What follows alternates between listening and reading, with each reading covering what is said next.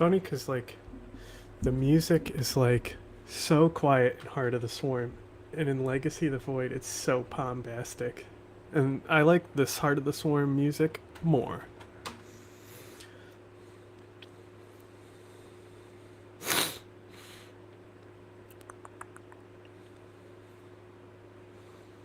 Nope.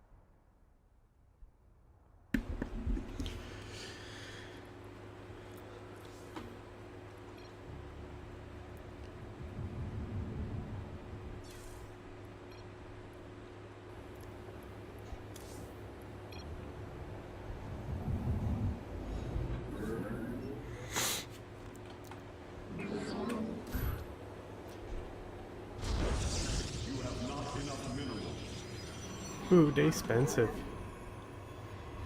Do I forge yet? Grab one.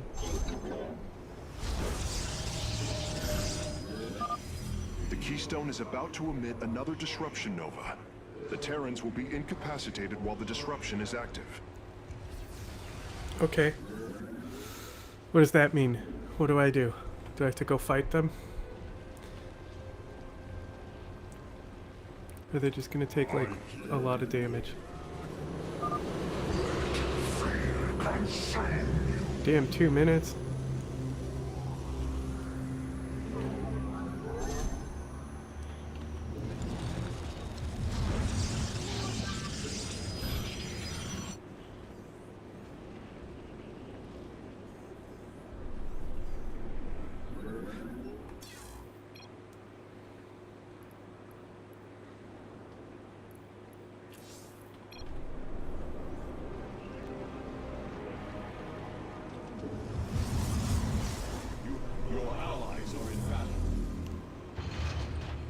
Oh, damn.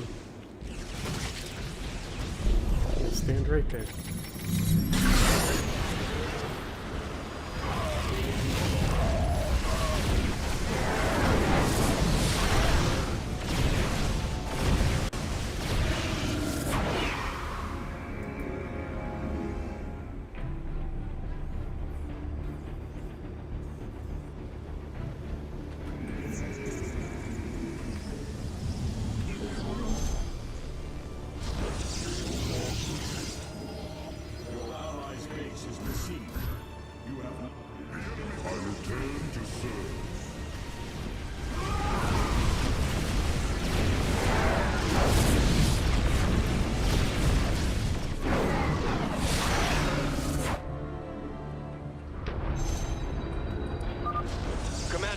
Our forces are ready. The Dominion is engaging Mobius Core. That's nice, honey. Oh, put your minis away first, baby. How much do these cost? 100, 250, and 100.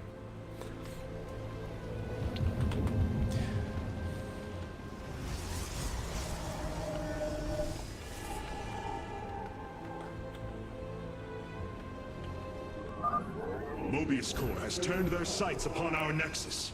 Prepare for battle. That's what I was expecting. Be forever silent. Nope. I return to serve.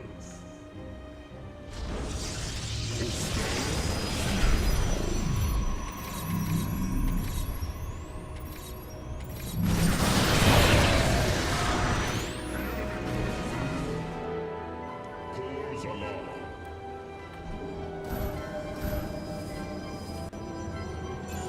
I have returned.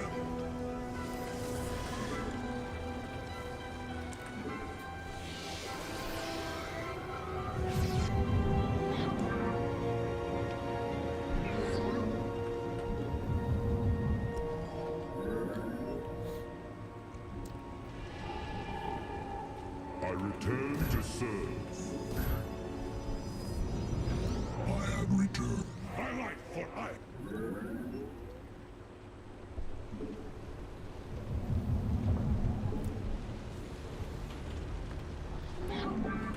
Probius. I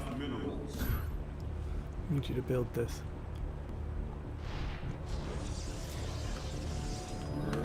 Secure research for sure. Glory is eternal. Our cannon Oh. shall Hey! Hierarch, I'm detecting a significant energy spike. I expect the Keystone will emit another disruption nova soon.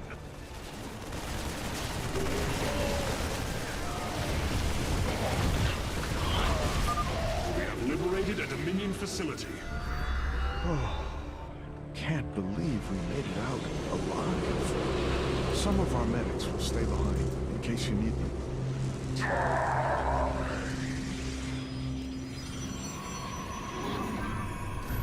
So angry. I return to serve. The Keystone's disruption is also affecting the Mobius Core.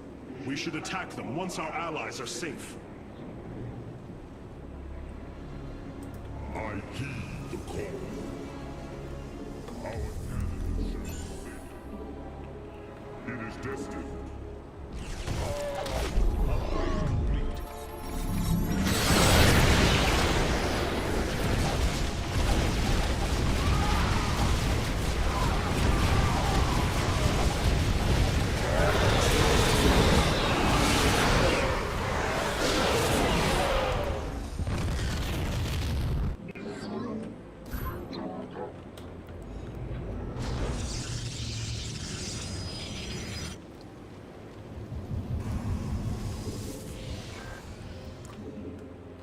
The enemy closes.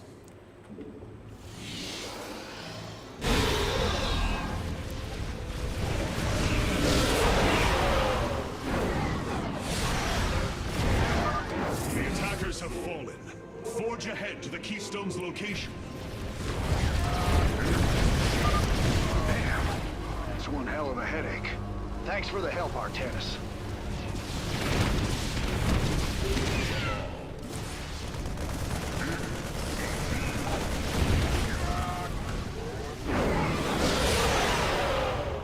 We march to victory.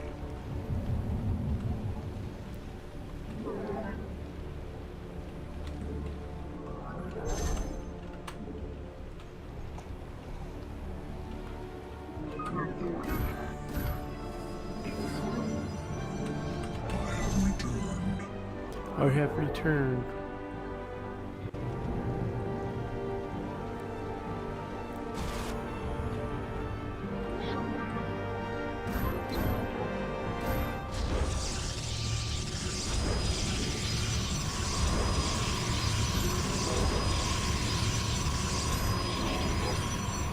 I return to serve. Upgrade complete. Engaging foe.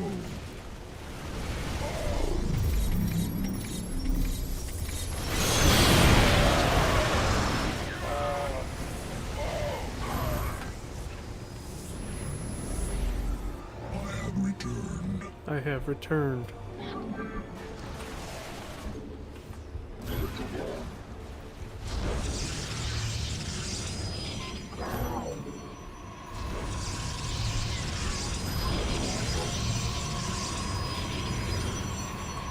Nope.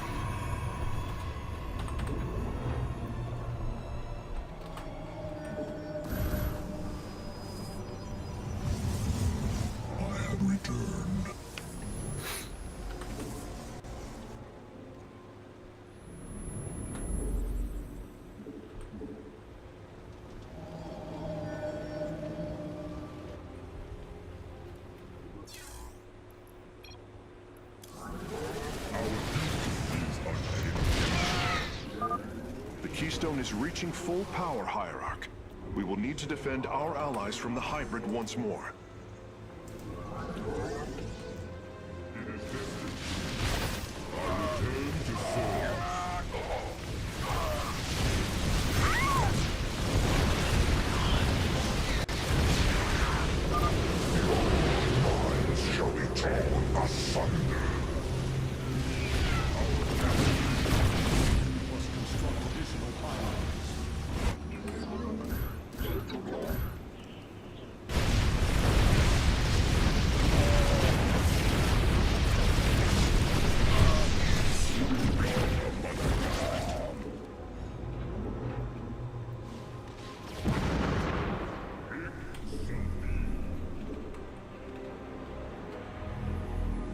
Your allies are in battle.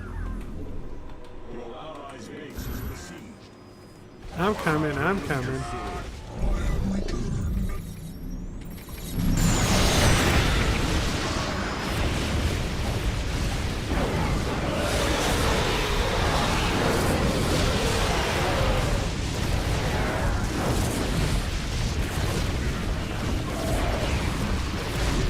Forever.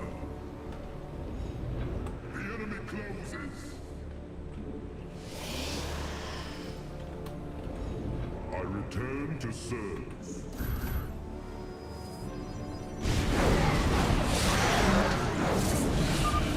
Survive the hybrid's assault. Continue onward, warriors.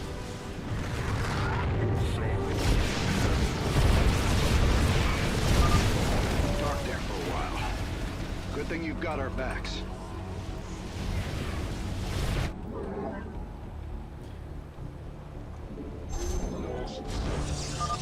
Dominion SCVs, establish a fortification line here.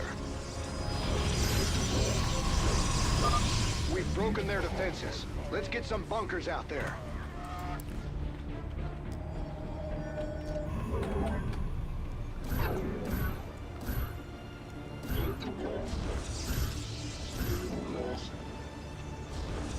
I return.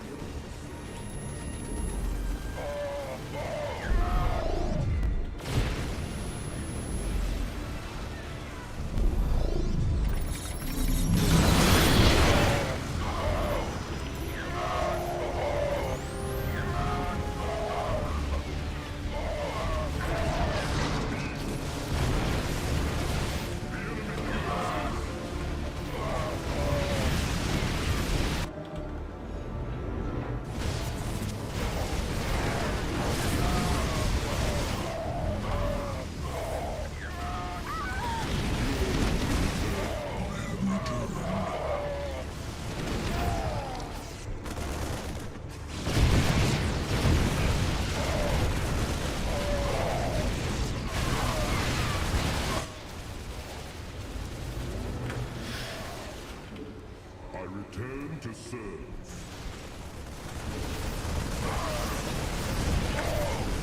I return to serve.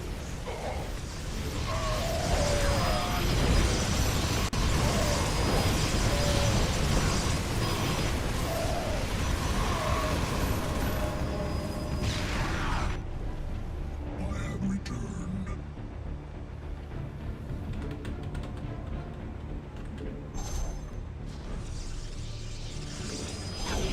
Base is under attack. The Keystone is about to emit another disruption nova. The Terrans will be incapacitated while the disruption is active.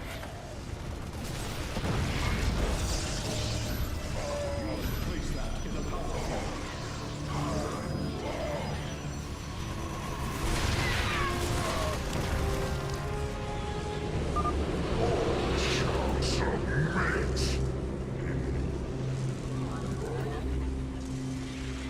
Pause alarm.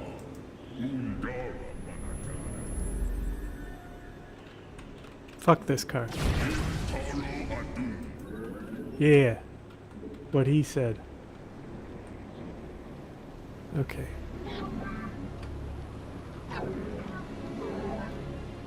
Your allies are in battle. I return to serve.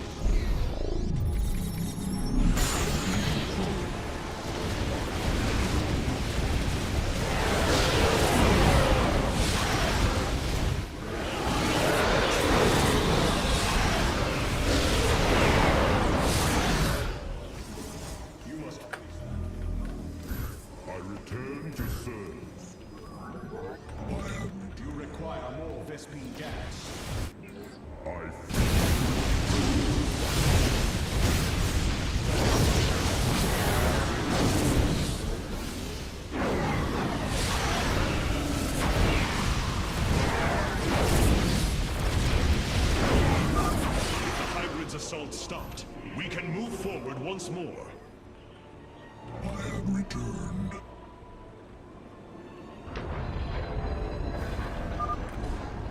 Oh, hell. This doesn't get any easier. Time to take him out. I return to serve.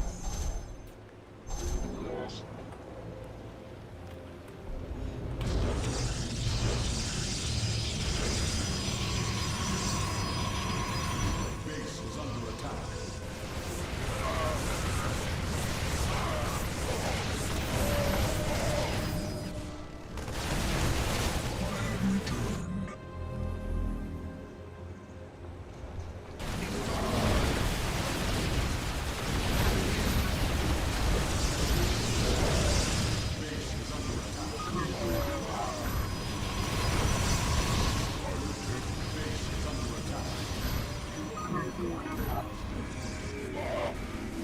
I return to serve.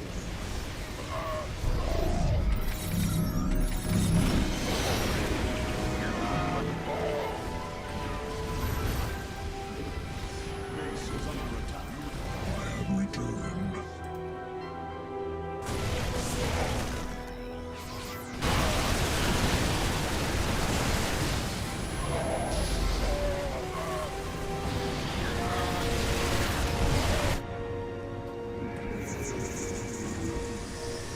Base is under attack.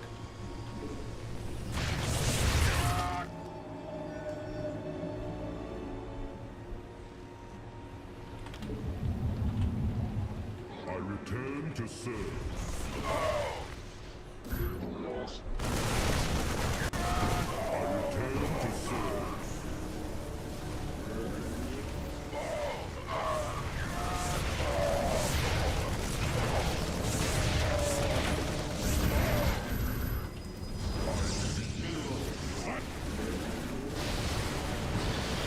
Base is under attack.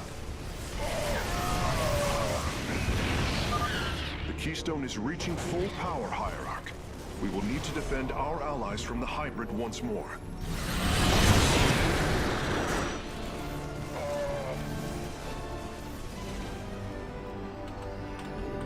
We must construct additional pylons.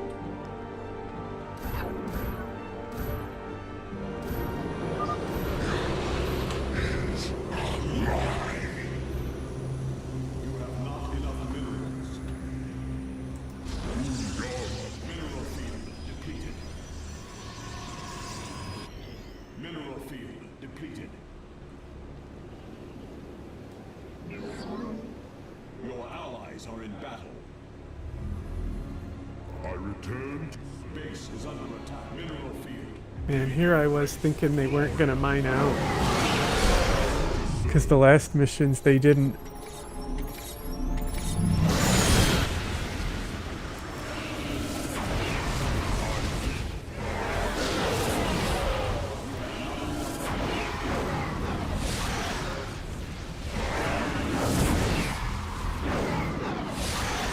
Osiris Shien.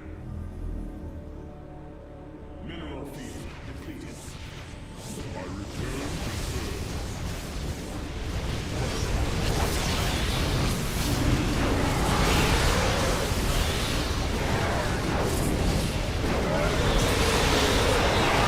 Our enemies have ceased their assault. We must press on until we reach the Keystone. I return to serve.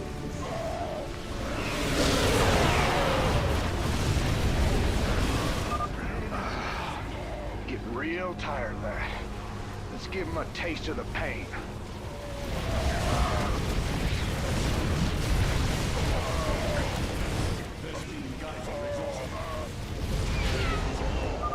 Marines, push the battle line forward. Return to serve. Mineral field depleted. You have not enough minerals. I heed.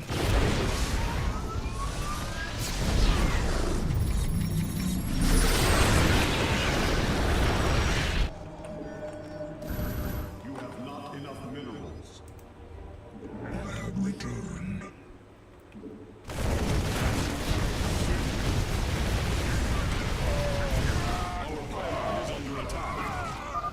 Thank heavens. Almost everyone died. Just a few medevacs left. I'll send them to support the Emperor's forces.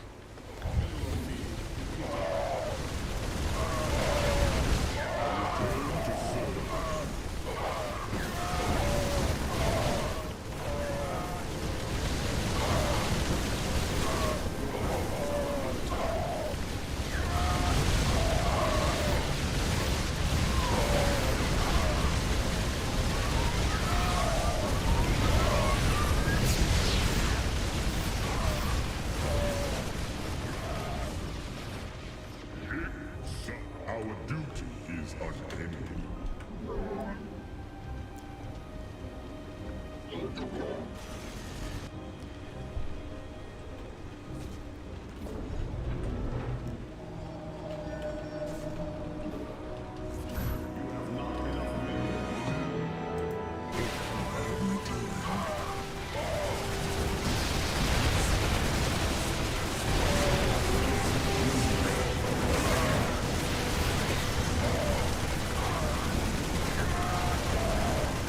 Well, if I do have to retry, which I don't think I The will, Keystone is about to emit I won't put another my shit so disruption far nova. forward. I'll put The it a Terrans little will be back here. incapacitated while the disruption is active. I return to serve. Cores alive. I return to serve.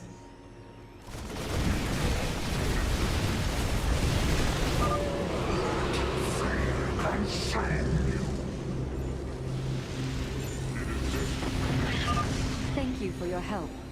Our last science vessels are on their way to the front line. Emperor Valerian, we have secured all of the threatened facilities. I promise you, I won't forget this kindness, Hierarch. Your allies are in battle.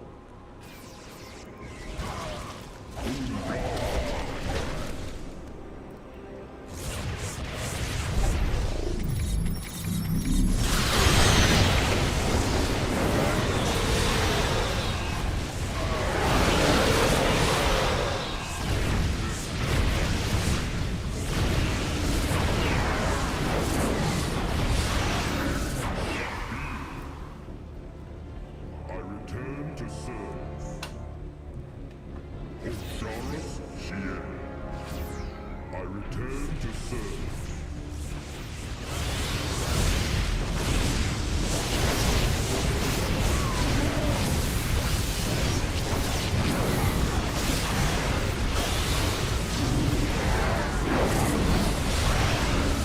The attackers have fallen. Forge ahead to the Keystone's location. Not enough minerals. Damn.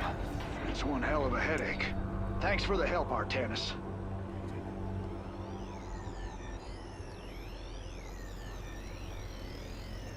Hey, give me the science vessels. Heal me up.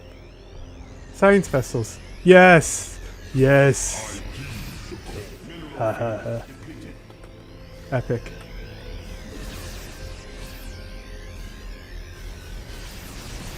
Nice. Yeah, I still got some guys here. Come on. Oh, I guess they only have shields.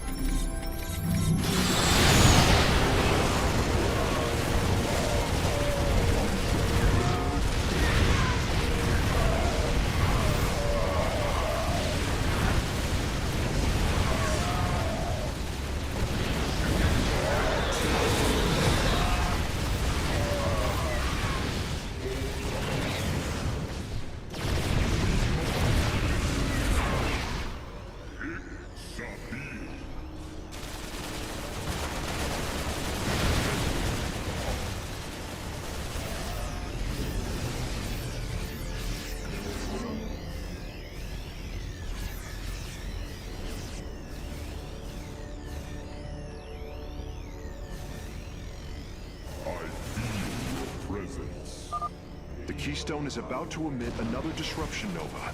The Terrans will be incapacitated while the disruption is active. It is destined.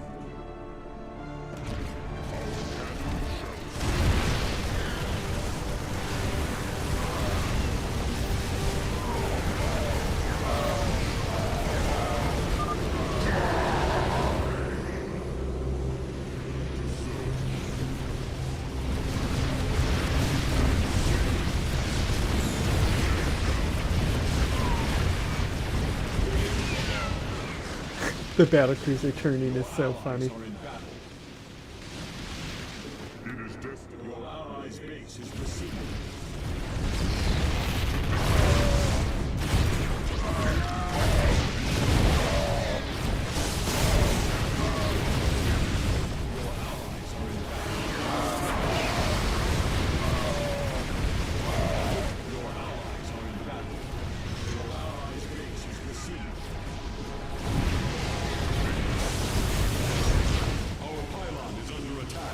Let him do a fuck.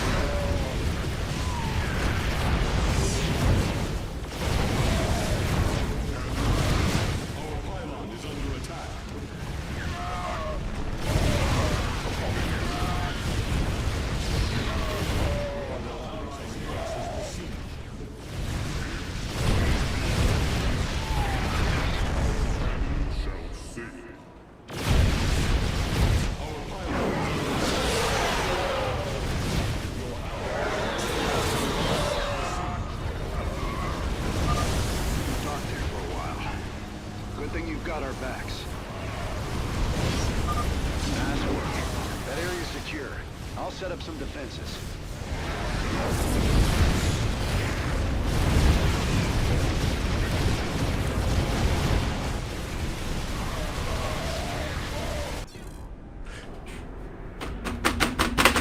That was so fucking close.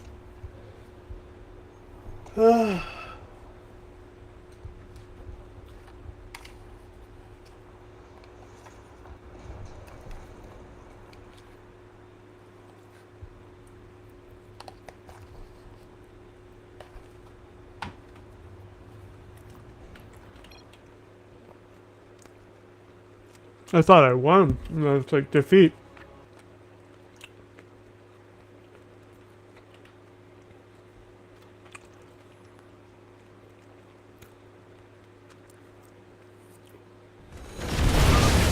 Dark there for a while. Good thing you've got our backs. Nice work. That area's secure. I'll set up some defenses.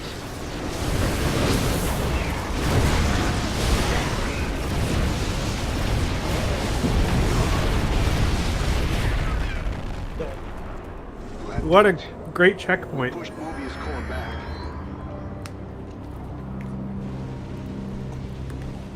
Damn.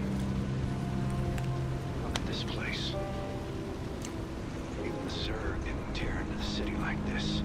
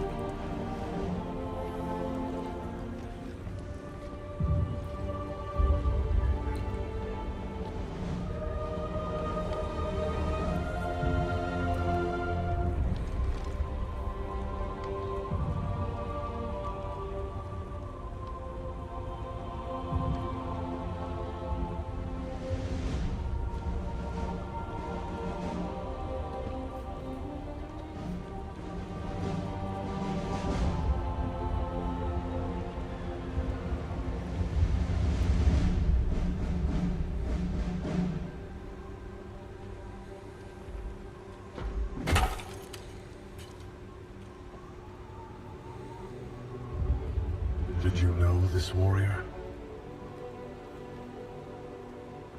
No. his story. I know all their stories. None of them ever think it'll end like this. Reports been coming in from all over. Dominion worlds overrun. Outposts destroyed. A lot more dead boys out there. Warriors. Don't call them boys, that's weird. Death is the fate of all warriors. The fate we If you a too bitch. may soon embrace. Fate ain't written, Artanis. Way I see it, if Zeratul believed you could make a difference in all this, and this fight's just begun. It is your custom to shake the hand of a friend, is it not?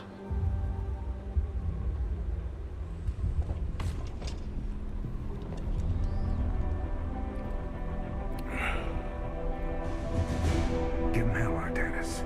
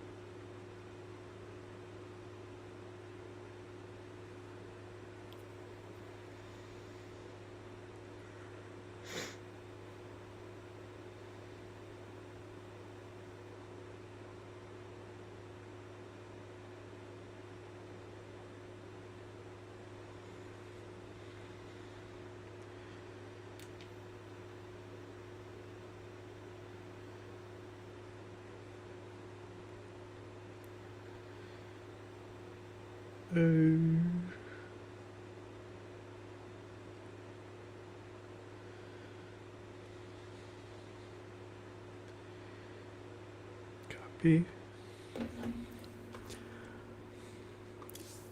Alright. Let's get more easy missions like that, please. That would be great. Because the last two before that, oh my god. I had to do them off stream because I had to keep looking at guides.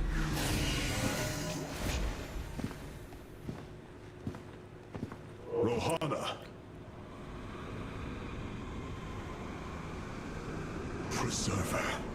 Rohana. Artanis. Amon. I see your doubt, your fear. You were so alone, mewling in the darkness. Let me release you, all of you, from the suffering of this life. The infinite cycle of strife.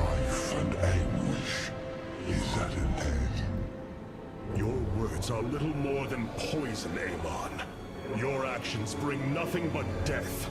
They bring purpose, an end to a cycle not within our chosen. Your resistance will only bring unneeded suffering.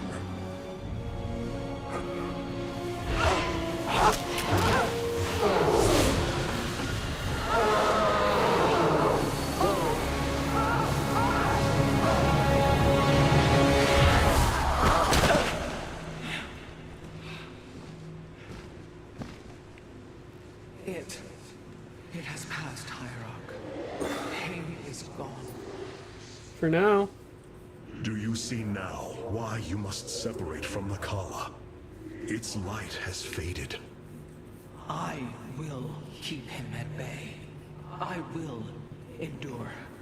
I have felt his rage, seen his truth. If you will not sever your connection to the Kala, then you will be contained, kept in stasis.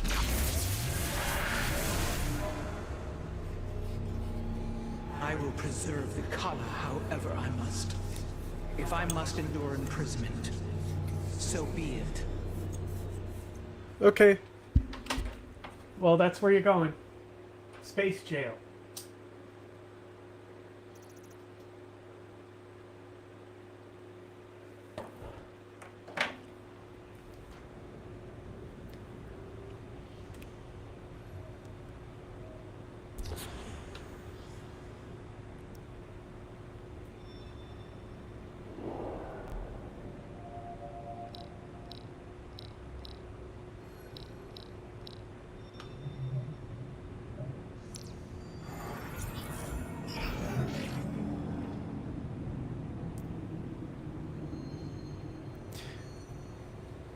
Ooh, 100 versus armored, huh?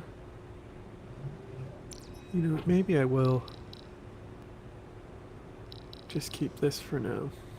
We'll see how it goes. Robotic assault units can now be added to our army. I return to serve.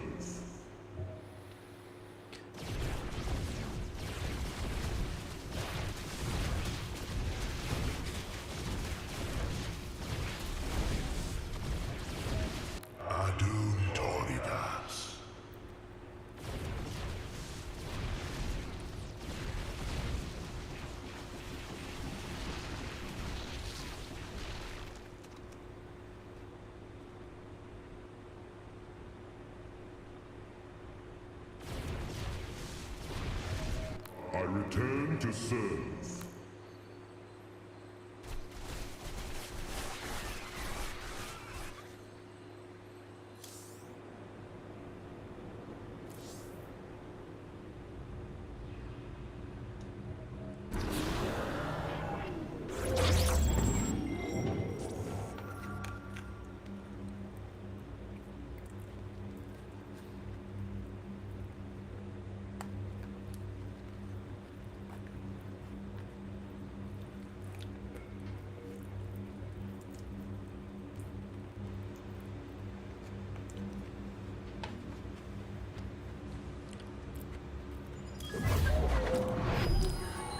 Zeratul, old friend. I have the keystone you believed would lead to our salvation.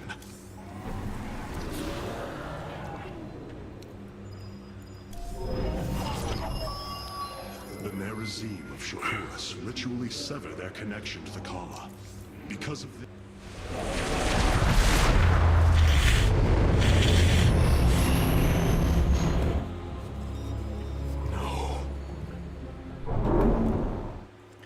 Tried this mission before, and I could not do it.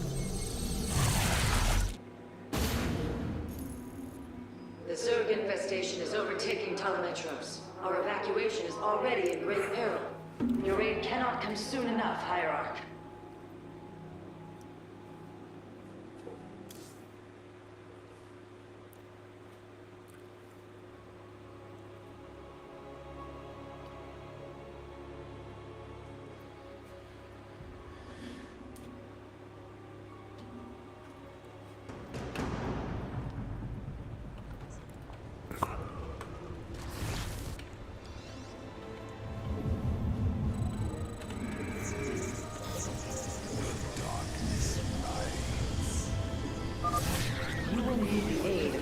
Dark Templar in this battle. They can strike from the shadows without fear of reprisal.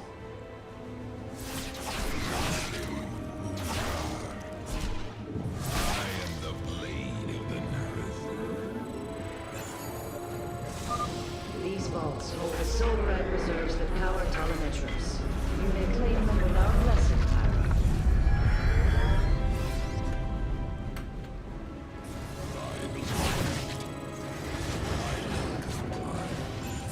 I am intrigued. Clever.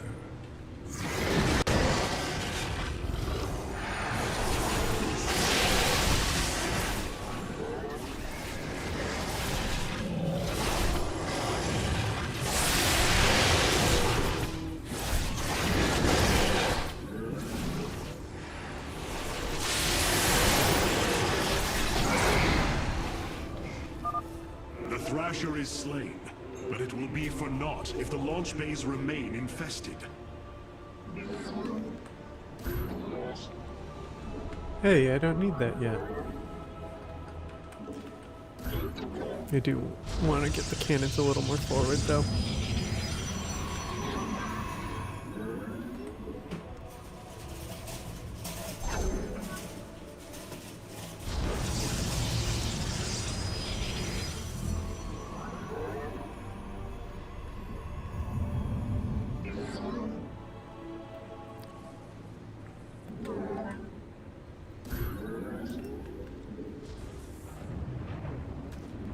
I am but a phantom.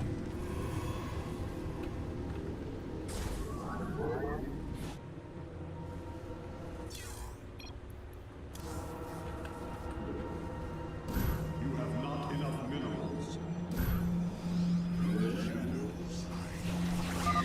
Shore up our defenses. The Zerg are moving to attack our nexus point. By the void. I am but a phantom.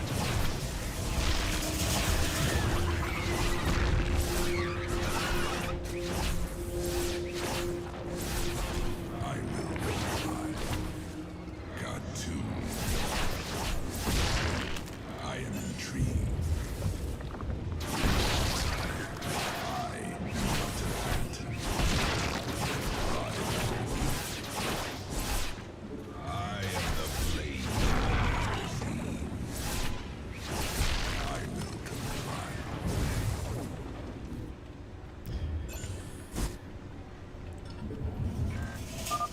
Be careful. The spore crawlers and overseers ahead can detect our Dark Templars' movements. Slay them first.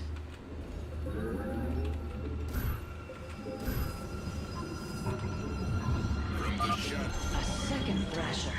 The conduit is under assault.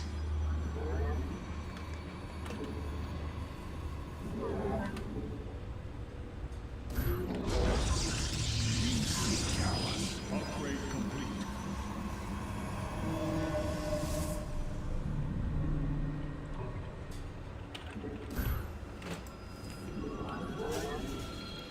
I am returned.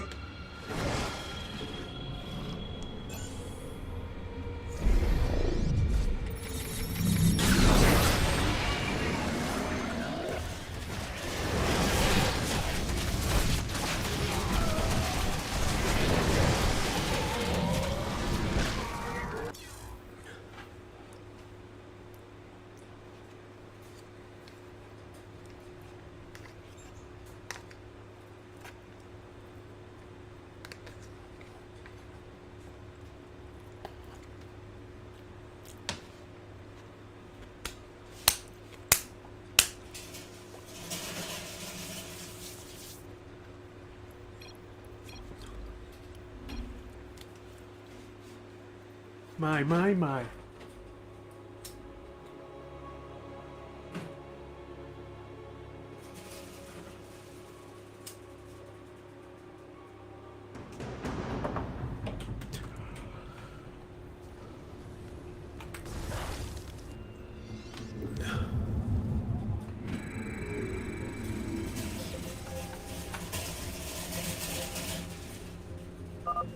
You will need the aid of my Dark Templar in this battle. They can strike from the shadows without fear of reprisal.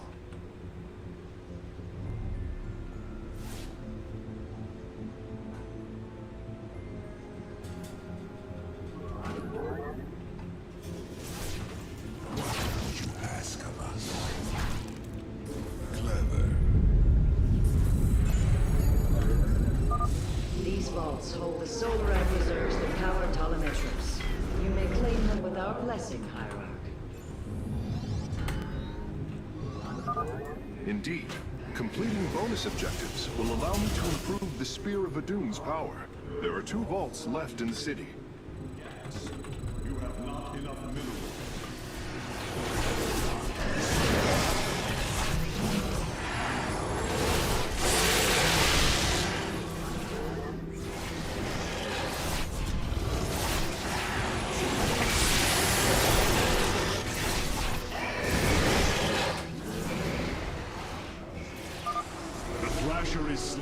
You know what? If I grab...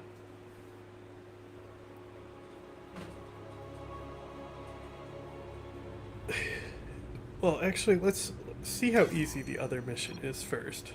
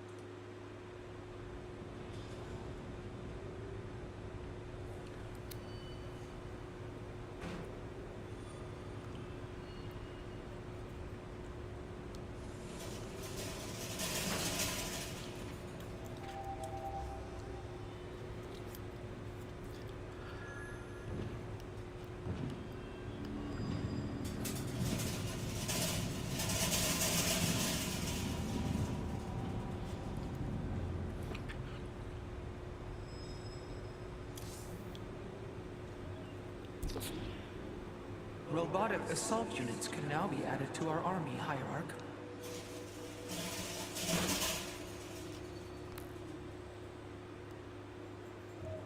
I return to serve.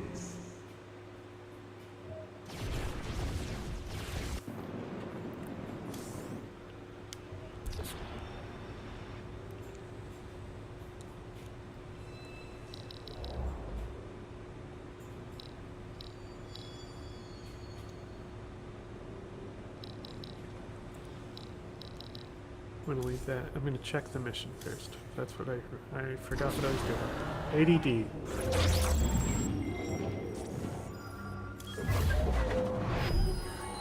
Zeratul, old friend. I have the keystone you believed would lead to our salvation. And yet, faith alone will not defeat Amon. As Hierarch, I was made aware of a location where our Kalai scientists experimented on new weaponry in secret. Within the Glacius facility, the Purifier program has been reborn. We must recover this immensely powerful technology.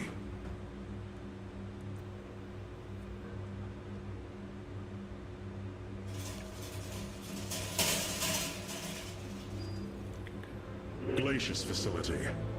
Within lies the greatest weaponry the Empire ever developed.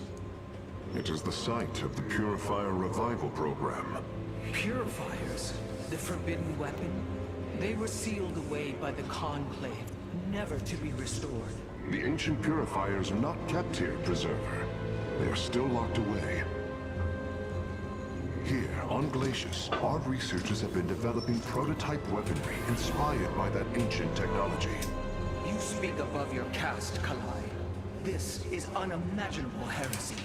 We are outmatched by Amon's forces. Boy, and facing don't like this, annihilation.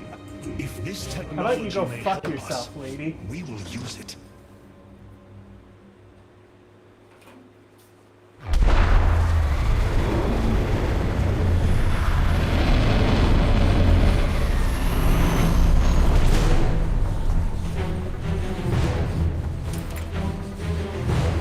The Tal'Darim, here.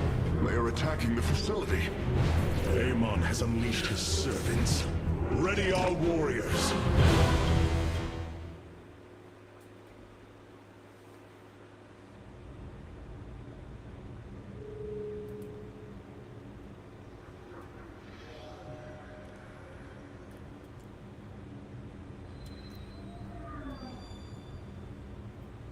DemocracyNow.org, the War and Peace Report. I'm Amy Goodman. Iranian diplomats say technical talks with the Trump administration aimed at ending the U.S. war in Iran have concluded in Switzerland with agreements on sanctions relief and the release of frozen Iranian assets. The U.S. Treasury Department... I wasn't paying attention. What is the Tal'Darim attacking?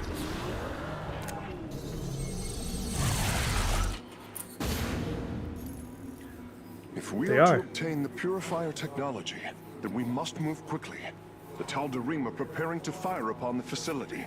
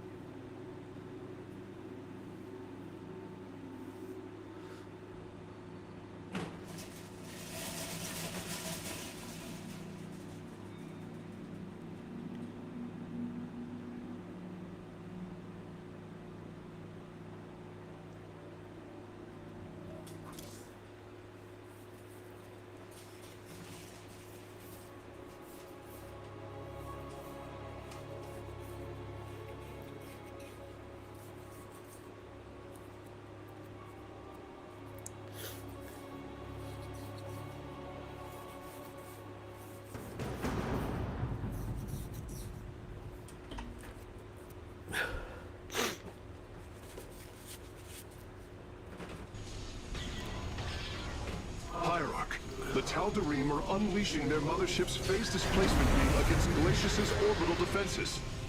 I am first descendant Alarak, and I've been charged with destroying... This dude looks like You seek the technology, Zurg but you were too in Toy Story 2. annihilated along with the rest of this pathetic world. Use your time to withdraw from the system, or remain here and watch your forces burn to ash. I care little which you choose. Wait, why is Alarak mad? If we begin now, our forces could outpace the displacement beam. Then we are going in.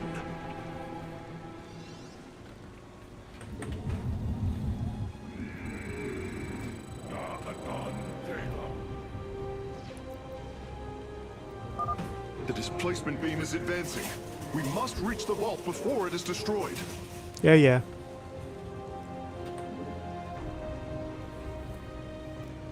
announced it would waive sanctions for 60 days, allowing Iran to produce and sell crude oil and petrochemical products. President Trump said Monday Iran would use the funds exclusively to buy food from U.S. farmers, including corn and soybeans. The governor of Iran's central bank quickly countered Trump's claim, saying Iran was under no obligation to purchase from the U.S. Separately, Iran's foreign ministry refuted Vice President J.D. Vance's claims that Iran had agreed to allow United Nations inspectors at its nuclear sites, saying there were no plans. What were you yapping about?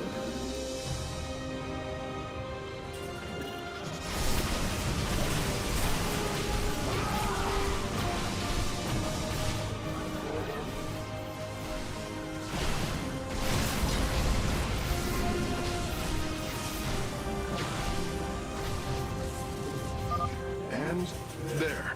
Our gateways are now calibrated to warp them in as well.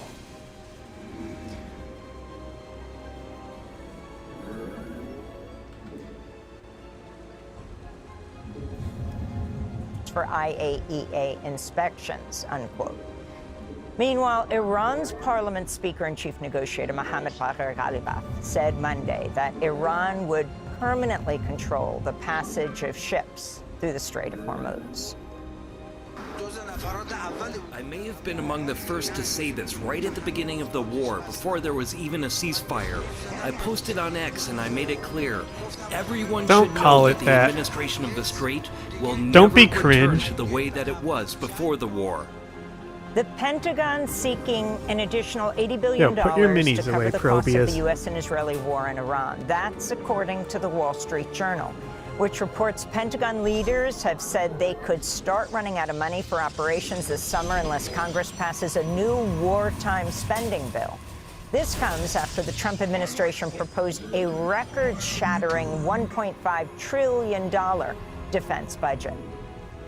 Israeli soldiers occupying southern Lebanon have opened fire on the town of Nabatea al-Faqa, killing 2 people and wounding another. It's Can the y'all latest of not? Israel's many ceasefire violations and comes after Iran previously warned it would respond to further attacks by Israeli troops on Lebanon.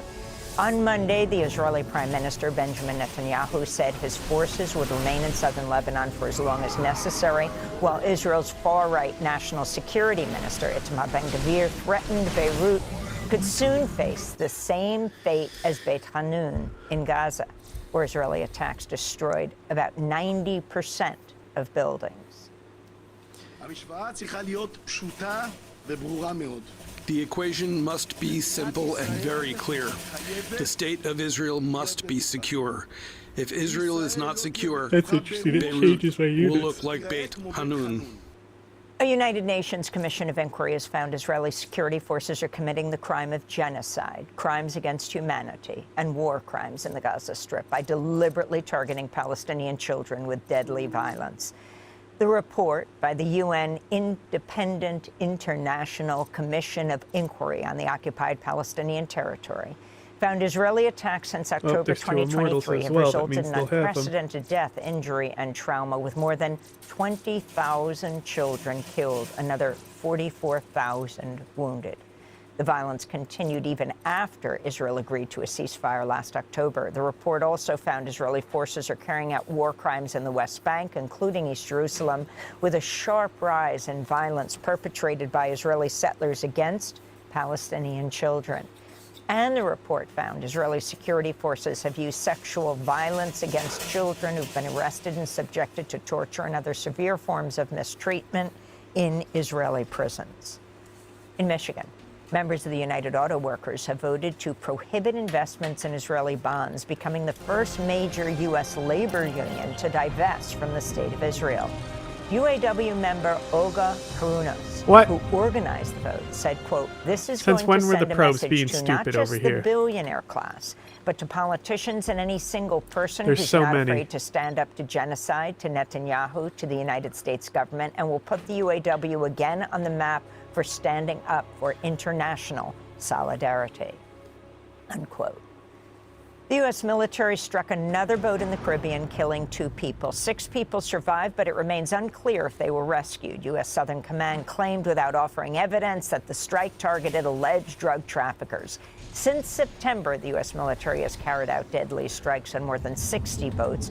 Former Human Rights Watch Executive Director Ken Roth commented on social media, quote, "The summary execution of 2 more in an alleged drug boat brings the number of murders ordered by Trump to more than 210. There will come a day when he faces prosecution for these crimes," Ken No, there Roth won't. said. The United Nations has warned civilians in Sudan's North Kordofan region face the imminent risk of mass atrocities after paramilitaries with Sudan's Rapid Support Forces encircled the city of El Obeid. The RSF fighters, who've been locked in a civil war against Sudan's military ruler since 2023, have escalated drone attacks around the city, blowing up a power substation and a fuel station. Meanwhile, the Sudan Doctors Network reports drone attacks forced several medical centers to close and knocked out water pumping and filtration stations. This is UN High Commissioner for Human Rights, Volker Turk. The imminent offensive against Al Obeid in Sudan risks commission of serious international crimes and deepens the catastrophic impact on an already beleaguered civilian population. We have seen this playbook before, and we cannot allow the repeat of the preventable atrocities we documented in Al-Fashar and Samsam IDP camp in North Darfur last year. In health news, the number of confirmed cases of Ebola in the Democratic Republic of the Congo has topped 1,000. Officials say the Ebola outbreak has killed at least 254 people, but that it's believed to be an undercount. Here in New York City, Mayor Zohran Mamdani signed an executive order Monday protecting workers from extreme heat. The order requires every city agency to create heat illness prevention plans and to provide multilingual heat safety guidance for outdoor workers. City officials say the order will protect 1.4 million people, or about a third of New Yorkers, who spend significant time working outdoors. Mayor Mamdani said heat kills more than 500 people in New York City each year. This is New York Deputy Mayor for Economic Justice, Julie Su. Extreme heat kills more Americans every year than hurricanes, floods, and tornadoes combined. And we know, because of climate change, it is only getting worse. The number of days above 90 degrees is projected to increase significantly in the years ahead. And despite all of this, extreme heat is still not recognized under federal law as a workplace hazard. The Trump administration's proposed a rollback of regulations on companies seeking to extract oil, gas, and coal from U.S. public lands. Rules proposed by the Interior Department Monday would slash oil and gas fees paid by energy companies, weaken environmental reporting obligations, and eliminate a requirement that companies detail plans to limit methane emissions when applying for drilling permits. A federal judge has blocked the Trump administration's efforts to create a national citizenship database to verify voter eligibility. The League of Women Voters and other groups had sued, warning the database could lead to mass purges of qualified voters. U.S. District Judge Sparkle Suknanan wrote, quote, all in all, the federal government's knowingly trampled on the privacy rights of American citizens in a manner that threatens the sacred right to vote. This court cannot stand idly by while that happens, she said. In other legal news, a federal judge has blocked the Trump administration's subpoenas of several Democratic officials in Minnesota, including Governor Tim Walz. District Judge Patrick Schultz ruled the subpoenas were unconstitutional, calling them an effort to harass and retaliate.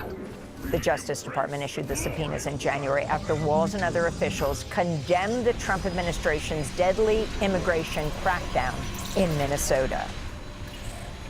The U.S. Supreme Court's once again postponed consideration of President Trump's appeal in the E. Jean Carroll case after Trump was found liable for damages caused by his sexual abuse and defamation of the writer, who says Trump sexually assaulted her in a department store dressing room in the 1990s.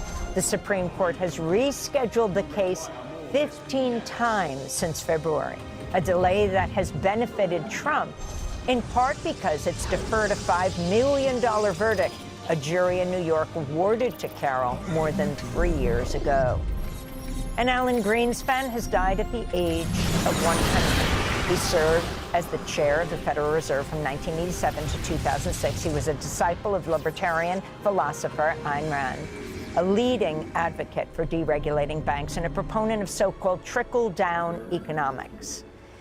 Greenspan was widely blamed for fueling economic inequality in the United States. Former Labor Secretary Robert Reich wrote on Monday, quote, if any single person was responsible for the financial crisis of 2008, it was Greenspan.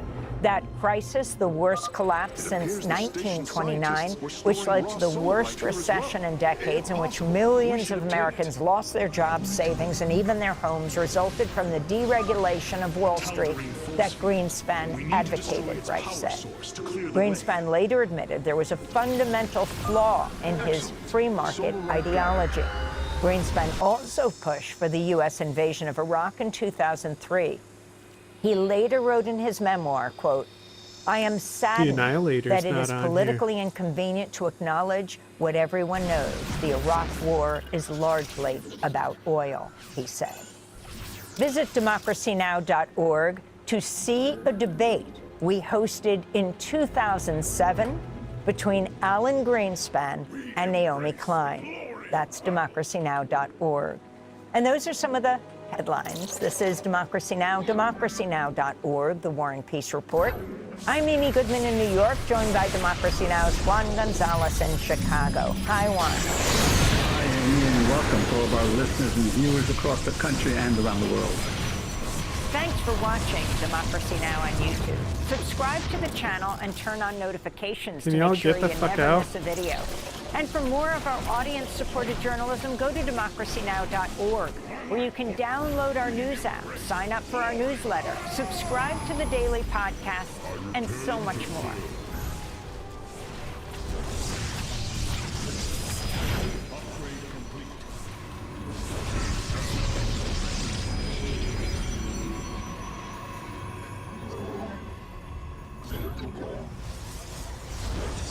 There we go.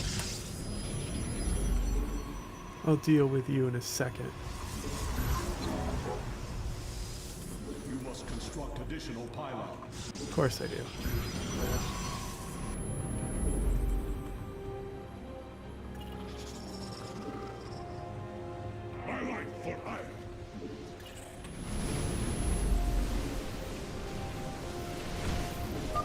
Ah, we've discovered more sentries. I will activate them now.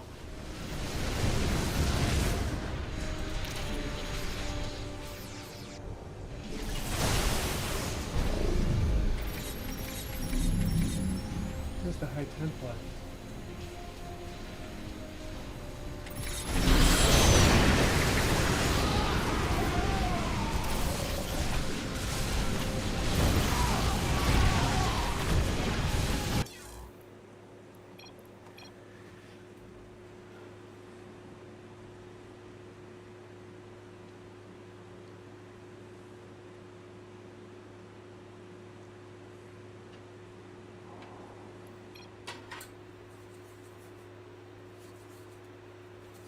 When motor vessel Ever Given went sideways in the Suez.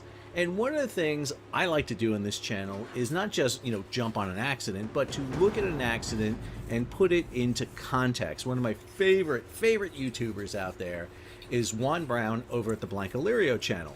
And he does that with aviation, and I try to do that with maritime. However, I will say this. Whenever I look at a maritime incident, I do get pushback from some people saying, Sal, you're jumping too fast. You're jumping to conclusions. Wait until the final report is done, and then you can comment on that. Well, I normally would. However, today's update will show you why I don't do that. We're going to head over to the NTSB website. This is the National Transportation Safety Board within the United States. This is the organization that examines accidents involving transportation. So when you go over to the NTSB investigation page, they break these down into categories: aviation, railway, highway, marine, pipeline, and hazardous material. And then they have the cases either open or closed, and that's the general consensus. And what you see here is that the NTSB is very good in certain areas. They are quite effective at restoring shields to nearby Carex, you're talking over Sal. That's very rude.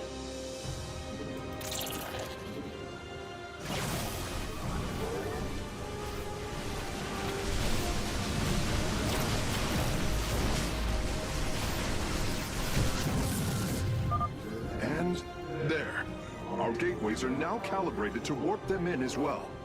Areas and not so good in other areas. For example, if we go over to hazardous material, there's a grand total of 4 open cases. If we head over to aviation, you'll see a grand total of 11 open cases. If we go over to pipelines, 13 open cases. And then on highway and railway, each of those have 31 open cases. Now, obviously you expect aviation would be the one that grabs the most attention at the NTSB. However, it's the marine that gets me. So when we come over to marine and look at the open cases here, well, I mean, there's a lot here. There's more than 20 open cases. There's more than 40 open cases. Hang on, more than 60 open cases. Yep, we have a grand total of 74 open cases dating back to 2022 when it comes to the NTSB. 74 open cases back to 2022. And if you look at some of those open cases, there are cases that we covered here at What's Going On with Shipping in detail. First, we have the case of the ONE Henry Hudson. This is a container ship that had a fire on board in the port of Los Angeles back on November 21st, 2025. We know that that fire was caused by spent and potentially damaged lithium-ion batteries in containers down in the hold, but we don't have a report yet based on that. Now, it's not been a year, granted, but it is over 6 months. Back in September, in the port of Long Beach, we had a container collapse on board the motor vessel Mississippi that not just fell onto the dock, but onto a barge alongside. In August of 2025, coming out of the port of Baltimore, the W Sapphire, a bulk carrier, had a stupendous explosion that happened out on board the ship. I would show you that video. However, the people who own that video want to charge me $10,000 to show you that video. I'm not going to show you that video for $10,000. I love you people a lot, and I really appreciate everybody tuning in. But $10,000? No, you're fine with that. Then we have the case back in May of 2025 of the Mexican Navy ship, the Cuauhtémoc, that hit the Brooklyn Bridge. This resulted in the death of 2 cadets on board. This is over a year, and we don't have a report that involves the death of 2 people on board, cadets. Now, granted, it's a Mexican Navy ship, and there's a lot of legality regarding that investigation, but we don't have that. There was the collision between the Salong and the tanker Stena Immaculate off the coast of England. Now, this was outside the United States, but the NTSB was involved because the Stena Immaculate is a U.S. flag case. What's interesting about this is the report is out from the British NTSB. Their report has been published. Why then has the NTSB not followed suit? Same time, we have a collision between the U.S. aircraft carrier Harry S. Truman and the bulk carrier Besiktas M off the Suez Canal. The NTSB was called in to provide assistance for this, and the JAG, the Judge Advocate General investigation, is out for this from the U.S. Navy. Not sure why that case is still open. Perhaps the one that gets me the most riled up is this one right here. This happened back in July 19th of 2020, wait for it, 4, almost 2 years ago, when the bulk carrier Yangtze 7 ran down the tow vessel Miss Peggy and killed a crew member on board. A fatality, and yet 2 years later, we don't have the report on that, why that happened. Then we have other cases. We have the case of the MSC Michigan 7, which sped, and I mean sped, out of the port of Charleston back in June of 2024. So, I mean, this is 2 years ago that this took place, and yet we have a case closed on this against the chief engineer of the vessel. Then we have this one, good friend of the show, Patrick Durham over at Stash Training, did this. I did a video with him on this, on a lithium-ion battery fire on board the cargo vessel Genius Star 11. This was back in December 2023. And again, we're seeing a trend here with lithium-ion batteries. Why are we not getting some sort of information out of the NTSB on this? The NTSB still has an open investigation on the submersible Titan. Even though the Coast Guard did an extensive, laborious hearing on this in Charleston and have published their results, we still do not have it from the NTSB. And then the last one, again, another story we covered, and we've covered all these, and I have videos on all of them, is this one, the fire on board the Spirit of Norfolk down in Norfolk, Virginia. This was back in June of, wait for it, 2022. I mean, I just sailed on the new Spirit of Norfolk. Not really new, it's the renamed Spirit of Norfolk. But, I mean, this engine room fire is a significant one. We almost had loss of life if it wasn't for some stellar work by a batch of crews, not just on the Spirit of Norfolk, but on tugboats in that area. I mean, just absolutely fantastic. If you want to watch one of the best videos I think I have ever done, because not what I did, but the fact that you will see tugboats in Norfolk Harbor doing some insane things, go watch this video. It is fantastic. Please, just take my word for it. It's worth it. When you watch what the tugboats do in that operation, it is phenomenal. But the NTSB, I mean, come on, 74 open investigations regarding maritime events. Listen, I know some of the maritime investigators involved in this. I know the workload they're under. I understand this, but this has got to get done. And this goes back to the board of the National Transportation Safety Board. Jennifer Hamadeh, who's the chairwoman, along with the 3 other members that are on there. I will say this. One of the problems, I think, is the NTSB is very aviation focused. The 3 members on there, the male members, all come from the aviation industry. And even Hamadeh comes back from Congress doing more on the roadside. There's really no marine focus on the board. You would think that, I don't know, you got a 4-person board, maybe you have interests or representation of the different areas, aviation, road, rail, and I don't know, maybe the water, because again, 74. I don't know, There are who told 11 y'all to aviation- run down there? 11 aviation open. There is 31 highway and railway. 74 total of marine, and you got to start closing those. You got to start closing those, and you need to turn those around faster. I mean, this is me on my soapbox a bit, but again, we cover that here and what's going on with shipping, and it's one of the reasons I do cover these events, because if I can put a video out that says this is what we think caused this event, maybe that can save some lives. Maybe it'll prevent a future accident or make people aware of incidents that are going on in the maritime environment. Again, we just try to help here. That's all we try to do. All right, let's go ahead over to story number 2. All right, for our second story, we're going to look at Russia and a batch of stories out of Russia. We're also going to showcase different news outlets that I like to look at here to get my kind of fill of what's going on in shipping. And for these stories, we're going over to Maritime Executive. Now, Maritime Executive has been doing stellar work here in covering topics other than Hormuz. They cover a whole variety of subjects. They have categories involving shipping, tugs and salvage, government, ports, cruise ship, corporate news, offshore, shipbuilding, environment, and business. Just a great kind of all-around news source. It's free access, so you don't have to pay anything for it. So I really recommend it. A great one. I know I use G-Captain a lot, and I love the guys over at G-Captain. Use them during our week in review when it comes to Hormuz. But Maritime Executive also doing stellar work right now. So we're going to look at 6 stories out of Maritime Executive that focus on a couple of key issues. So the first story, June 22nd, talks about the fact that Ukraine is once again denouncing Russian attacks on commercial shipping in the Black Sea, reporting that one Egyptian seafarer was killed on Monday, June 22nd. The strike came as both sides have intensified their attacks in recent weeks. Ukrainian officials said a small general cargo ship named the Victorous, about 2,386 deadweight tons, was struck on its way to Ukraine.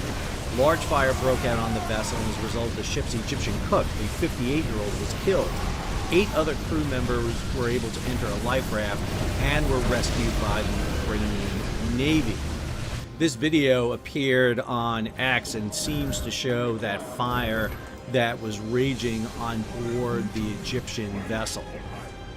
Now, the Ukrainian Vice Prime Minister came out and announced that 2 other vessels had also been struck. The ships were flying the flags of Belize and Palau. The attacks on the 3 ships were part of a larger wave of attacks on Ukraine. The port city of Odessa was also hit, with reports that 2 people were killed in missile strikes. Now, this comes on the heel of Ukrainian attacks against Russian oil facilities, including a very, very visible destruction of oil facilities up in Moscow. However, one of the things that the Ukrainians have hit is the Kerch Strait. This story from June 21st, Ukraine has launched another attack on the ferry crossing at Kerch Strait, forcing the operator to shut it down and divert military truck traffic onto the Mariupol-Melitopol highway. Overnight Saturday, Ukraine's drone force hit the port at Kerch, Crimea, destroying the majority of the fuel tanks at the marine terminal. Fires were also reported at Kavkaz on the opposite side of the strait. Drones also struck at least one ferry, the Alina 2, a commercial rail ferry that state enterprise Rosmoport purchased from a Greek operator in 2024. It's been in operation since mid-2025. Now, Russia has another alternative in the form of the Kerch Strait Bridge, a first-rate road and rail crossing adjacent to the ferry route, but that has been subjected to attacks repeatedly over the course of the conflict. And again, what we're seeing is an escalation of the conflict in the Black Sea. Let's not forget, we saw strikes by the Ukrainians against open registry and suspected dark fleet vessels last year, and that has been escalating throughout the early part of this year. But again, Hormuz sucked the wind out of everything, and so we're not following that in the coverage that we probably need to do. Then we have this story from Maritime Executive. The Russian Navy seems once again to be heading for a Mediterranean exit after a presence in May suggested it may be attempting to reestablish its permanent base in the Syrian port of Tartus. On April 29th, a convoy passing into the Mediterranean through the Strait of Gibraltar consisted of 3 sanctioned vessels, often involved in arms shipments and resupply. The convoy had passed through the English Channel on April 18th, and despite advertising its destination as port said, it headed for Tartus. The Admiral Kutsenov then escorted the Sparta and the General Sokolov back toward Gibraltar, handing them over to the frigate Boyki. No and then solar turned right back up to there. Tartus and was imaged with another vessel dockside on the old Mediterranean Flotilla Wharf on June 4th. After the overthrow of the Syrian government, Russia was exited from Syria. Not too worried about losing units because I'm probably going to start over again. Again, at the same time that's happening, we have this story, which I'm not going to lie, is my favorite story so far that we've seen in a long time. A Russian frigate stationed in the English Channel, which was not on hand to impede the Royal Navy's seizure on June 14th of the Cameroon-flagged Aframax as a kind of a medium-sized tanker, the Smirtos appears to be running very low on fuel. The Russian frigate Admiral Grigorovich, the lead ship of its namesake class and launched in 2014, has frequently been seen recently in the English Channel and Western approaches.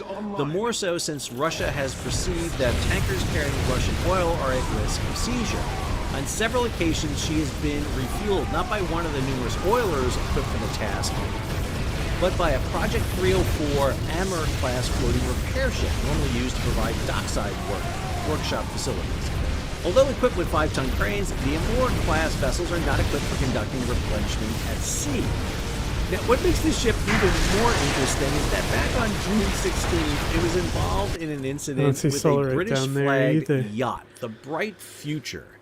On June 16th, the Admiral Grigorovich fired warning shots at a British-flagged yacht, although the skipper of the Bright Future claimed he was not on a collision course.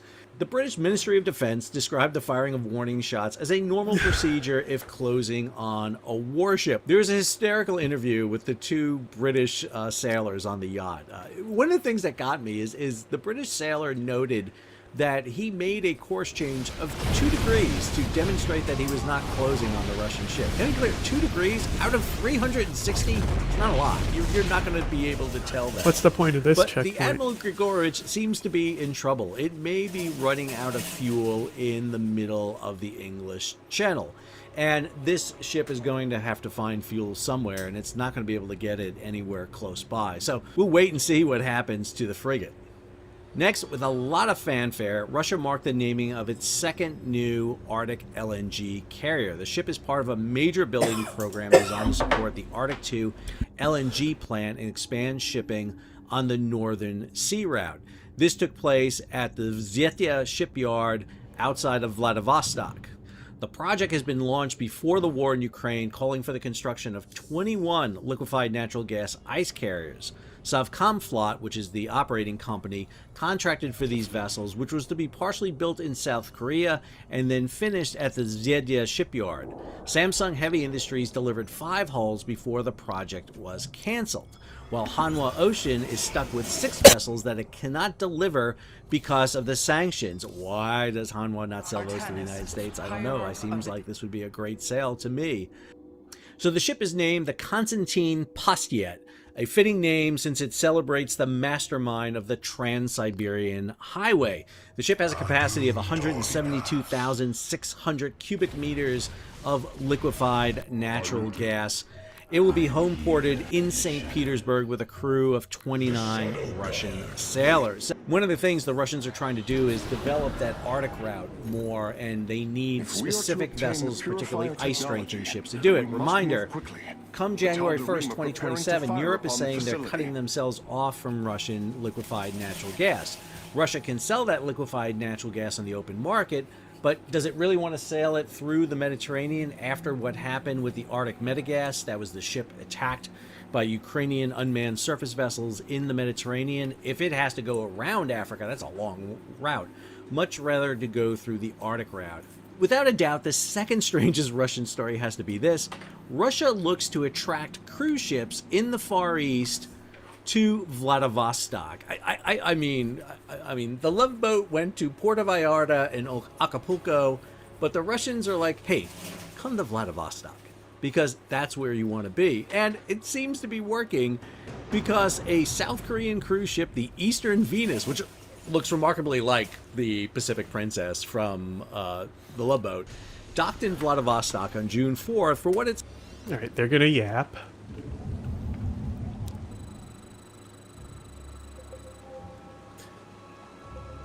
Man, I miss Zerg so much. It takes forever to get your fucking production up. Reach the vault before it is destroyed.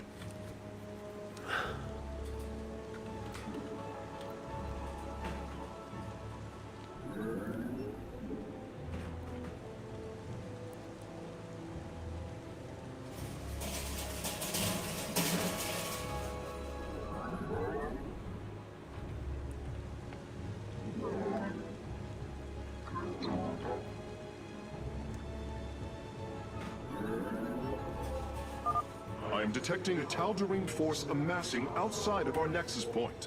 We must prepare for assault. Wait, these sentries were left behind. Let me activate them. They are quite effective at restoring shields to nearby warriors. None shall break us.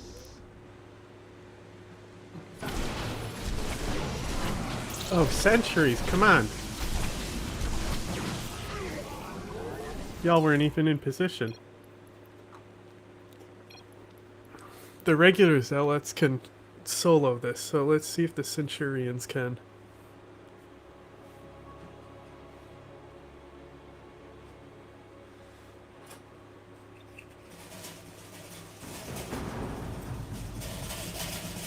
And the reason I went centurions, one, the centurions are just, I mean, the regular zealot, it's kind of shitty, but it's really good against the Zerg early game.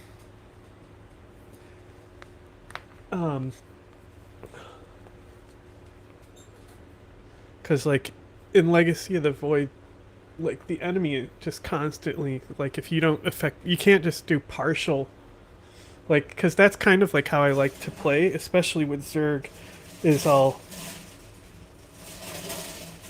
kind of like throw some stuff at him to test him, you know, and then pull back, do a little bit of damage and pull back. So that way they're like spending resources on rebuilding instead of producing units.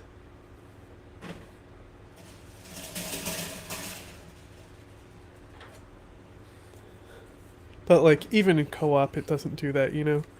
Co-op would be better if it functioned more like Legacy of the Void and they constantly rebuilt the way they do and just constantly respawn shit.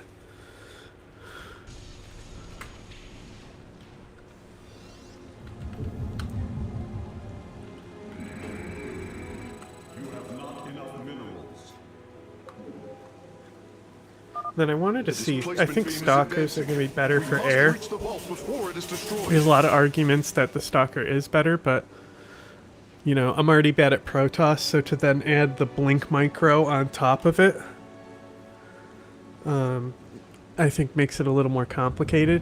But the Centurions can pass through the Dragoons anyway.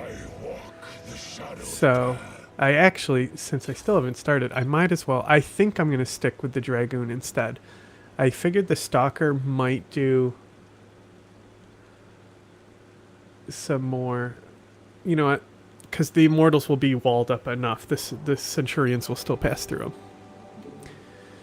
We'll try it. We'll see what happens.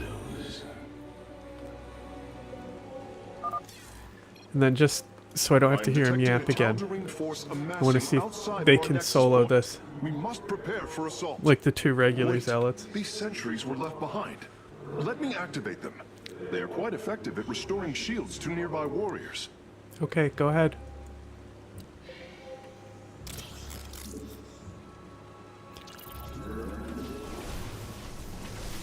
I walk the shadowed path.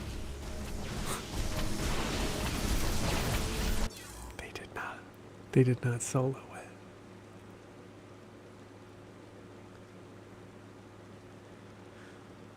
Like, the stun will be useful when there's immortals behind him. I hope.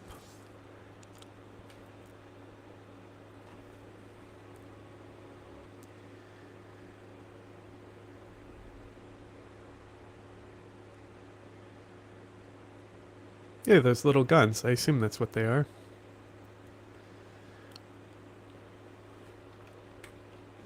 I'm detecting a Tal'Darim force amassing outside of our nexus point. We must prepare for assault. Wait, these sentries were left behind.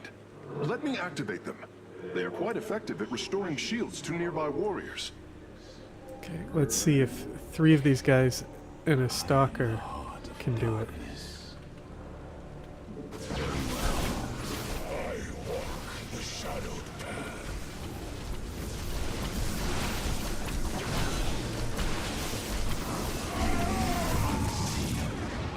Hey, didn't lose any. Interesting. What a difference. To warp them in as well. Yeah, yeah.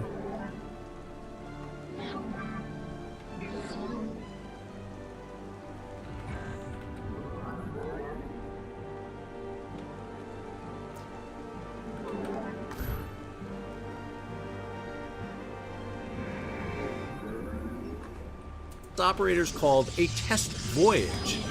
Eastern Venus was met by officials of the Primorsk Kra Ministry of Tourism, that sounds like a rocking Ministry of Tourism, who emphasized that it could be the beginning of a recovery for the passenger industry in the Far East. There were just 150 passengers aboard the cruise ship, but they were treated to the tours of the city. What are the tours of Vladivostok? The ship was on a cruise that stopped in 3 South Korean ports and in Japan. The cruise line said it was exploring the addition of Vladivostok to its itineraries for 2027. They emphasized new attractions, hotels, and excursions in the city and the region post-pandemic. It is said the port has the infrastructure to serve cruise ships, but with a slow rebound in the Asian cruise market, it has so far failed to attract cruise ships. Now, I will say this, that prior to COVID, they actually were getting some cruise ships in there. There were 14 cruise ship calls in 2017, 17 in 2029, including some major cruise lines. Costa, MSC Cruises, Holland America, Princess, and even Royal Caribbean. The Spectrum of the Sea, nearly 170,000 gross tons, set the record on September 9th, 2019, becoming the largest cruise ship to call at Vladivostok. So, Fuck off. I gotta say, there's a lot of Russians going on here in shipping news, and hats off to Maritime Executive to covering all things Russian this past week. All right, let's go ahead and over to story number 3. Story number 3, we head over to Splash 24/7. Sam Chambers and the crew over there always does stellar work. I will say that some of the great features over at Splash 24/7, if you want to know about global shipbuilding, Splash 24/7 has it all the time. You want to know about leadership at major shipping firms, they get into some wonky details which I just eat up. I will say that one of my favorite news sections is this Splash Tech latest, where they go into technical aspects of shipping, everything from shipbuilding to AI to cyber, you name it. They cover it in great detail. Really strongly recommend, if you haven't taken a look at Splash 24/7, go ahead and do so. The story I want to focus in on here is this one by Sam Chambers. Venezuelan crude exports more than double. So according to Signal Ocean data, Venezuelan crude liftings have risen for 6 consecutive months, climbing from around 620,000 barrels per day in January to approximately 1.5 million barrels per day by mid-June. Volumes briefly exceeded 2 million barrels per day in early May, while year-to-date exports are roughing at roughly twice the average level recorded in 2024-2025. Momentum accelerated further after the U.S. Treasury broadened authorizations for oil, gas, and mineral extraction activities on June 10th. Trading houses Vital and Trafigura are marketing Venezuelan cargoes, while oilfield services giant SLB has signed a long-term agreement with state oil company PDVSA aimed at supporting production growth and modernization efforts. Signals data shows that the United States has emerged I don't know, I as the think the dominant Stalker's destination for Venezuelan firepower crude, is a little better. 44.7% of exports this year. India ranks second with 17.8%. followed by the Bahamas at 10.5%. Yeah, I shot my own stalker So there. this was key for the United States. On average, the U.S. imports about 250 million barrels of oil from the Persian Gulf. Assume 2 million barrels in a very large crude carrier. You get yourself about 120, 125 super tanker voyages per year. If, however, the U.S. can get that oil from Venezuela, number one, is a much shorter voyage, and we're talking about less than a week here to get from Venezuela up into the Gulf to Houston to Louisiana. You can spin and churn ships a lot faster at that rate, and so obviously with the opening of Venezuela, that was key for the United States. Is it a coincidence? I don't know. I'll let you evaluate that for yourself, but definitely the opening up of Venezuela for the United States offset the loss of oil that was coming from the Persian Gulf. Fourth story takes us over to Sea Trade Maritime. Now, Sea Trade Maritime has a great feature every week. They post charter rates for tankers and bulkers. So right here you can see the basically average tanker rate for the different size vessels, from very large crude carriers down to medium range and handy sized tankers. So you get an idea of what the cost is. You can also see the same thing over for bulkers, running from handy size as the smallest all the way up to Cape size. These are the ones that have to go around the Cape of Good Hope. But the story I want to focus on over at Sea Trade Maritime this week is this one. Fortescue commits to 12 ammonia-capable bulkers. So the Australian mining firm is chartering a fleet of a dozen Newcastle Max bulkers that are ammonia dual fuel ready. Now, the company is pushing a drive toward ammonia as its fuel. The charter agreement covers up to 3 ammonia dual-fueled 210,000 deadweight bulkers, expected to enter service with Bamacar by the end of 2026. Fortescue will also take 9 more Newcastle Max bulkers that are ammonia ready and be converted to dual fuel at a later date. So this is a really interesting story, and I will tell you why. So back in October, I was asked to give a talk out for Pilbara Ports. And Pilbara is the area up in northwest Australia. And the CEO of the company, Sam Skimming, actually I'm having him come on the show probably in August, and we're going to do an interview. I've been meaning to do it for a while. It's just our schedules haven't matched up. But one of the most interesting things is the ports, the Pilbara ports in that region. Just the port of Port Hedland hauls 5% of all the world's cargo. I mean, it's insane. 750 million tons of cargo come out of that port. That is the line of ships coming out of Port Hedland. It is like a line of ants heading out of the northwest coast of Australia, heading up to China, Philippines, Korea, Japan. It's an endless progression. And one of the things they're trying to do is develop a unique fuel for those vessels, and that is ammonia. Ammonia is carbon free. There's no carbon in ammonia at all. One of the problems you have is that when the ships turn around and head back down to Port Hedland, many of them have to divert here to Singapore to refuel their standard diesel fuel, and then coming here back to Port Hedland. Port Hedland in this area here at Dampier and a few others is creating a ammonia production facility. So I think the idea of creating a green corridor where Port Hedland, Dampier, the Pilbara region of Australia produces their own ammonia, they can provide that service without having to divert over to Singapore to refuel, come back. They're much more efficient. There are issues with ammonia, not least of which is safety. Safety not just in the fueling of the ships, but the fuel on board the ships. Merchant Marine crews are going to have to get up to speed on how to handle ammonia. Ammonia has very thin margins, and ammonia leaks on ships are severe. They have to be handled very carefully. And so we're going to need to see more training, more protection for the crews, for the cargoes, for the ships. All of that is going to be paramount to see it done. However, if you can do it, and because this is such a unique trade route, the fact that 5% of global trade just runs like ants here, due north and then due south, if they can provide the fueling point in the Pilbara at Dampier, at Port Hedland, then that creates a really interesting kind of closed fuel cargo system that can operate, and you can actually create a true green corridor where there would be no carbon emissions at all. So it'll be interesting to watch and develop. I can't wait to talk to Sam about it shortly. All right, let's go to our last story, and this one comes from our friends over at Lloyd's List. Now, I did my best to stay away from it, but unfortunately, it's here in the title of this story. Very large crude carrier rates spike yet again as confusion continues to reign at Strait of... I tried so hard not to do it. Strait of Hormuz. But this is not dealing with Hormuz. This is dealing with tanker rates everywhere else.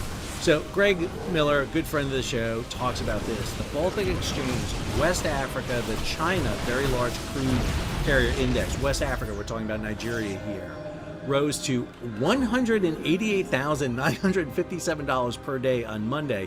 That's up 92% week on week to the highest level since March 10th. You may be sitting there going, Sal, why is this spiking so much? Why are we seeing Nigerian rates go up so high? And it has a lot to do with the uncertainty of whether or not we're going to get oil out of Hormuz. Right now, you're hearing a lot of talk about a lot of oil coming out of Hormuz. A lot of that oil has been sitting on ships gathering barnacles for weeks, if not months. The question everybody's got to be asking themselves is not, are tankers coming out of the Strait of Hormuz, but are tankers going into the Strait of Hormuz? Because when you look at the loading data coming from the Gulf, the Persian Gulf ports, it is not as much as the oil coming out. That tells me is they don't expect tankers to come back in at the same rate they're coming out. What we're seeing right now is kind of that peak surge coming out. It goes on here. U.S. Gulf Coast to China rate index increased to $154,987 per day. That's up 46% week on week to the highest assessment since April 2nd. The Oman-China VLCC index rose to world scale 276. Now, world scale is an index where kind of the average should be at 100. So basically what you are is 176% above that. You're up 82% week on week to the highest level since the index was introduced on March 24th. One of my favorite things that Greg loves to do is include you some charts, and here you go. This is showing you the Atlantic Basin routes for VLCCs from the U.S. Gulf to China. That is the kind of the greenish line, and then from West Africa to China. Now, this is just showing you the past month. If you look at the year to date, you can see where that big spike took place right there at the beginning of the conflict. It then came down, kind of stabilized, and now it's back up again. And if we look at the past year, it's still the second highest it has been over the past year, and I think that's significant. And if we go over here and look at product tankers, these are medium range, long range tankers. These are what carry clean fuel, gasoline, diesel, jet fuel. You'll see where the rates are. So obviously back in May, the highest right here was that LR2 from mid to Asia, and you can see how everything kind of plateaued back down. But if we go from year to date, you can see those big massive spikes. The mid to Asia was extremely high. The U.S. Gulf to Europe also very high, and the U.S. Gulf to Brazil was very high. If you go over the past year, you can see how that stands out. This is the impact that Hormuz has had on global shipping, and this is one of the reasons I wanted to highlight this chart for you. So Greg's study here and his data, I think, is really important. What we're seeing is the impact outside of Hormuz on the movement of fuel and oil around the world. We're seeing that with clean products that are coming out of refineries that normally would be coming out of the Persian Gulf, but now have to come from other regions. And this is one of the reasons why it's going to take a while for everything to settle, even if we get a true opening of the Strait of Hormuz, which hasn't happened yet. But if we do get a true opening of the Strait of Hormuz, understand, shipping is not going to return to the Strait of Hormuz the way it was pre-February 28th. If you want the test case for that, go look at the Bab el-Mandeb. Because the Red Sea hasn't returned. If you go back to September 2025, when the ceasefire went into effect between Israel and Hamas in Gaza, and the Houthis announced that they were going to stop attacking ships, shipping didn't return to the Strait, didn't return to the Bab el-Mandeb. It just didn't. It didn't return to the Red Sea. We're still down. And guess what? It's going to be difficult to get back into Hormuz too. And that's impacting shipping globally. Just don't even talk about Hormuz. Talk about everything else. We're seeing that. You can see those in the charts from Greg. Well, I hope you enjoyed this What the Ship on June 23rd, recapping the top 5 maritime stories. If you did, hey, take a moment, subscribe to the channel, and hit the bell to be alerted about new videos.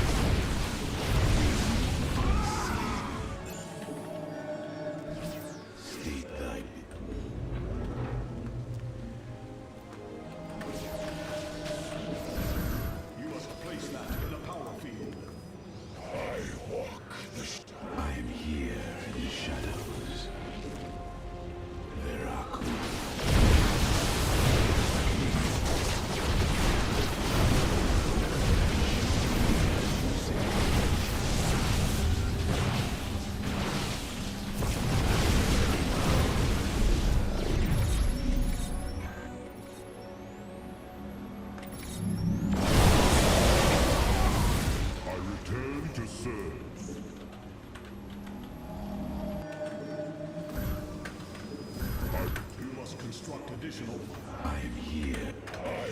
Let our enemy know our fury.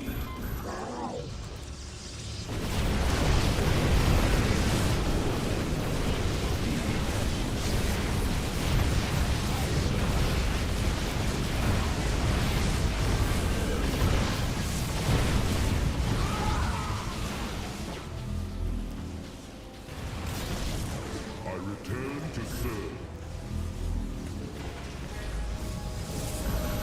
You require more Vespine gas. I am here in the shadows. Heart of darkness. Very wise. State thy bidding. You require. We are one. Upgrade complete.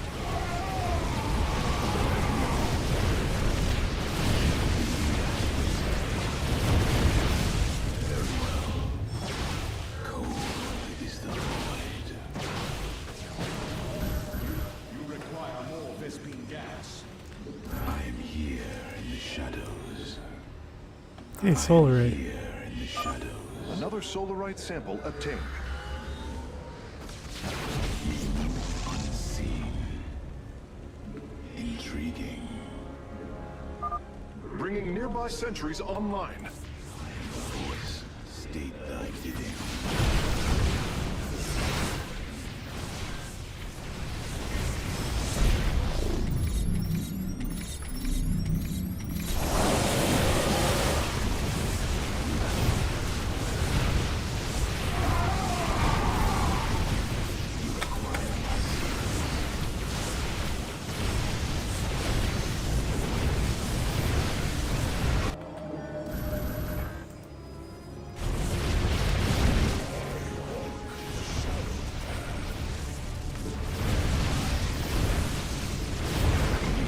Our pylon is under attack. I return to serve. You require more.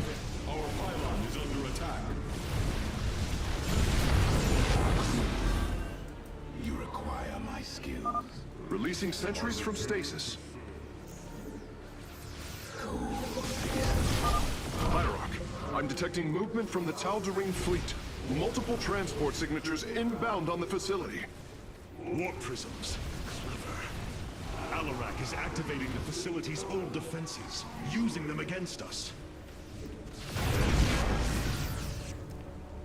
Very well.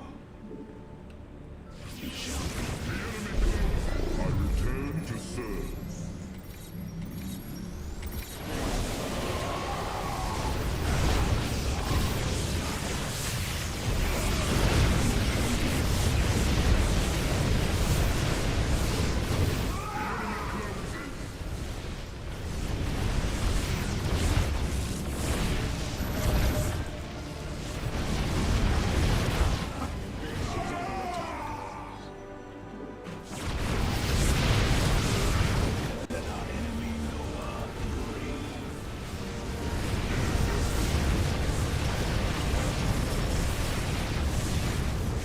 Base is under attack.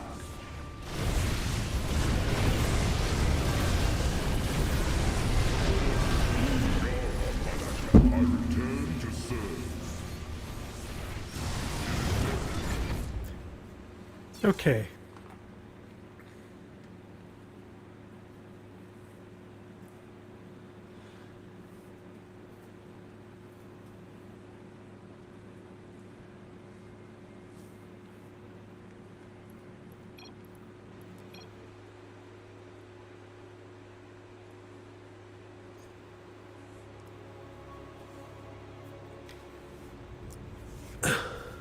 Welcome to Pod Save America. I'm John Favreau. I'm John Levitt. Tommy Vitor. On today's show, we'll talk about God. the latest developments in the on-again, Y'all are off-again so loud. war/peace deal with Iran, which seems to be playing its hand better than master negotiator J.D. Vance.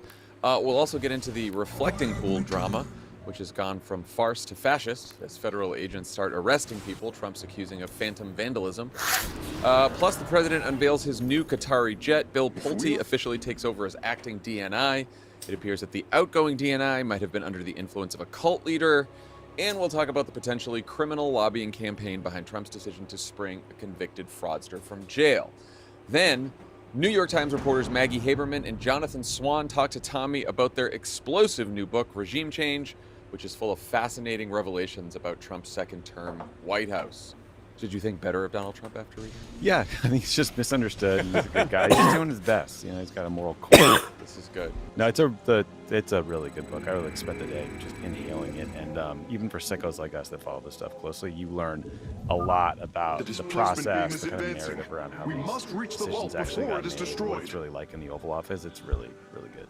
Yeah, as someone who doesn't read books but is also a sicko, I think I'm gonna read this one. You're gonna like it. You're gonna like it. Yeah, and it's a page turner. All right, let's talk about how the Memo of Versailles is holding up.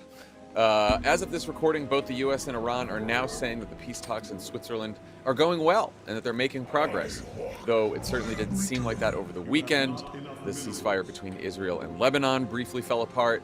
Iran announced it closed the strait again. The U.S. said that wasn't true, and then Trump demanded that Iran rein in Hezbollah or the U.S. would resume bombing. For good measure, he also threatened to take over the Strait of Hormuz and seize 20% of the oil that passes through it. Quite effective at restoring shields to nearby warriors. J.D. Vance, who Trump has generously made the face of America's surrender to Iran, cited 3 points of progress on Monday. 1, he said the U.S. and Iran agreed on measures to keep the strait open. 2, they agreed on a mechanism to defuse flare-ups between Israel and Hezbollah. And 3, he said that Iran has agreed to let international nuclear weapons inspectors into the country for the first time since Trump tore up Obama's Iran deal. Although we haven't seen confirmation of that yet from the Iranians. Interesting. In exchange, the US So one stalker waived sanctions in on 3 Iranian centuries oil for was 60 enough days. to live We've last done that time. in like 4 decades. So congrats to Israel. Iran. Trump got asked about all this at a signing event in the Oval on Monday, just before we recorded, where he showed off his absolute command of what's going on.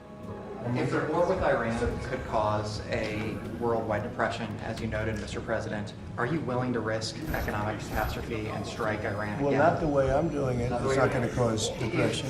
Yes, but if they don't abide by the Well, memorandum nuclear of weapon understanding. supersedes depression. Depression's real bad. Nuclear weapon will cause depression. Well, they're not supposed to be doing that, so they'll say, but they're supposed to use money to buy food for their people, because right now their people are very hungry. As long as they respect us, we're going to be fine. What do you think? You think they're going to use all that money to buy food for their people? Oh, yeah. And then show us nothing but respect? For sure. There's nothing to stop them from using money to buy whatever they want with it. That's not part of the deal. There's no deal. There's nothing. These are the same guys that defended us They buy food, they're going to buy food. rightfully. Really, the money All right. So like, that's actually. you know, the whole pallets of cash thing. These conservatives always love to say, like Biden and Obama gave Iran pallets of cash. What they actually did was released seized assets that the U.S. had no right in taking to begin with anyway. Like, you can justify it all you want by saying, by talking about Iran's actions, but they had no right to seize these assets. You know, it's a similar thing that they recently did with Russia, except instead of releasing the assets, they took those assets and gave them to Ukraine. So, like, they didn't actually give them physical money. And these guys were talking about it being like they could only use it to buy food. That was part of the deal and stuff. Now look at them, acknowledging how stupid something is as soon as it's the other side. Talking about, dude. It's crazy. I hope they enjoyed Dunkaroos over there. Who doesn't? Who doesn't enjoy Yeah, Dunkaroos? want some now. Tommy, what do you make of the latest developments? Are we in a better place, a worse place, the same place? Too hard to tell? I mean, per that reporter's question about could the ongoing closure of the Strait of Hormuz lead to an economic famine in places like Africa, I think we're in a worse place because over the last week, Iran has signaled that they are willing to happily close the Strait of Hormuz again, or at least announce it's closed. Yeah, the And I Dragoon's think certainly what folks beefier, have to remember but is, like, this is not a valve its that goes on and off. DPS This is a bunch way of lower. decisions made, like, And at the end of the day, I think everywhere else. DPS We have these is giant really what tankers. matters. I could send it to the Strait of Hormuz. I could send it somewhere else. If there's a 3% chance it gets stuck in there for a couple weeks because the Iranians fire off ballistic missiles, or something worse could happen. They get shot at. You know, like that's a big capital expenditure that could go to the bottom of the ocean for them. And so I'm worried about this just kind of bumping along in an unsettled fashion for a while. I'm worried about ongoing high energy prices. I'm worried about the shortage of fertilizer shipments, which are already going to show up too late to hit a lot of crops and are going to lead to lower yields and less food for people and higher prices and more hunger. And then see if I even need turrets this time. Flare-ups between Hezbollah and Israel. I don't buy that for a second. I don't think they even attacked me. Yeah, it's probably like a conference call. But like, again, the Israelis, they're not pulling troops out of Lebanon. They're occupying 6 miles of territory into Lebanon. I mean, they attacked me twice already, but I think after I pushed out, I don't remember. Oh no, there was. Yeah, I would say we'll see better what happens. off. We'll see how far I can get without building them and then better load. off not being in war than we were when we were at war. We are worse off than we were before the war started, and we are worse off than we were when there was the JCPOA in place. All these hawks who are trying to find their way to justify supporting this deal or not being as critical of this deal. I'm just waiting for something to happen in which Shot my own guy. Iran has ceded more or given more than they did under the horrible, unacceptable worst war in history made by Obama. I'm waiting for one thing where they've given up more. Because as of right now, how different would it look if Iran had said, we are shutting the Strait of Hormuz until you negotiate a better deal with us. Like, we are gonna, like, you know what I mean? If, like, we had not... Like, especially against carriers, I think the Stalker is just leaps and bounds better as well.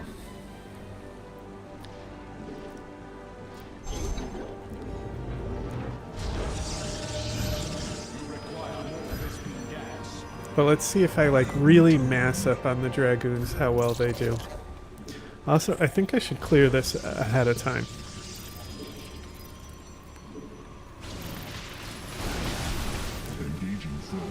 See, because the sentries passing through them really takes out one of the downsides of them.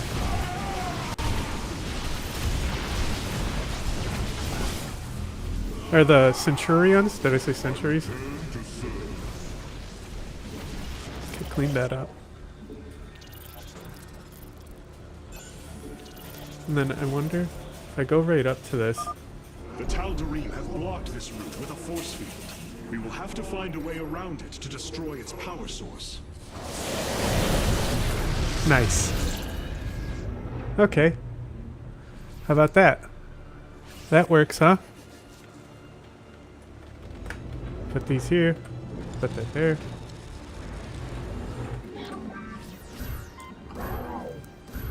Let's get ahead on supply. Get a couple of gates.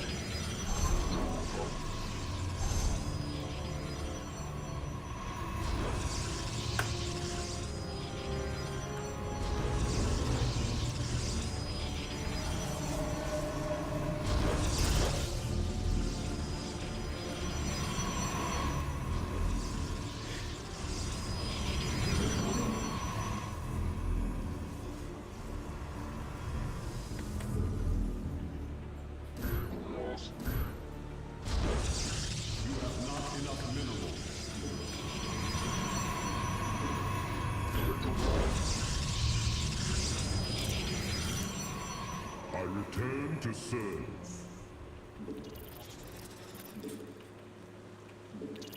I return to serve.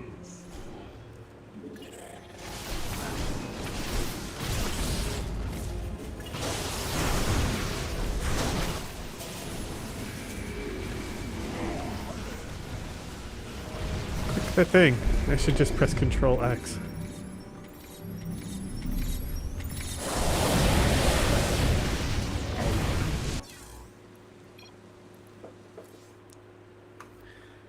That did not go well. Iran just said, we're closing the Strait of Hormuz until you give us a bunch of concessions. I don't know how much different it would look than this, right? I mean, I saw that Steve Ratner on Twitter said that the oil waivers could bring $10 billion in sanctions relief. Just from not just oil sales. Oops. Right, from all the right. There's a 60-day sanctions waiver on oil sales. Those sales could be up to $10 If billion. we are to obtain Well, also, purifier technology, then we must move quickly. JCPOA, The we didn't give any Tal'Darim are preparing sanctions to fire until they upon allowed the inspectors into Iran. We have, Besant sort of posted today that there was the sanctions relief has happened. Although they asked Trump about that, then he's like, I'm not sure. I have to check in on that. And they haven't allowed a single weapons inspector into the country, nor have they even confirmed what J.D. Vance said about this, that they are willing to do so. And the devil is the details there. And remember, the JCPOA had lots of IAEA access and inspections, but the Republicans were mad that they would have to give 24-hour notice for certain sites, like snap inspections, right? Like he has to be able to go to wherever you want, whenever you want it, so you can't move shit around. I'm glad that I'm glad we're in talks. I'm glad there's not an ongoing conflict. The devil is in the details here, and also we're still sending like these hapless idiots like J.D. Vance and Steve Witkoff and Jared Kushner, and the Iranians are sending nuclear experts who have nothing better to do and nothing but time to grind them down. And they also know that Trump doesn't want to go back to war and has given up all his leverage, which is a great point. That we are going to get a better JCPOA. Again, I want the war over, not some hawk attacking him for the right here, but just sort of like realistically looking at the setup now after the war started and now we're here. Like Trump's leverage is just gone. Given the sanctions relief. These The threat sentries of were left behind. military action Let is me gone. activate I just don't know how you get They're that. quite effective at Did restoring anyone happen to shields catch to nearby warriors. J.D. Vance's interview with Ross Douthat? Pieces. Yeah, when they talked about this. And it was interesting because a lot of the things J.D. Vance said is people who don't want the war to go home like us. I was like, oh, that's good. That's a good case. But where he really stumbled, or I think just lied, was talking about the JCPOA. I think at one point he was like, the real difference between this deal Our gateways are and the now Obama calibrated to deal warp is the them in Obama as deal. well. Just let them have all this enriched uranium that now this deal we're going to get to take away. That's It's the like, opposite. That's Literally what I the thought. opposite I was gonna text you about it, but I feel like I'll ask you here on the pod. Like, didn't they enrich all the uranium after he pulled out of the deal? No, under the JCPOA, they shipped out. They went to Russia where they disposed of it. Under this deal, they're talking about downblending it inside and keeping it in the country. It's the opposite of what's ridiculous. Ross did not press him on that. So we talked a lot lately about how Republicans are coping with this. They continue to be all over the map. From What do you mean he's away, threatening probe? the wars to open revolt. Probius. Let's take a listen. If we have inspectors going in there, and if that strait is open for business, and oil is flowing, then I think it's very clear the United States will have won this conflict. If this deal fails, President Trump is going to take the Strait of Hormuz over by force. The United States will control the Strait of Hormuz. We'll charge a fee for all those who go through to pay for the operation. And if Iran contests control of the Strait of Hormuz by the United States, we'll obliterate them. I would not support the Republican Party. There's no chance I would support the Republican Party. How could I or any American voter support a political party that's not loyal to the United States, that puts the interests of a foreign country above those of its own citizens? So, no, I'm out. And if I'm out, then I think a lot of other people are out. Okay, so Tucker is out. Lindsey Graham's threatening to take over the Strait of Hormuz completely. And Jim Comer, the head of the Oversight Committee, he thinks that if the strait is open and we get inspectors in there, we have won the conflict. What do you guys think? Are the fractures here getting worse or getting better? Yeah, the strait is open. That's a victory, even though it was not something we had to worry about until they started the war. Inspectors back in, as you had under the old agreement that they tore up. The thing that I saw that I think is the most alarming is the cope by the Iran hawks, who are also apparatchiks trying to get behind what Trump is doing. And you saw Hugh Hewitt and Mark Levin doing this kind of like 4D chess, basically saying the political calculus is that in order to prevent Republican losses and deal with the fact that the country has not been persuaded to be in favor of this war, you have to get into negotiations and punt, because then after the election, then you can get back to bombing. Hugh Hewitt called it clarity, and then also said, I assume if Marco Rubio is seeing what's happening here, that he would not go along with a deal that doesn't treat the Iranian regime like the threat that it is, that he would resign. Yeah, usually he's pretty vocal and But I do think it points to what some of these hawks are hoping, which is that they can prevent the worst political blowback from the war, get costs down, and then go back to being bellicose regime changers once the midterms are behind us. Ultimately, like guys like Lindsey Graham is always he's just gonna get in line because that's what he does, and he's talked in articles before about all he cares about is relevance, and he wants to be on Trump's ass and get to play golf with him and be in the room, and he knows that MAGA wants him just to be with Trump on everything. So I think the elected Republicans will get in line. I think the Hawks will get in line and kind of keep their powder dry another day. Ironically, Iran has more of a complicated system with factions that might oppose a deal. Like the IRGC, they're going to be out there loudly advocating against a deal. There's a bunch of nationalists sort of fervor getting whipped up. I think they can rightly say why make a deal with the Americans? They just renege on them. They pull out. The next president will pull out anyway. Tucker, who knows what his incentive are these days? And he's got an audience that he's building, maybe a presidential run. Can I just ask, why does Face the Nation book Lindsey Graham? He's one of their most booked guests. He disgraced himself when it comes to the Iraq War. He was catastrophically wrong about Iran. There in that clip, he's threatening to have Trump do something militarily that we all just watched Trump fail to do, which is defeat the Iranian regime militarily and then take control of the Strait of Hormuz. If that was on the table, we would have done that. So why do we book this man on television just to spew this hawkish bullshit? At what point do you get discredited and no longer invited onto Face the Nation, or at least be in the penalty box for maybe a couple weeks? I imagine when they're doing their booking, they're just saying, okay, we need the administration mouthpiece perspective. We need a guy in a tie on a Sunday. Because if we can't get Trump or JD or something, we need someone who's going to spout that line, I guess. How are the pro-Trump hawks feeling? Go to Lindsey Graham, who's basically proposing the U.S. take over the Strait of Hormuz. I assume there'd be some sort of maybe you have Disney help and do some sort of fast pass situation. You have to use the Genie app to get through. Yeah, sort of begs the question, why haven't we done that already? If it was on the table, we would have done it. Yeah, well, you didn't. But now we're going to go back and take 20% of aggregate oil revenue from this. What the fuck? If you remember, there was a period of time where we were begging Europe to help us do something we didn't need their help to do, which is retake the Strait of Hormuz. It's just it's so fundamentally unserious. He's such a discredited individual, but it speaks to how war is covered in Washington, where the hawkish view is the serious view. Right? These are the very serious people who talk about serious things in the Oval Office.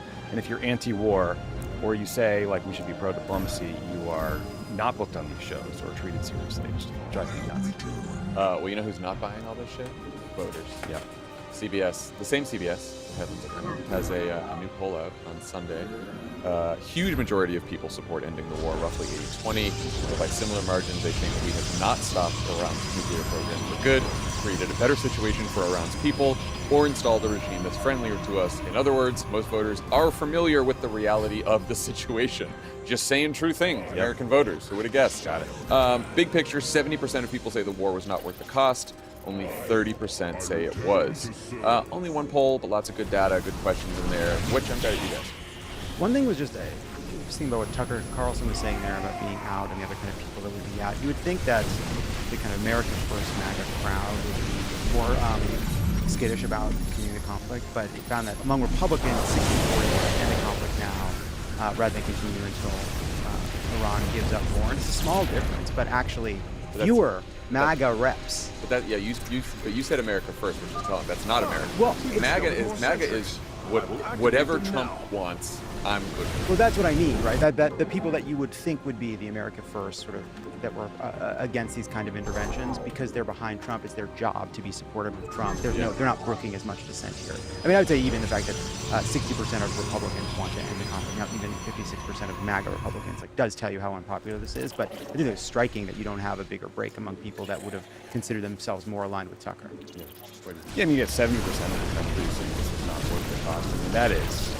You don't get 70 for much. You don't get 70 for much. I too love it. I was kind of struck by the split within MAGA that the 60% ended now. 44% continue to get more from Iran, keep fighting, get more from Iran. But then, they did kind of an intra-MAGA, self-identified MAGA poll, and 90% of the MAGA people polled so they were better for Iran. 19% of all Republicans said they were better from Iran. So it just, I don't know, it speaks to the way the failure here has broken through to even the kind of cult members, the MAGA cult members. And I think it tells you something about wars and how they end up being damaging for presidents. It's presidents are actually often not you don't get hurt politically if you kind of bump along. But if you end a war and are perceived to have lost the war, I think voters will punish you. And it seems like we're seeing these things like that for Trump.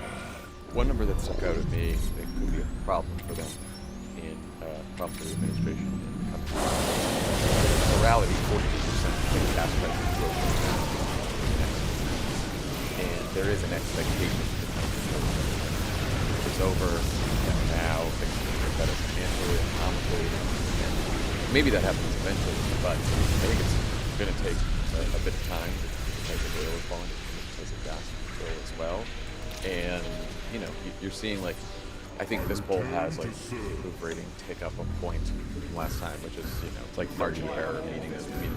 But overall, last week, I'd say maybe generic ballot felt like a point close to Republicans too. So there might be some expectation around the war ending that relief is coming that I don't know if Trump is actually going to be able to deliver. Certainly something to watch for. Which is why I think he's giving like this 60-day immediate license to Iranians to sell oil and gas. It's Trump budget to get prices down as fast. I agree it's an open question about how quickly gas prices come down and whether they come down to where they were. And whether that's kind of how people are anchoring this in their mind, but yeah, but it's, gas prices aren't just determined by the amount of oil that Iran lets through the strait. And by the way, it's not as if the strait is back up to where it was before. There's so much less traffic through there. But if you have Iran, I think, immediately saying we are going to close the strait again, I think purposely right to whatever the inciting cause, to signal that at any moment we can shut this thing down again, that is our power and we plan to use it. Right? How is that going to give anybody confidence that prices are going to be reliable, that oil will be reliable, you can count on prices coming down?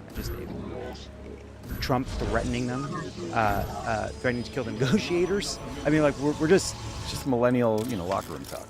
Mm-hmm. That's what Biggie Downs called it. Yeah. Pod Save America is brought to you by Simply Safe. Summer.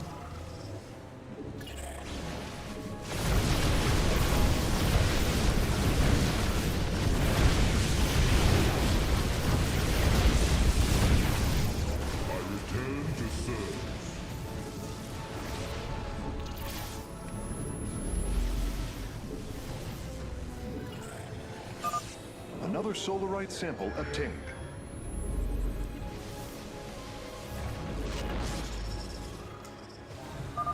Bringing nearby sentries online.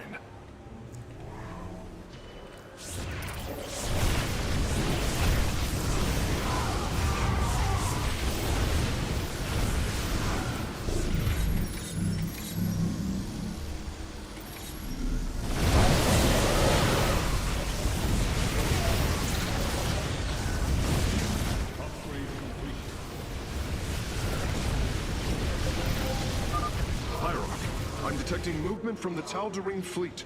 Multiple transport signatures inbound on the facility. Warp prisms. Clever.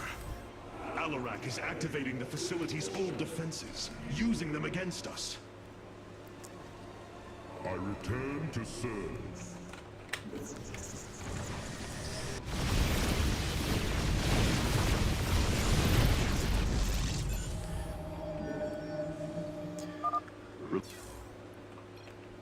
Releasing sentries from stasis.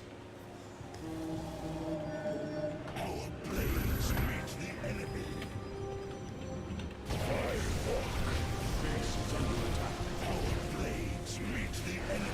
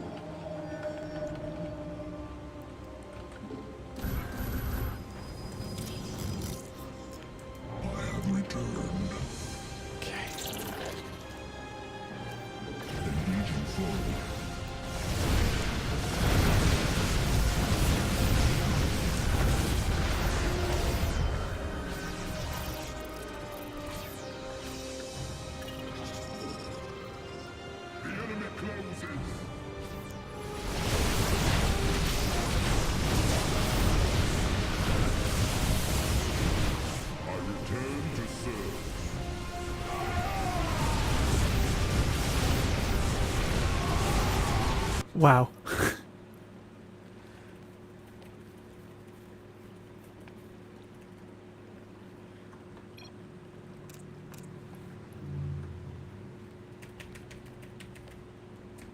Everyone Google right now John Cafaro. No. A photo of him in the 80s wearing the double-breasted suit.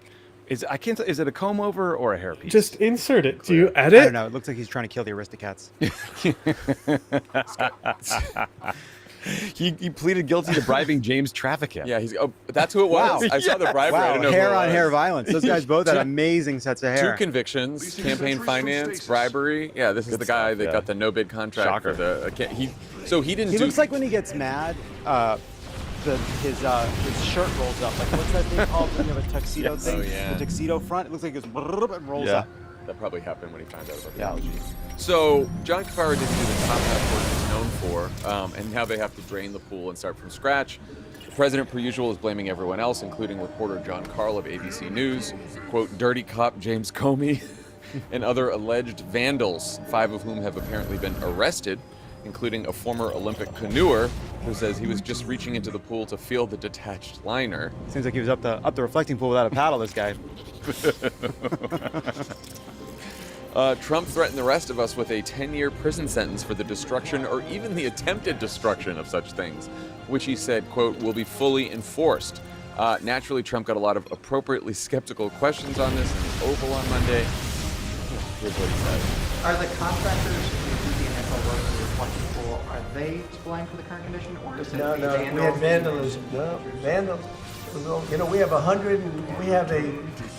I think 290, 300 foot slit right through it. Probably a box cutter or a knife of some kind. The National Guard and police have been all over the mall. How would these vandals have gotten so close to do something like that? I mean, we didn't have a lot of them then. Who would think that somebody would go into a pool and take a knife and start cutting it? Yeah. Well, let's put it this way. When you have a 350, I think it's 350, not 250, a 350 foot slit from one end to the other, Hey, the you solar think ray. that's proof? You think that's proof? Well, what you have to do is see the Parks Department. You should see them. Curious about this situation. We stood here with you in April when you first revealed the plan. I said what? In April, you showed us pictures of what you were going to do. The guy was going to do it in a week for about $1 million. Well, It's been 2 just months, say it. $16.5 million. Yeah, okay, ready? Barack Hussein Obama, have you ever heard of him? He spent 2 years and over $100 million. I spent 2 months, maybe less. And I have a better product. Now, I can't help it if somebody goes in with a knife and starts hacking it up. And we also have pictures of it. You know, we have Can you pictures. release the photos? We've been Yeah, at the asking right for time that. you'll see it. You'll see it in court. He's so pissed. Find the guy who did the slit. Yeah, is that with a box cutter? Like it's a reflecting pool Muhammad Atta? Just Also, I wonder where someone could have possibly gotten the idea to use a knife to cut the reflecting pool. Might have a clue here. Let's watch. This will last for at least 50 years, and you'll never have a leak. It's very strong. You couldn't, if you had a knife, I don't want to give anybody ideas. If you had a knife, you can't even cut it. So strong, so powerful. It's like powerful rubber. Powerful rubber. Powerful rubber. Not so powerful. So I feel like this went from mostly funny to fairly alarming now that they're trying to arrest random scapegoats just because Trump can't admit he fucked up. What do you guys make of this whole situation? So, you make a big deal about how you're going to finally fix the pool because Barack Hussein Obama and Joe Biden couldn't do it. You're the only one who has the ability to do it. You do a no-bid contract for a guy who is the crony picture in the crony entry of the dictionary. You declare victory. Then, all of a sudden, the algae's coming back. And so you have your people lie about that. They post pictures saying that it's better, that this is not real, it's perfect, it's perfect, it's perfect. The lie draws more attention to the story, so reporters start covering it, okay? Because you hyped it up so much and are lying, the media is making more of an issue of it, so you start blaming saboteurs, and they seem to exist. That generates only more coverage. Now you're arresting random people for checking out the mess that you've made. Now you've turned what was a silly and ultimately small story about a pool renovation into gross incompetence, corruption, and rising fascism. So there's even more coverage. And then you declare that the media is obsessed. why is the media so obsessed with what's happening to the reflecting pool? Well, maybe you went and held up a picture about who you were the one that was going to fix it, and then turned it into just an example of every aspect, like of the lying, the lawlessness, the corrupt deals that you're making, the incompetence. You just turned it into a perfect metaphor for everything you've done wrong in this administration. So yeah, people are going to cover. I'm still in the mostly funny camp. I mean, the idea, imagine Jim Comey at his house, like cultivating sea monkeys in the backyard, releasing them into the reflecting pool. That's funny. Like John Cafaro having a company called Green Water Services. That's funny. That's some funny shit too. That is very funny. Obviously, it's bad that they're arresting this random Olympian man who was just biking around and accusing of sabotage. And you watch Jeanine Pirro ranting away on Fox about this stuff, and we're all used to seeing her, like 6 Chardonnays deep, just kind of like doing a primetime hit. And then you remember, oh wait, this woman can issue subpoenas.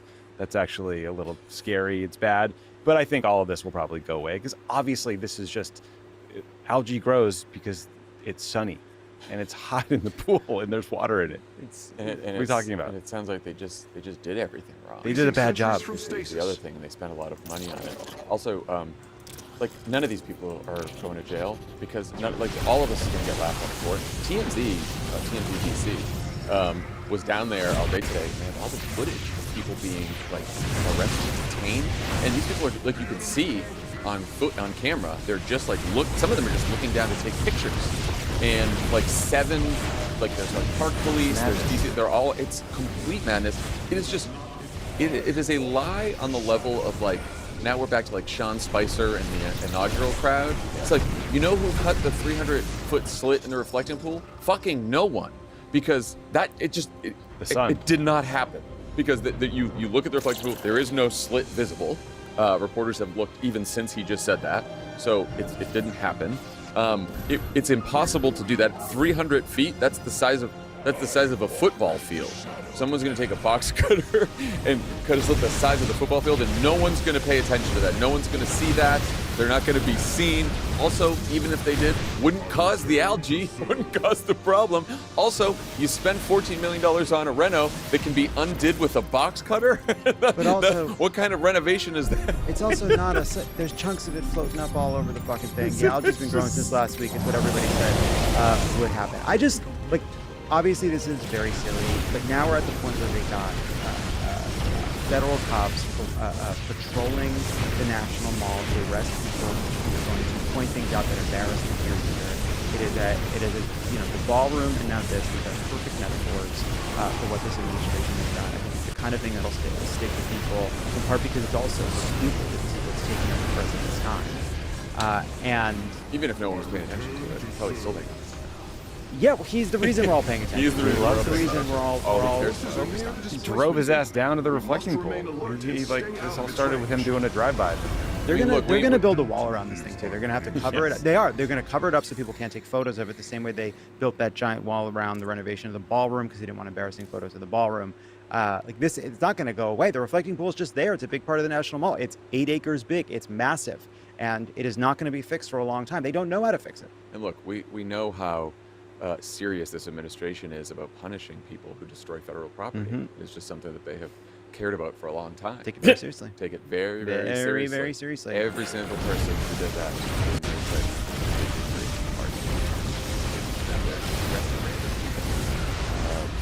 Which is fascinating. He's also now saying that these people I are don't dumping even know fertilizer. what save is what. Vandals are dumping fertilizer. That's Comey, yeah. So they got that through the strait, and now.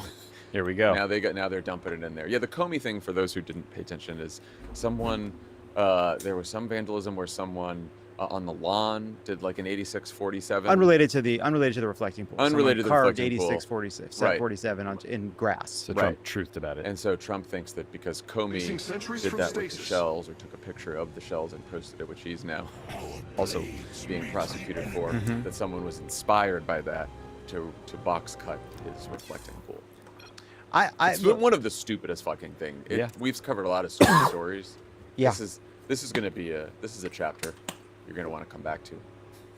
Yeah. When the Trump story is, we'll probably forget about it by the end of the Trump administration, but the reflecting pool, this is one of the dumber ones. I don't know that. Look, I think it's going to be in the ballroom category because this is just going to be something for months and months now. They got to drain it again.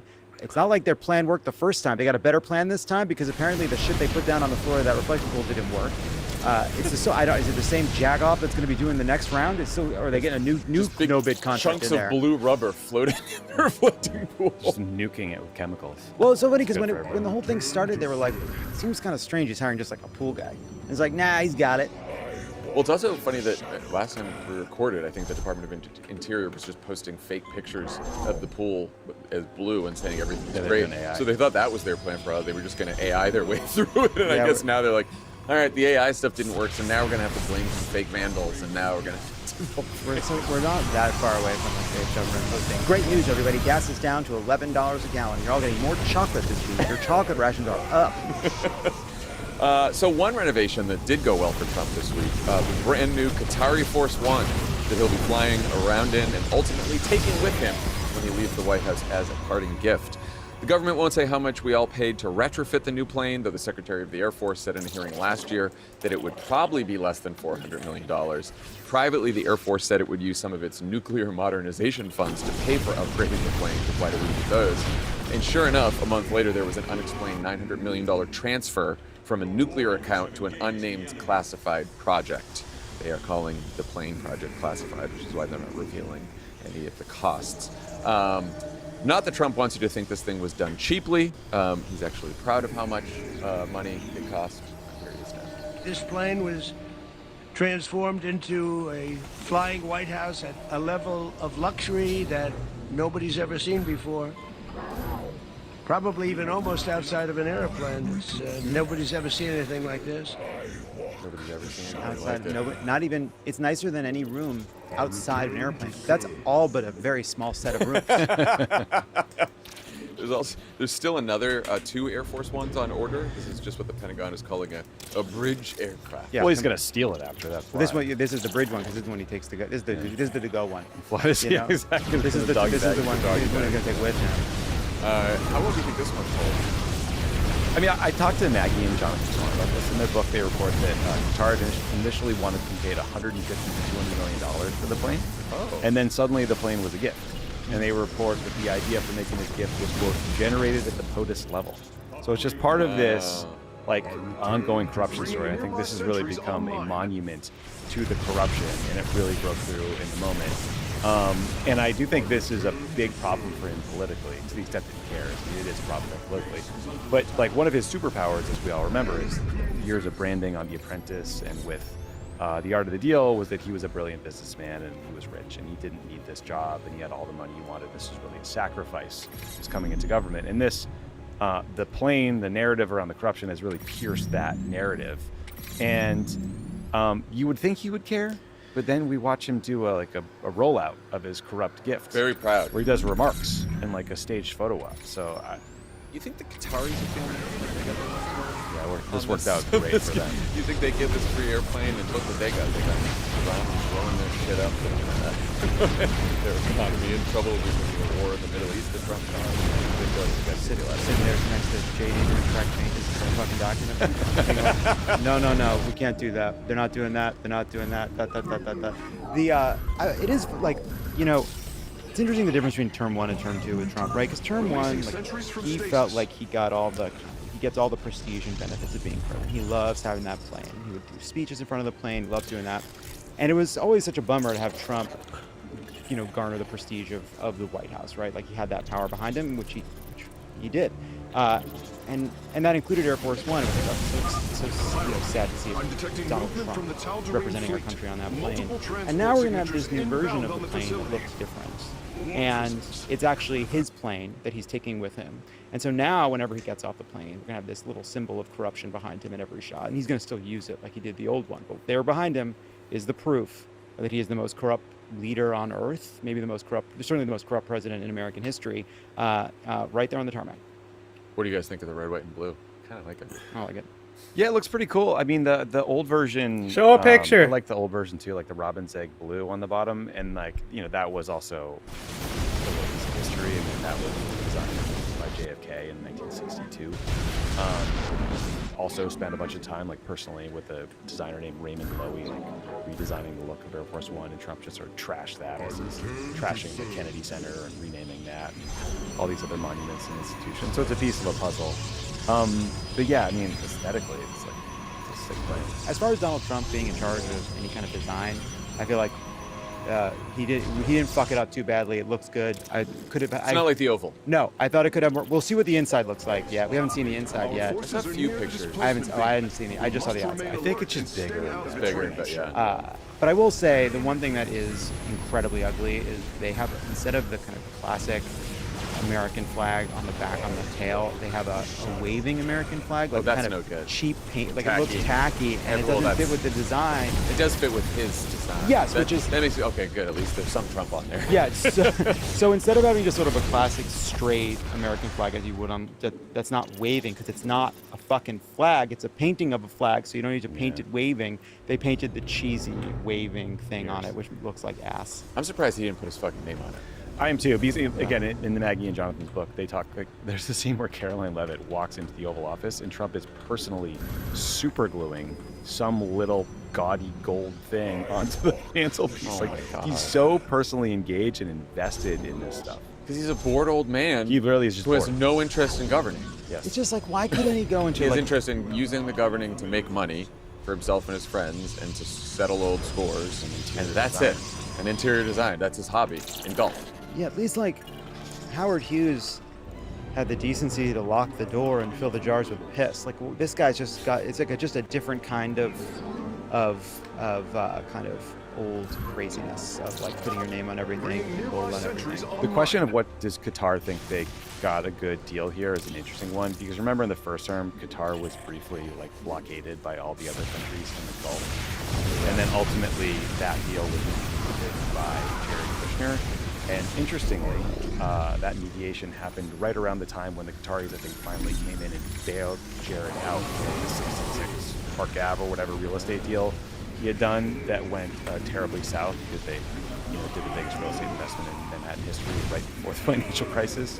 So it's interesting, though, because Qatar is tiny and super isolated and pisses all its friends off through Al Jazeera and its foreign policy choices, and I think they wanted to get in well with Trump, but then, of course, the Iran stuff kind of complicates the ledger here on whether this worked out well. And look, now they gave a plane to one president. Now the expectation is going to be that every American president gets a plane. I know. Here's a plane. Can you do us a favor and stop causing foreign policy disasters that lead to our hotels exploding? That would be great. If you could just, we gave you the fucking plane. We got a rosewood on fire here. We trying to convince people that it's awesome and no big deal that we're this close to Iran. TikTok and influencers aren't doing it. We need Jesus Christ. Yeah, the gay people can't hold hands, but we got a fucking Four Seasons going. Can you help us out? Trying to build an even taller building. Pod Save America is brought to you by Hims.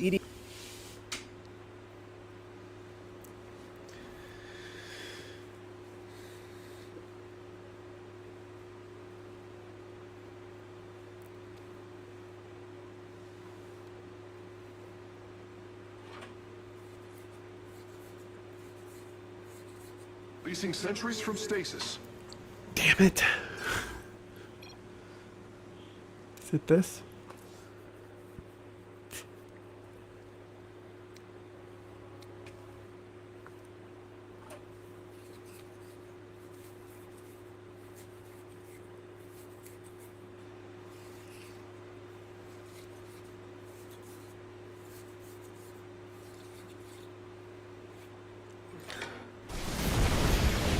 There we go. That's what it was.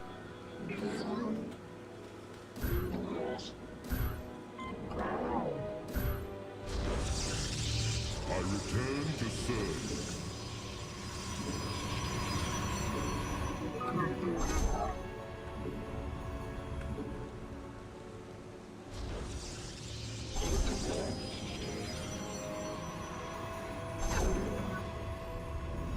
You have not enough minerals. Upgrade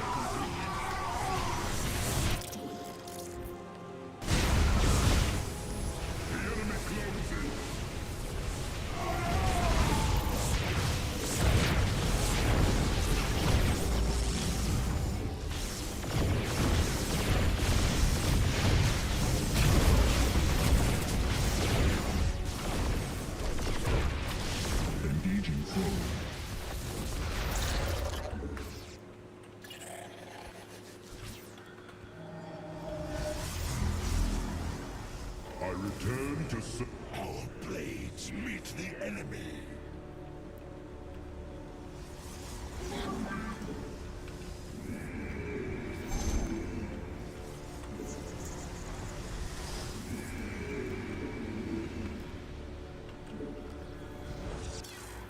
Okay, save that. That's good enough.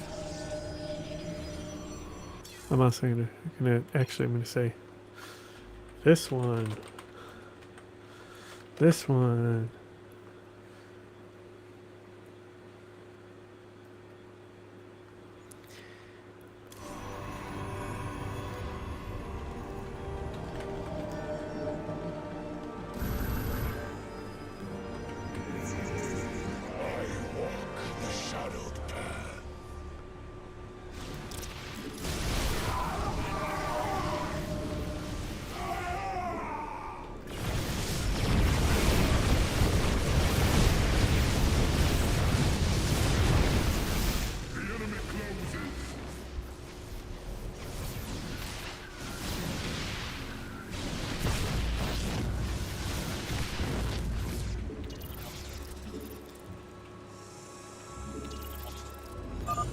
Another solarite sample obtained.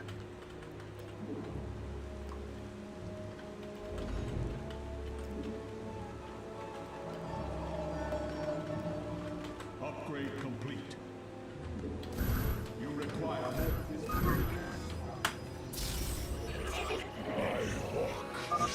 Bringing nearby sentries online. Blades meet the enemy.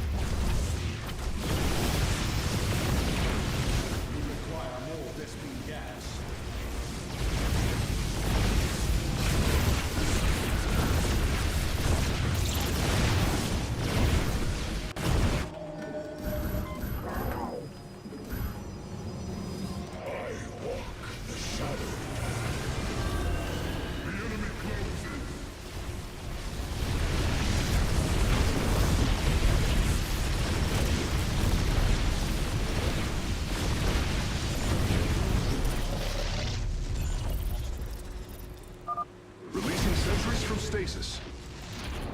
I return to serve.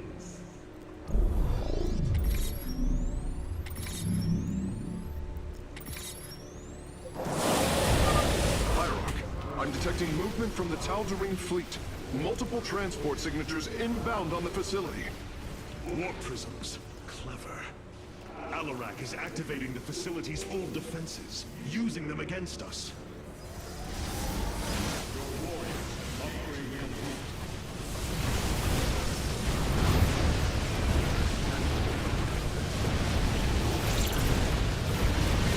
I return to serve.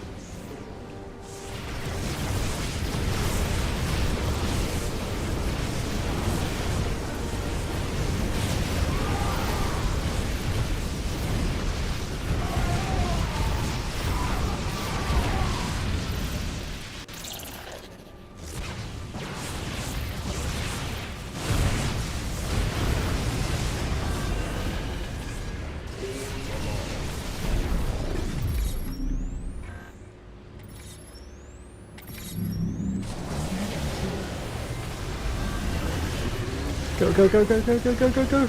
Come on! Our forces are near our we must remain alert. What the fuck? No way! Oh my fucking god!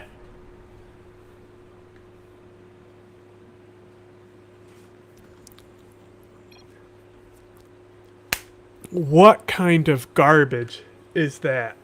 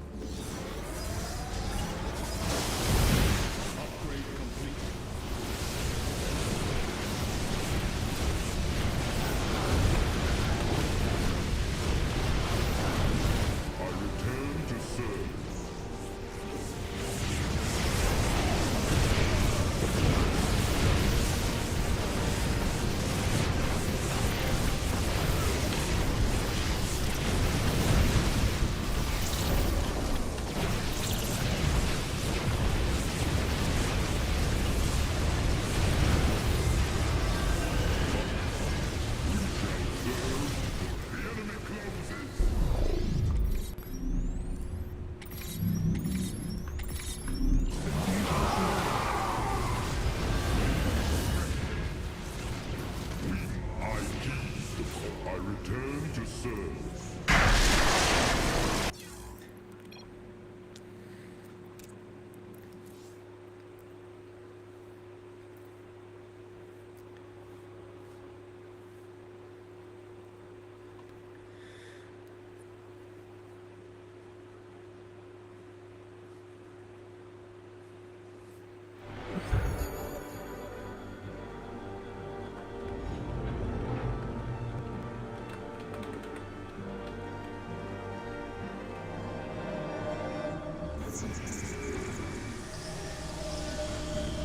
Engaging foe.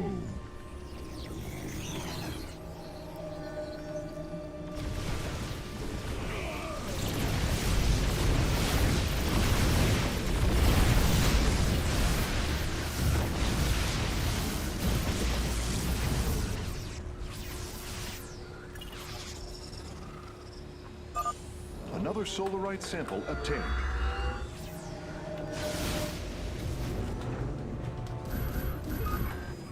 I return to serve. I walk the shadowed path. Bringing nearby sentries online. Our blades meet the enemy.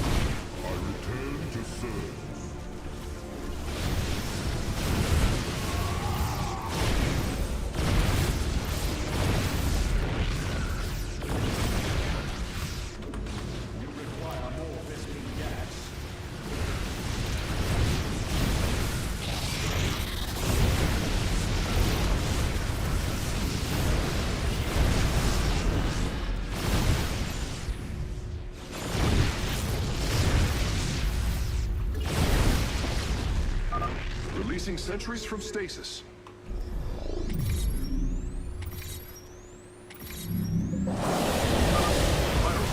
I'm detecting movement from the Tal'Darim fleet. Multiple transport signatures inbound on the facility.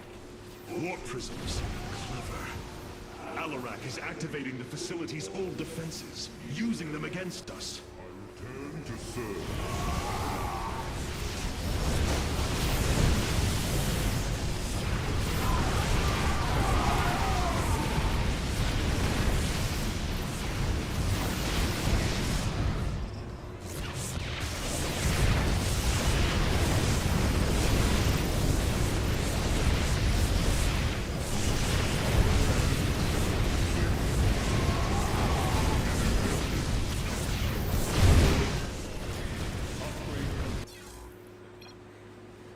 Talk about the latest with the Bill Pulte saga. Well, surprise, this corrupt moron has now taken over for Tulsi Gabbard as the acting director of national intelligence, a development that both Democrats and Republicans had tried to avoid. As Senator Mark Warner explained to Tommy, the original plan was to immediately confirm Trump's permanent pick for the job, federal prosecutor and former SEC chair Jay Clayton. But Trump got wind of that and announced that he was pulling back Clayton's nomination until Clayton's replacement at SDNY is approved by the Senate, all but ensuring that Pulte gets at least some time on the job. Why do you guys think that Trump didn't want his own pick, Jay Clayton, confirmed as soon as possible? He did take him.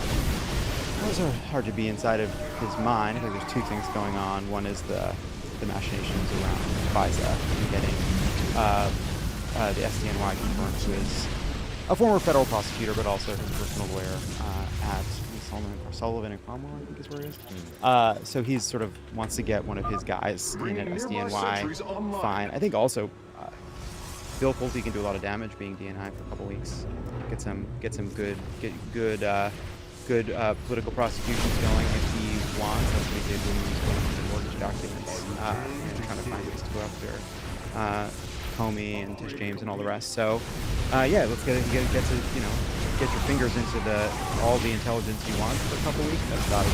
Apparently, someone, a source familiar told CNN before we recorded that Pulte's going to start carrying out firings, the deep state firings that we got. And part of it is to, I guess, get him in there so he can fire a bunch of fucking deep state people. Yeah, so Mark Warner, when I talked to him, was so concerned about Bill Pulte's access to information and being in the job he's doing, and that he was basically ready to unanimously just like confirm click like you see, just like push forward and get it done.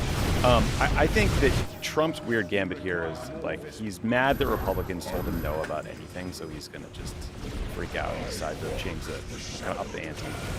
I think he genuinely seems to think that he can use the bipartisan desire to pass a very important intelligence collection program as a way to shoehorn in the SAVE Act and get that done, which is their crazy bill to like tackle the made-up problem of non-citizen voter registration, which just doesn't happen. But then with respect to Pulte, like I think the question is, does he want him to root around in intelligence information, find stuff about his enemies, and then refer to the DOJ or do something with it, or does Trump just want a purge of DNI? I don't really get why he couldn't have had Tulsi Gabbard. I'm detecting movement from the Tal'Darim fleet. Multiple transport signatures inbound on the facility. Yeah, he's better than Bill Pulte, but he's been very loyal to Trump. He's very MAGA. I do think he's a serious person, who's a serious prosecutor with the SEC. Yeah. You know, so he's like has a big job. Hopefully, like brings some relevant experience to his job. Pulte does. Speaking of Tulsi Gabbard, the cult she grew up in that maybe still controls. Wild. Yeah. Wild. Real story. Yeah, it's one of those things where because it's coming out after she's gone, it's like, oh well, she shouldn't be DNI. Well, and she's not. But man, you kind of the thing that I took away from it is one of the things about Tulsi Gabbard. I think that she's just a puzzle. She's just kind of confusing figure.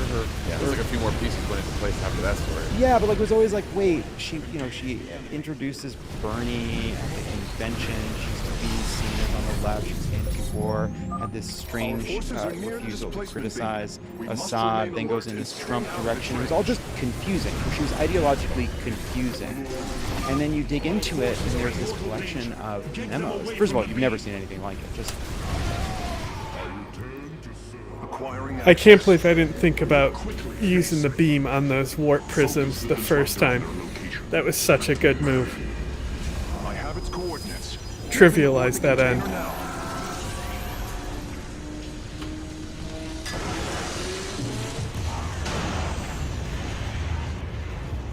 You are not as weak as you appear, Artanis. We shall meet again. The Purifier weaponry is safely aboard the Spear of Adun. Wait, there is a prototype warrior here as well.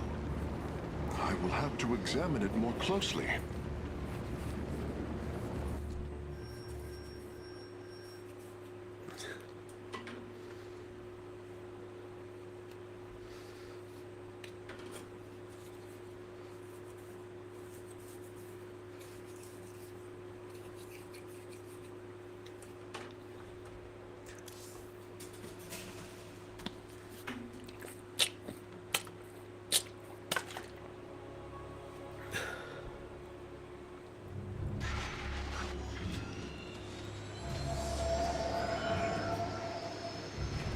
You wish to see me, Face Smith? Artanis, it is good to see you, young Executor. Phoenix? How can this be? It was his cloned personality that was used for the Purifier prototype. Given your friendship with the Source personality, I thought, well, he believes he was brought from stasis and made a Dragoon. Why are you here, Phoenix? I was given a directive by Ogdaris himself to come to Glacius and serve the Templar. It is the last recollection from his memory web. The Great Templar were still encoded by order of the Conclave. Do you know about the experimentation done on Glacius? Why Aldaris gave you this order? I am a warrior, old friend. You know this as well as any. It is not my place to question the order of Adjudicator. His construction is highly advanced. and a Danian shell composed of acrylic compression mesh. It appears he was to be the first in a revival of the ancient program. Enough! I have fought far too long for the will of the Conclave to be examined like some specimen. I am Templar, and I am reunited with the dearest of friends. Is this not a glorious day? You are right, of course. Karax, these tests are no longer needed. Phoenix, welcome aboard the Spear of Adun.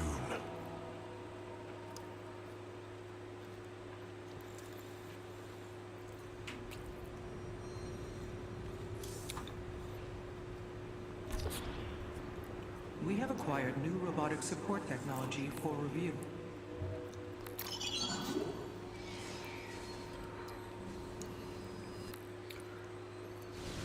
Karax has utilized data Let's from go. Glacius to bring the robotic sentinels online.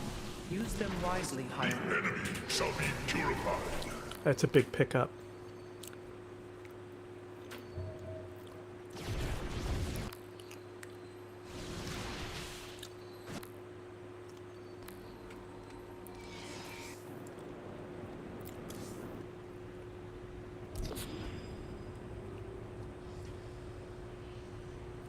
I think I only grabbed one solarite that time. That's okay.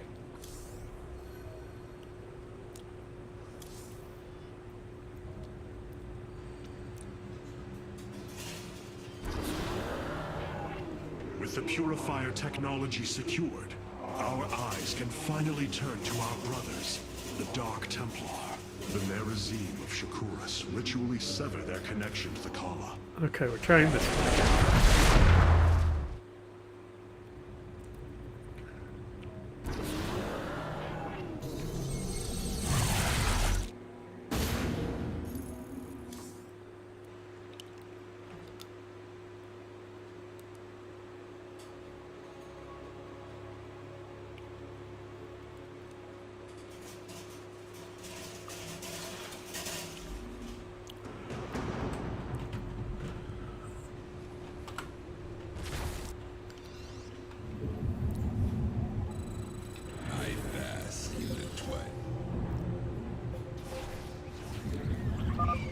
You will need the aid of my Dark Templar in this battle. They can strike from the shadows without fear of reprisal. What would you ask of us? These vaults hold the solarite reserves that power Telemetros. You may claim them with our blessing, Hierarch.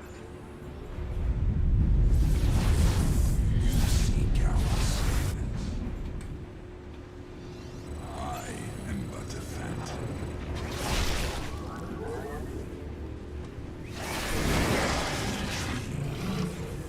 I will comply.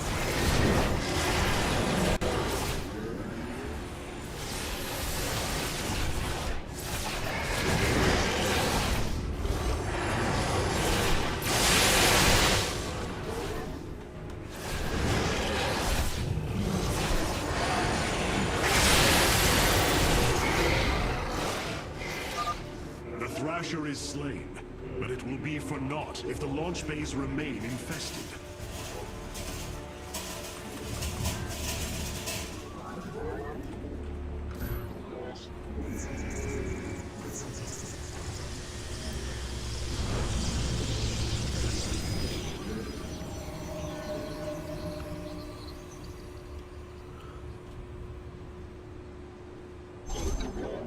What would you ask of us?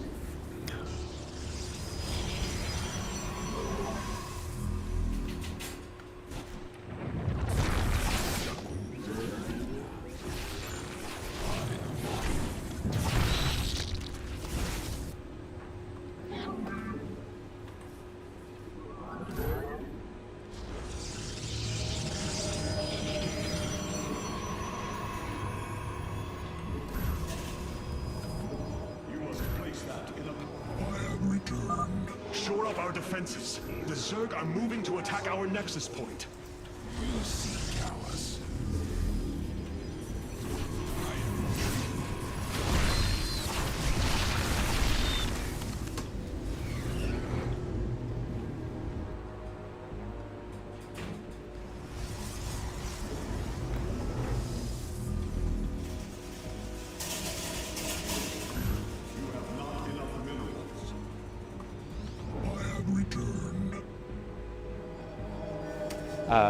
random. There's collection of memos that seem to be from this figure, this sort of religious leader inside of her life. These kind of like sort of harsh, like insulting directives coming all the time in her direction. What she should say on television, what bills she should use, how she should talk about certain issues. They deny that it's him. There's a lot of denials in the thing, but there's also references inside of these memos to his own life that don't refer to anybody else. Also, she said they matched what she actually said on TV. Matched exactly to all these memos. This person was telling her to do these things. Yes, and then on top of that, you have this collection of people. It's all this sort of strange bit of. It's very cultish. It's also very like ham-fisted and silly and amateur. They have a collection of people running dummy accounts to comment on their articles on Hawaii newspapers about Tulsi, and there's been like on Twitter and all of the rest. It's this little kind of ramshackle small operation, and then at one point, which I thought I don't know what kind of like master plan they thought they were implementing, that once Trump started running, there's one of the notes says something along the lines of, "It's a shame you're not running because he's doing what you were." Be president? Or what are we talking about? Well, she ran, and she apparently thinks the DNI is a platform to run again, and wants to try. And it's apparently things that she and Trump had gotten into fights about. Because remember when she put out that weird video after getting back to Hiroshima, talking about nuclear annihilation? It was like clear the context was in the midst of both the Putin-Russia talks, but also the Iran negotiations, and Trump, I guess, yelled at her about it. I mean, my reaction to the story was similar to yours. Love it, which is like, she's such a bizarre character, and like maybe this helps us understand this fucking weirdo that she was just taking literal direction from a cult leader. I hope it will get her out of politics forever, and that she will not run for president again. Apparently, like, I think, was it Roger Stone or Steve Bannon, one of those guys, thinks that she could actually run, but it's crazy. And this person was the director of national intelligence, like, just sort of speaks to the utter failure of vetting for any of these individuals. Yeah, or the success of the vetting. It seems like this is who he wants to sack his administration with. You got RFK Jr., conspiracy theorists, who, I mean, John Swain, who wrote the story, he said with his Washington Post colleague, Aaron Schaefer, I compared Gabbard's remarks in 32 TV interviews between 2014 and 2016 with the talking points memos intended for them. This is what the cult leader wrote, although he didn't say they're all the same person. On 24 occasions out of the 32, Gabbard used language in the memos almost verbatim. So this is like her entire professional career. She's just going on TV and saying the word. I mean, this is like a right-wing conspiracy, but it's real. Like when they think of Democrats being controlled by global forces, like here's Tulsi Gabbard just going on TV introducing legislation that this random cult leader told her to. What's funny too is they're trying to now say, they're like, oh, this is just anti-Hindu bigotry. When I say there's nothing Hindu going on in any of these fucking memos. And then there's the one line that I thought was great is, there was some line that was like, this was the one that said, no matter how much you, basically, to paraphrase it, don't worry, no matter how much you fuck up tomorrow, I love you and Krishna loves you, which I did really appreciate. There was one memo that I thought was very funny because it was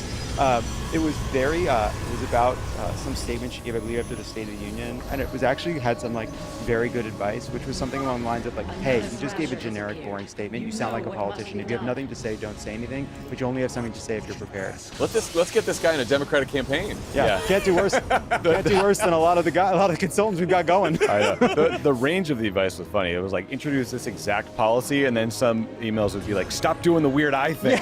Yes. and still doing it. You know what? I read that and I was like, oh, she does do that a weird eye thing. Yeah, he was onto something there. It reminded me, I remember there was somebody, when I was working for Hillary at some point. Gross. She went to the floor to speak on the Senate floor by some issue, and one of the consultants accidentally replied all, meaning to send the note to just one person, and the email just said something like, how could you let Hillary go out there looking like shit like that? She was on the reply. No, Hillary, but the whole staff was. We all. Okay. I wasn't. That was early in my days. I was not on a small email chain about Hillary. Oh, I didn't know she was included in the office. No. I don't think she was. Because then that person would have been vaporized. Yeah, just sort of blipped out of existence. Maybe we all need like a cult leader in our lives giving unvarnished feedback, you know? That is true. Yeah, that's what Dan's for. That's why we read message box. Wait till the memos come out. Yeah. Yeah, they are. You can subscribe.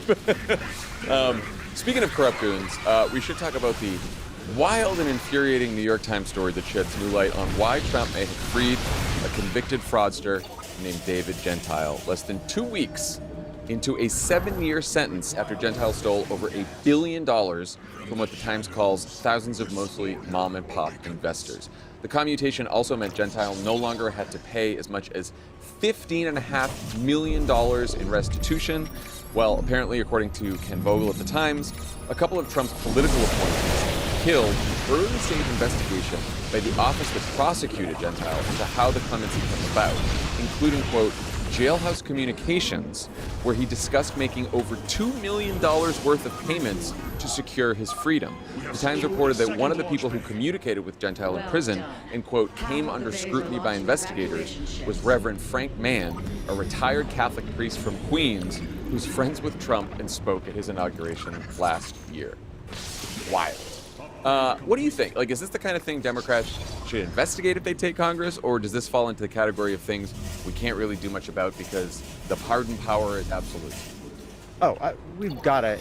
This is some of the most brazen corruption of the administration. And by the way, like, again, there's going to be a lot of people that say we shouldn't be looking backwards, but one of the reasons we're going to have to look backwards is so we understand what we need to do to fix it. And pardon reform, some kind of constitutional amendment on the table for how to protect our democracy. I mean, we absolutely need to be investigating this. One other reason to do it is there is daylight here between Trump and some of the people around Trump. If you notice the Caroline Leavitt statement in that article says something like the idea that people would be trying to profit off of clemency is like repugnant or something to that effect.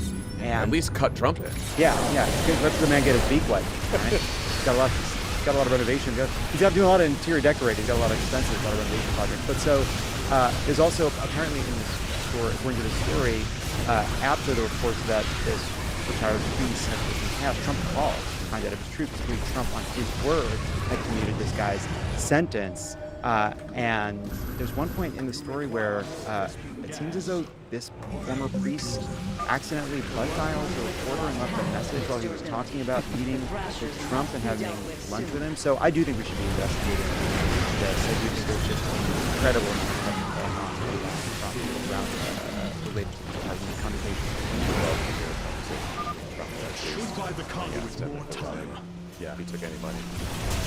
I mean, Trump is immune from prosecution on pardons. The people selling pardons are not. So we should absolutely investigate the hell out of it and see if we can bring some of them to justice. And also, I think stories like this, where you've got this corrupt guy who defrauded $1.6 billion worth of money from mom and pop investors, is how it's described. Like, this directly connects the corruption to how it's hurting you. This is like kind of the exact sweet spot of the message. And again, my thoughts when I read this, my first thought was like, oh, this is going to end up in a John Ossoff. Absolutely, probably was already there. Like a video. And then, you hear about this? You hear about this one? You read about this? And then, again, I talked to Maggie and Jonathan about this, there's all the examples of corruption. And Jonathan Swan was like, look, they're very serious journalists, right? Like, I'm trying to fuck with them, telling me just the facts of the reporting. And Swan, looks into the camera and he's like, I think we know about 1% of the corruption stories that's actually happening. So, the avenues for investigative reporting, lawsuits, investment oversight, there's a million stories like this that we do not know that we are going to have to try to find out. And that's the only way that the MAGA cult will ever realize that this man was taking advantage of them and harming. By the way, it doesn't take a leap of faith to believe these stories. Like, oh, you think that a bunch of criminals, people who were convicted of crimes, including the president, and this guy that he said he commuted, you don't think that he was selling, he was in jail and thinking to himself, how do I get out? Well, I got to have Donald Trump do it. Who can get to Donald Trump? Well, someone that maybe I can pay. Maybe this friend who's a Catholic priest, whatever, and the retired Catholic priest who just happens to be Donald Trump's buddy. Like, of course this happened. Like, what are you talking about? And by the way, the story inside of this, the retired priest cleaned up the gravesite of Trump's parents, then sent the picture, and that's what gets him invited. Right. The whole thing reeks. The whole thing it's just like, what are we talking about? It is the culture that Donald Trump created when he got to the White House and basically was like, oh, I'm going to just pardon anyone who I want to pardon. And it doesn't matter what kind of crime you committed, January 6th rioters, people who defrauded people, whatever it is. Like, if you can curry favor with me and you know me and you're connected to me, you get a pardon. So, of course, an entire industry is going to spring up of people who sell access to Donald Trump for pardons. Why wouldn't you? If you're in jail, you know you're being in jail for 10 years, and then all of a sudden this door of hope opens that you get this money to some schmuck around Trump, some lobbyist or consultant around Trump, that you could potentially get out. You'll walk away. You got Sam get your Bankman-Fried life now back. being like, he wants a pardon. I literally was just gonna say, Sam Bankman-Fried is like openly lobbying for a pardon. Tomorrow he's gonna be like, I saw the guy who used the box cutter on the pool. Yeah, I will bribe you, sir. But also, when the president of the United States takes a plane from the Qatari government or sells half another of his signal crypto company in a secret deal to an Emirati-backed investment firm, everyone around him sees that, and that, approach to governing filters through everyone else. And they're all thinking, how do I get mine? Yeah, I also will say too that I think there's sort of this like fatigue, and you're like, wow, any one of these scandals would have defined the previous administration, but like Trump, we sort of get glamored by the ways in which there's always a new scandal and a new controversy. But this is Republicans in Congress, because if the reason it got to this point, the reason we have this level of corruption is because there have been multiple scandals which, if they had marched to the podium and said this stops today, they could have stopped. And they chose not to. They are responsible for this. They are the ones that are doing it. The corrective for this in the Constitution is, of course, impeachment. And, there's obviously recovering the last solarite reserve now. Trump The solar core should go be anywhere. augmented by the There's time part of our me that forces thinks, like, return, Hierarch. you just do it as a matter of fact, like, hey, look at all this corruption. If the Republicans actually voted to do that, part of what we want to do is get some of this money back to the American people that we stole from the American treasury, from the American people. We don't expect the Republicans to actually vote for this, but we want to go on record and realize that, like, the president committed a bunch of crimes, stole a bunch of money from people. Like, you don't have to make a big deal out of it. I don't know. I'm still thinking about it. Like, I don't. It is hard to go down that path because it takes up a lot of oxygen. But again, when a president does this kind of thing, when he uses the pardon power, when he's this corrupt, when he's stealing from the American people, the remedy in the Constitution is to impeach the guy. And if you don't do that, then Yeah, and by the way, both of these vehicles to make learned a lot. Those boy, did it work. well, the hearing, and then even the January 6th hearings that came later, I think were really important. No, they did not work. Here we are, but I do think at a certain point, yes, there will be a strategic argument against it. I get that, but man, have we done a lot of overthinking about strategy. All right, now you guys get to hear when we come back more about all of Trump's machinations in the second term. Maggie Haberman and Jonathan Swan. Pod Save America is brought to you by Smalls. Smalls makes fresh, human-grade food for cats. It's made from the same stuff you or I would eat, but formulated specifically to help cats thrive. Cats are obligated.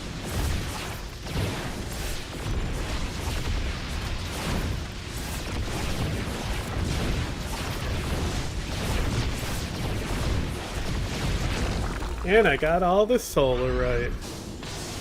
The launch bays have been reclaimed. Matriarch, you may complete the evacuation.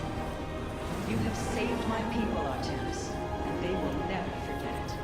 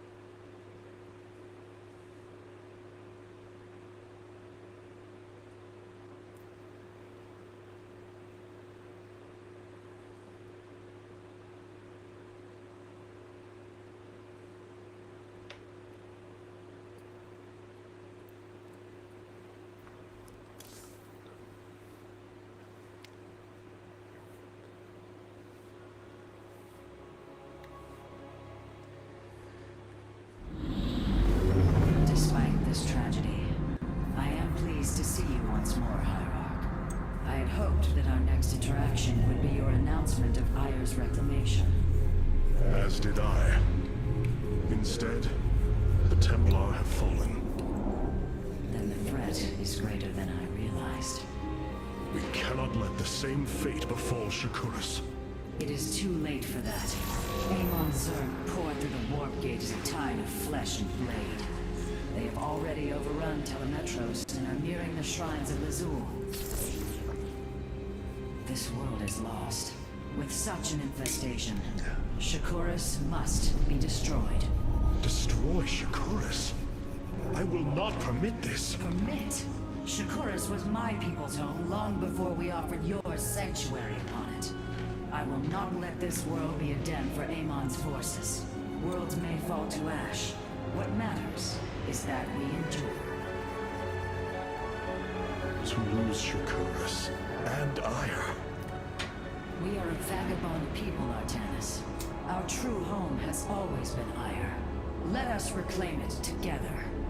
It is fitting that the daughter of Raja Gal decides the fate of the world she helped forge. Let us make preparations at once.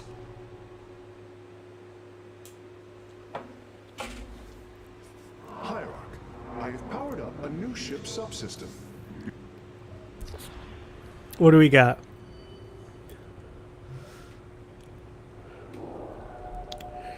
Is this auto?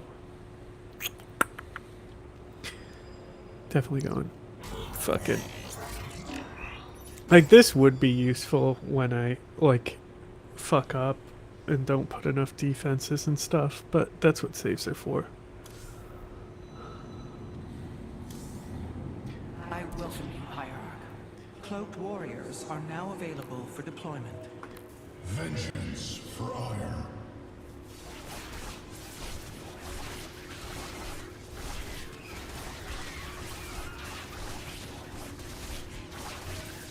Got to.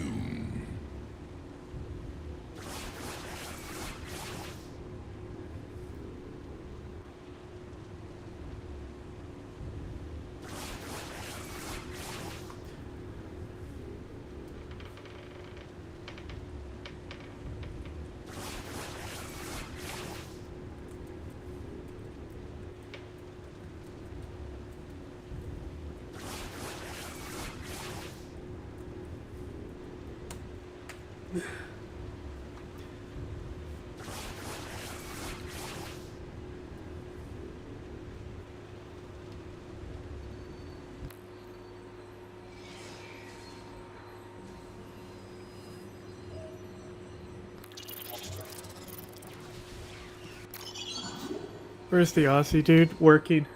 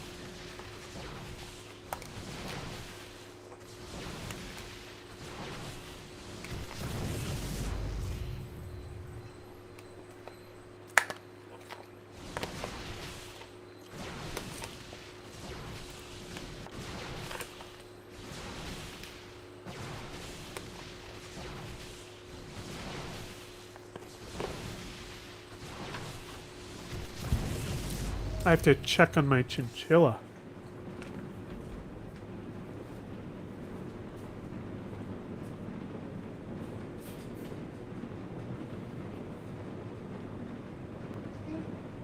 Hey, how are you?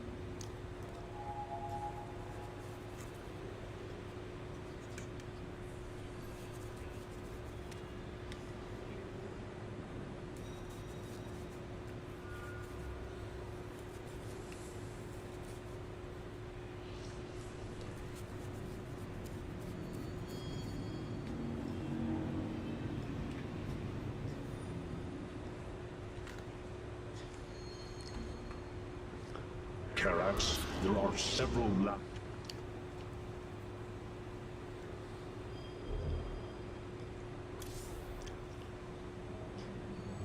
Ah, yes, I see. The physical shape is a deception. That...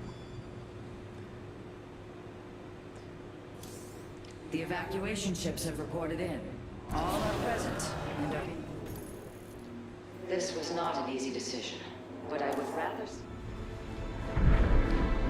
Tell me, Vorazun, how will we bring destruction to your world?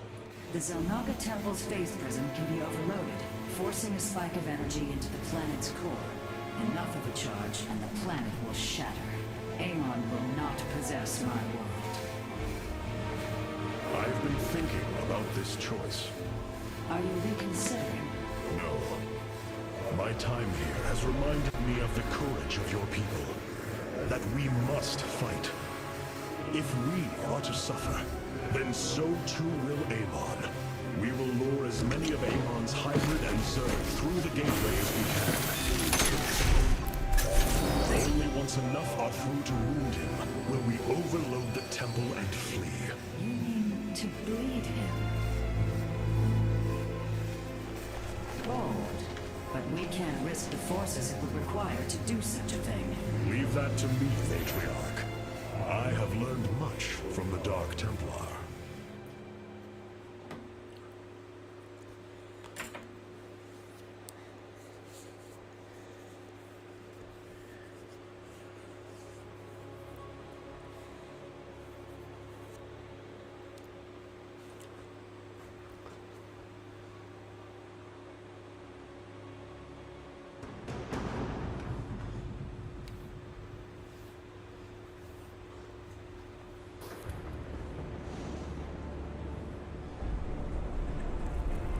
Our forces have secured the Zelnaga Temple grounds. Artemis, how go your preparations? I am configuring the temple now, but without the Uraj and the Callus, it will take time. Time is not all it will take. The temple's energies are regulated by 3 Zenith stones. Only once they are destroyed can the temple be overloaded. Until then, we must defend it from the Zerg and their hybrid masters. The Nerazim have long used Kildaren monoliths to protect our lands. I see your Phase-Smith has become familiar with them. Indeed, Matriarch. The monoliths are quite deadly and fire a considerable distance. They should prove instrumental in our defense. The moment has come. Let us begin.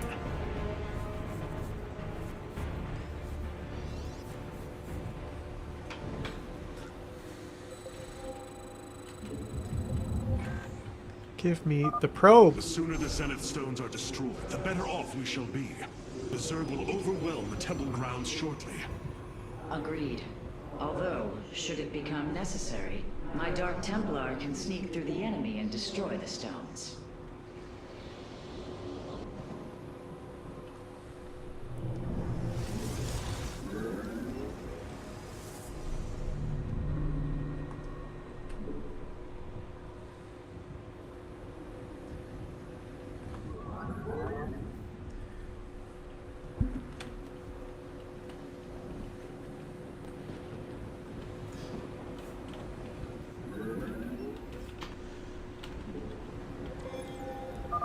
The Zerg gather for an attack to the southwest. Ignite your blades, warriors.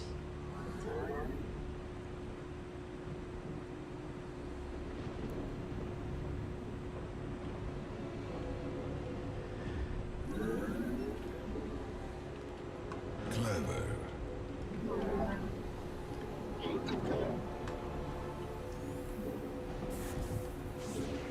Base is under attack.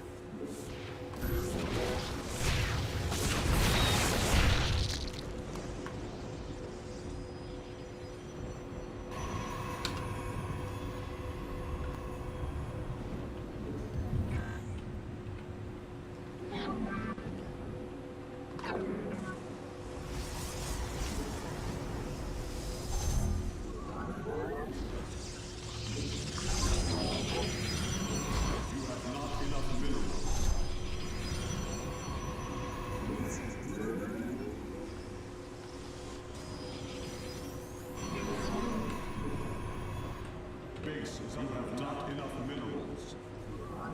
You must place that in a power field.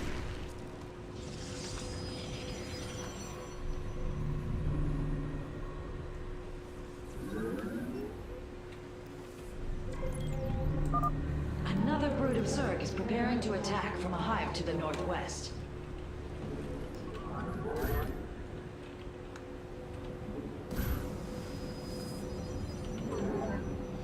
This warrior awakens.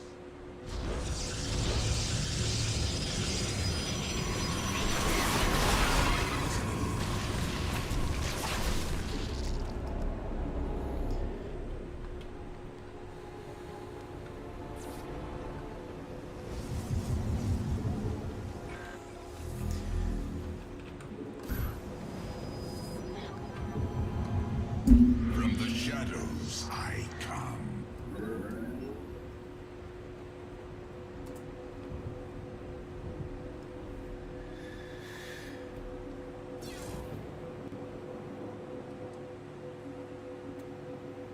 Thrilled to be joined by the authors of the new book, Regime Change Inside the Imperial Presidency of Donald Trump, Maggie Haberman, Jonathan Swan. Great to see you both. Thanks for having us. Thank you for doing this. So, first of all, congrats on the book and for getting this thing into the world. I know a staggering amount of work went into this book. I think you have over 1,000 interviews. That is remarkable. And the result is just this incredible page turner that provides a level of insight into how Donald Trump operates and how this administration works that I just haven't found everywhere else. And I'm a total sicko, and I follow this for a living, and I follow these people for a living, and I was learning a lot, and I know you both. Artemis, our observers You have to do the Spear of a Dune, which gives you the cannon. I was about to be like, can you get to this mission without cannons? Who follow every move of this president. Maggie, I know you had the good fortune of getting to know him back in New York a long time ago, so you guys know the subject as well as anyone. So my first question is just a general one, which is for both of you, what's the top line takeaway for you in terms of what you think has changed from Trump 1.0 to Trump 2.0? And then after that, I was hoping you both could just sort of tell us about the experience of bringing this reporting to Donald Trump and having to interview him about it. Why don't we start with you, Maggie? Sure. So one of the things that we tried to convey in this book, and I think we did, Tommy, is that this is just a fundamentally different term than Trump won. This is a very different presidency. This is not 2017 anymore. This is not people who this president had never met before serving, not just throughout this administration, but in his White House. This is a group of people who are deeply aligned with him, who had spent many, many years thinking, some of them, not all of them, but thinking about how they could use the levers of power for a specific agenda. Trump himself has been thinking about various aspects of this presidency, one of which he's been very open about, which is retribution. And you are seeing a president wield power in a way that is fundamentally changing the way people look at America around the globe, the way Americans interact with their president, and certainly not in our lifetime that we've seen this. I'm not sure there has been something like this. And we tried to show, additionally to his unique qualities, never admitting defeat, never having any shame, refusing to be thrown out of the arena, the various factors outside of his control that added to that. But he is came back to Washington with a very, very different climate. It was a completely cowed Republican Congress, cowed tech leaders, cowed donors, law firms who were facing threats of executive orders, media companies that were concerned about being targeted by the government, and he has very happily wielded that power. I agree with everything Maggie said. It's really hard to emphasize sufficiently how different this is from term one. It's almost unrecognizable in the way he's operating as president. And I'll just give you one kind of other way to think about it, which is in term one, he was quite reactive to domestic politics. The polls were down. He'll be reactive to that stock market. What's it doing today? What did he last see on TV? And I still think that's a lens through which people are viewing him this term. I still see a lot of kind of commentary that kind of analyzes him through that term. Look, it's not binary, it's not black and white. It's not to say he doesn't care at all about those things, but he cares far less. Donald Trump this term, we picked this up pretty early in our reporting, and it became very evident when we sat down finally across from him. He views himself and is trying to create this for himself as a capital G great man of history, as a sort of Napoleonic figure. And he literally handed us this 2-page document when we were there with him in the Oval Office, which he said was written by a historian, and it compared him to what he described as the quote-unquote top 10.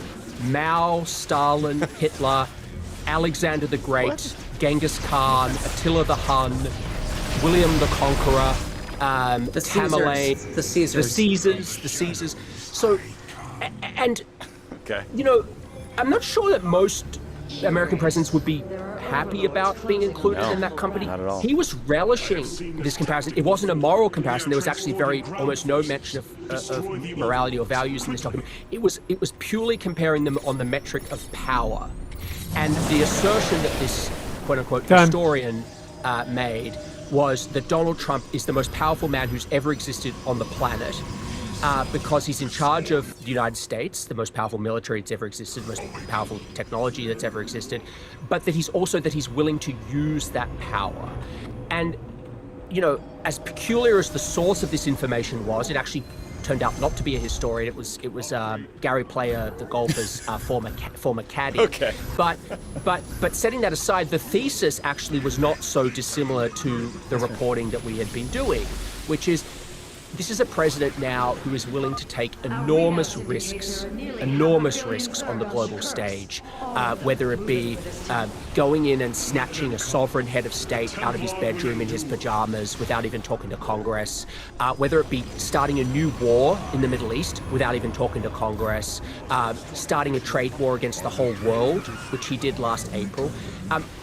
He wants to put his imprint on the world and this country and build monuments to himself, and he's far less concerned about whatever the latest polls are or the midterm elections or the future of the Republican Party than he is making Donald Trump a capital G great man of history.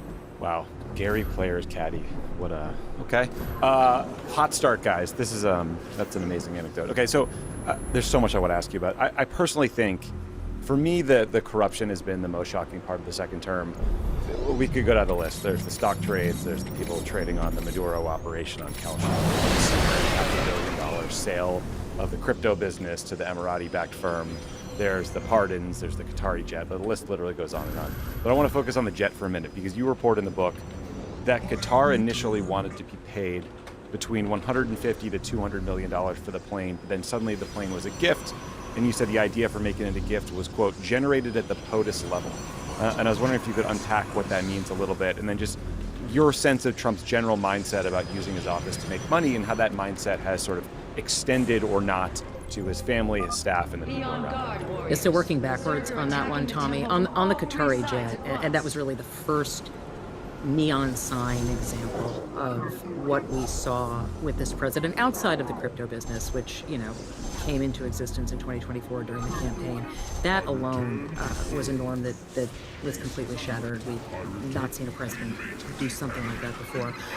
It speaks to a mindset that is across this government. It is certainly clear for this president, and it is clear for members of his family, that they feel like they gave up a lot. I mean, they openly say this. We gave up a lot because Trump ran. We were under investigation. We lost lots of money. We lost, you know, golf tournaments at our clubs and so forth. And there's no laws prohibiting this, and there's nothing that stops this. And Trump openly said this to some of our colleagues earlier this year, actually.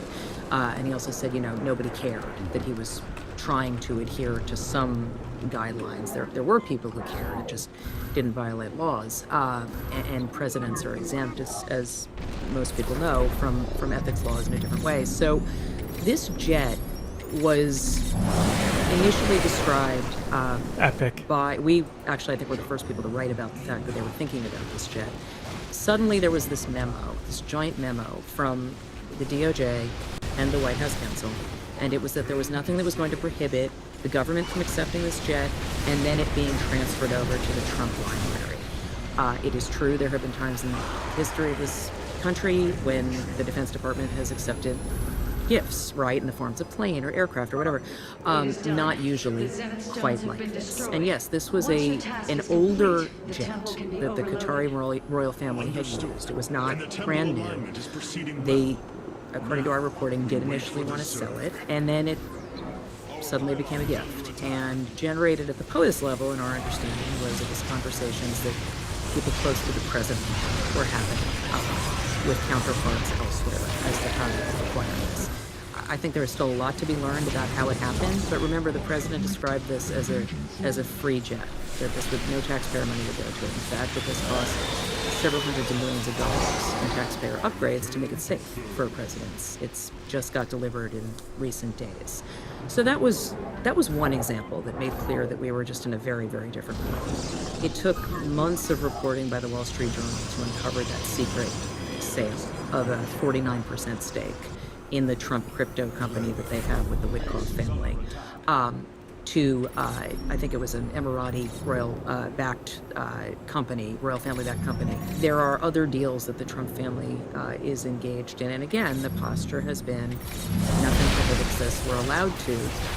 It's so blatant and on a scale we have just never seen before. There have obviously been accusations of self-dealing from presidents in the past. This is unlike anything that I can recall seeing and really being written about in modern history, at any rate. And I do think that the public is starting to pick up on it. That is puncturing something that he had been able to hang on to for a long time, which was the sense that he is a successful businessman. He didn't gain anything from this. There is a recurring theme, and it's hard to ignore. Yeah, and Jonathan, I mean, staying on this corruption piece, we've heard about the ballroom, we've heard about the Arc to Trump, the PAC fundraising. You guys do a bunch of reporting on the Trump Presidential Library Fund. In fact, you report that Commerce Secretary Howard Lutnick personally donated $25 million to the Trump Presidential Library Fund. This donation came after reports about Lutnick's kids unlawful administration policy in a way that was deemed unsavory in the press. I'd love to hear more about that. And then also, can you talk about, it sounds like Eric Trump is leading a very aggressive effort to raise money that includes individuals like Mohammed bin Salman, the Crown Prince of Saudi Arabia, sovereign wealth funds in the Gulf, just sort of blatant conflicts of interest. I'd love to hear more about it. People around Trump have described to us that they want to raise $2 billion for his presidential library. It's essentially a tower that looks like the Freedom Tower that sort of towers above the Miami skyline. In no way is it a presidential library. You've seen like the montage, you can go in there and there's like actually like a gold statue of Donald Trump and restaurants and God knows what else. So the reason we found out about the Howard Lutnick example is in the Oval Office, Trump brings it up. There was something that Howard Lutnick said, and Trump said, this is in front of a group of people, something to the effect of, the only reason I put up with Howard's bullshit is he gave me $25 million. Wow. And you know how Trump just, the way he talks, and and other times you say, Howard's so great, I just asked him for the money and he immediately gave it to me, or some version of that. But what we also found is that people around Trump, Eric Trump and others, have been approaching and discussing with Gulf monarchies funding this library.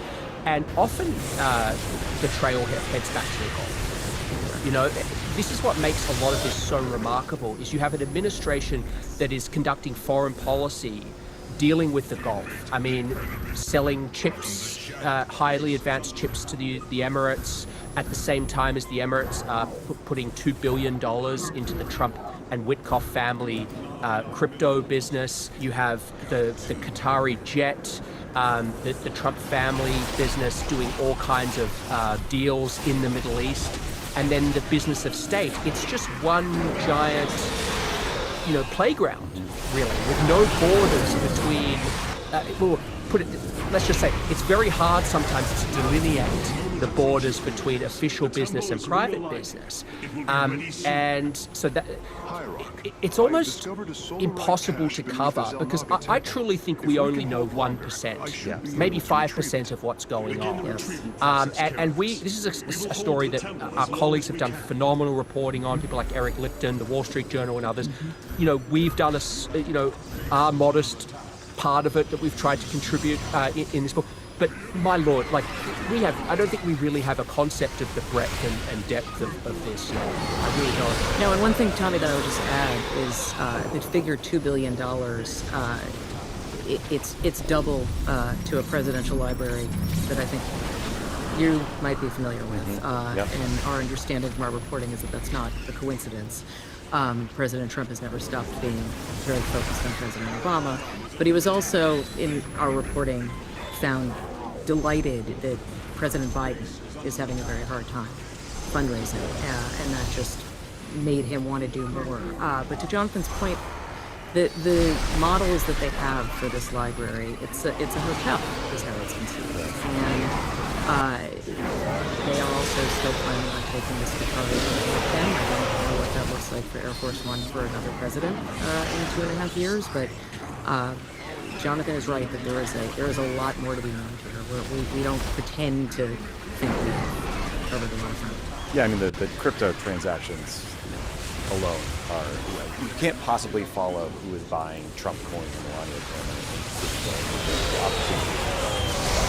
and Maggie, one thing that reading the book really helped me understand was just how the country and then Trump's own time when he's in the Oval Office really is. You describe Trump's time in the Oval Office not really as a day that is structured with meetings, but more like kind of a rolling bull session with some advisors, whoever's in town visiting. You guys report on the scene where there's some poor NSC goons in a corner trying to sign off on a classified program. On the other side of the office, someone's on speakerphone from Mar-a-Lago. The fucking decorator walks in with rug samples or something. That blows up the whole conversation. The pavers for the Rose Garden. Sorry, the pavers for the Rose Garden. Yeah. Tell us about, paint us a picture of what it's like inside the Oval Office and how decisions are getting made. Yeah, look, I mean, we describe, as you say, this setting.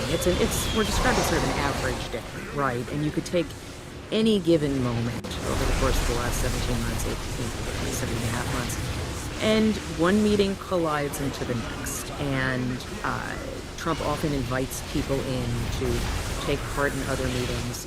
One example of that in the book is the meeting where Laura Loomer is listing people at the NSC and elsewhere in the government who she is telling the president are against him. And Scott Perry, the congressman, comes in for a separately scheduled meeting, and then they start talking. And so there are constant scenes like this, and it has just become very familiar to everyone. It's how he functioned at Mar-a-Lago, it's how he functioned in power. Some of this was the case in term one. It is much more expansive now. In terms of how the government is being managed, what was really striking to us, and we do describe this in the reporting in the book, is just how small the group of people running this government is. I don't think there's any way. I think I should overload it now because it's just going to save time, but I might as well try.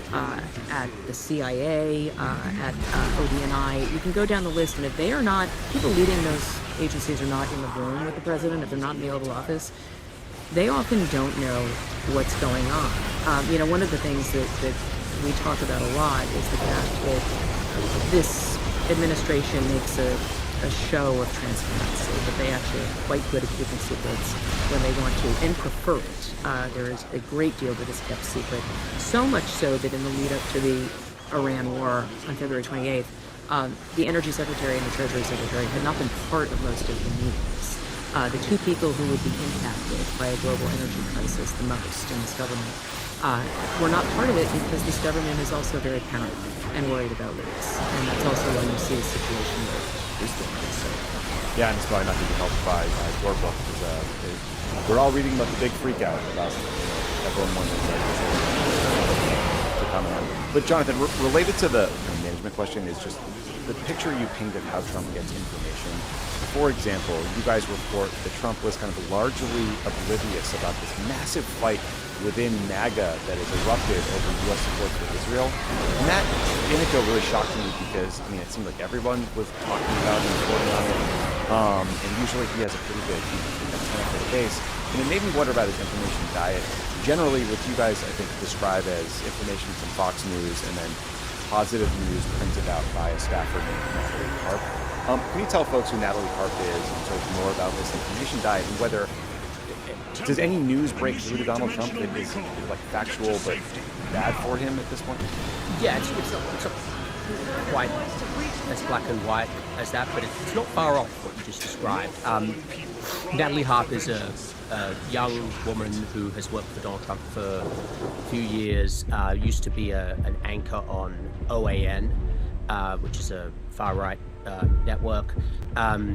She, one story that Maggie and I broke, and it's mentioned in the book, she's basically the most devoted, let's say, to Donald Trump, more than anyone we've ever seen. She writes him she has written him numerous letters that she's left for him. One that says, "You know, it matters to me," some version of that. Raised the eyebrows of the Secret Service during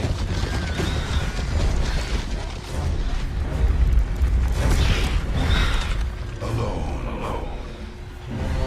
It is said that those of our kind suffer, separated from the glory of the Kala.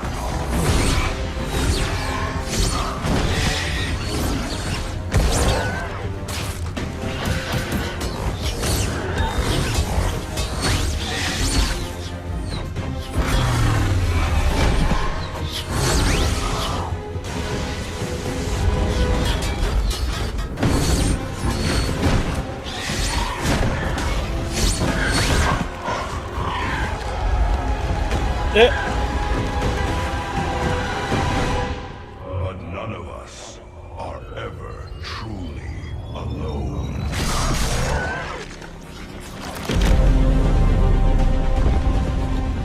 For our warrior hearts are bound by honor, tradition. He can do that?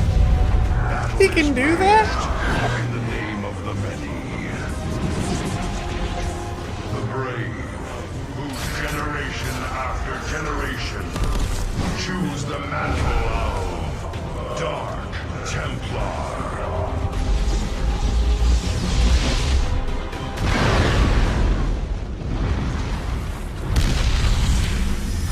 The ultimate cool guy doesn't look at explosion.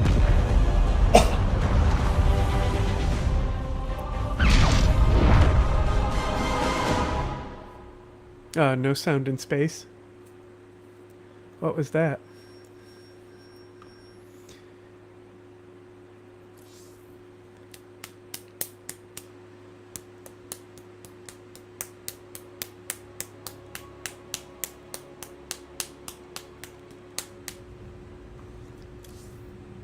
Did I get the solar right? Oops. I mean, can I go into, like, if I go in here and I do this,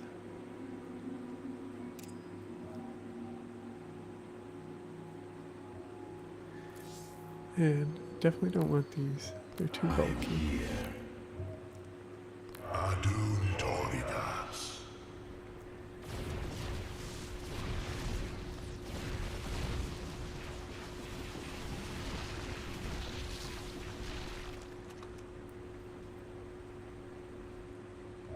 I return to serve.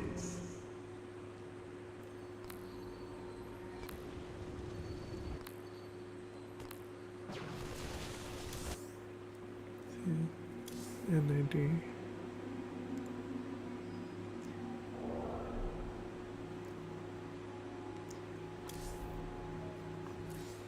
campaign. Mine too. Mine are up. Some of these letters that were left in some of his private quarters, and she's just totally devoted to him. In Oval Office meetings, she sits on the chair the side of the room with her laptop open, and Trump, they call her the human printer. So Trump basically just says, Natalie, get me this, or he's, Google this. We have a scene in the book where during the trade war, or lead up to the Liberation Day, where he declares a trade war against the whole world, where he's just not believing the the deficit numbers that Howard Lutnick is giving him, and he says, Natalie, Google me the real numbers. So she's furiously Googling, and of course the real numbers don't exist because what Secretary Lutnick had given him were actually the real numbers. But so that's who she is. His information diet has constricted. There's no question. In term one, he was scrolling Twitter a lot more, which just gave him much more exposure to just random things that were coming across the transom. He still does watch MSNBC, as you've noticed, when he rages against Joe Scarborough and Mika, and he'll still watch CNN, and but it's really Fox all the time, and that whole world of the Manosphere podcast, he exploited that to his advantage very effectively during the campaign. But it wasn't like he was ever a consumer of it. Like, Donald Trump doesn't sit there listening to like Theo Von and Joe Rogan and Tucker Carlson's podcast. They might as well not exist. He'll occasionally hear, Joe Rogan's been criticizing you, but he's not tuned into that. He's just watching Fox and hearing largely from people who support him. The patio at Mar-a-Lago is full of flatterers who are coming by you. Great job, you're doing an amazing job, Mr. President.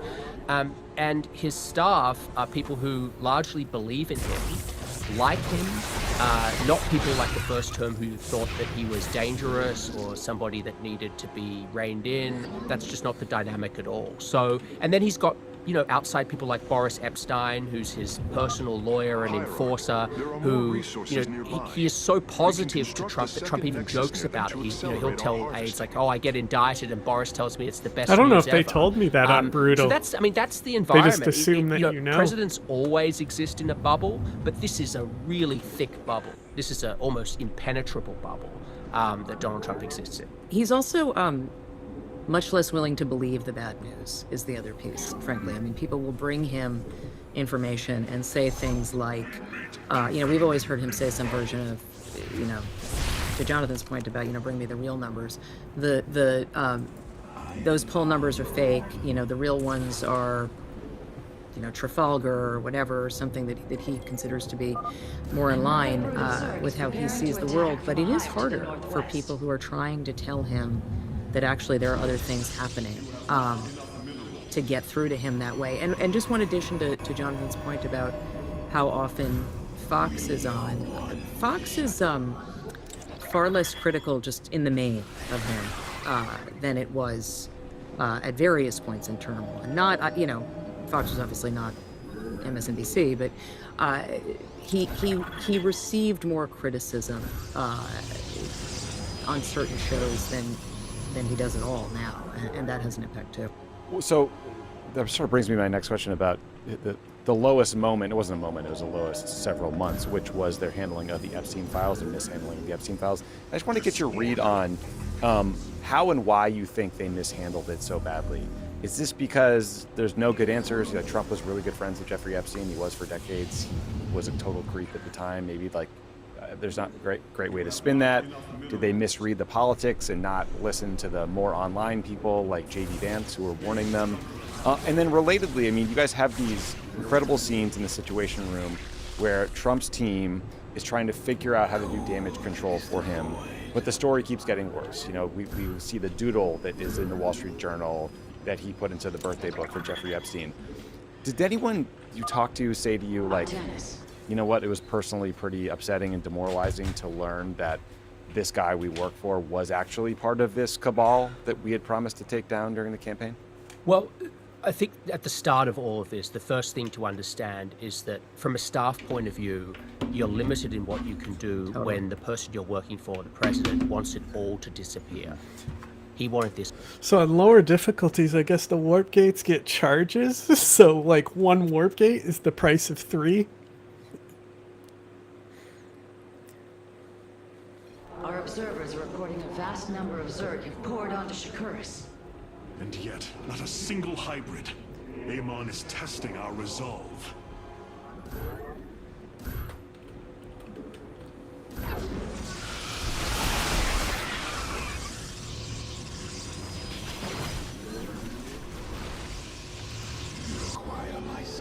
Can probably go break this now, and since it's on a low difficulty.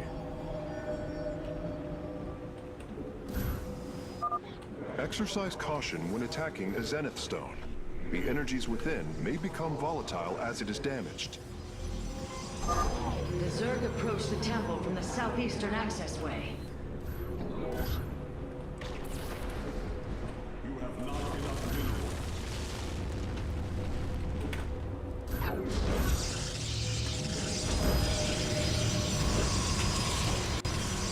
This warrior awakens.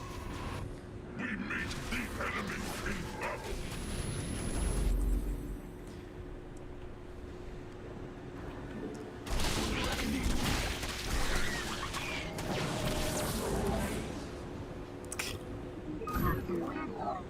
Whole thing to disappear.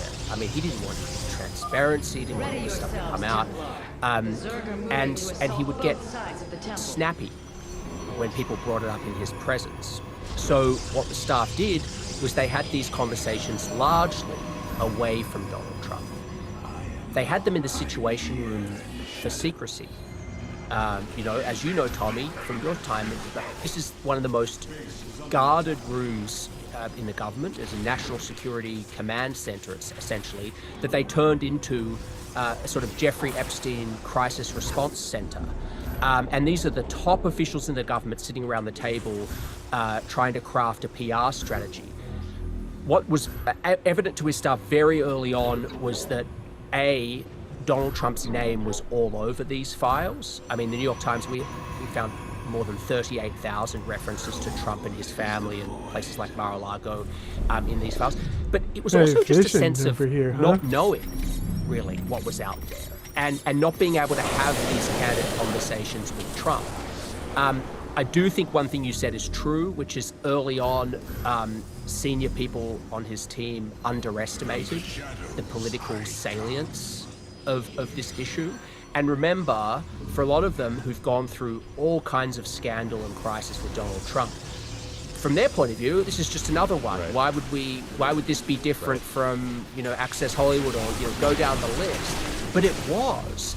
And it was very frustrating to Trump himself because he's so used to telling his base, think this, do this, and it shall be done. And this was this issue where perhaps because some of his own people had helped whip up the hysteria and conspiracy about Epstein, the base just wasn't listening. The base just refused to kind of take direction on that, and it just hung around. And one thing we obtained in our reporting for the book is private focus group research that Trump's team did this year, not last year, this year, almost a full year after they first tried to start dealing with the Epstein thing.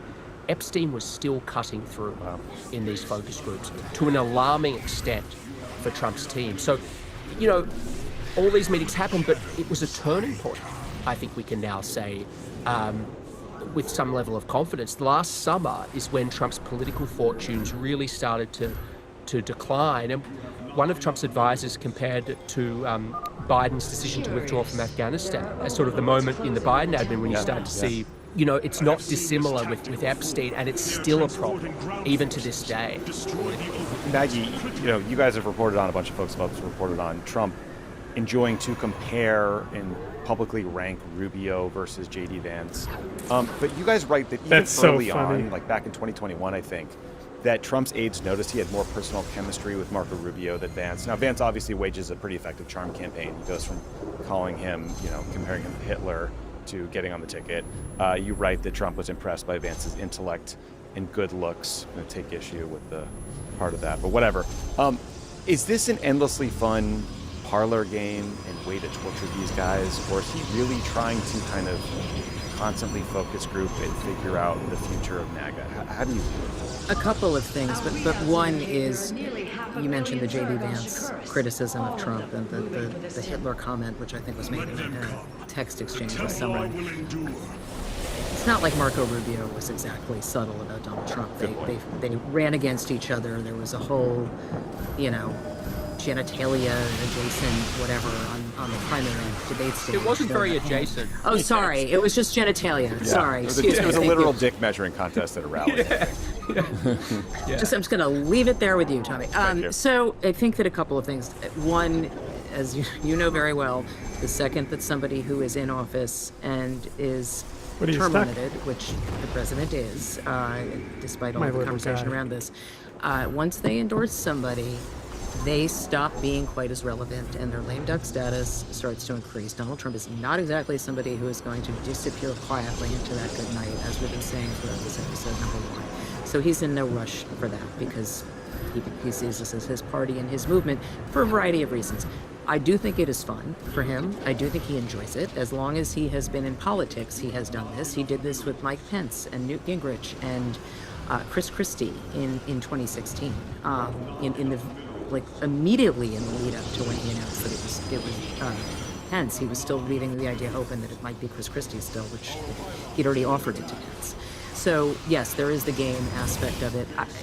It's hard to look at the existing fundamentals of the modern Republican Party and the MAGA movement and not see how J.D. Vance is still very much the prohibitive frontrunner. Yeah, now, sure. obviously lots can change, but I also don't think that Donald Trump is going to completely defy reality if that's where it's going. But again, these predictions are not worth a whole lot. I do think we will continue to see much more of this going forward. But it's totally, on an interpersonal level, it's totally bizarre. I mean, we have a lot of this in the book, but we have a scene in the book where Rupert Murdoch comes to the White House at dinner, sitting on the same table as Trump, in the Blue Room of the White House, and J.D. Vance and Marco Rubio are at the table. And Trump, right there, with both of them at the table, asks Rupert Murdoch to assess each of them. And Murdoch gives Marco Rubio a much more hearty, endorsement than Vance. I mean, this is what Trump is subjecting his vice president to. I think the only thing we can be confident of is that he's not going to make it comfortable or easy for him. He's just going to keep doing this. It's just who he is. Yeah, I think the quotes you have is Murdoch says, I think JD has the potential to be great. And of Rubio, he says Marco is brilliant. So that'd be tough to hear. So, Jonathan, I track the Trump foreign policy closely. I just find it particularly interesting. And since the beginning, I've been trying to understand the emergence of Steve Witkoff, who, for the listeners, is like Trump's real estate and golf buddy, turned diplomatic envoy for everything. This anecdote from the book blew my mind. So you have this scene where Witkoff is, I believe, in Moscow meeting with Vladimir Putin. The anecdote goes like this. What are you drawing, sir? Witkoff asked. Putin held up a piece of paper in thick looping pen strokes. It said 3+2, which is shorthand for the territorial framework just that trapped Witkoff yourself, discussed honey. with them. 3 oblasts Russia would keep outright, and 2 where the fighting would freeze in place. Quote, can you sign that for me and I can take it home, Witkoff asked. Putin signed the drawing and Witkoff brought it home where he had it framed in black with taupe mats. So 2 questions for listeners. Like basically what Witkoff is asking to be framed there is a piece of paper that would memorialize an agreement that would be capitulation for the Ukrainians, and I think a lot of people would argue validates Putin's decision to invade Ukraine, which led to the deaths of hundreds of thousands of people. Why would Witkoff want that in your view? And then more importantly, like, what do you make of Witkoff's emergence and his motivations? Because by all accounts, he seems like a very nice man, one who seemingly is in over his head, understandably, by the way. I think anyone would be in his position. But also, it's hard not to see his son's role at World Liberty Financial, the crypto business, and worry about conflicts of interest and corruption. So Steve Witkoff before this term, had no diplomatic experience, full stop. No foreign policy experience, full stop. There is a commonality at the most senior levels of the Trump world, which is a contempt for subject matter expertise and subject matter experts. Jared Kushner would often, to others, speak with contempt about people who've worked on Middle East deals forever, and there's just a feeling from these guys. There's really not that there always many. has been that they have. I mean, look at fresh this attack ideas, wave. fresh answers, private sector thinking. That's nothing. Trump, again, Trump is comfortable with Witkoff Trump saw him as a deal maker, thought that he would bring home a quick deal with Putin. Trump thought it would be very easy to end this war. When he was saying 24 hours, it actually, in Trump's mind, I don't think was that much of a rhetorical flourish. I think he genuinely thought he could end this conflict very quickly, and has been quite frustrated that that Witkoff hasn't been able to bring home. Witkoff, from what we can gather from his colleagues, views the conflict. There's not really a sense of Putin as a villain and an aggressor and Ukraine as a victim. It's actually, we have a scene in the book where Trump is with his inner circle in the Oval Office hashing out, supposedly hashing out, and Keith Kellogg, who was his original envoy, is dutifully giving this presentation, which he spent all this time on. Unbeknownst to Kellogg, Trump already had a back channel set up with Witkoff. He hadn't told Kellogg about that. He's doing this presentation. And during the presentation, Trump is interrupting him by saying things like, the only good thing about Ukraine is the women, they keep winning Miss Universe. Zelensky's terrible, he's destroyed his country. So the animus, when the animus comes out, it's almost never against Putin. It's almost always against Ukraine and Zelensky. And I think Witkoff saw his job as bringing this conflict to an end, but really viewed those leaders on a flat plane without really making moral distinctions. I mean, we have another line in the book where he tells Putin that Russia's good at a lot of things, but they're really bad at PR, as if the Kremlin's main problem was a PR problem. So that's the mindset, and he goes and meets with Putin on his own. He really doesn't use staff like someone in that role would normally use staff, and as a result, there have been times where there's been miscommunication and misunderstandings, and it turns out diplomacy is complicated, and this conflict is not easy to resolve, and in fact it's still raging on. Many 24 hours after the initial 24 hours was resolved. Right. Well, I think down the road maybe we'll learn more about this, whether there's a corruption piece of this to the Witkoff story. But listen, you guys have given me a lot of time on an unbelievably busy week.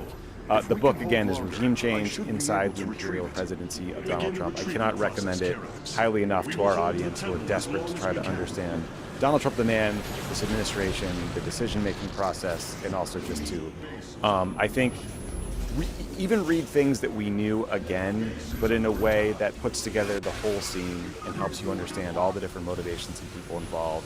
It's an extraordinary piece of work. So congratulations to both of you for getting this thing done out to the world and for talking with me today. Jonathan, Maggie, thank you so much. Thanks, Tony. Thanks so much. That's our show for today. Thanks to Maggie and Jonathan for coming on. Everybody check out Regime Change. Dan and I will be back with a new show on Friday. Pod Save America is a Crooked Media production. Our show is produced by Austin Fisher, Saul Rubin, McKenna Roberts, and Ferris Safari, with Reed Sherlin, Elijah Cohn, and Adrian Hill. Our team includes Matt DeGroat, Ben Heathcote, Jordan Cantor, Charlotte Landis, Kirill Tel-Aviv, David Tolles, Mia Kelman, Ryan Young, and Naomi Single. Our staff is proudly unionized with the Writers Guild of America East.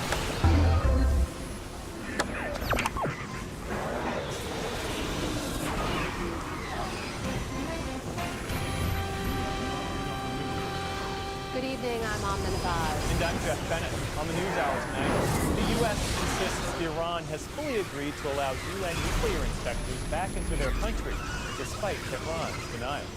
A decade after Brexit, the United Kingdom takes stock of its vote to break from the European Union.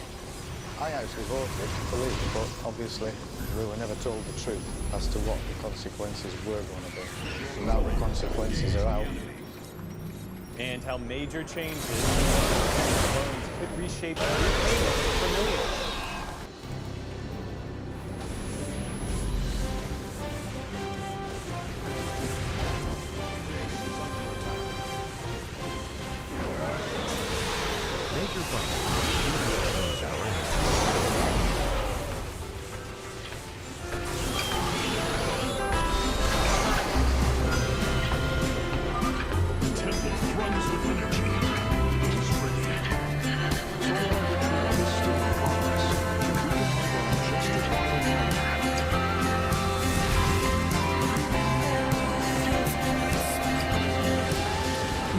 Economy for 160 years. BNSF, the engine that connects us.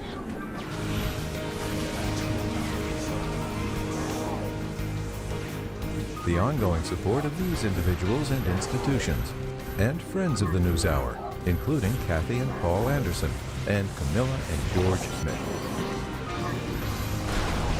And with the ongoing support of these individuals and institutions.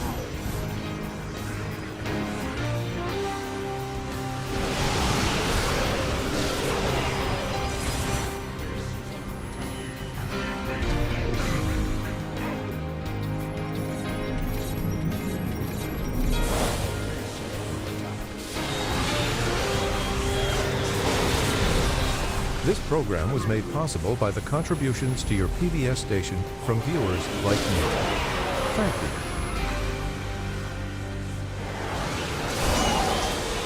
Welcome to the NewsHour. Iran and the U.S. are once again at odds today, this time over inspections of Iran's nuclear facilities. Iran says no deal is in place. While for their part, President Trump and his aides said again today that the UN nuclear watchdog will inspect Iran's facilities. It was just one of several disagreements since the weekend meetings in Switzerland between the Americans and Iranians, the first round of negotiations since a new ceasefire deal was struck last week. Nick Schifrin begins our coverage. In the Strait of Hormuz today, a new plan to evacuate ships stranded by war. The UN and Oman say hundreds of boats, including tankers stuck in the world's most vital oil choke point, will soon have free passage. But Iran says the ships must register with a new Iranian insurance company, setting the stage for charging future fees in what Iran's chief negotiator called the new post-war order. Everyone should know that the administration of the Strait will never return to the way it was before the war. But that was just the first example today of the U.S. and Iran's public disagreements. No country is allowed to charge tolls or fees on an international waterway. Tehran and Washington also publicly disagreed on access to Iran's nuclear sites. There is no plan to let international inspectors back into the country, said Iran's foreign ministry spokesman. We have not had a meeting with the Director General of the International Atomic Energy Agency, nor do we have any plans for an agency inspection of Iran's nuclear facilities. They're wrong. They know they're wrong. They told us inside, and we have it down 100% inspection. And if they were right, I'd cancel the meetings right now. But President Trump also today acknowledged the inspectors would not arrive anytime soon.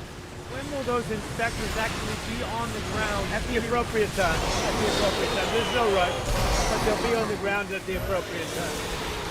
And on whether Iranian frozen assets can only be used to buy American agriculture, as Vice President Vance said yesterday. If Iranian assets are ever unfrozen, they're going to go to make American farmers richer and to feed the Iranian people. Iran is the only country who will decide what to do with its assets, which are going to be frozen. There's a he said aspect to these negotiations and an ambiguity about their direction. That perhaps most concerns the U.S.'s Gulf allies.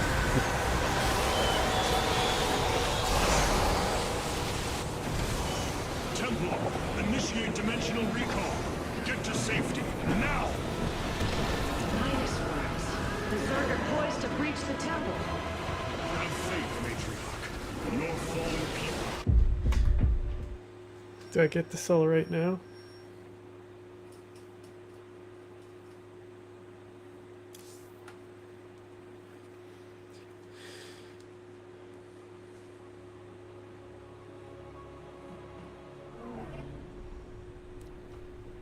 Goody. That looks like I got it.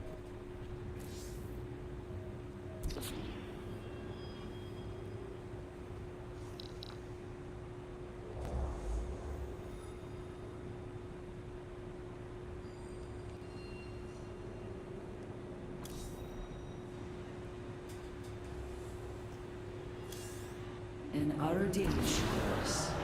Where else have I missed Solar Right? What? Hierarch, I see the master construction of the Zelnaga now. Their understanding that energy, essence, and information are all one. Each interchangeable, each mutable. Then you uncovered the information Zeratul foresaw within this keystone. I have. From what I understand, it will lead us to Ulnar. Ulnar. It is a place of myth. A realm whispered of in our legends. The homeworld of the Xel'Naga. I believe the Keystone can project its location. Show me, Karax.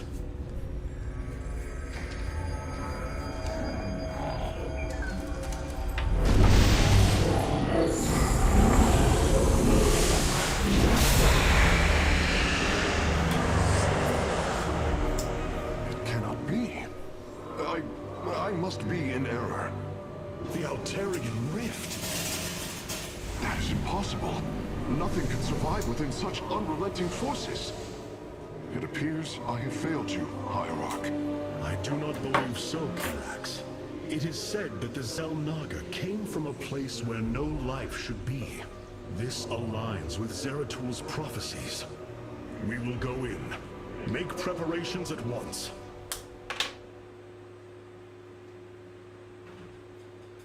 Zeratul, many thought you mad. And yet, once more, you have seen truer than us all. The Keystone leads us into the Altarian Rift, to the Xel'Naga home of Ulnar. It is my destiny to carry your mantle, old friend. I will wake the Xel'Naga and honor your legacy.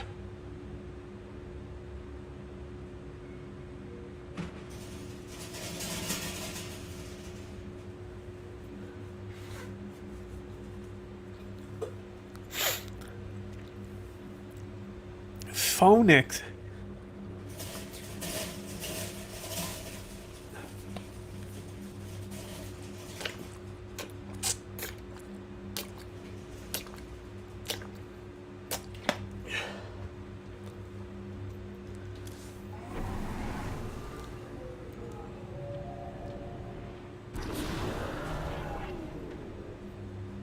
Oh, I have to press archives, that's right.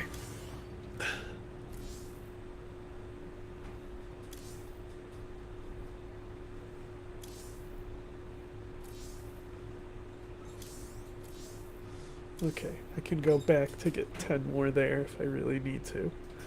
If I'm ever stuck on something, I can always go back for more solarite, and maybe that will help.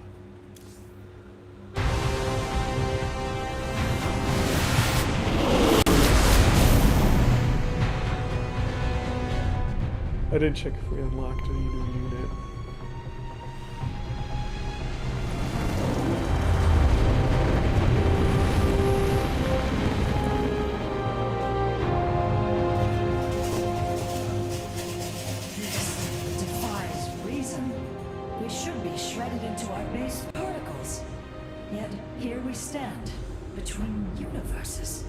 Zeratul was right. It is Ulnar. Think of it, Matriarch. The cradle of all life, hidden all these years. Yes, but why?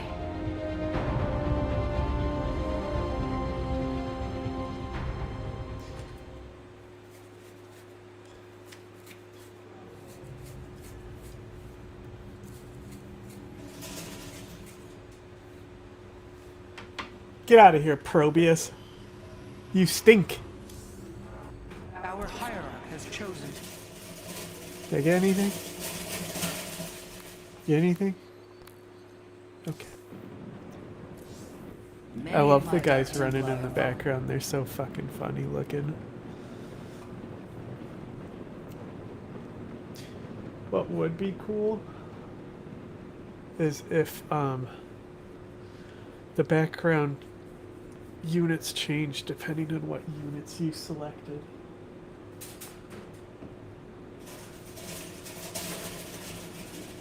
But then they'd have to fucking animate a fucking dragoon trying to pathfind these small corridors.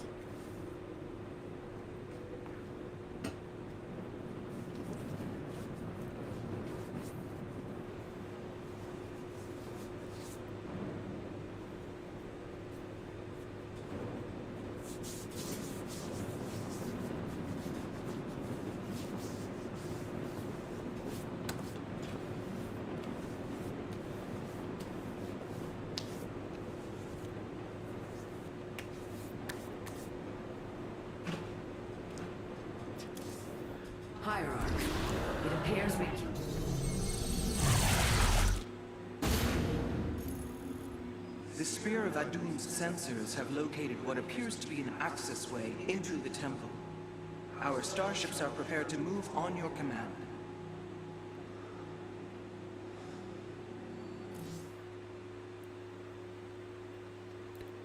Lock and load.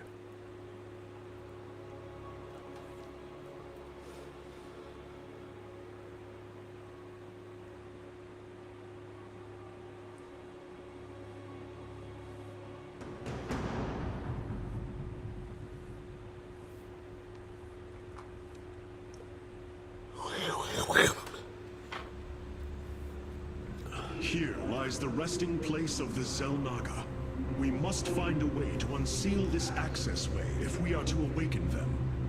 Grand Preserver, what do you know of the temple in the depths below? Only myth, legend.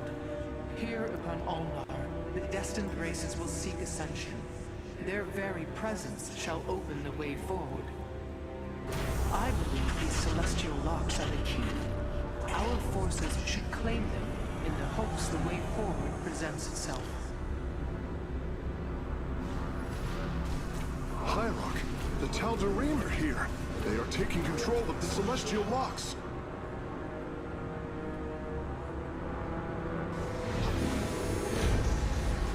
The voices' demands are clear. Keep the temple sealed. As long as they control the locks, the secrets of the temple will remain hidden from us. Warriors, engage the enemy and reclaim the locks. Aemon will not have his victory so easily.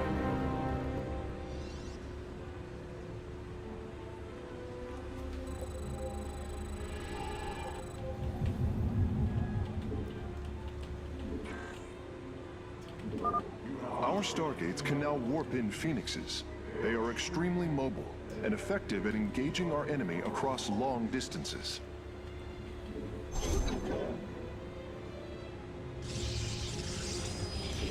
Is it back on brutal? I'll know once I turn this warp gate in if it gives me multiple charges.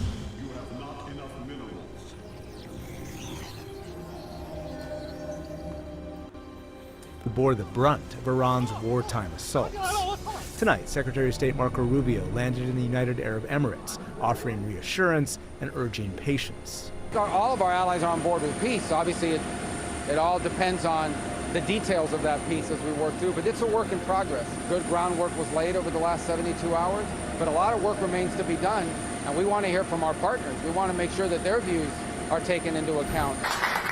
Iranian officials also engaged in diplomacy today. President dragoons Masoud Pezeshkian again, too. I visited didn't mediator mean to have Pakistan, them. and Iranian officials insisted again any deal must include Lebanon.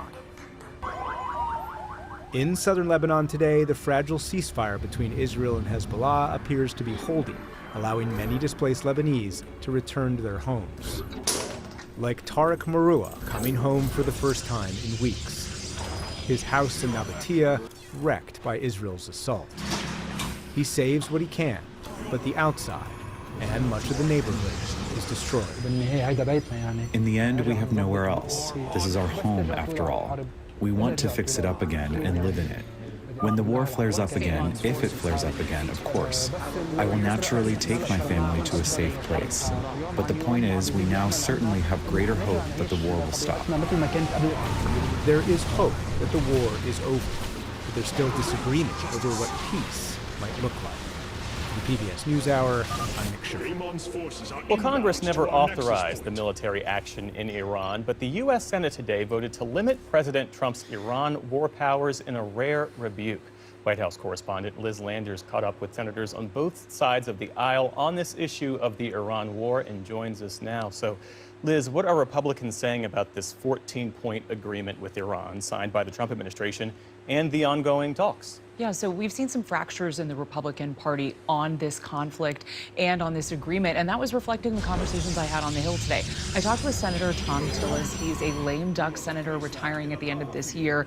He's sparred with the president, and I asked him about these sanctions that were lifted yesterday by the Treasury Department, and he said that if what Nick laid out in that piece is true, that Iran is going to buy U.S. agricultural products, he said that's fine, but he says that if the U.S. is lifting these sanctions on Iran that predate even the Obama-era Iran deal, that until that happens, the U.S. until the U.S. is closer to a deal, he does not think that that's a good idea. Here's more on him being asked about whether this conflict has been worth it.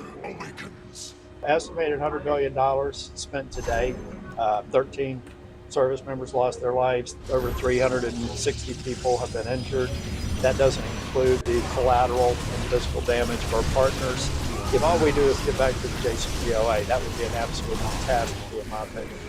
What investment we made, I expect a much higher return than just getting back to where we were with different language. There's another part of the Republican Party, though, Fuck that wants to give dragoons. President Trump the benefit of the doubt. They shoot way time too slow. to negotiate this. I also caught up with Senators Rounds and Kennedy, who are a bit more wait and see. He wants peace. He wants peace in the Middle East. He's made that very, very clear. We've got to give the president an opportunity to get his work done, while at the same time making clear that none of us trust the Iranians. We won't know for 60 days. I think it's clear that the MOU is two things. Number one, it was an agreement to have the oil flow. And number two, it was a deal to try to make a deal. Meantime, Liz, you have the GOP-controlled Senate voting today to cut off the U.S. military campaign against Iran. They are approving this anti-war measure, followed by the Republican-controlled House recently. Bring us up to speed. This passed in the House recently, and then today the Senate took this symbolic vote. Largely, it is a resolution, so the enforceability of this is in question, and there were some senators who acknowledged that on the Hill today, but it is a rebuke of the president. There were 50 senators who voted for the measure, I should say, telling the president to end the war, and there were 4 Republicans that joined Democrats. There was one Democrat who voted against it, Senator Fetterman, but this did pass both of these chambers. What a fucking asshole. Has any sort of enforceability on this, we'll see going forward, but this is a rebuke of him nonetheless. You also heard from Republicans in leadership today? Yeah, I spoke with Senator John Thune, who is the Republican leader. He too has had a few differences with the president of late, and I asked him about the congressional oversight aspect of this Iran deal. Here's what he told me. What is Congress's role in approving whatever comes out of this deal with Iran in 60 days? What do you hope the Senate will do? If there is some deal that is struck, I would expect at some point Congress would have some sort of vote on it. And then whether that's a resolution of disapproval or something, I don't know the answer to that. I also caught up with Senator Wicker. He's the chairman of the Armed Services Committee, and asked him about that sanctions relief that Iran is now experiencing. He paused for a moment and said, I don't think they're entitled to any sanctions relief whatsoever, and I'm disappointed. What about Democrats? What are they saying about all this? Democrats have been largely opposed to the war since it started, and also to this memorandum of understanding since this came out last week. I caught up with Senator Andy Kim and also Senator Angela Brooks about these sanctions and overall their feeling of this MOU. Absolutely not a good deal. I mean, this is a good deal for Iran. This is a good deal for a brand new Grand Ayatollah who is younger and more hardened, more in line with the Iranian Quds Force. This is a strategic failure.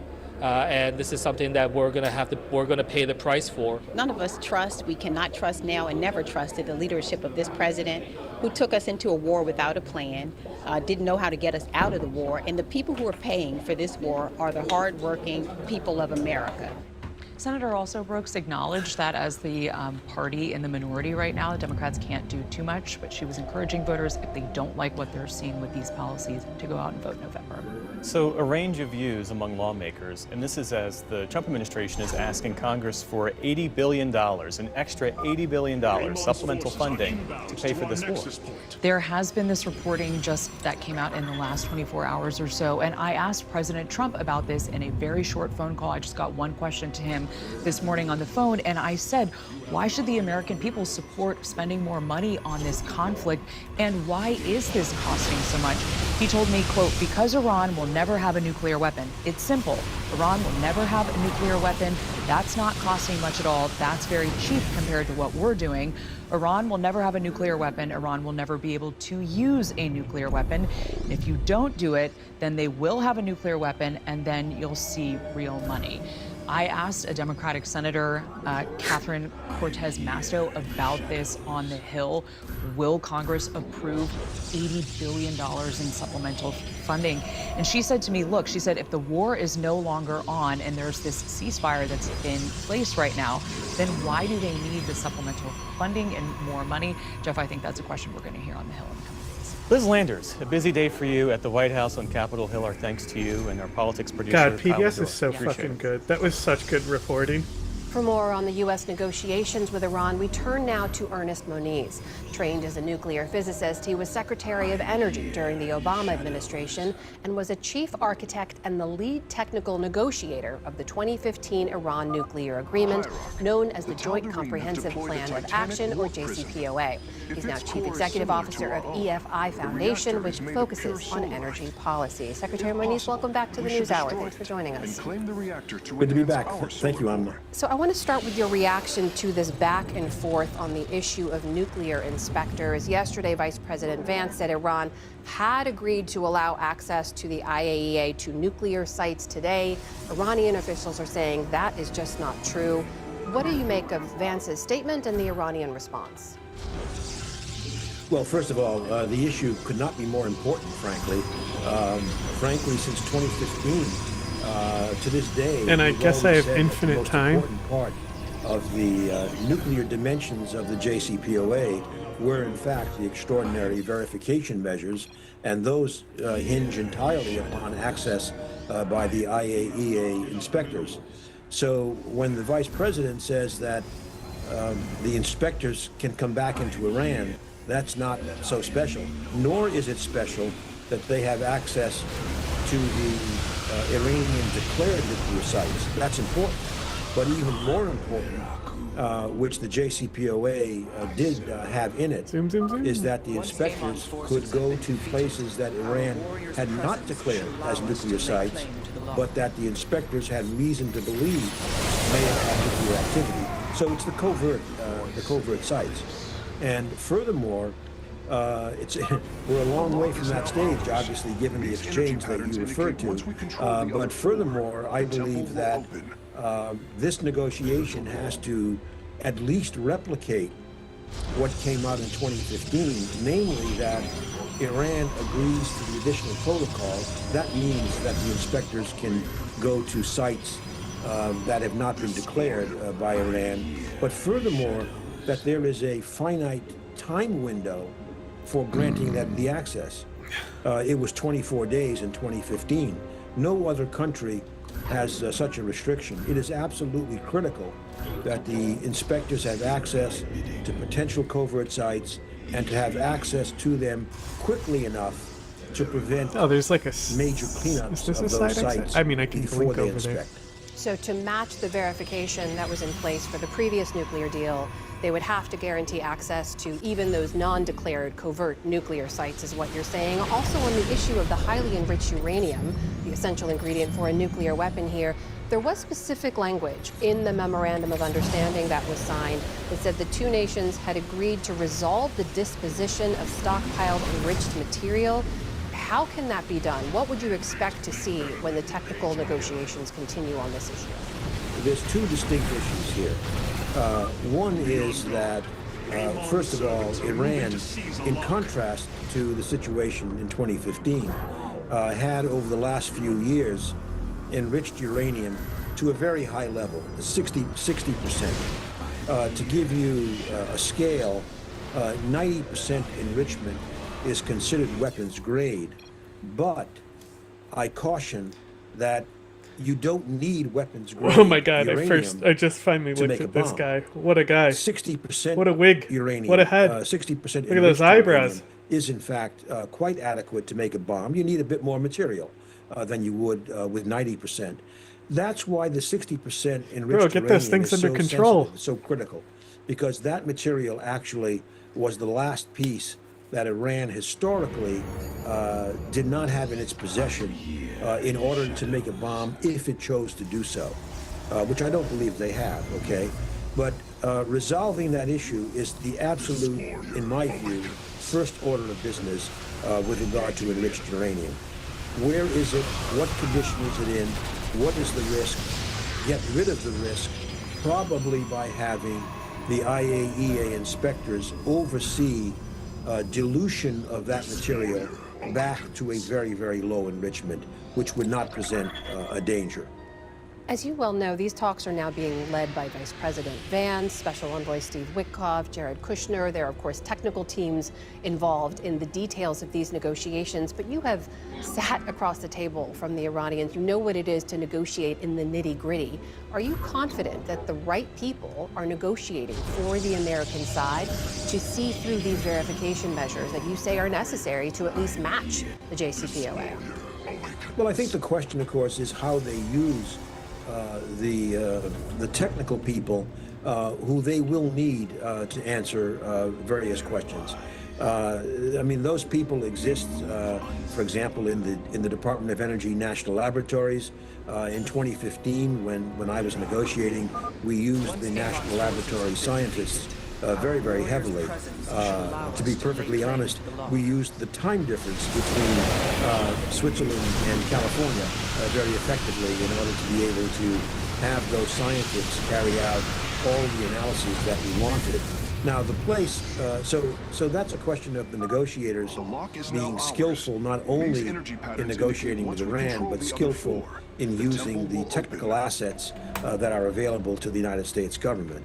Now, the advantage I did have, being, of course, trained as a physicist, was that I knew which questions to ask, and that was a much more efficient way of carrying forward the negotiation, perhaps a more effective way.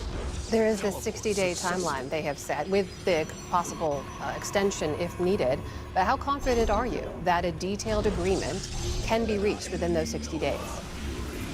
Well, I have to be very skeptical that a detailed agreement can be reached in that time. And of course, one can ask, how important is it to have a detailed agreement? My answer to that would be it's very important, specifically because ambiguity is something that can be manipulated, skirted, I have a whole nother fucking nexus by I the can expand Iranians to, in I just particular. realized. And that's why the agreement in 2015 was over 150 pages long. Sure, we had the same assurances up front that the MOU has, namely that Iran committed to that's never pretty high. That's a lot of acquiring minerals. or developing a nuclear weapon. But our mantra was, okay, fine, but we don't trust and verify. So that's why the verification was so important, and that's why the don't trust was reflected in the fact that we followed every rabbit hole, basically, to block ambiguities that could lead to the development of a weapon, or at least to approach the threshold of having a weapon. And I believe that that is an essential element. And I do not see how that could be done in 60 days unless a lot of groundwork has already been done, which I'm not aware of. That is former U.S. Secretary of Energy Ernest Moniz joining us tonight. Secretary Moniz, thank you so much for your time. Really appreciate it. Thank you, Amna.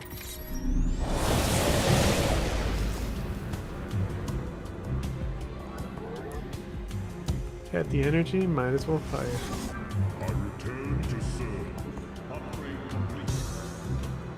In the day's other headlines, the U.S. Supreme Court today ruled against a former Louisiana inmate who attempted to sue prison officials for shaving off his dreadlocks. In a 6-3 ruling, the justices found that Damon Landor, a devout Rastafarian, could not sue for money even if his religious rights were violated. Writing for the minority, Justice Ketanji Brown Jackson warned the decision could weaken federal religious protections in prisons. In a separate case, the court will allow ExxonMobil to sue Cuban state-owned companies over property on the island that was seized under Fidel Castro. And the justices sided today with the Trump administration in an immigration case, strengthening the government's power to deport green card holders accused of crimes. The Justice Department has reportedly withdrawn grand jury subpoenas to reporters at the Washington Post and the Wall Street Journal. The Associated Press and others are reporting that the subpoenas were issued earlier this year as part of the administration's broader crackdown on media leaks. A spokesperson for the Washington Post called the subpoenas a, quote, clear violation of constitutionally guaranteed press freedom. Speaking to reporters after an unrelated press conference, Acting Attorney General Todd Blanche didn't say why the subpoenas were revoked, but he vowed to continue investigating what he called breaches of national security. In France, officials say an ongoing heat wave is responsible for at least 40 drowning deaths in recent days as people seek ways to cool off. The country recorded its hottest day ever today, with temperatures soaring above 100 degrees Fahrenheit in some areas. That's affected schools and train service and even forced the Eiffel Tower to close early. Locals are rushing to buy electric fans and air conditioners as temperatures are set to remain high for a few more days. Paris, when temperatures go high, is just hell on earth. It's catastrophic. I'm worried for the coming years. We've known about climate change for a while, and not one government is making progress on this issue. The extreme temperatures are affecting millions across the region, including in Britain, where train service has been disrupted and hundreds of schools were closed for the day. British authorities issued a rare extreme heat warning, and forecasters are expecting all-time highs for the month of June. The NFL denied a bid by quarterback Brendan Sorsby to hold a supplemental draft this year, meaning he won't have a chance to enter the league in the fall. That follows the 22-year-old's legal battle with the NCAA, which ruled him ineligible after he made thousands of bets during his college career. In a letter published by multiple media outlets today, the NFL said his petition failed to, quote, demonstrate accountability for your conduct or indicate whether or how you would adhere to the league's rules. The NFL instead encouraged Sorsby to try its regular draft next year. His lawyer called the decision unlawful. And turning now to the World Cup, Portugal's Cristiano Ronaldo is now the first player to score a goal in 6 different World Cups. The 41-year-old set the mark with his first of 2 goals against Uzbekistan today as Portugal went on to win 5-0. Ronaldo scored his first World Cup goal back in 2006 in a game against Iran. Separately today, the Homeland Security Department said it's easing travel restrictions on this year's Iran team. Players can arrive 2 days ahead of their next match rather than the day before, but they'll still have to leave the U.S. right after. They next play Egypt on Friday in Seattle. On Wall Street today, stocks struggled on the latest sell-off in big tech shares. The Dow Jones Industrial Average posted a small loss of just 45 points, but the Nasdaq shed nearly 600 points, or more than 2%. The S&P 500 also ended sharply lower. Still to come on the News Hour, why the U.S. student loan repayment system is about to undergo a major overhaul. Georgia farmers struggle with a major drought as climate change makes weather less predictable. And a new book details the hardships faced by Ukraine's LGBTQ community as they navigate the realities of war. This is the PBS NewsHour from the David M. Rubenstein studio at WETA in Washington, headquarters of PBS News. Today is the 10th anniversary of the most divisive day in Britain's recent history, Brexit, its vote to leave the European Union. Voters were promised a Britain free of European laws, decreased immigration, and a major boost to business without the EU's economic constraints. But as Malcolm Brabant reports from Blackpool in the northwest of England, Leave and Remain voters have one thing in common: they're not celebrating. June 2016. and Britain was split almost right down the middle, as Damn. 52% of the Them country Colossus demanded have a hands. divorce from the European Union. I believe England's better off by itself because we have the drive and tenacity to make up for any of the so-called benefits. Out, definitely out. Okay, do you want to talk about it? Shut that bloody tunnel up, mate. There's too many of them, they're taking over. Literally. Our houses, our jobs, literally taking over. Let June the 23rd go down in our history as our Independence Day! But 1 decade later, no one is cheering, especially in Blackpool, once Britain's leading seaside resort, whose residents distinguish themselves by generating the biggest pro-Brexit vote in northwestern England. We should never have left, to be honest with you. The world's gone to pot, really. I just got a feeling that we shouldn't have left. We should go back into it. For a long time now, ever since this You change, can't just go back I into think it. we've Sorry. gone downhill. Britain has totally gone downhill. Everything is over expensive. It's absolutely crazy. 10 years after the referendum, Britain remains a painfully disunited kingdom, and a significant number of Brexit voters regret their decision on that day. Disunited. One of Britain's leading polling companies says that 56% of the electorate would vote to rejoin the European Union if given a chance, and that includes 22% of those who voted leave. Rob Benson is full of regret. Like so many post-Brexit, Benson's business lost access to European markets as the EU punished Britain with a swath of bureaucratic obstacles.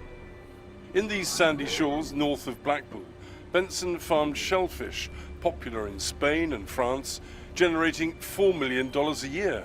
But after Brexit, the enterprise collapsed. I actually voted to leave, but obviously we were never told the truth as to what the consequences were going to be. Now the consequences are out, it's too late. How angry are you? Very. Oh yeah, very angry. It's totally destroyed a business. The abiding face of Brexit is Nigel Farage, whose uncompromising campaign against the European Union catalysed the referendum.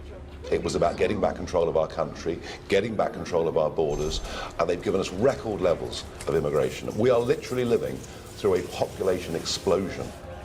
History will also judge Boris Johnson's short-lived premiership as the driving force behind the legislation delivering Brexit. Now a newspaper columnist, Johnson is toasting Brexit's anniversary. Evening, everybody. 10 years after that historic Brexit referendum, I feel more convincing than ever the British people were heroic and magnificent, did the right thing in voting for freedom and democratic independence. I think Britain's too good for it, to be truthful, because they just lied. According to the Confederation of British Industry, the nation's economy has shrunk by about 8% since Brexit was enshrined in law. When we visited this Northwest cheese factory before Brexit was sealed, the owners exported to 40 different countries and hoped to expand. But the business went bust and 30 people lost their jobs, thanks in no small part to the imposition of European tariffs. Henri Murison is chief executive of a lobbying group called the Northern Powerhouse Partnership. The economic evidence is pretty clear that our businesses have suffered from lack of access to European markets. So having left the single operating economic model of the European Union, we now have more barriers to trade, and that has definitely held back businesses here. Brexit has been a tremendous act of self-harm. Political scientist Dimitris Papadimitriou is a vice dean of Manchester University. The political and economic turmoil that has ensued has definitely made people feel that Britain is not a first-class power anymore. For Europhiles, Blackpool embodies a self-inflicted wound, especially as it's one of Britain's most poverty-stricken boroughs. As the graffiti says, dreaming of better days. Brexit deprived the town of European funds intended to boost its economy by, for example, restoring Blackpool's tribute to the Eiffel Tower and smartening up a seafront that lures millions each year. That type of work costs an absolute fortune. So to lose access to that funding was a real major blow for us. And as a consequence, we're only now, 10 years on, starting the other necessary works to the promenade and the seafront. Lynn Williams of Britain's governing Labour Party heads Blackpool Council. She's striving to secure government grants to replace lost European funding. Blackpool's money troubles were exacerbated by lockdowns during the COVID pandemic. And Williams believes that the trickle-down of economic hardship has fueled the rise of right-wing politicians. That was the start, really, of that kind of populist politics of, we have to leave, we have to be an island. 10 years on, we are now seeing this particular rise of that type of politics, which is, I think, is a direct consequence of Brexit. Lynn Williams' bar is aimed at the politics of Mark Butcher, a foot soldier of Nigel Farage's right-wing anti-immigrant Reform Party. Butcher runs a soup kitchen for Blackpool's poorest, including homeless military veterans whom, he says, are treated worse than illegal immigrants. We never really got Brexit in the first place, so it was a betrayal from the Conservative Party. They didn't deliver the Brexit that we signed up for. And Butcher fears that 10 years on, Brexit is still insecure. They're now wanting to get us back into Europe, completely ignoring the 17.4 million people. We wanted out, and out meant out. Regretful Leave voter Rob Benson survived his shellfish company's Brexit-induced collapse by servicing offshore wind farms instead. In the marina where he moors his new boat, there's a mock-up of the Titanic. Benson likens Brexit to an iceberg and hopes that growing aspirations to reconcile with Europe will gain traction. I'd love to rejoin, because if we rejoin, we've had a taste of what it's like trying to do it without. It doesn't work. Not for us. It really doesn't.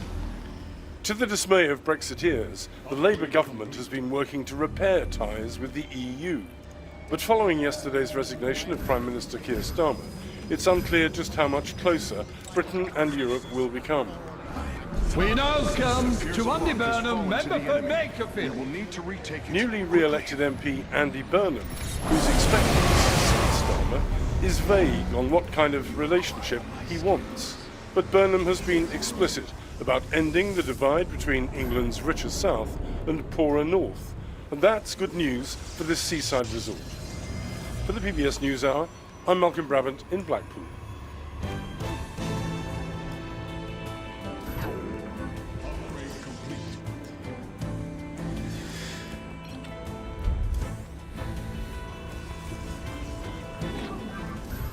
Federal student loans will undergo major changes starting July 1st. The changes will not only restructure the loan system, but also repayment options for millions of Americans. Stephanie Tsai tells us more. Jeff, some borrowers might see higher monthly payments. Others will have to deal with stricter caps on how much they can borrow, and there will be fewer loan forgiveness options. 4 key revisions include an increase in interest rates for most loans. One benefit, a discount of 1% for eligible borrowers who enroll in auto pay. The elimination of the Biden-era SAVE plan, which affects 7.5 million borrowers, and new borrowing caps for graduate and Parent Plus loans. For more on how all these changes will further impact folks and their finances, I'm joined by Danielle Douglas-Gabriel, national higher education reporter for The Washington Post. Danielle, welcome to the NewsHour. So let's jump right in with this new discount being offered to borrowers. Is 1% going to make a dent for a lot of folks? What should we know about that benefit?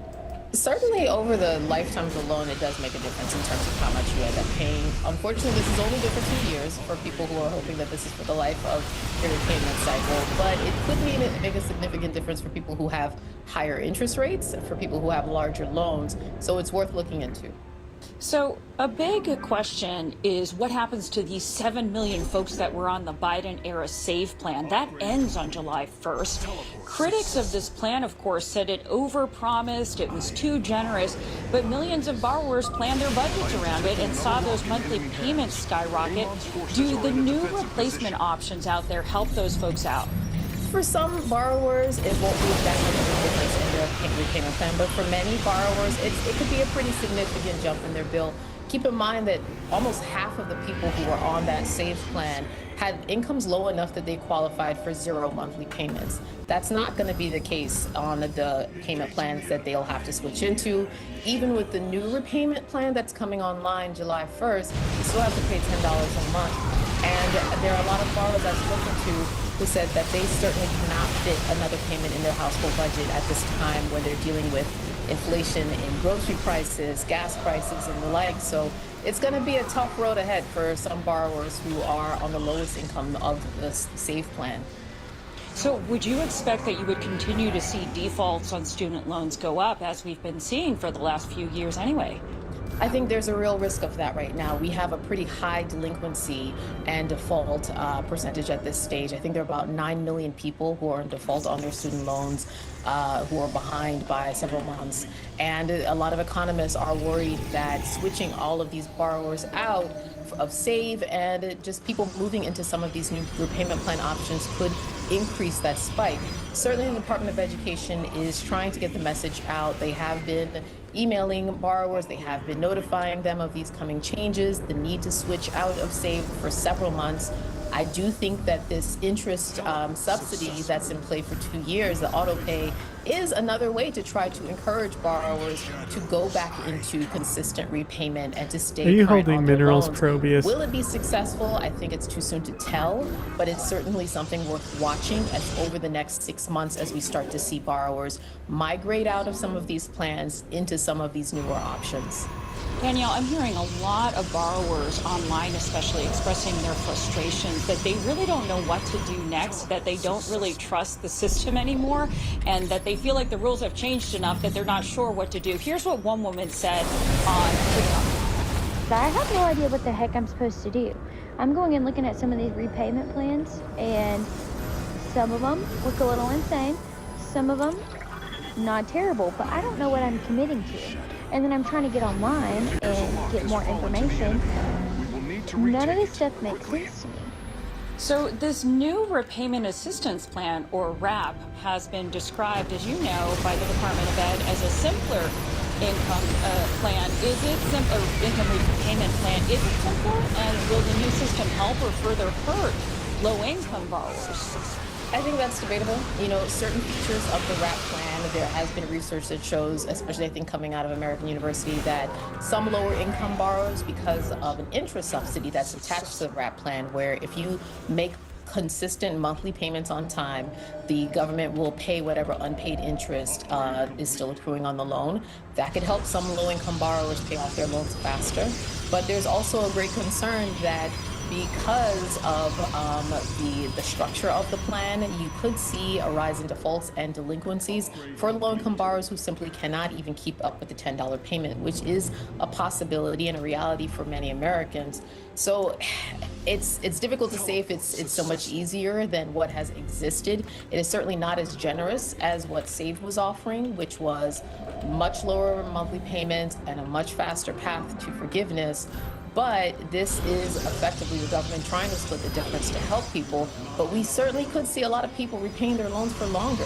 Keep in mind that under this new income-driven repayment plan, it'll take 30 years of payments before you see the remaining balance forgiven. That's different than the 20 or 25 years that currently exist, and that's definitely different than the decades worth of payments that SAVE was willing to let borrowers off for if they had low balances in total. So this is not quite as generous as what we've seen in the past. In some ways, it is very beneficial to some populations, but it could be very detrimental to others who have in the past and may continue to struggle in repaying their student loans. Quickly, Danielle, can you talk about loan forgiveness and where that stands? It still exists certainly for public servants through public service loan forgiveness. The existing income-driven repayment plans also have a forgiveness feature that is still in play, oftentimes after 20 or 25 years of repayment. So that is still an option for borrowers, just not quite as widespread as what we've seen in the past. That is Danielle Douglas Gabriel with the Washington Post joining us. That was very helpful. Thank you.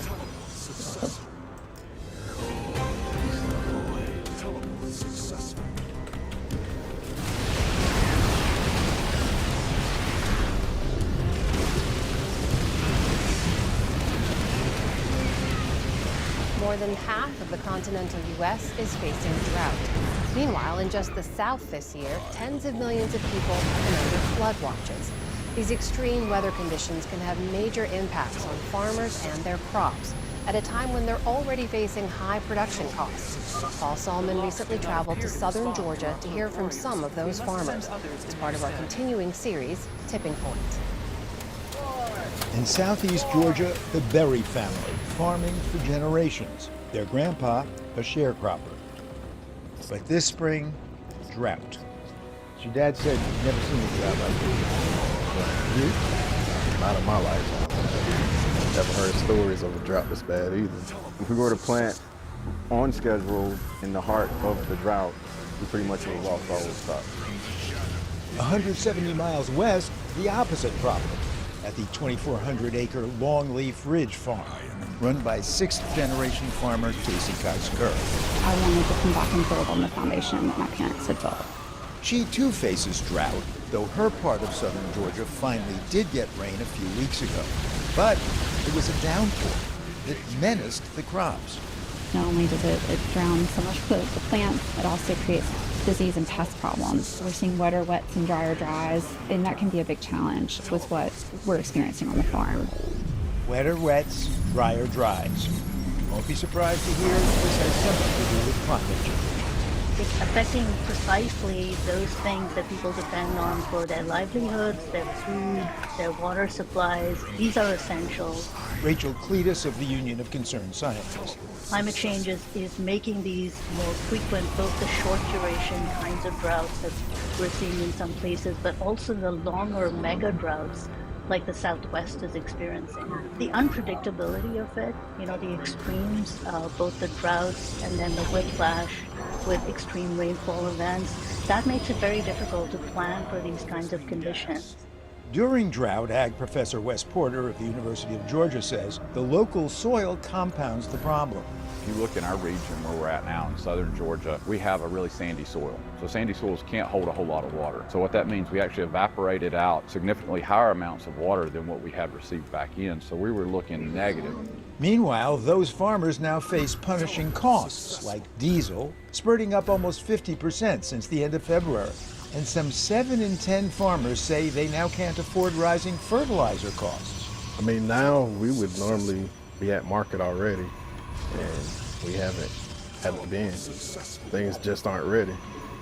Now, both guys work full-time jobs. Tony at the Port of Savannah, Cedric's an electrician.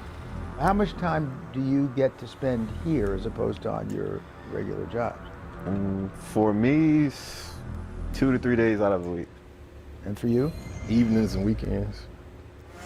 They help finance the farm with their salaries. The drought upped the cost. The Berries usually sell hay, for example. Had to hold some of it back to feed their cattle. Their own pasture, parched dry. $10,500 in lost sales. Fertilizer, fuel, those things like that. That money would cover that for sure. Is that $10,500? Is that a substantial hit? Yes, sir.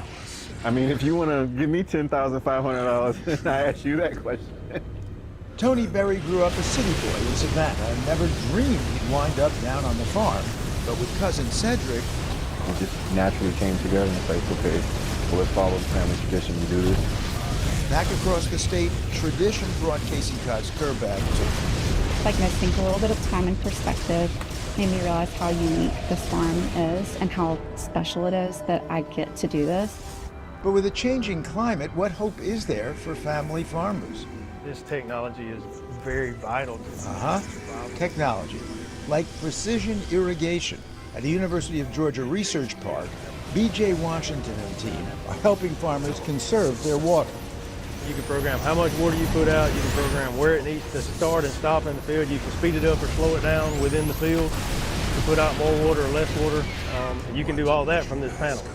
Those big circles you see from your airplane window seat, created by center pivot irrigation rigs like the ones here, sprinkling water over crops slowly and evenly instead of spritzing it all at once.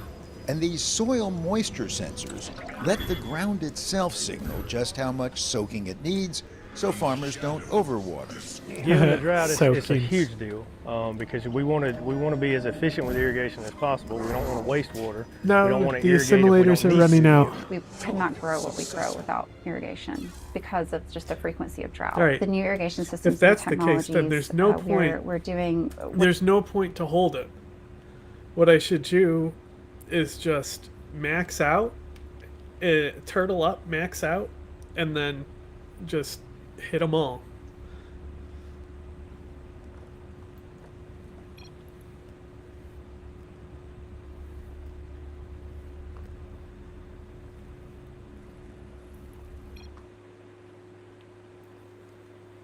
I am going to go Dragoon as well, so I don't have to bother with Micro, even though they're not as good as the Stalker.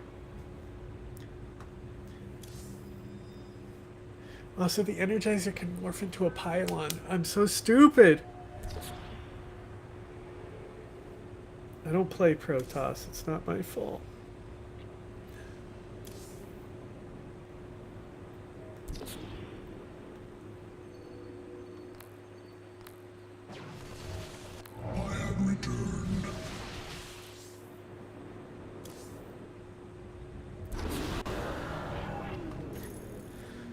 We're taking the steps that we're able to take to mitigate the risks that we can. We have to focus on what we can control. Which made me wonder, why isn't everyone doing this? One obvious answer, it's not cheap. The irrigation rigs cost at least $90,000. The sensors up to $2,500 each. But, says Professor Porter, it looks like a big cost, but it's costly for us to misapply our irrigation. It's costly for us to lose yields because of that, right? And so I have a lot of return on investment data that show that anywhere from, on the low end, $20 to $30 per acre, all the way up to $150, $200 per acre return for utilizing advanced irrigation schedules. And that's per acre. so maybe data will get the nation's farmers to change their ways, and maybe farm tech will stay ahead of further climate changes. And we've got this. We can adapt, we can change. We've been doing it for a long time. The way we farm today might look different than the way we farm in 100 years. But I'm hoping that the work we're doing today is helping build a foundation. And in the long run, Rachel Cletus says, there are policy steps worth considering. We should, as a nation, not leave farmers on their own to deal with this, whether they can afford it or not. We've got to invest. We have to make sure that farmers are aware of the options that might be there and that they get grants or low-cost loans that they can maybe install some of these technologies on their farms if they need them. Meanwhile, the berries keep on pushing, without pricey technology, leaning on a tradition older than the farm. We do put faith in our good Lord that He will provide a way because He has done that all these years before us. And I'm a strong believer that He will continue to do that. We're doing the job that's important, you know, providing the food for surrounding communities, you know, letting people know where the food actually comes from. And we need that, and, you know, just feel like if we're serving that purpose, you know, He will provide. Well, He moves in mysterious ways. Yeah, definitely.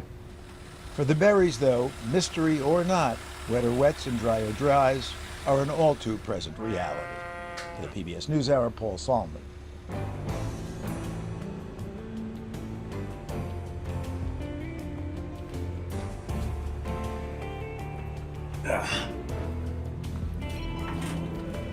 It has been more than 4 years since Russia launched a full-scale invasion of Ukraine. And while the war has affected the daily lives of nearly all Ukrainians, life has been especially challenging for members of its LGBTQ community. Author and photojournalist J. Lester Fader's recent book chronicles some of those lives. Here's our conversation with him.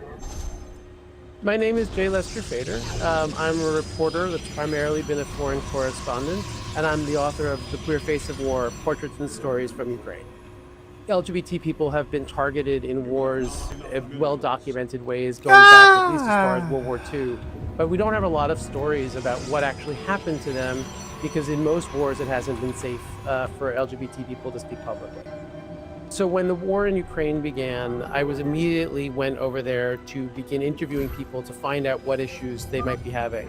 And we were particularly concerned because Russia had used so much anti-LGBT propaganda that they might be targeting queer Ukrainians on the ground. I did not plan to do a book or to do a photo project. I assumed, like the reporting I'd done in Afghanistan or Iraq or Syria, that people would not want to be photographed or even necessarily share their full identities. And I asked people if they could be photographed really as an afterthought. But people started saying yes. And when a number of people had said yes, I realized that I was building what I think is the first visual history of a queer community in war. So there isn't one LGBT experience of war. There are many. And one of the reasons why I chose to do the book as a series of vignettes of individual people was to capture this range. I talked to one guy who was in the Army as a cook. Now that I talked to drag queens in the military administration supporting armed forces. And then there are the soldiers that are in the trenches and really fighting. Unicorn Division. And that's everything from Victor Pilipenko, who founded the LGBT military organization, has spent most of the war on the front lines, and has been quite accepted and celebrated for his work, to a woman named Amelia, who is transgender, joined the military initially because she thought it was the only way that she could afford gender-confirming surgery. And then when she did finally start transitioning after being an intelligence officer and spending 10 years in the armed forces, her commander stripped her of her security clearance, and ultimately she was forced to leave the military altogether. And this made me think a lot about the fights over gay people being able to serve in the military when I was a teenager, and today the Trump administration's efforts to remove trans people from service.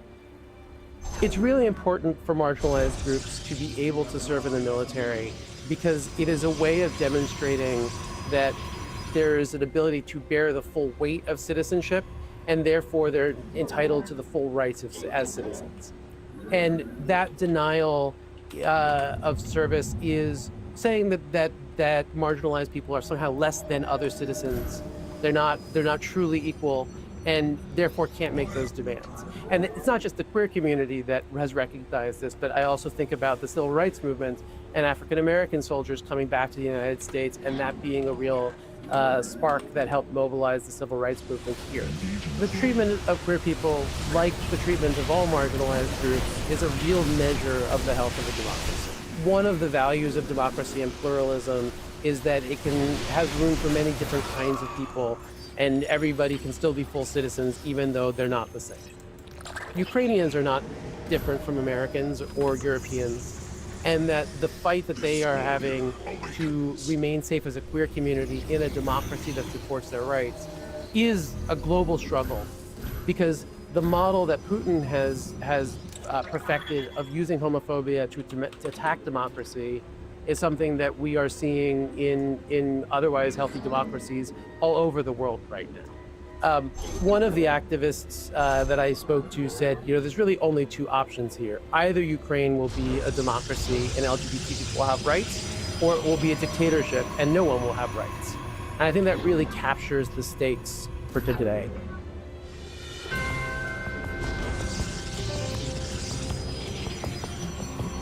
Whoops.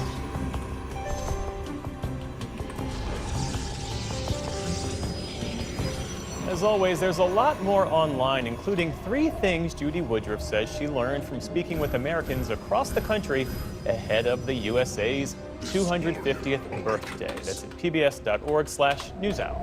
And join us back here again tomorrow night when we'll have the latest on primary battles that could shape control of Congress. And that is the NewsHour for tonight. I'm Amna Nawaz. And I'm Jeff Bennett. For all of us here at the NewsHour, thanks for spending part of your evening with us. Major funding for the PBS NewsHour has been provided by the William and Flora Hewlett Foundation, for more than 50 years advancing ideas and supporting institutions to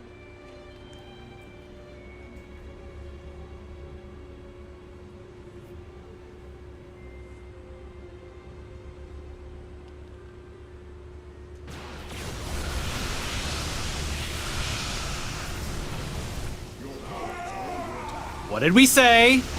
What did we say to all of you watching our last episode very clearly into the camera regarding Donald Trump's disgusting, dank, decaying reflecting pool?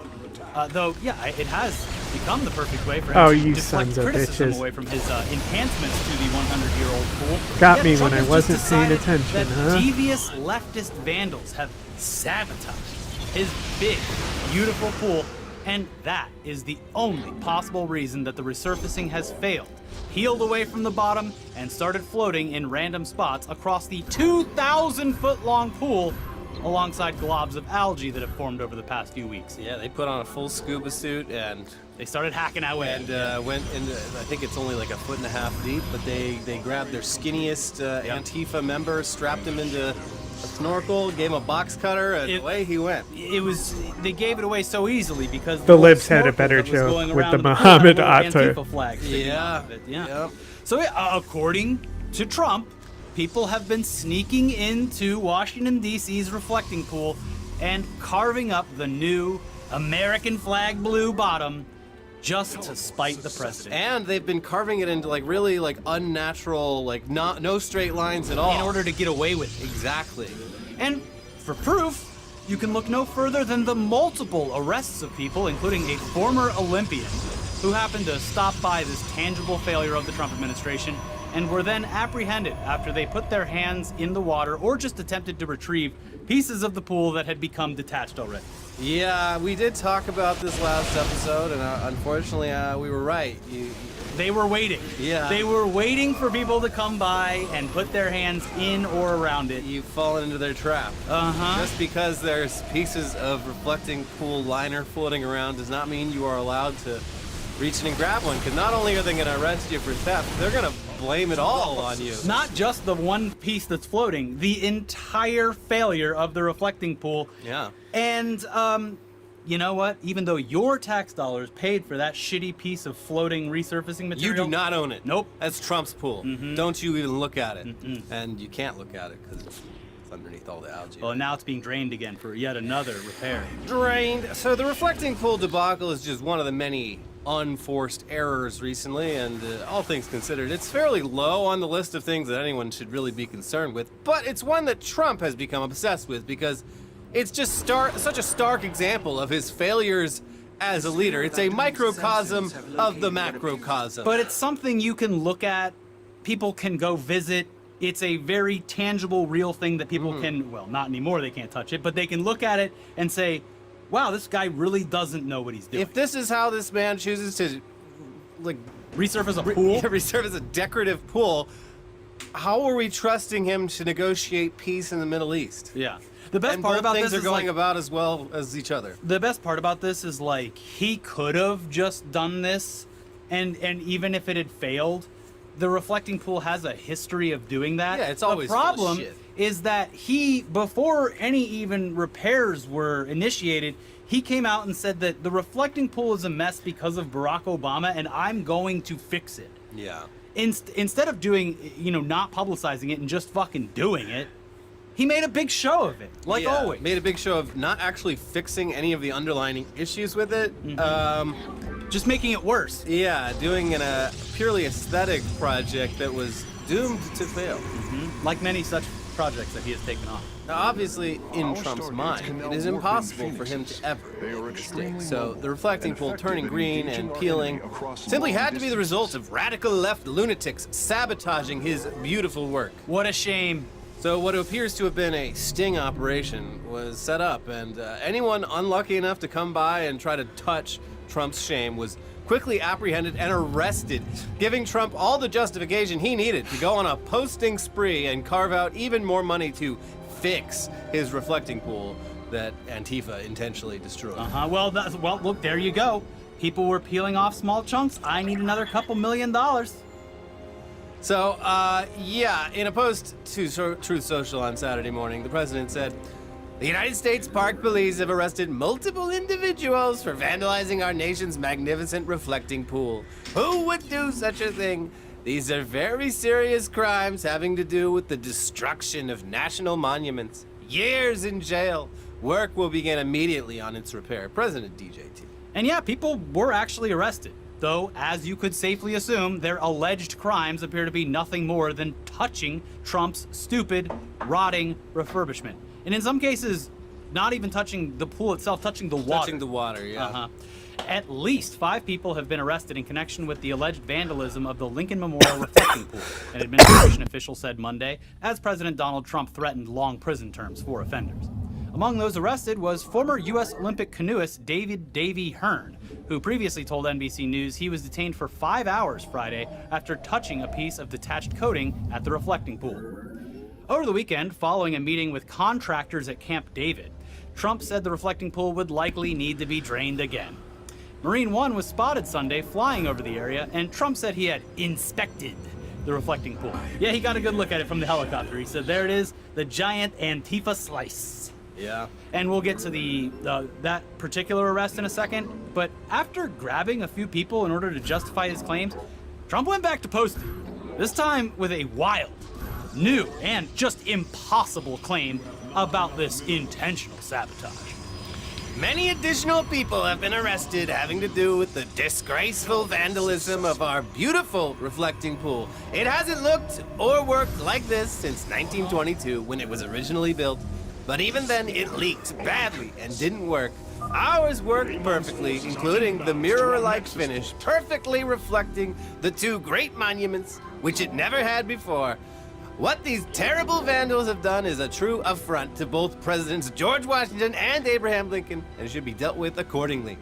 We met with contractors today. We'll probably be forced to release and drain much of the water in order to do the necessary repairs, but we'll have them done as quickly as possible.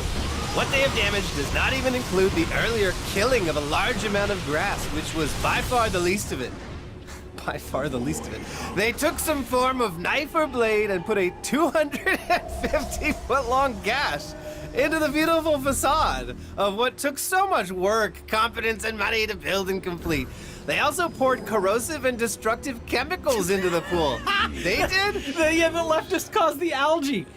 Some fucking chemist went over there and was like, I know the perfect balance to put into this reflecting pool in order to something that I can't even. Someone out there in the comments can do the math of how much water this 2,000 foot by 100 and something foot wide pool, like just the monumental scale of what would have had to have happened for any person to intentionally destroy or disturb this pool or its water is so wild to even put that claim out there. Also, corrosive chemicals would not have bred algae. It would have killed all life in the pool. So anyway. The reflecting pool was never so beautiful as it was just 1 week ago, even going back to 1922 when it opened. We're very proud of what we have done with this magnificent structure, and we will get it repaired quickly to an equal level of beauty. Thank you for your attention to this matter, President Donald J. Trump. The voice is so hard for me right now because the air in Los Angeles very bad is toxic. I've been breathing toxic air. But the president saying that someone took some sort of knife and cut a 250-foot line in the reflecting pool and also dumped corrosive just whatever he was saying. I simply do not believe you. Sir, I do not believe that someone who hates our president got into the reflecting pool with a knife of some sort, shoved it deeply into the freshly resurfaced bottom of that pool, and then dragged that knife hundreds of feet, thereby slicing the bottom of the pool and ruining it. I just don't believe Maybe it wasn't a person. Maybe they attached a knife attached to a heavy brick to a duck, and then they had that duck killed to cover up, to hush up the witnesses, because a duck did die in the pool. I am waiting for the fact that this Olympian, which we'll find out, he was an Olympian canoeist. So he probably put a knife on the bottom of that canoe and just started going around the pool in his Olympic canoe. His invisible Olympic canoe. There's no evidence that Wonder Man did that, but if it was invisible, then yeah, maybe. But may we see all of this photographic and video evidence showing someone cutting a gigantic gash hundreds of feet long into one of the most visited locations in the entire country? No, it's classified. No? Oh, we can't? Oh, okay then. Well, anyways, when pressed on this by reporters, Trump just reiterated the claims and seems quite happy to have scapegoats for something that is so obviously his fault. Are the contractors who did the initial work with the reflecting pool, are they to blame for the current condition, or is it the vandals? We had vandalism. No, vandals. You know, we have I think 290, 300 foot slit right through it, probably a box cutter or a knife of some kind. I was just told by the people over at Parks, they have 5 people are arrested and 5 people are under investigation right now. When you have a 350, I think it's 350, not 250, a 350-foot slit from one end to the other. Oh, now it's You 350. think that's proof? You think that's proof? Reporters have been down there today looking for that slit that you mentioned, and Well, there's no evidence of all it. you'd have to do is see the Parks Department. They'll show it to you. Or see the secretary. But I saw it. But hey, they do bring up a good point. There doesn't seem to be a visible slit in the pool based on anyone's eyeballs. The reporters that have gone there, the tourists that have gone there, the photographs of it since Trump reported this. Yeah, it looks pretty consistent with just like becoming loose from what it was attached to and tearing naturally, not slicing, tearing. But then again, maybe it was something else that caused all these horrible, nasty leaks. Maybe it was the fact that the president took his fucking motorcade for a spin on the reflecting pool last month in order for him to get a better look at it. Yeah, so this was before they'd filled it, but after they'd repainted it. And he just drove on it. Because he's such a lazy, fat piece of shit, he couldn't get out of the car and just like walk around. He's like, take me to the reflecting pool, and I'm gonna need like 20 SUVs, and I'm gonna need you to drive literally in the reflecting pool, not even just like on the side to give me, I wanna be in it. Yeah. And just, take these, and especially The Beast. The Beast is an extremely heavy car because it has to be safe enough to carry the president. Like, it probably didn't just damage the liner, it probably damaged the actual concrete. Yeah. Anyway, it was definitely that fucking Olympic canoeist who destroyed the pool. There's your man. And honestly, you couldn't have picked a better person to arrest than a 67-year-old former Olympian small business owner. Like, this happens with Trump. The person that they find, in an extremely tragic sense, Alex Preddy, in this sense, like, you have found the person that is the most pure of heart to place the blame of and the ire of a country upon. Yeah. Someone who has technically done more for their country than almost anyone. Well, now he's got a gold medal in terrorism. I guess so. So yes, Mr. President, everyone thinks the Olympic destroyed the reflecting pool. They believe we got him. Ladies and gentlemen, we got him. Here's ESPN with more on this arrest in particular. Former Olympic canoe racer David Hearn was among those arrested for allegedly vandalizing the reflecting pool during its $14 million+ rehabilitation project President Donald Trump launched for the nation's 250th anniversary. Hearn, 67, of Bethesda, Maryland, owned a company that made composite used to build watercraft. He said he stopped by the pool during his 64-mile bike ride Friday to see what was going on. This guy he did more bike riding in one day than Donald Trump has walked in his entire life. Well, you can transport a lot of corrosive chemicals on a 67-mile bike ride. He was pulling like those kid carriers, but they were filled with Oh, and there's a colossi over chemicals here. and razor blades. Yeah. And razors. He had those wheels all turned into like Mad Max wheels. It's just such a funny cherry on top that not only is he 67 and an Olympian and owns a small business and lives locally, but also was in the midst of a Those fucking fucking anti-armor missiles. They're so hard to and see. then was like, I don't know, I'll stop and take a little quick rest and check out the fucking pool. Yeah. I was about to swim across the Delaware River for that section of this. Now his Strava's all fucked up because of the arrest. He didn't hit stop on the watch. Fuck. Yeah, he's paying the tax. Hearn told the Associated Press that he reached into the pool because he wanted to examine the peeling new coating. He said he briefly touched a chunk that was still attached to the side of the pool, then let go shortly after a park worker told him to. But Hearn said he was detained by National Guard troops and park police for 5 hours before being released Friday night. I'm a curious citizen, Hearn said in a telephone interview. I reached down to see what it felt like. It was very rubbery. Thank you. Thank you for the journalism.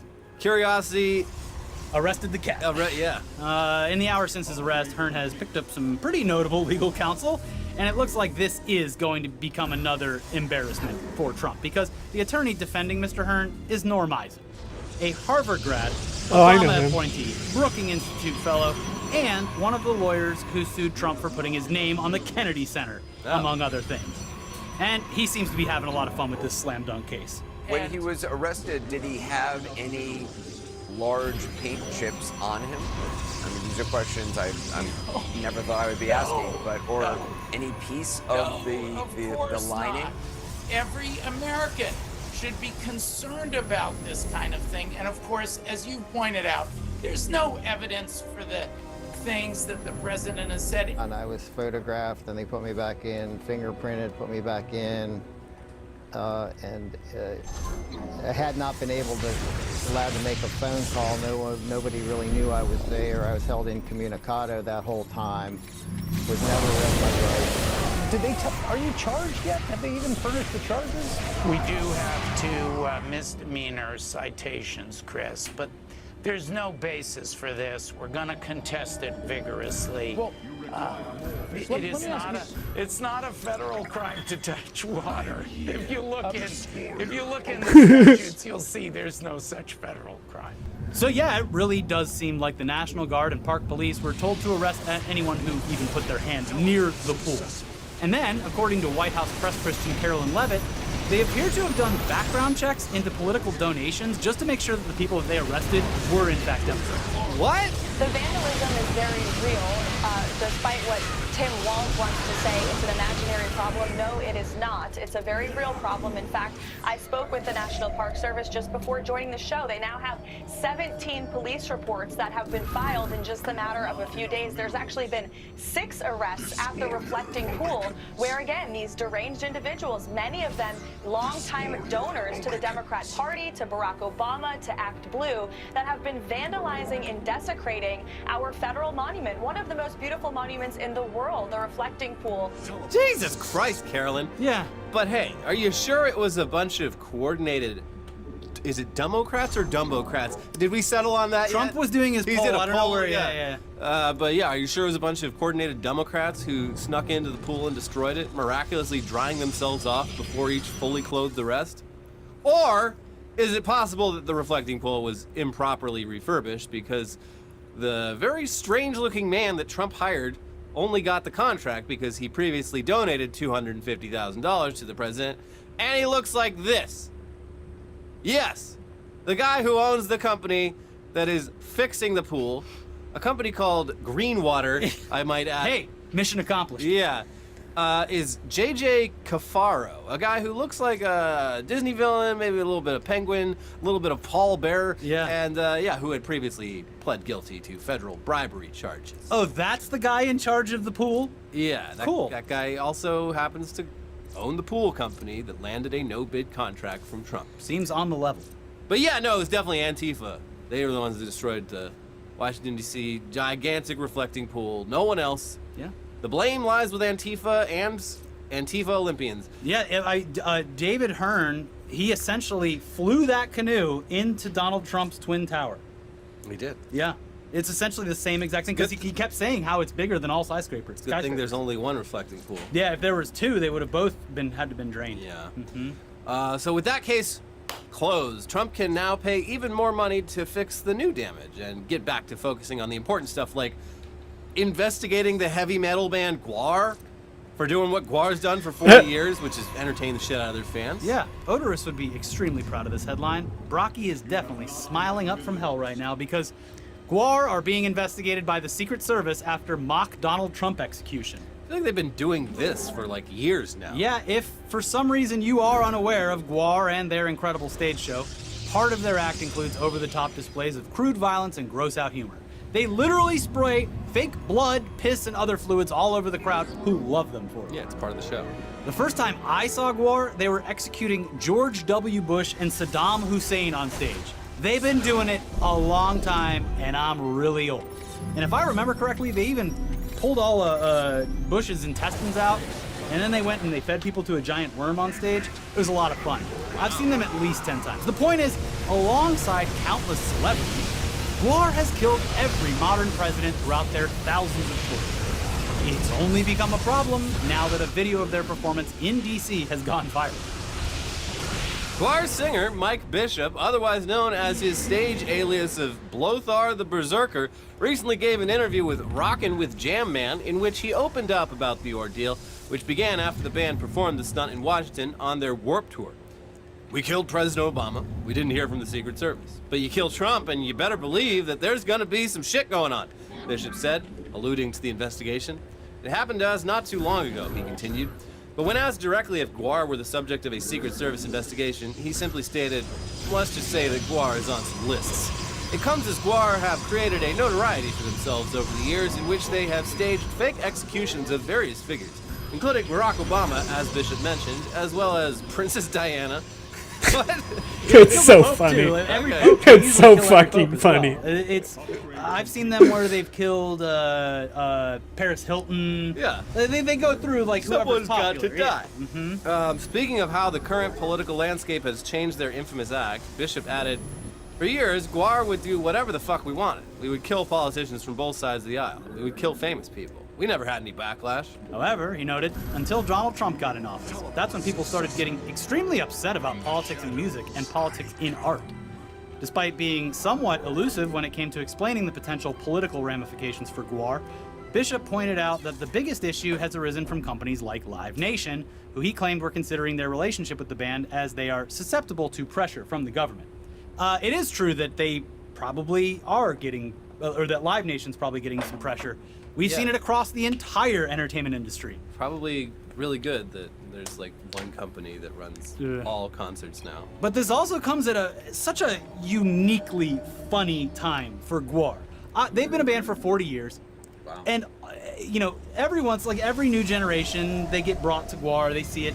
But for the past 10 to 15 years, social media has been a thing, and no band has benefited from social media, I think, as far as legacy band goes, as Guar. Guar is cool because they like leaned into the Satanic Panic stuff. They're like, yes, we do. Yeah, if you would like to see it for yourself, come out to a show. They've recently, though, surged in popularity thanks not only to the live show and the social media clips that it generates, but they went super viral when they covered Chappell Roan's Pink Pony Club for the AV Club. It's so good. And I can attest. I It's usually so see Guar good. every year, and the sheer amount of people at this year's performance versus even last year when I saw them in Orange County, very noticeable. Wow. Crazy.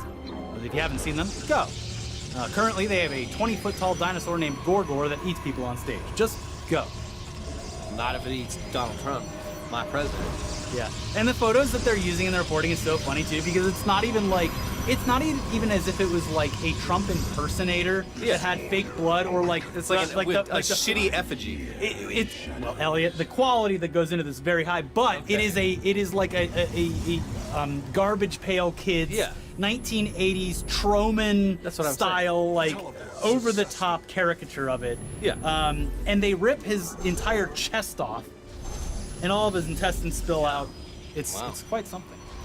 Okay, well now we have to take a break from promoting the band Guar to do an actual sponsored ad read so that we can afford to make fun of the president as well. Yeah.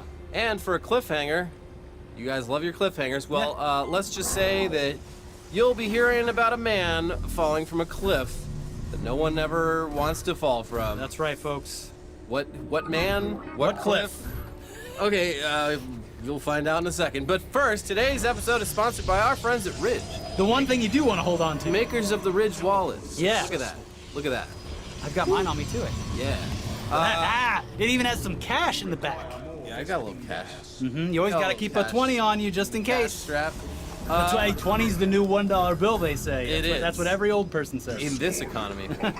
We've obviously been loving their wallets for a while now, but Ridge also sent us some of their wireless chargers, and they've been a huge game changer already. I was traveling this weekend, I used it a bunch. It's a great charger.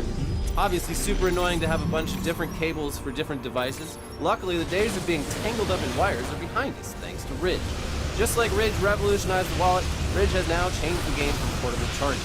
Ridge's 5-in-1 travel power bank has built-in cables that lets you charge all your devices at the same time with just one power bank and no extra cable. It's got MagSafe wireless charging, Apple Watch charger, Lightning, USB-C, every way you need to charge all in one premium device. No more juggling adapters and wall outlets at the airport just to get to 20%. With 20 watts of power, it charges your phone as fast as it possibly can. And with 10,000 milliamp hours capacity, you've got up to 3 full phone charges in your pocket. They also look great. And they're available in different colors like matte olive, base camp orange, and matte black. Go for the orange. Easy to find. Easy. The charger also features a kickstand for your phone and an LED charge status indicator so you'll always know how much backup you have with you. Like everything Ridge makes, it's built to last, with free shipping, a 99-day risk-free trial, and a lifetime warranty. One thing to pack, 5 ways to power. If you don't already have a Ridge wallet, you should. Slim, modern, sexy, I'd say, and RFID blocking. It's the last wallet that you'll ever buy. For a limited time, get up to 40% off during Ridge's huge Father's Day sale at ridge.com/ITdaily. Don't miss out on one of their biggest discounts all year. Head to ridge.com/ITdaily and you're all set. Your dad's not going to be asking to borrow your charger anymore. Yeah. Or asking where to plug in his phone. Father's Day's a whole week now. Yeah, it's just like a birthday. It's fine, yeah. After your purchase, they will ask where you heard about them. Tell them that our show sent you. All right, this episode is also brought to you by Shopify. Picture this. It's late at night. You're scrolling through your feed. All of a sudden, you see it. That one product you've been looking for. You click the link, add to cart, maybe even shop around a little more before finally hitting checkout. And as you're filling in your address, you realize you don't have your card anywhere near you. That's when you see the purple pay button that has all your information saved, making checking out as simple as a simple tap of your screen. Cha-ching! Our favorite part is obviously all the delivery tracking in one convenient place. No need to go digging around in your emails for tracking numbers anymore. Shopify is great for shoppers, but it's also great for sellers. They're the commerce platform behind millions of businesses around the world and 10% of all e-commerce in the U.S. From big-name brands all the way down to little tiny merch stores like ours. InternetTodayMerch.com. Get yours today. They help get you started with your own design studio with hundreds of ready-to-use templates. Shopify helps you build a beautiful online store that matches your brand style. Accelerate your efficiency whether you're uploading new products or trying to improve existing ones. Shopify is packed with helpful tools that write product descriptions, page headlines, and even enhance your product photography. Tackle all those important tasks in one place, from inventory to payments to analytics and more. No need to save multiple websites or try to figure out what platform is hosting the tool that you need. Everything is all in one place, making your life easier and your business operations smoother. See less carts go abandoned and see more sales go cha-ching with Shopify and their Shop Pay button. Sign up for your $1 per month trial today at shopify.com/ITdaily. Go to shopify.com/ITdaily. That is shopify.com/ITdaily. Cha-ching! All right, back to the news now. And yeah, you know what? If you drop something in one of those vault toilets around parks and campsites, you should just consider it a loss. It wasn't in the cards for me today. Fate had other plans. I'm gonna go do something else with my time. The toilet always wins. Mm-hmm. You shouldn't try to retrieve something that has been dropped into a literal cesspool, because even if you're able to grab it, we can assure you, you're never going to want to wear, use, or consume any product unlucky enough to fall into that pit of despair. Have you ever used one, folks? You know what we're talking about. These things are fucking... You can smell them from 20 feet away. Yeah. Yeah, it's, especially in the summertime. It is a necessary evil, and it takes what it takes, and there's no getting it back. In fact, that is probably like what you have to pay the toilet to not kill everyone that enters. Yeah, it's... That's an offering. You leave it be. These toilets are sort of like eldritch beings that do demand tribute from time to time. And you have to pay that tribute. But yeah, there's always someone out there who thinks that they're built different. I can wrestle a bear, I can retrieve these sunglasses. Yeah, they say, hey, don't fly too close to the sun with those wax wings on your feet. And said, I think I'm going to do it. Yeah, I'll do it. And yeah, those people, they think that they're going to successfully save the day by climbing headfirst into an outdoor shitter, only to inevitably figure out that they have played themselves for a fool, and they're now trapped inside of a shit dungeon. Folks, it happened again. It always does, and it happened again. Someone fell into a vault toilet at a campsite, a fate so foul it haunts us anytime we have to use one of those facilities. Let this be a cautionary tale. If you drop your sunglasses into a giant pile of human shit, let them go. Let them go. There's other sunglasses out there. If you think like your local, like city park toilet is nasty, imagine that, but the waste doesn't go anywhere. It's like goes straight down and sits an there. entire week worth of fecal matter and urine just kind of heat festering and heat cooking. The most recent one I had to use was in Death Valley, so that'll give you an idea. And I really needed to use it, or else I wouldn't have. I feel like Death Valley, it's so hot there that it actually kind of sterilized it. I don't know, Elliot. It smelled fucking awful, and you could like feel the flies around you. They were just waiting. Anyways, here's the news article. A man trying to retrieve his sunglasses from a campsite vault toilet had to be rescued after he fell in, the Fresno County Sheriff's Office said. First responders were called to Camp Edison in the foothills of the Sierra Nevada mountains just before 2:30 p.m. Saturday, a report of a confined space rescue. First responders arrived to find a man who had fallen into the waterless, non-flushing toilet while trying to grab the sunglasses he'd dropped inside of it. Sergeant Chris Tullis with the Sheriff's Office told YourCentralValley.com that the man was in the toilet for 10 to 15 minutes before they were able to get him out. Oh, well, that's, I guess. I mean, probably felt like an eternity, but it could have been longer. You're out in a remote area and you call for rescue. They're like, we'll be there in a couple hours, I guess. Yeah, luckily this was at a campsite. It seems like a pretty popular one. So like, even a minute. I mean, god damn, this is how that guy, they torture someone with this method in, I believe, the remake of Hills Have Eyes. They like slice them all up and shove them into a toilet like this. Hi! So the man didn't report receiving any serious injuries and was able to walk away from the incident after being hosed down by Cal Fire. Yeah, let me We hose you down. don't want to get anywhere near you. Hose you down. I bet they probably put like a rope in too. They probably didn't even like, all right, we're not gonna get like the jaws. We're not going We're not in there. sending anyone else in there either. You got We're not yourself gonna- into this mess, you're gonna get yourself out. Here's a rope. Yeah. We'll tie it to the front of the truck, and you hold on to it. When you get up out of there, stay the fuck away from all of us. And then you go over there, and we'll actually stay in the bathroom. Yeah. We'll hose down the whole bathroom. Yeah. It probably needs it. God damn, that's so. What a story to tell. What a story to tell the kids. Must have been some good. Hey, your dad's a fucking idiot. What a Father's Day that must have been the next day. Hey, by the way, happy Father's Day. We had these new sunglasses the whole time. Like, I can see maybe if they were like prescription. Like, if I dropped my glasses in a toilet, I needed to drive hundreds of miles home. That would be a problem. My immediate course of action would not be, I need to get inside the fucking toilet right now. But it would be a situation that I would have to try to resolve somehow. Yeah. But So I obviously have perfect vision, so I don't know. But like, say you did lose your glasses in an emergency, could you use those over-the-counter ones that are like +1, +2? No, those are like reading glasses. Well, that's what I thought. But I thought there were people with poor vision. Yeah, those are people that farsighted. It's for reading. Reading, so it focuses like 2 feet in front of your face. It's useless for driving. There's no replacement for driving.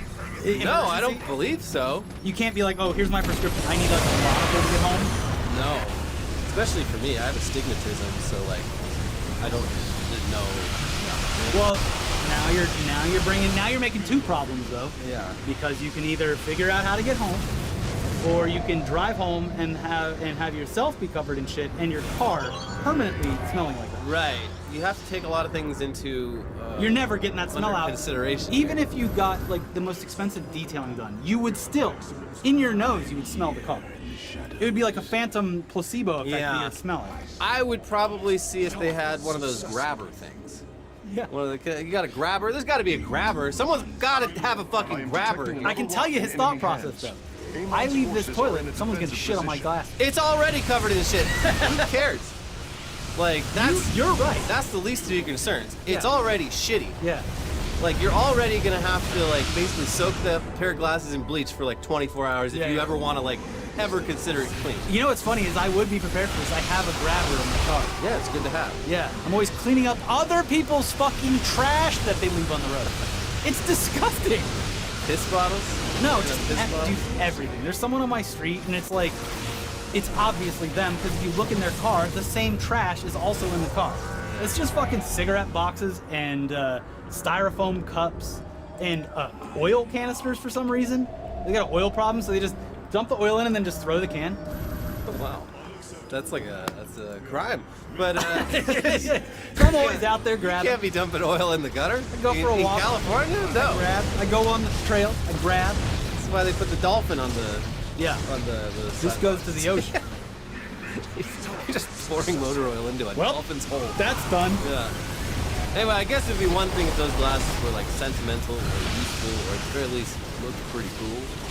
These next glasses for our next story should be taken directly off of the face of the guy wearing them and promptly deposited to the nearest vault toilet, and this guy deposited promptly into the nearest locker.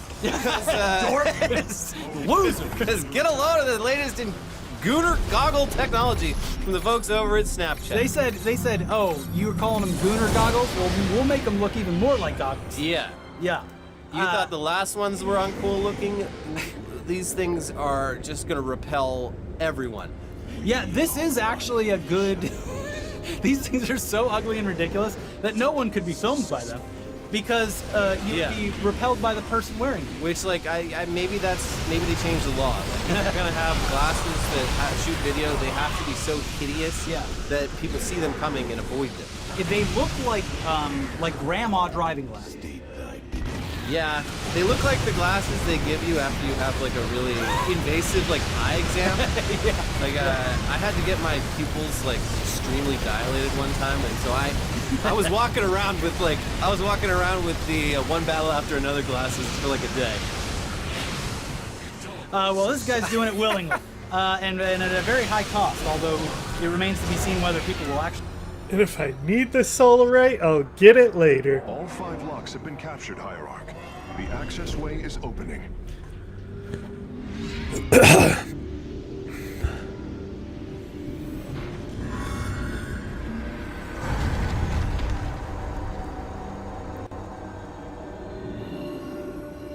It seems Amon's forces have drawn back. I sense only a great stillness from within the temple. Then we have succeeded. It will not be long before we see what fate has in store for us.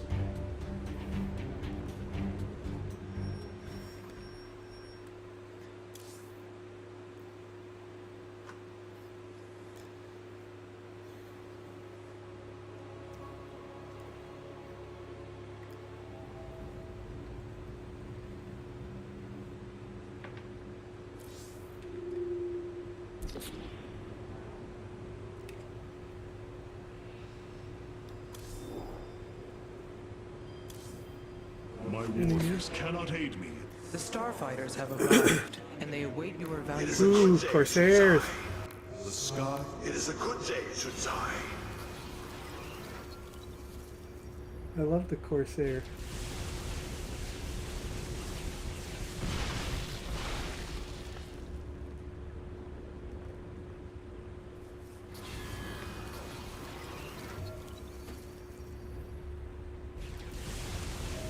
The skies await.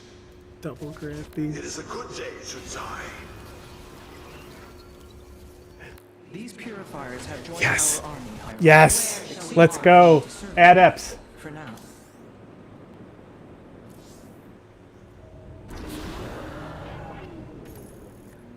Amon's forces arrived here before we did, Artanis. And I automatically get solarite from this.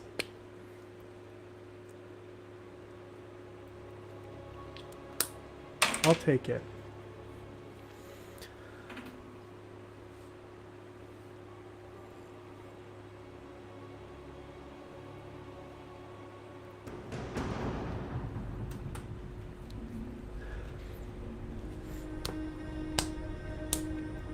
Oh no. Oh, the Shalnaga are dead.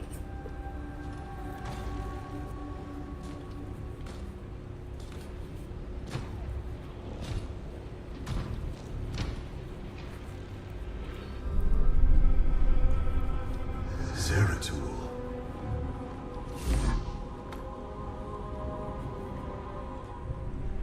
Shakuris.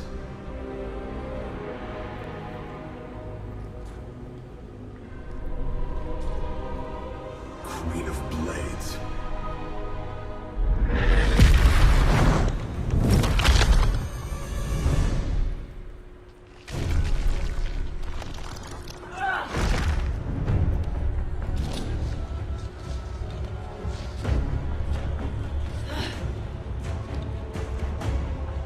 Kerrigan.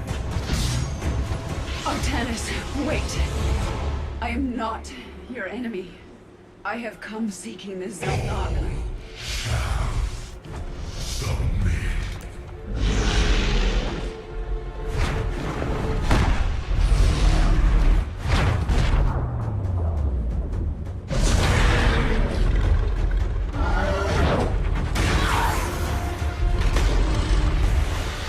Okay, Spartanus, don't just stand there.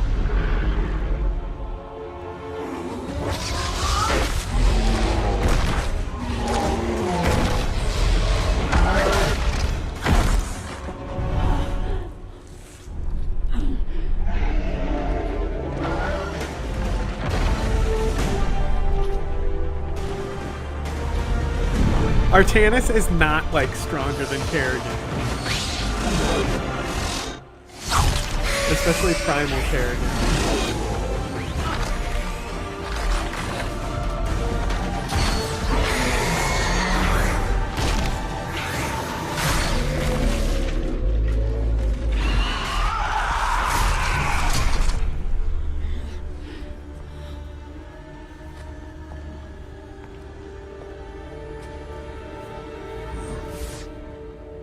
It seems fate has drawn us together. We should not attempt it further.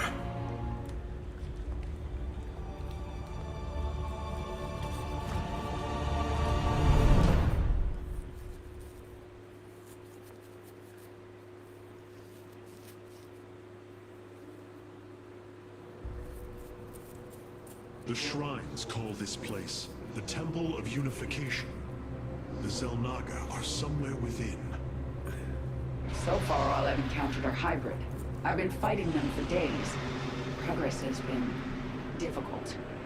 The prophecies foretell of two ascended races working together to seek out the halls of revelation within the temple.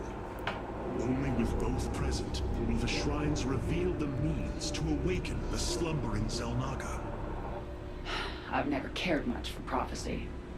And yet, despite our history, here we stand, together. Perhaps you should start. Alright, what's he got? Lightning Dash. What's she got? You have my attention. Let us make for the shrine. Does she have the ability? No, because I no, I didn't use Fury. And she doesn't have Annihilation. Change is upon us. There can be no doubt. Why do I have to hear from you? I want to hear from Kerrigan. It seems the temple has guardians. Halt! Do you sense that? A great power awakens within this construct. Purity of form. Purity of essence. Prove your strength. Stay close to me. My psionic abilities can mend our wounds.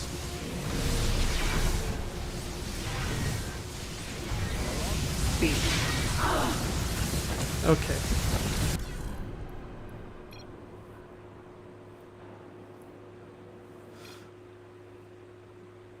That's gonna be a hard mission when we do it.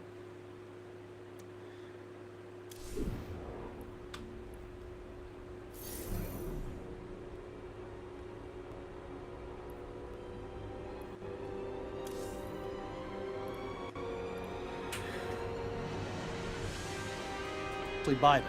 But yeah, these look fucking ridiculous.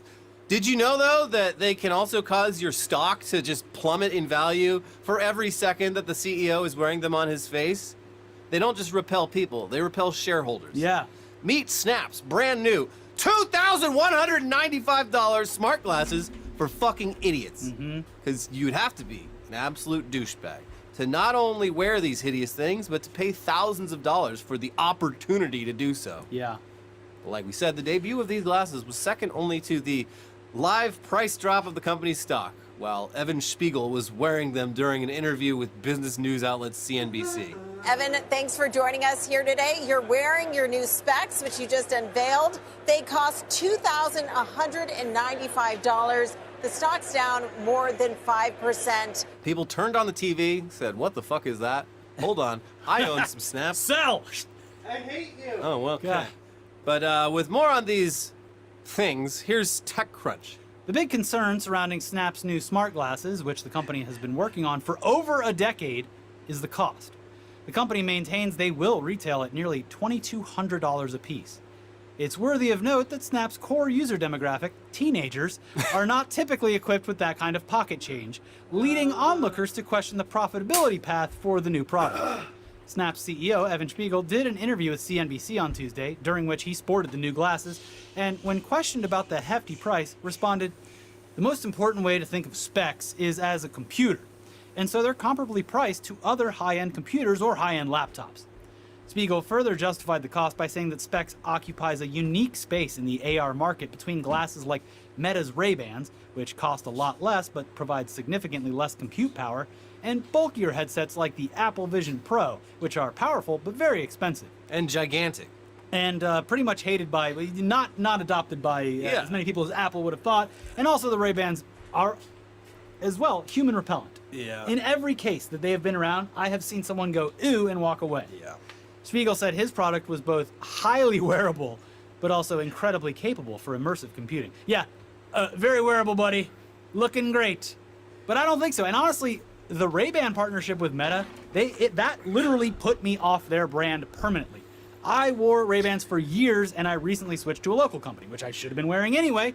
But now people won't confuse me for someone who is surreptitiously recording and data harvesting everything around them. And that's more important. I mean, Ray-Bans have always been a scam.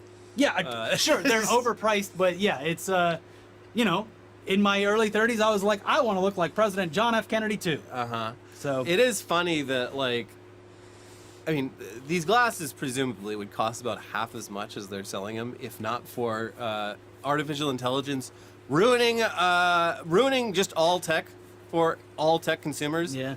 It's the same thing with, like, they finally unveiled the Valve Steam machine, and it's like, okay, it costs too much money. Mm-hmm. And I mean, luckily, like, Gabe Newell, he doesn't need this to, like, take off. He doesn't need this to explode. His company's not publicly traded, so it's, like, not a huge deal, but it's like, it's very clearly, it would have cost a lot less if computer parts weren't just all being hogged by these fucking data companies all the time. I just don't think that even at half the price, these would sell.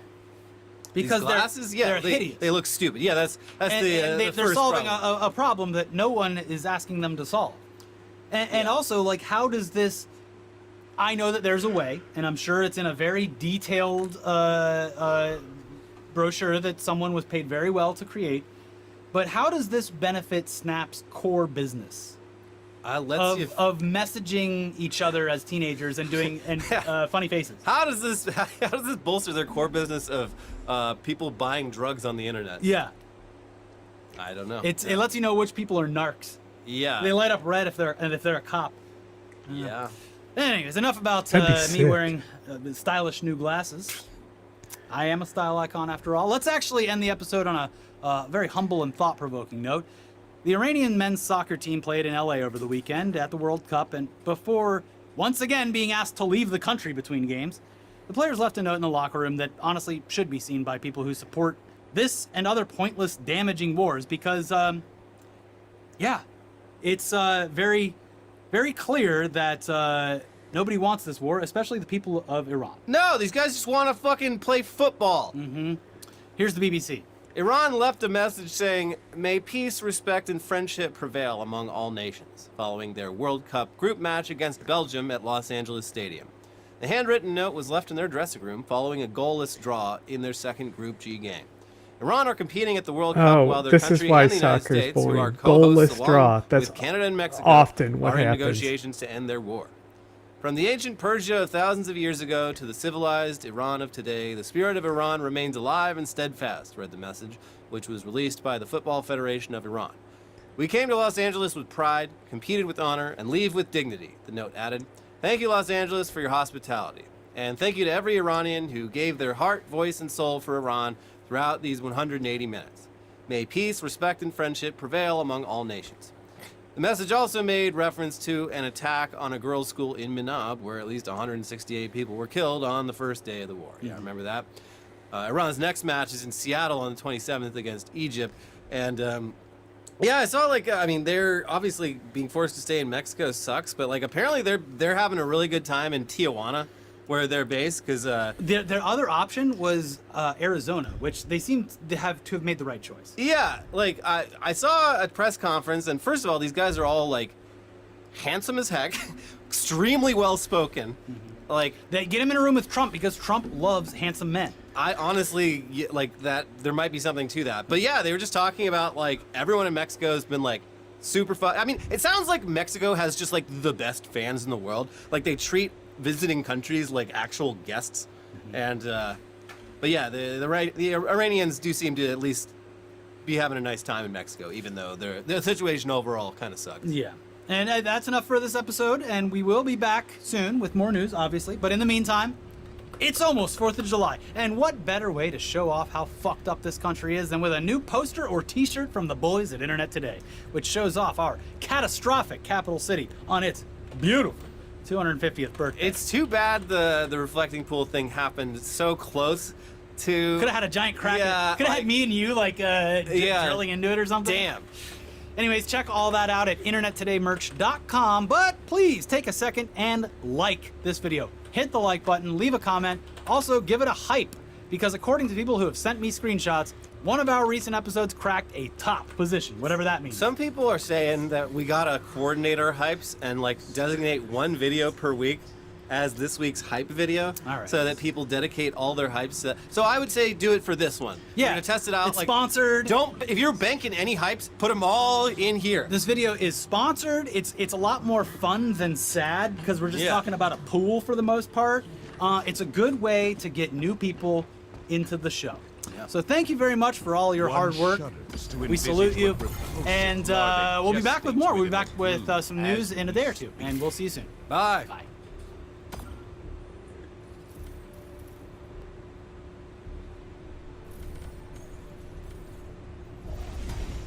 David Dayen, ladies and gentlemen. There he is. Thanks so much for joining us Thank you for today. having me, as always. We anticipated this news from LA about the. You got that for me in there? Yes, and we want to bring somebody in who is actually from LA. Right. To establish that there isn't some grand conspiracy going on. You brought the jet. Exactly. You let me come in on the Majority Report branded jet. Right, the Hyperloop that we had built directly under the studio, directly. Well, that's how we were able to pay you for burning all those ballots for Spencer Pratt. Right. I'm you know, having we a great can't time give you a in check. the Glendale post office, just burning ballots away. There you go. Got all the sweat off you. This is, let's just start with, this is the way that elections go in California. Yeah. Right? I mean, why is that? Because there's so many people? Well, I mean, we should say that because you're seeing this conspiracizing, there actually is a pretty good reason to speed up. I mean, I think it is getting to be a little bit ridiculous. It is ridiculous, but why is it so But, slow? I mean, Just because people in California are very laid back. There are two main reasons. One is in California, all you have to do is postmark your ballot by Election Day, and if you turn it in, then if it arrives as much as 7 days after Election Day. So ballots that arrive today at the various vote counting stations will be counted. So the election's not over, really, in many if it's a respects. close election, you can't really say. You don't know how many are going to show up today. Right. So there aren't. So that's number one, and number two, which I actually think is more important, is an actual fraud protection measure. So in California, unlike some other states that do all vote by mail, they do signature matching. So you sign the envelope that you turn in with your ballot in it, and that is checked against a signature. Ballot is checked? Checked against a signature that's on file in the county elections office. Why wouldn't Republicans be over the moon about this? That's what I think is so funny about it, because like literally the reason it's slow is a fraud protection measure. And it's a way to protect against that stuff without disenfranchising so many people. That's what the Republicans don't like about it. They'd prefer things like voter ID when, say, you don't have a driver's license, or using your passport when half the country doesn't have one, so that they could narrow the pool of voters. And what is the typical, do you know, what is the typical percentage of an election's ballots that come in and are legit in terms of a postmark 7 days out? Not enough to necessitate, in my view, how late the count is. I mean, Okay. it's probably about 0.5% of all ballots coming in. There used to be a 3-day limit, so they'd have to come in 3 days after Election Day, and they moved it to 7, and the difference between those two was about half a percentage point of the vote, which could matter in a very close race, but not in most races. And it's you got to make a choice. I mean, you could make it 14 days out, I guess, and you know, but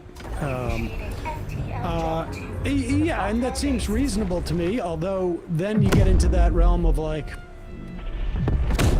then the post office, maybe you have a postmaster general who's like, well, let's slow things down. Right. Well, I mean, actually, all of this is likely to change because the Supreme Court is, going to imminently rule that an election actually ends on Election Day, and so those ballots can't just be postmarked by Election Day, but they have to arrive at the various vote counting centers on Election Day, and that's likely to go to be implemented very soon because the Supreme Court is federal law. I mean, I don't understand necessarily how that affects state law. These are federal elections. So yes, but states are responsible for running them. True. But has that stopped the Supreme Court before? Right. That is exactly the trump card that you play. Right. Any Time for another religious It's an interesting argument you have, but the Supreme Court is just going to do whatever benefits Republicans, and so indeed. So we could actually see this shrink. There would still be the signature matching issue, and I think that is actually a legitimate protection measure against, when you have an all-mail election. We don't. I mean, obviously it's the biggest state and everybody gets a ballot, so there do need to be some standards in place for that. And so, but it probably could be quicker because it's facilitating, I think, these questions. Yes. Which don't really need to be there. I mean, we could talk about the actual issue that they're saying, which election they're saying. Yeah, well, let's talk about that. I mean, here is Jacob Sobroff from MS Now, just taking us through what is, I guess, so-called LA Ballot Processing Center, which of course we know is really just some type of like fake vote mill, right? On the Warner Brothers studios. Yeah, this is right. This is where it's the same place where the moon landing was. Exactly. The actually same studio. Beat me to it. Check this out. What you are looking at is workers inside the Ballot Processing Center of Los Angeles County, the largest election jurisdiction in the United States of America. And I came here really to show my respect, honestly, to these workers who are allowing us to do our civic duty. Donald Trump is sowing the seeds of misinformation and disinformation about the ballot counting process here. And what you're witnessing, what I'm watching happen transparently and in real time, is a painstaking, slow, and deliberate process designed, look, right here, to make sure that ballots that have been cast in this election here in Los Angeles and throughout California are counted fairly and accurately, and that every single one of them is verified so that the results are correct. Look who I ran into, but Dean Logan, the Registrar Recorder of Los Angeles. Curious what you think about what the President of the United States is saying about what the workers in this ballot processing center are doing. Well, I think unfortunately the message that's coming from the President is one that's about the outcome of the election rather than the process of the election. And I think people who come here to our ballot processing center and see the process leave with a better understanding of how that process works. There are cameras recording everything, is that right? Yep, there are cameras recording. It's live streamed. Where we're standing right now is an open observer loop. Anybody can come and walk through here and watch the process, and people do on a day-to-day basis. And what about bipartisan election observers? Republicans and Democrats are both just allowed to come and observe, right? And anyone is allowed to come and observe. So it's not partisan. It's open. It's publicly available. If any of the candidates, no matter who they are, have a question or a problem or an accusation about how the votes are being counted, they can walk in here and watch this process themselves, right? Absolutely, and several of them have. I mean, that's why we're here. They can come and watch the process, and we can explain exactly what's happening here. So out of curiosity, has Pratt been in here? I don't believe he has been here yet. There have been people representing his campaign. You ought to come and check it out. It's worth it. Why do you think that? All right, I think so there's the transparency. Now, of course, that guy in the sport jacket is a changeling from Mount Shasta, and so we can barely trust him. But here is Harry Emden weighing in with the most obvious explanation as to why the idea of Rahman being elevated by presumably the Democrats, right? I mean, she's a Democrat. Is just one of the dumbest conspiracy theories ever. This is the dumbest conspiracy theory I have ever heard, because the Democratic establishment and Karen Bass wanted Spencer Pratt in the runoff. They don't want any part to do with Nithya Rahman. Why is that? Because just take a look here. Okay, Mayor runoff polls, Bass versus opponent versus Pratt. Bass would have crushed Pratt by 18 points. That's what the polling showed. Look at how she does against Nithya Rahman, on the other hand. Rahman is ahead by 4 points. Bass has a real race on her hand if, in fact, Rahman is the one who advances. And, of course, the Democratic establishment is backing Karen Bass. But versus Spencer Pratt, she was crushing him. She wanted to face Pratt. She wanted nothing to do with Rahman. That's why these conspiracy theories, simply put, make no sense, people.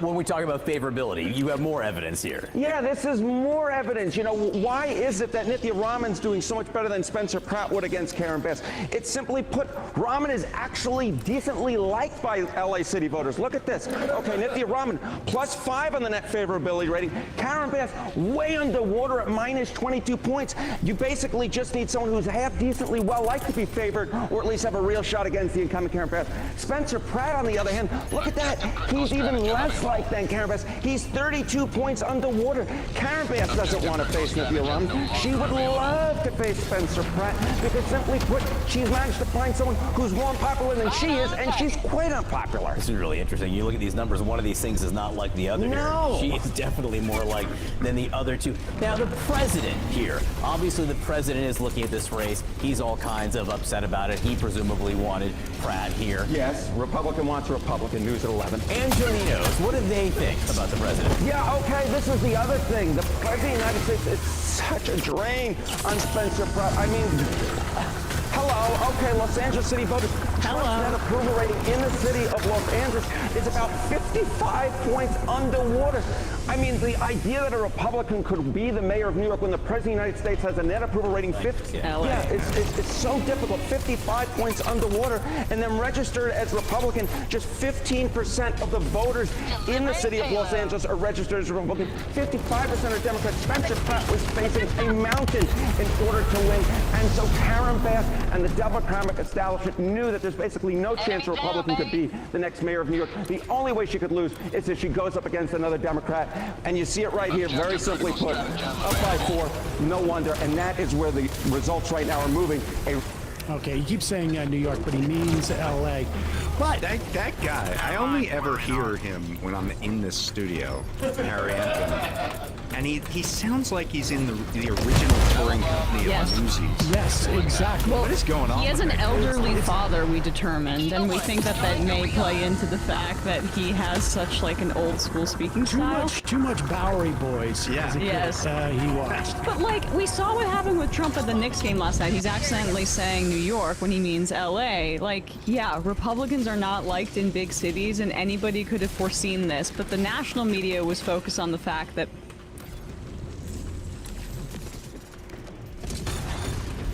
I have something here that I want to show you. This is a secret CIA memo from 1998. It got declassified, that's what these markings mean, and it describes a set of high-level CIA meetings on North Korea, which was at that moment the biggest crisis facing American foreign policy. The country's founding leader, Kim Il-sung, had died, leaving power to his bizarre reclusive son, Kim Jong-il. So the CIA convened this big inquiry into the North Korea problem, and what they concluded was that North Korea was doomed. Although the timing is uncertain, the prospect seems strong that the Kim regime's refusal to reverse course will generate some catalyst that will lead to its collapse. Well, they warn about political implosion stemming from irreversible economic degradation, about its leadership being delusionary, about its total reliance on China, even though China appears to prefer a weak North Korea. But this report concluded there was something even bigger that was going to bring down North Korea. The regime's underlying underpinning would be eliminated if it abandoned its commitment to reunification, leading to the loss of ideological legitimacy and total collapse. This all makes no sense if we look at it on a map.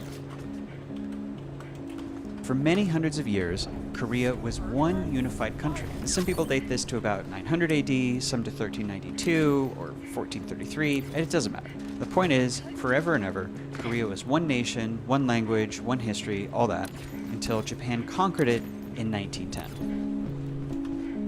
And then World War II ended with the Soviets occupying the northern half and the Americans occupying the south.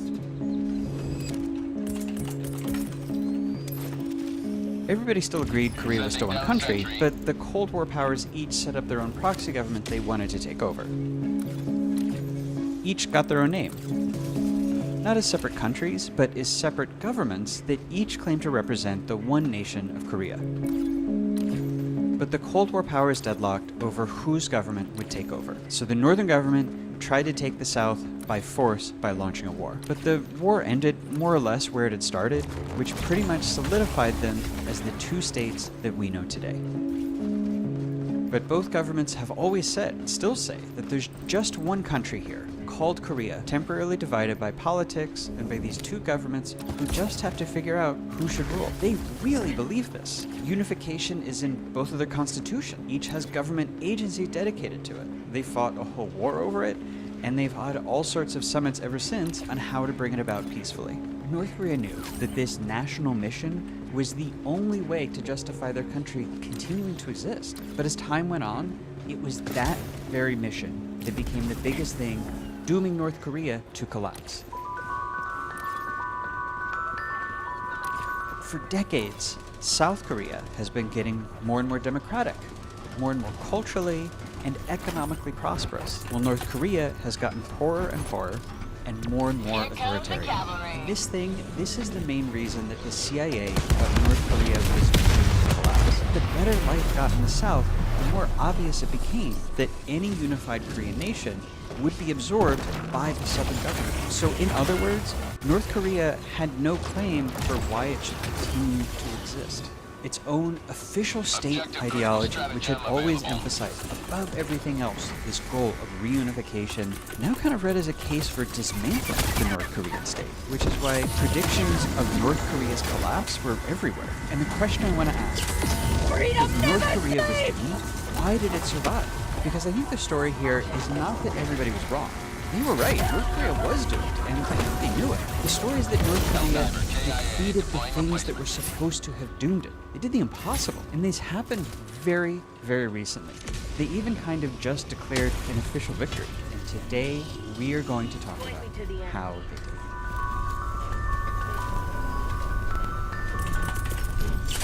Before we get into how North Korea did it, I want to show you the very North Korean way that just a few weeks ago they declared their big victory, because it tells us a lot about what the leadership saw as the real threat facing their country's future.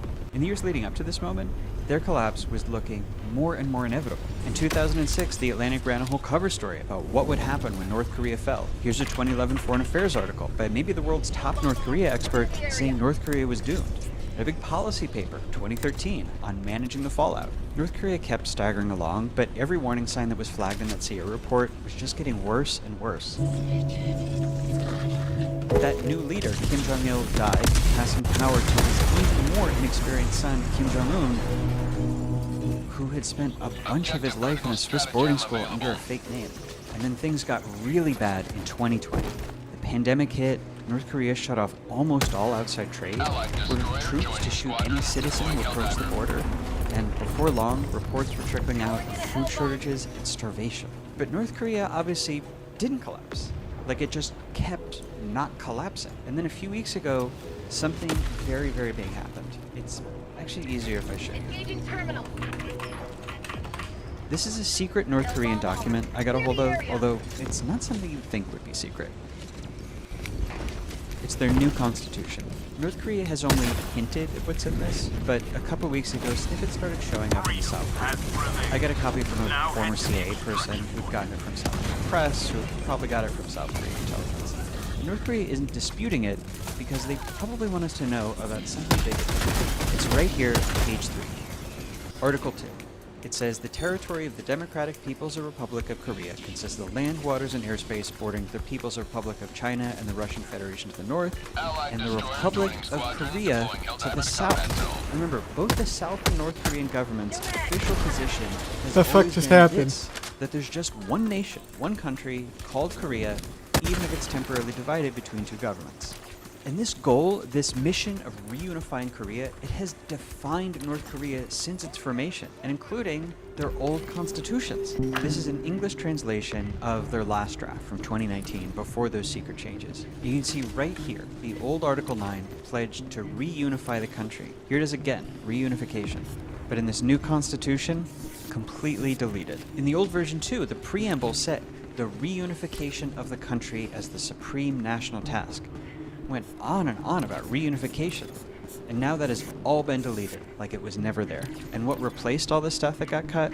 We'll go back to the new Constitution, which has this whole new article, Article 2, the one saying that the country's territory is defined by having China and Russia to the north, and the Republic of Korea to the south. They are declaring South Korea is now a separate country. They're saying this division between North and South, we are making it permanent. North Korea is declaring independence. This is North Korea declaring victory. Victory over its division from the south, over the forces that were supposed to have doomed it to collapse. Victory in that war they have been fighting for their survival since the 1990s that everybody said they would lose. North Korea is saying, with this document, we have established ourselves, North Korea, for the first time, as its own country, as a fully realized, self-justifying, ideologically coherent state. We don't just exist anymore as a vestige of temporary division from the South. That division is permanent because North Korea is permanent. This was supposed to be impossible, but it looks like North Korea really did it. North Korea won. And today, we're going to figure out how they pulled it off. Hey folks, so I think we all know the challenge is not finding information anymore. It's figuring out what's missing. Like, that's something we've all experienced, right? And that's why we partnered with today's sponsor, Ground News. They're an app and website that gathers news from over 50,000 sources worldwide in one place. Let me show you how it works. Here's a great example. Trump announcing the US-Iran peace deal. Over 1,000 sources covered the story. You can see the bias breakdown, survey factuality, dive deeper into who owns the news sources that I'm reading. Here's the Associated Press, very high factuality, independent. They call it a tentative deal. But Forbes down here quotes Trump as calling the deal complete. It's an important distinction. I use Ground News because it surfaces perspectives you might not otherwise see. Like this, the Jewish Telegraphic Agency, not a source that's in my normal daily rotation, says Netanyahu is under fire in Israel over the US-Iran deal. It's useful information. So you can see why the Nobel Peace Center is even called Ground News, an excellent way to stay informed, avoid echo chambers, and expand your thinking. Right now, my viewers can get 40% off the unlimited access Vantage plan. Go to ground.news/Max Fisher or scan the QR code on This is screen. Pelican 1. Now, I have let's visual get on back the to the video. extraction zone. Okay, so we are going to use this board here to map out what I would call the 4 big things that were supposed to have doomed North Korea and how it beat them. We're going to start by mapping out each of those 4 threats facing North Korea, and then the scenario for collapse each threat could lead to, and then we'll come around to how North Korea solved each one. With me so far? Let's start with the very big threat to North Korea from the beginning, war with the United States.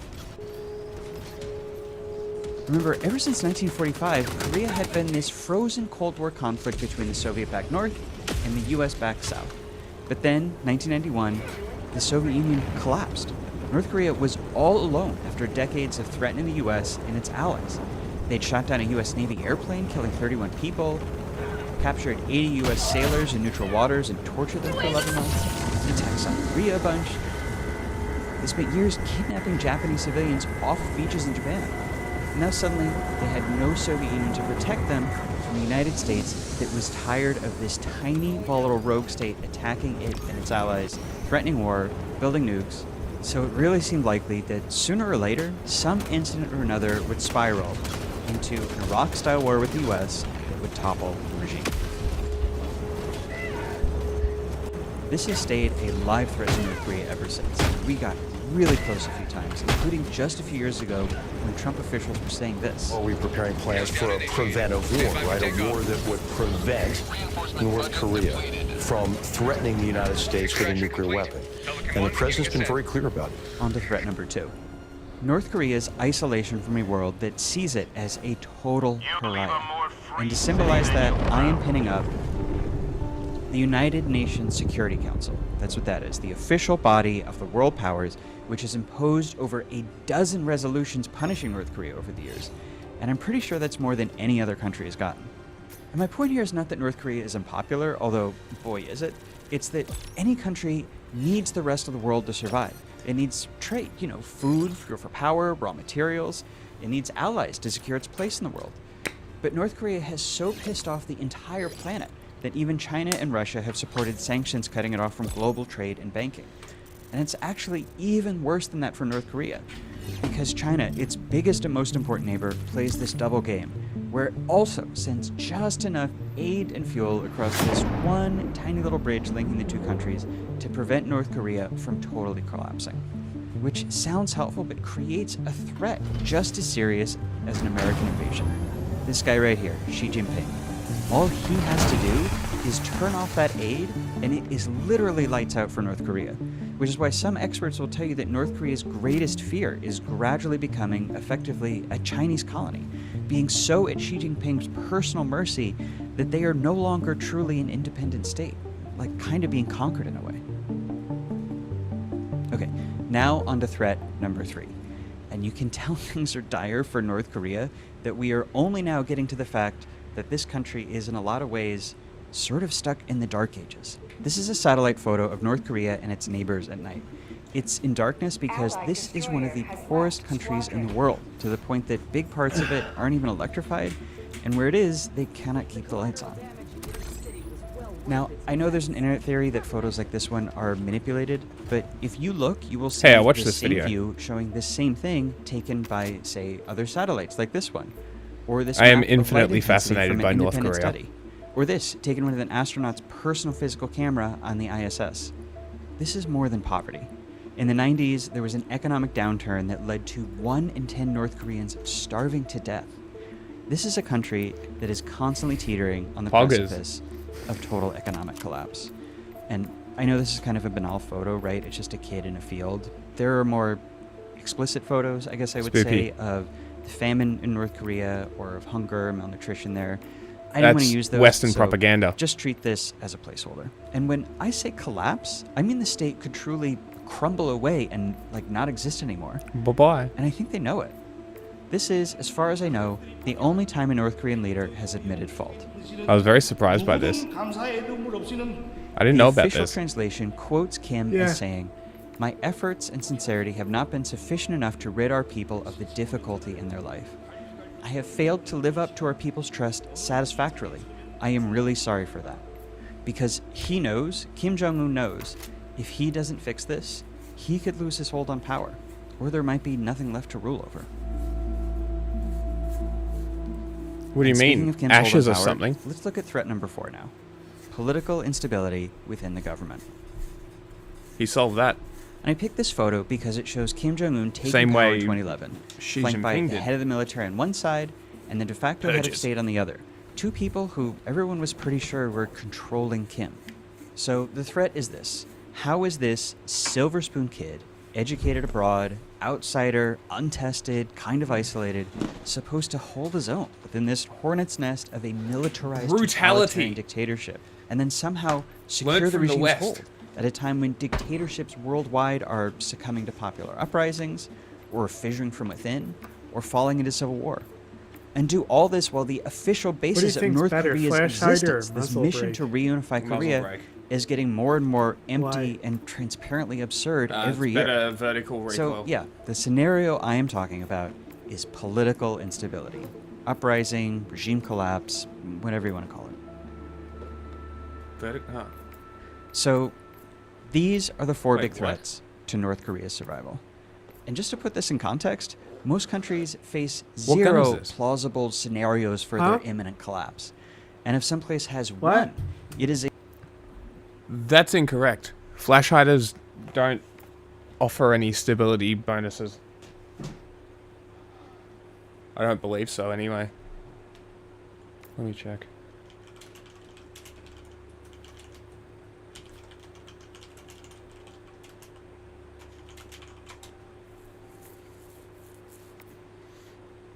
Flash hiders do not significantly reduce felt rearward recoil. Yeah. Which is vertical, which means that the muzzle brake, which is literally made It's as a game. I don't give a fuck. If you're putting muzzle brakes and compensators in a game, have Call them of do Duty, the effects. Call of that Duty they should. also has like, you know, like pistols that are somehow more powerful than the M9. You know, even though they're like the same pistol. You mean the caliber? Yeah. That's a fair point. But like, counterpoint, Call Call of of Duty Duty has- doesn't do recoil on flash hiders. Yeah, they make the most cursed guns of all time instead. Still better than incorrectly putting recoil compensation on Well, what flash would hiders. you like them to have there instead? So flash hiders should essentially do the same thing as a suppressor without the noise suppression. And then the muzzle brake should do vertical recoil. Yeah, but nobody would pick that. That's stupid. So I'm saying, what would you want there instead of flash hider? Suppressors rather than flash hiders. But nobody would use them.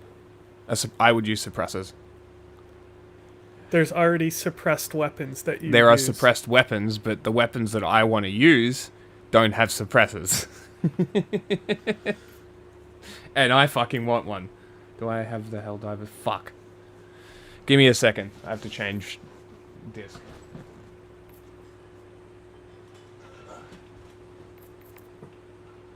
Plus, it's stat alteration. That's all it's for. I know. Well, honestly, it should give you... If anything, the flash hider should give you ergonomic bonuses. It does. How much? Wait, do you want higher ergonomics? No, it doesn't. It takes off ergonomics, actually. Amazing. It has more ergonomics than the muzzle brake. Like it takes off? Because ergonomics, I think, is how fast you use the weapon. It's so like it affects it's like how you can move it and acquire targets. That's why Okay, like so higher that's why the ergonomics iron would sight be- rifles are like really good. Yeah. Well, in that case, you would want a higher ergo number. I would imagine. Well, that's what the flash hider has. Interesting. The muzzle brake needs vertical recoil compensation. What's the compensator? See, this doesn't fucking make any sense. The compensator should have both. The muzzle brake should Well, have hang on. vertical. It's And the flash hider should have an ergonomic boost. There should be a distinct benefit to having each one.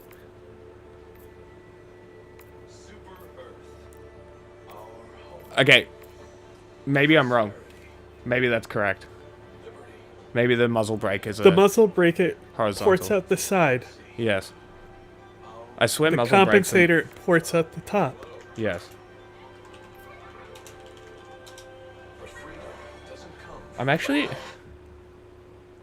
I'm curious now. Okay, so yes, muzzle brakes have ports off the side.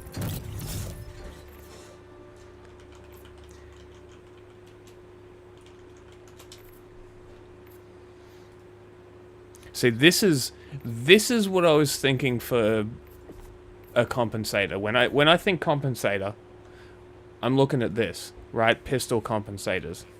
You know, the pistol muzzle brakes, where they're square and they have ports on every other side. This is what Yeah. they should look like, right? This is what they should look like. They should have benefits on every side, right? And then the muzzle brake should be a single benefit if you want a heavy bonus to whatever it is, vertical or horizontal. The compensator should have both. I think we should be able to put a bump stock on the Constitution. I agree. Well, it is But bolt action. It would be cool if it was more like a M1. See, but a lot of these compensators are ported on every side, except for obviously the bottom, which is very interesting.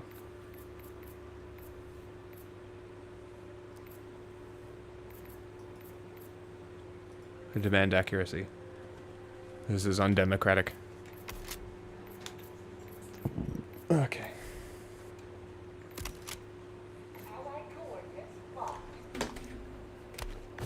Whoops.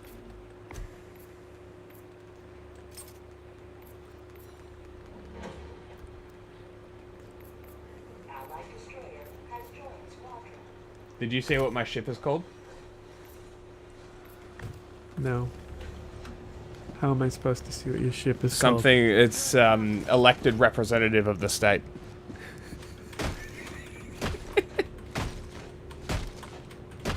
Do you think there's anything funnier than Fist of Pride, though? No. But elected representative of the state is pretty funny. You can't change it, can you? I think you can. Yeah.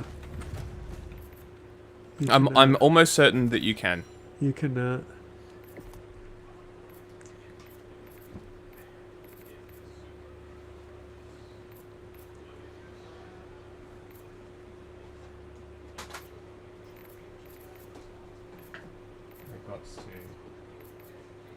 I've got to adjust. Camera going offline.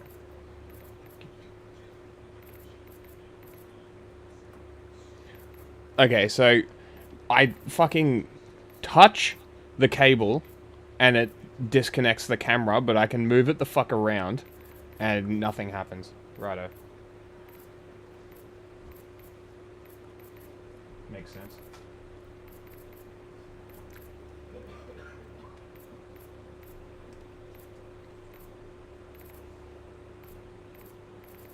Yeah. Nothing but sense being made. No dollars.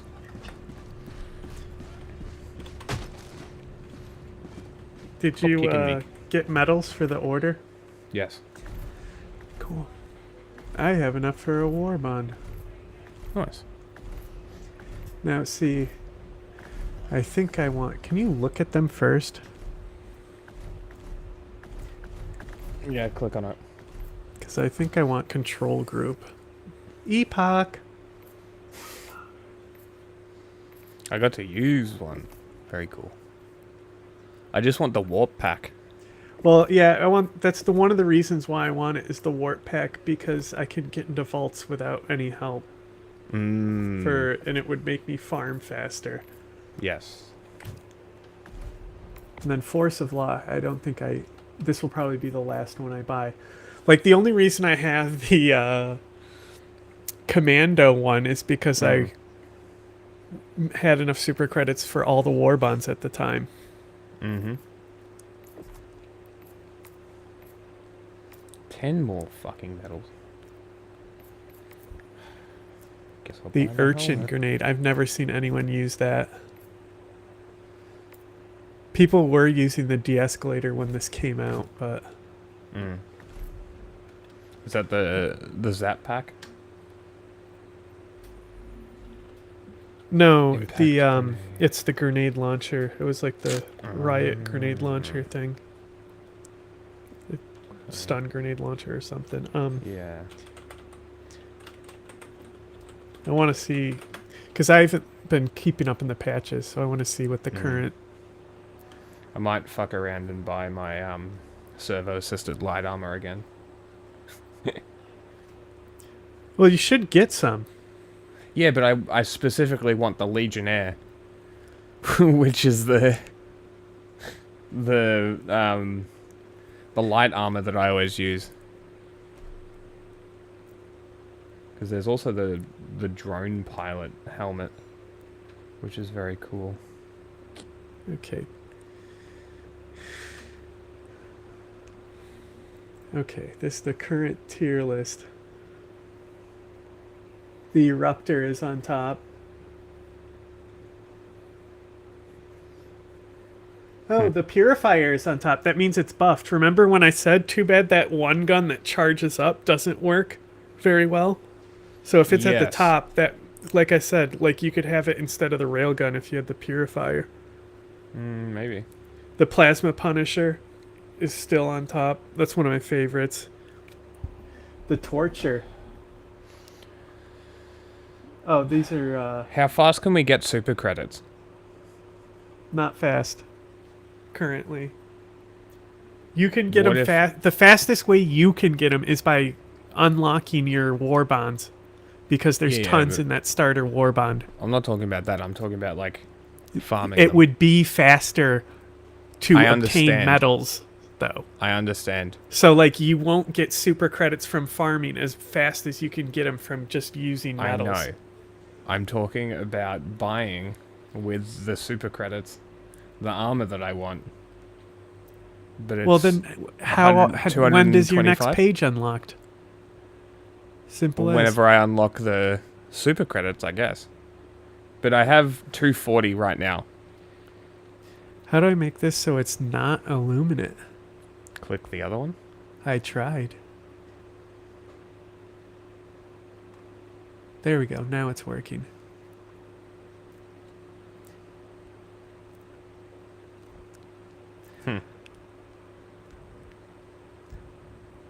So the top ones for bots is the Plasma Punisher, Eruptor, Explosive Crossbow, and Purifier.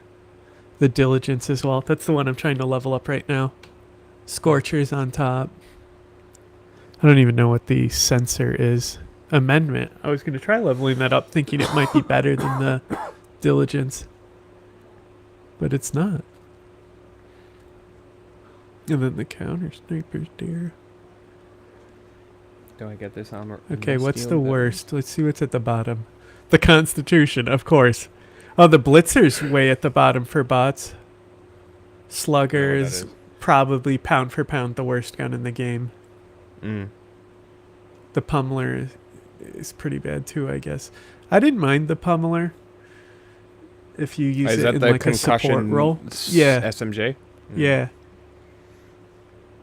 The Halo guns are at the bottom. So are the Killzone guns. Probably because you can't put mods on them, you know? You can't level them up, yeah. Yeah. I like the Halo gun. It's crazy the breaker is so low. I mean, it's only C on bots. I guess you don't want shotguns for bots. Because you want to be at a distance.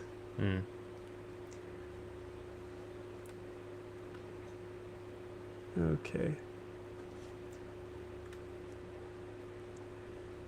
The Senator and the Ultimatum at the top. Talon. Talon is pound for pound the best rated sidearm. Which I agree, it's very good. It's basically the Senator, just better. Oh, there's like a Mauser in the game now.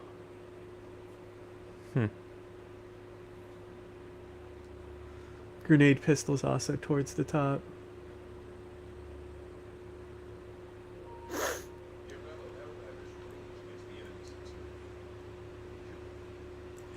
The Airburst rocket launcher is S tier for Illuminate. What the fuck? That used to be unusable. I guess it makes sense with the flying cunts. Didn't they just get nerfed as well? I don't know.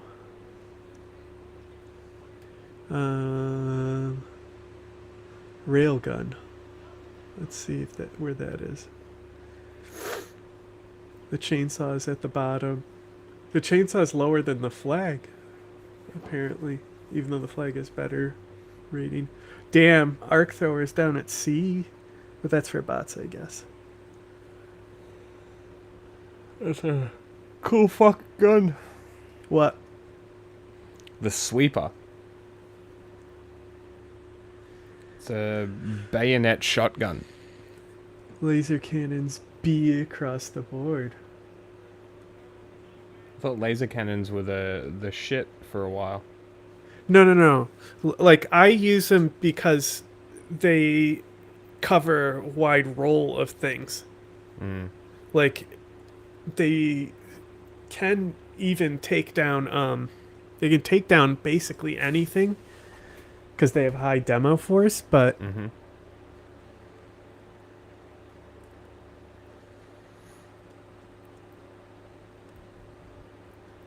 okay, here's Railgun. Railgun is still an S for bots.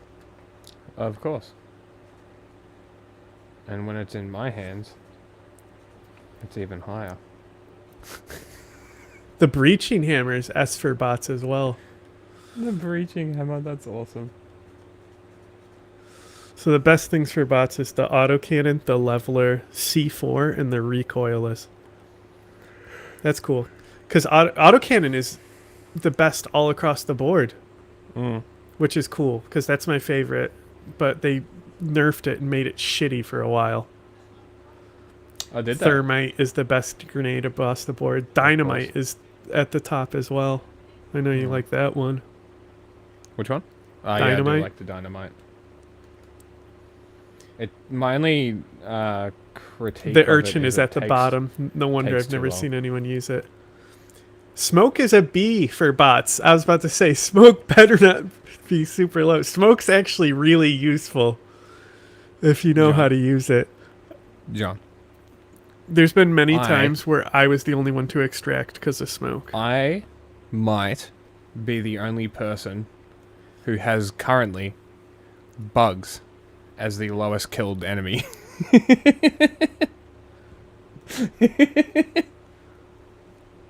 I've killed a grand total of 94 bugs.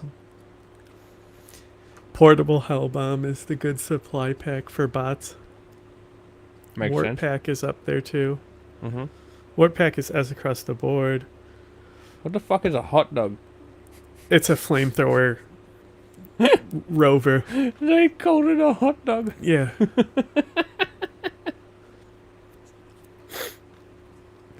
Amazing.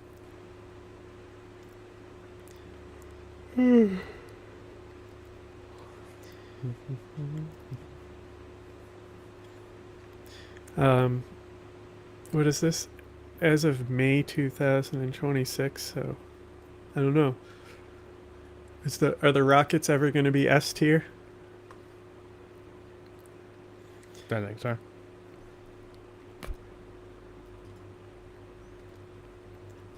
Where's the laser? The laser sentry is bad.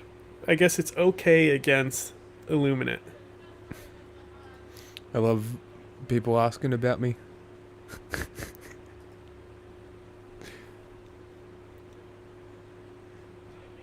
Okay, the Wanna best ones. add on Discord and make it a daily thing? No. It's a bot. I know. It's crazy. Viper Commandos, literally the only thing good in there is experimental infusion. To pay 1,000 credits for experimental infusion. It's like if I have some spare credits, I might buy it. Concussive padding. But even then, Is this like Killzone? Why does it look like that? Reduced signature, fortified, and med kit. Let's see. Servo assisted C tier for bots. servo assisted is always S tier.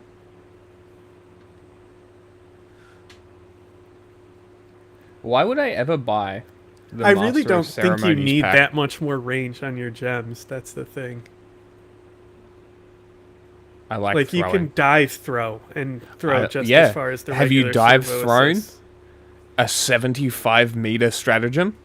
Because I have, and fuck, it's satisfying. Oh, it's even got the war bonds ranked. Democratic detonation. What is the best. worst one?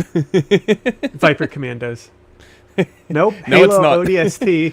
Fuck off. And the Killzone and Halo one are the worst. That because is they're just cosmetic false. shit. They're not actually good packs.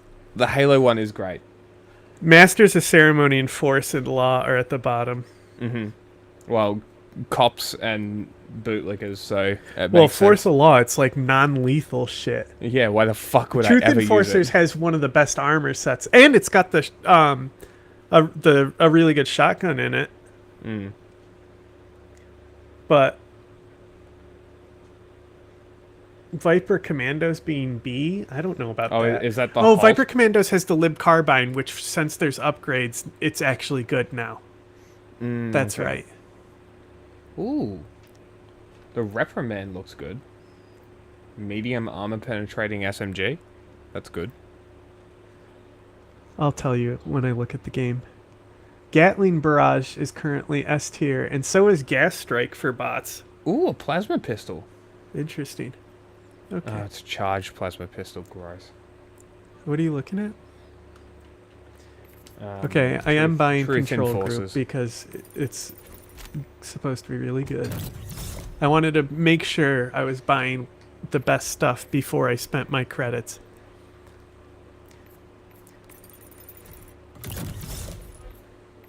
That's boring. What? It's just like, oh, I'm gonna study which one I'm gonna buy. I just looked at the tier lists to make sure You to make know sure how I there pick 'em? wasn't anything better. You wanna know how I pick them? That looks cool. Bye. Provides a one-time short-lived resurrection upon death, given that the yes. Helldiver's body is still intact. It's Increased the- stim effect duration by 2. It's the democracy one, but only a one-time thing and guaranteed. Not a bad armor set, honestly. The cape looks kind of cool.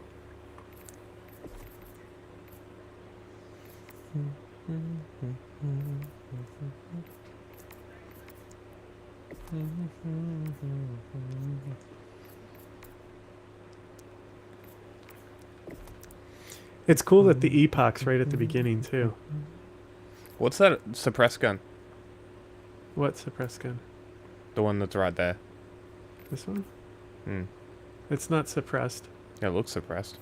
No. Oh, it's just got a long barrel. It's got more than that. Ah, interesting. I could just look. I don't know why I'm looking at yours.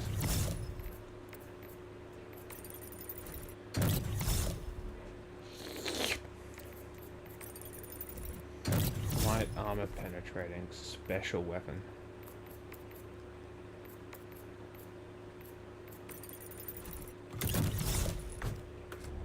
What? Is it an? Is it a like an? What is it? Hang on, I haven't used it yet, bruv. No, I know, but like, is Okay, it an assault rifle? What? It says special. What submachine gun were you asking about? Reprimand? Yeah. Yeah, that's the best one. It's so good. Have you used it? No. It's in the black group. The black cards. At least I What- think what's it's it the called? best. What's it called? The black card? What'd you Force say? of Law or whatever or something. Truth Enforcers. Yeah, because they have the halt. Yeah. So what, the shotgun and the submachine Which is a gun cool are good? shotgun, but it's dog shit. But it, okay. you know, I like it. It can shoot flechette. Oh, interesting. So it can. It has the 2 tubes in it. One's the non-lethal and one's the lethal or something. Oh. Which is like, why do we have non-lethal shotguns? Get that shit out of here. Yeah, the game is about spreading democracy by killing bugs. So, like, what? And also, I'm confident that if you use the non-lethal thing and accidentally hit a civilian, they would die. There's only one way to find out. Time to kill some civilians. Let's drop in Butcher. Be Russia. Test that shit out. Lucky nobody's watching, because that was a I guess very the Halt distasteful is good joke. against bugs. Hmm? The Halt shotgun is good against bugs.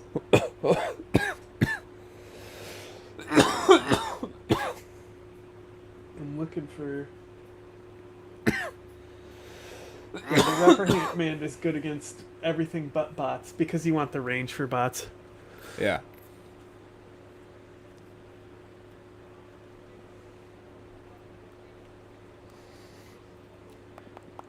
I remember first getting the eruptor and hating it. Boy, did that grow on me.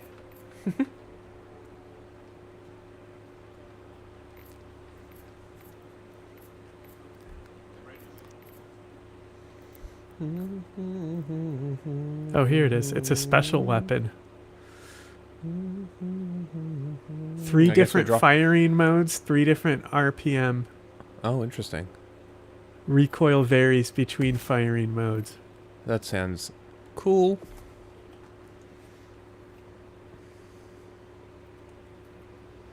Yeah, I'll try it. If you don't want it, I'll swap you my gun.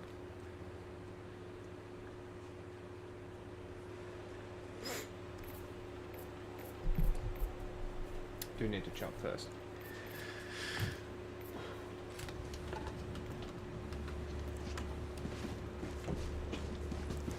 The enemy has launched a cowardly attack against one of our planets.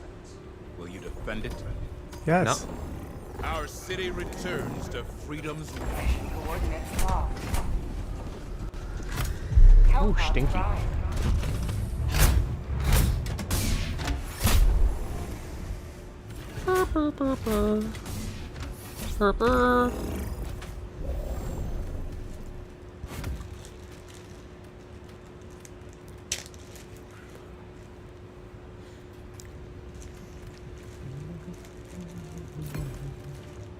It's a good solid nug. Where is it? There.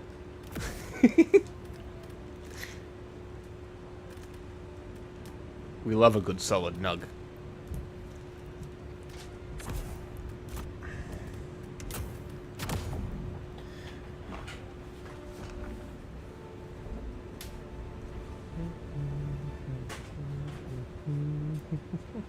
Wasn't there a North Korea video we were watching?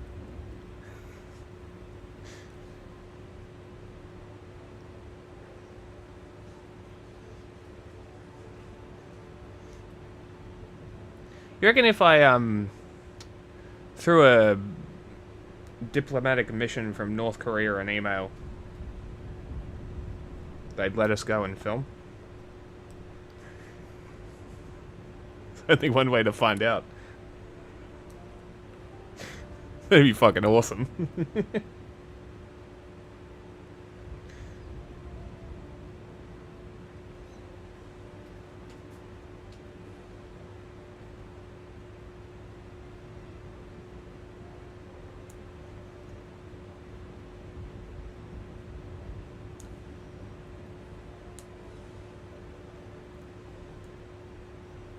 Ba ba ba ba ba. Ba ba. Ba ba ba ba ba ba. Ba ba. It is a single solid nug. No more.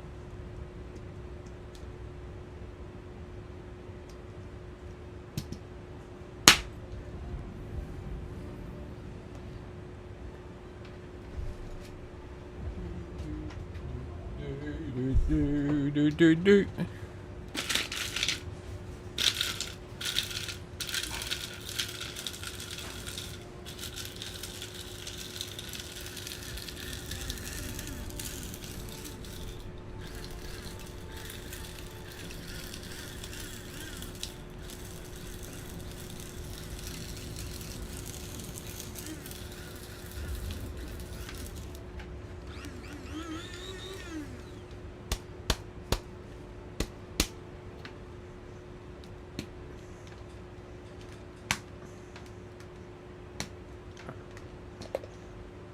Haha.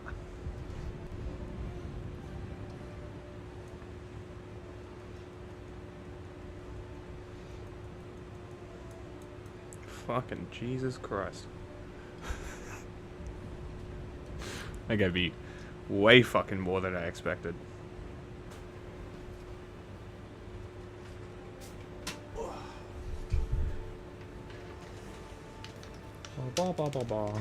I'm gonna feed the chinchilla. Okay.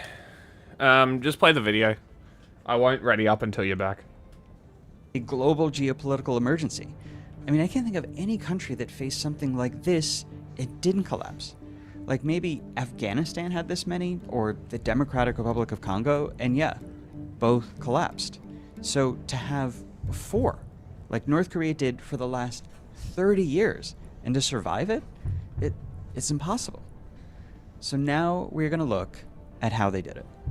Starting with the US war threat. And North Korea's initial strategy for this was to try to strike a grand bargain with the Americans. And at first it looked like that might work. Check out this New York Times from October 1991, about a month before the Soviet Union collapsed. Down here. This story says the United States planned to withdraw its last nuclear weapons from South Korea as part of a trade with North Korea to get international inspections of its own nuclear installations.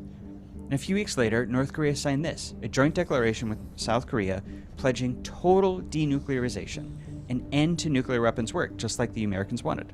And it went on like this for 2 years, like real positive steps on both sides towards completing this grand bargain where North Korea was going to give up its nuclear program, the US was going to back off militarily, and we were going to end up with real lasting peace between the two countries. This photo is a little misleading because it's actually from years later in 2009, but I just love it because look at how miserable Bill Clinton and Kim Jong-il look. And you know, that's why they call it diplomacy. You can only make peace with your enemies, and that's why they call it making peace. Anyway, didn't work. Experts still argue over which side is more to blame, but the truth is that both of them dragged their feet on delivering their halves of the deal, which fueled mutual suspicion that the other side was conning them, didn't actually intend to follow through, which just led to more foot dragging and more distrust until the deal fell apart. So pretty soon, stuff like this started happening. The nuclear device triggered just before 10 a.m. local time at a facility about 235 miles northeast of Pyongyang, registering as a 4.7 magnitude seismic event. Now, at this point, the world made a big mistake because everyone assumed that North Korea's strategy was this: nuclear blackmail. Literally Dr. Evil from Austin Powers. We get the warhead. Hey, they're making a new one. The world ransom for $1 million. This was based on the belief that North Korea was a poor, backwards country, which is true, that would only ever be able to build a couple 1945-style clunker A-bombs that might not even work, that they would have no way to deploy more than a few miles from their own borders, and that would be mostly useless, since setting them off would leave them defenseless to the inevitable counterattack. Shinrikyo set off sarin bombs in a train. The world for aid payments, which you made think the North Korea couldn't smuggle a nuke into a briefcase? Sanctions after another, so that North Korea would conclude that their nuclear program was going to cost them more through sanctions than it would ever bring in through a state was going to do a nuclear terror attack, the world, it would have happened already. All wrong. This was all a North Korea's deterrence. plan. North Korea's actual plan was this: to turn itself into a real nuclear power that could stand toe to toe with the US. And you know what? Flopping dick. They succeeded. First, in 2016, North Korea announced something no one thought was possible. Kimmy put his dick on the table. Hey, look, it's North Korea TV.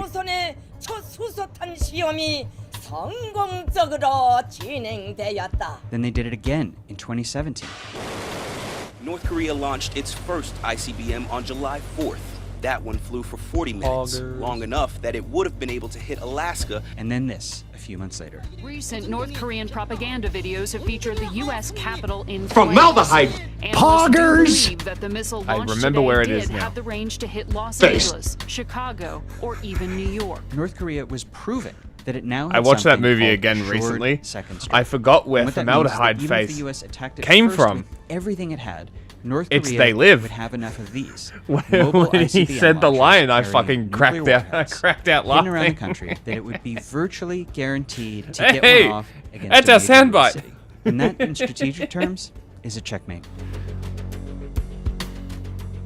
The US cannot fight a war with North Korea without risking one of its own cities being incinerated by a North Korean nuke, which means it cannot fight a war with North Korea. So this? Hopefully it's DC. It's off the table. It is not happening. Which brings us to the other existential geopolitical threat, China. Which, remember, North Korea relied on so utterly that it feared becoming a Chinese puppet. So, how do you solve that? Is it not? Well, with something big North Korea got from that shiny new nuclear program. Its first ever leader-to-leader meeting with a sitting U.S. president. Actually, a few. They didn't produce much of substance. You're telling me Donald Trump, but this a man sent of Xi Jinping a message. absolute North Korea was integrity becoming an accepted nuclear and power substance, with a direct relationship got between zero one country and the substance, world, even more powerful. out of something incredibly And ironically, significant. This is a strategy that No Kim Jong-un way. learned from China. Back in the 50s and 60s, China had been a pariah itself, and it too feared This being is Western subsumed by its propaganda. one powerful ally, in its case, the Soviet Union. But then it became a nuclear power. It used that to parlay direct talks and detente with the United States, and it used that to play Washington and Moscow off of each other, so that China, because it was being courted by both, North would be Korea subservient to neither. Finally, should an independent threaten power. to nuke And that is exactly Israel. what North Korea is now attempting to reproduce. Unless they stop the genocide. America will not be touched. So it looked at but first if Israel like does this not might stop, be enough to break free of China, until this Nuke. happened. Russia has invaded Ukraine. Russia's invasion goes really poorly. It's running low on troops, heavy munitions. It's increasingly isolated from the rest of the world. And this is North Korea's big moment. Oh no. Finally, If it's not the this consequences impoverished of my little country that actions. poured every penny into its military has something of value to trade. And finally, there's another country, Russia, globally ostracized enough to not mind the reputational hit of trading with them. So North Korea starts shipping thousands of soldiers, artillery shells, you name it, to Russia's front lines. And in exchange, among other things, they get this: a big public embrace from a major world power. And now China is scared, because it knows that Kim, between butting up to Putin and playing footsie with Trump, could actually break free from their orbit. So Xi Jinping and Putin start competing over who can be nicer to him to get him in their corner. Suddenly North Korea is the geopolitical equivalent of the Bachelorette, and the world powers are all just suitors jockeying against one another to win that rose. Putin starts sending North Korea food and fuel and money in violation of his own sanctions on that country. So China, not to be outdone, sends fuel and food and money too. Putin has a big summit with Kim, so Xi has a big summit with Kim. Until you get this: Kim, this total pariah, hanging out with two world leaders at a state event in Beijing. And just like that, global pariah no longer. Which also sets up Kim to solve the threat number 3, the risk of economic collapse. All those arms sales to Russia, the trade in goodies from Russia and China start to really add up. Until the Wall Street Journal calls North Korea the world's most surprising economic success story, thanks to, among other things, I a wouldn't go single that arms far. sale to Moscow generating more than $10 billion, a big boost to an economy worth just $27 billion. That is a crazy number. It would be like if the US booked a trade deal that brought in $11 trillion. Like, that would transform daily life, right? And it turns out that's what's happening in North Korea. Visitors describe a North Korea unrecognizable from the past. Restaurants with brick oven pizza, car dealerships selling BMWs, built 10,000 homes in Pyongyang, which is more than LA or Chicago. I mean, smartphones, new factories, a big new hospital, glass apartment towers with elevators that work. These are things I never thought we would see in North Korea. And it seems like it is all thanks to this: Kim playing Xi and Putin off each other so that they would compete to buy him off. Uh-oh. So that economic collapse, hold on, it's just not Pause a it. anymore. He knows it's time. Pause. Okay, last one. So, have you seen Pyongyang and what it looks like right now? So, it's very China coded, where it's basically just a lot of LEDs on the old buildings. And I don't know how much we should really be like, oh my god, look, skyscrapers and elevators crazy. Like, it's just sort of a technological advance of the current year. Like, if North Korea had gotten money 20 years ago, it would have built 20-year-old infrastructure that would have looked modern. And, like, sure, you can be like, alright, cool, they're modernizing. Right, they're building up their city, they're putting lights that actually work, or they're neons or LEDs, whatever you want to call them, whatever it is.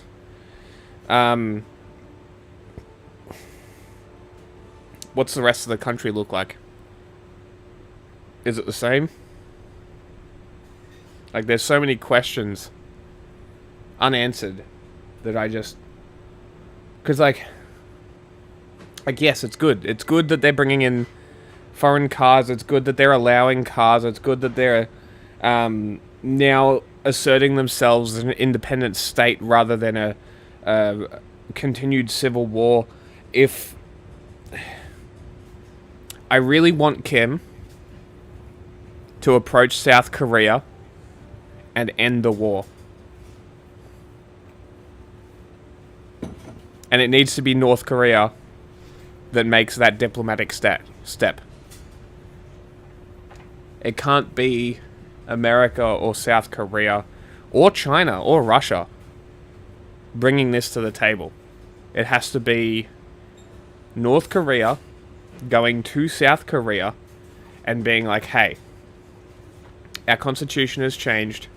We're no longer looking for reunification. We understand that in the event of reunification, our government will basically be liquidated. We don't want that. We want a state. We're asserting ourselves as an independent state. We would like you to also change the constitution that way so we can cease hostilities and start working to come back together as a peninsula. Not as a single country, but as a joint venture between the two Koreas. I think that would be a really fucking big step for North Korea, and it would show that the Kim regime is actually growing, rather than just calling for, you know, a meeting with Donald Trump that amounts to nothing. Who's ready to feed the baby? Like, I genuinely think that that would be a big move for North Korea, and a very beneficial one, not only for the Korean relations, but, like, China and America and Russia. Having North Korea as an independent state with an independent foreign policy, an independent inter-Korea policy, all of that stuff. I think it would just be greatly beneficial to North Korea to ease those sanctions, to further keep this snowball rolling, to hopefully catch up to the rest of the world. And it's the same as China. Like, it's the same as China. Like, there's so much that the world is missing out on because put those pushy paws away, sir. Like, there's so much that we're missing out on because China is isolated from the Western internet. And, like, sure, like, that fucking dweeb that we keep watching, the fucking China guy that is clearly reading scripts. That fucking dweeb. Like, unlike, like, he's not, people like that, they're not thinking about Chinese people. Ever. Literally ever. It's why they deny the atrocities happened. It's why they don't listen when Chinese people are out on the street, not being able to protest and speak out against their government, being poo-pooed by white people on the Western internet because they dare to speak out against the godly government of China. But it's like, if North Korea is no longer a flashpoint, if you want to call it, the Koreas could work together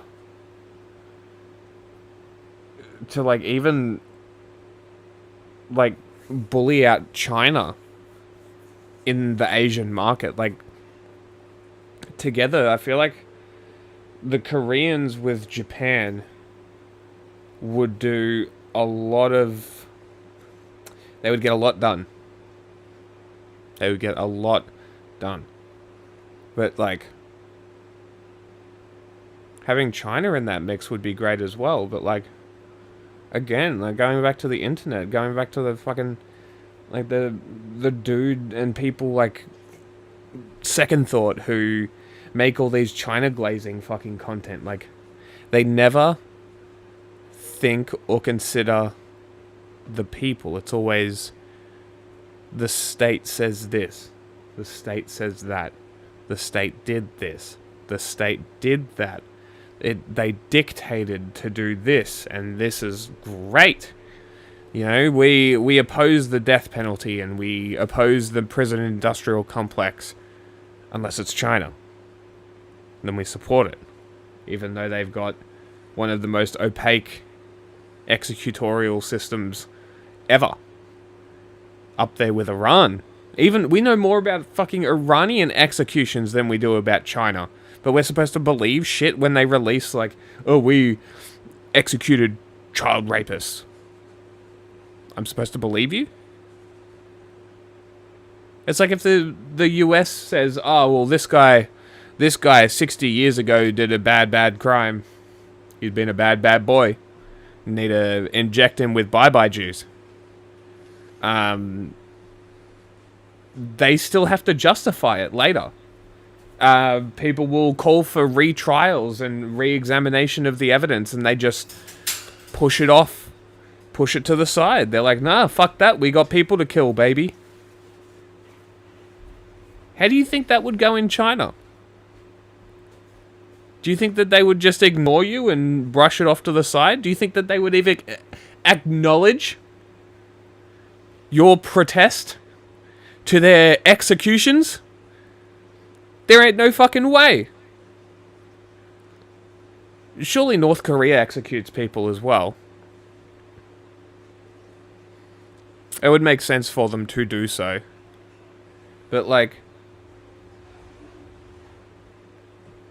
the more I think about it, it's just like, North Korea is largely inoffensive. It's just a very inoffensive country. It's just like, why? Why do we care? Why are we bothering? Why are we still sticking on this 70 years after the Korean War? Which, granted, sure, North Korea started that war. Well, North Korea might seem harmless now, but that era where this all started in was the same time you had, like, Gaddafi and Saddam and all these different madmen around the world, Idi Amin and stuff. It was also a different man. You know, Kim Jong-il is a very different man to his son. I'm not confident that Kim Jong-un actually gives a fuck that much about having absolute power. Do you see monuments to him?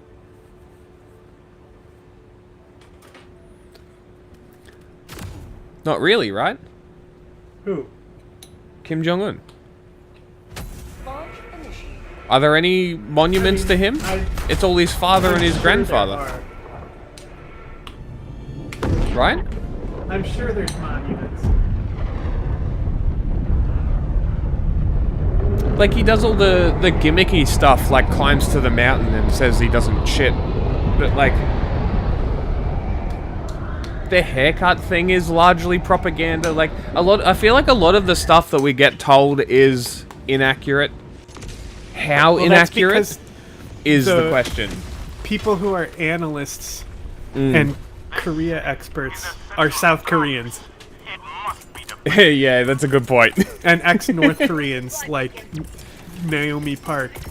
Yeah. Whatever her name is. There's a reason. And that's why, over the last couple weeks, I've been wanting to try and just like Hail Mary, send that, like try and track down a thing that Also, I can send an can't go to email North to. Korea. I'm American. Huh? I can't go to North Korea. I'm American. That's fine. I'm Australian. Look at these little jellyfish. So like. Okay, I let's see the really firing modes on this thing. I like. Okay, Wow. auto, volley, Total. and total. Interesting.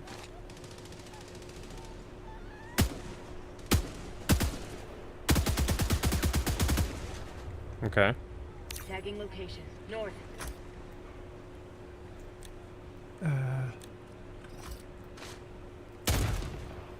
Ah.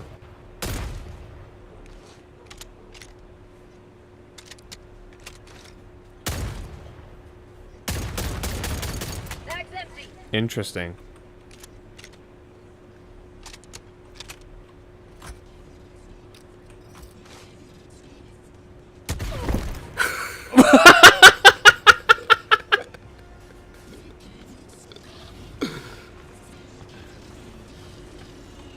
That was fucking awesome. I wonder how much damage that does. There's only one way to find out. Well, no, because I'll be fighting the bots. And they're low level. Try it on a Hulk. I guess light armor. It's low level bots. What level? It's just a level 1. I was testing out the what the okay. gun was. Found something. They vault. But yeah, like the, I don't know, North Korea just, it fascinates me, and I really want to sit, like, I don't know, like, this is the other thing, like, how many diplomatic missions do they actually put out? Like, where the fuck are they? How would I even get in contact with North Korea? I don't know. Didn't Friendly Jordies just go there? No, he went to China. And his looked video at North was Korea. looking over the river at North Korea, and he's like, oh, North Korea, oh. It was the other guys that went to North Korea. Civilian, you better get... Why are you running into an automaton base? Me? Or the No, civilian? the civilian. Oh. I got the terminal. Hellbomb arm. Clear the area. Oh, you Don't go this stupid way, fucking civilians. Marine. Huh? You put a hell bomb? You better run, civilians.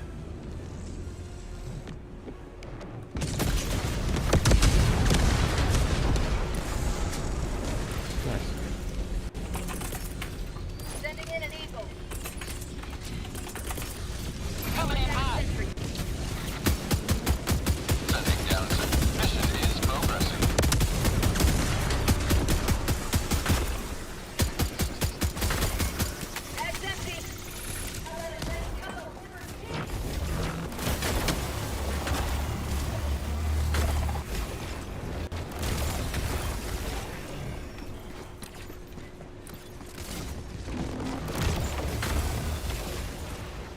No mag.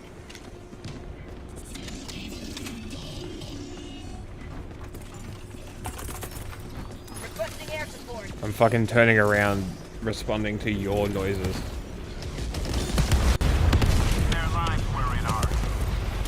Good one. Civilian killed. Another one bites the dust. Hello, robot. Goodbye, robot.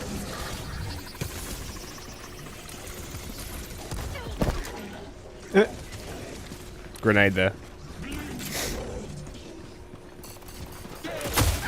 Ouch. Oh, cyborg. Yeah, he shot me in the back and killed me.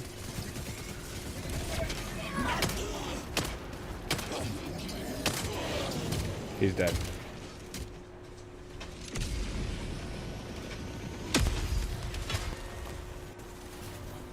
democracy has landed. Political instability. And remember, The other this one was is the also main dead. one that the CIA report warned was going to lead to North Korea's collapse. Because on top of all the usual risks of coups and infighting and unrest you get in a brittle, aging dictatorship, North Korea justified its entire existence and a promise to unify Korea under its leadership that it could never bring about and never give up, because doing either would end the North Korean state. So Kim did a few things here, starting with this. This is Jang Song-thaek, Kim's own uncle. This guy here was considered even more powerful than the two people flanking Kim in this photo from when he took office. He's considered even more powerful than Kim. And what it shows is Jang being dragged away to be executed. And it doesn't matter what his supposed crime was. Kim had his uncle and a bunch of other powerful officials killed to show that he was in charge, that the ruling elite were not going to run him, and that they better get in line. But fear only gets you so far in holding up a dictatorship. It's really just a short-term stopgap. Which is why it was so important that Kim got Russia and China to fight over who could bail out his economy harder so that he could deliver this. An unprecedented economic boom. I brought one. As best anyone can tell, all this wealth, the high-rises, smartphones, and cars, is all being funneled into the capital. Most of the country is probably still in deep poverty, but it's the capital that matters when it comes to political stability. That's why Putin has spent billions making Moscow nicer and nicer, even as the rest of Russia sinks deeper and deeper into poverty. This is why I need servo This is a assistance. time-tested authoritative trick. Prosperity in the capital means the military and political elite, instead of Just posing get used threat to not Kim, using being servo rivals, and are all invested be in better at the protecting, holding them up. mechanics of the game. And everyone down to the poorest street sweeper is better off. So probably there's never going to be a mob here that storms. Well, I fucking nailed that grenade. Like he shut down the black market. I threw that from where we are. To bring in food because he's getting enough food now from Russia and China, which strengthens him politically because he controls who eats, and because the black markets have been bringing in foreign TV shows and movies that undermine his control of information and ideology. And then, kind of in recognition of that, 2024, Kim announced reunification was no longer possible. Closed the government agencies dedicated to it. But it wasn't until now, with remember this new constitution, that Kim has made it fully official. Not just that North Korea is done with unification, but that it now believes it can make the case for its existence as its own permanent and independent state, both to the rest of the world and internally. This is saying we solved it. It's saying this is over. That helped. And you take a step back. You take this in. You kind of see their case, right? Global recognition, toe-to-toe with great powers, and growing economy. And I'm not the only one who's noticed this. Here's He the put New York goo on Times. me. A miraculous transformation. Foreign affairs. How North Korea Nice. won. And this is its own victory. The fact that no one is predicting collapse anymore. Because if the world thinks North Korea is here to stay, they will treat it that way. As a fact of life to accept and figure out how to deal with, instead of a historical mistake to just wait out. I mean, that's a good right? point. Is North Korea here to stay? Look, if there's one law of nature about authoritarian governments, swung it's that as a seeker rule, around the they corner just to don't kill that survive cyborg the behind average the cover. lifespan of a modern dictatorship is about 10 to 12 years. Even the Soviet Union, one of the most enduring dictatorships of the modern era, survived 69 years. North Korea's political system has been around now for 76 years. You hear That's that? 7 more than the Soviet Union ever made it. North One more than Korea, China's. better I'm than pretty sure China there's not and Russia another at authoritarian communism. Civilians, you state better that's run. Been around this long. It survived 2 transfers of power, which is usually when the systems collapse, and Kim is already grooming his daughter for transfer of North power number Korea 3. Now, is either that better means North Korea at is communism overdue, and than every Russia year that passes and is borrowed China. time before the inevitable, or it means that North Korea has just cracked some code no other autocracy has. I don't know which is true. Neither clearly does the CIA, and probably even Kim Jong-un doesn't know. His North Korea, this model he's pursuing, it's just too new to say one way or the other. It's a data set of one, a case study of a few years. But, you know, I will say this. What he has done so far should have been impossible. This is impossible. For the moment, at least, Clearly not. North Korea really has won. Huh? Clearly it wasn't impossible.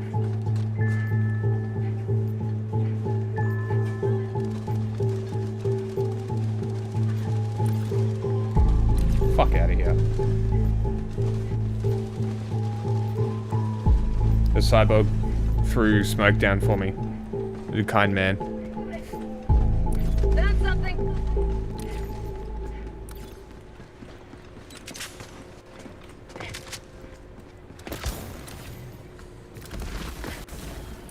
Split up. Fan So out. you can find video out there of Donald Trump driving with his entourage on the reflecting pool. The presidential limo. Trump broke it. it? Yeah, will you pull this But up? I See thought that? leftists cut it. Cut it with a Find this. knife. The While presidential swimming. limo Undetected. weighs like 20 times more.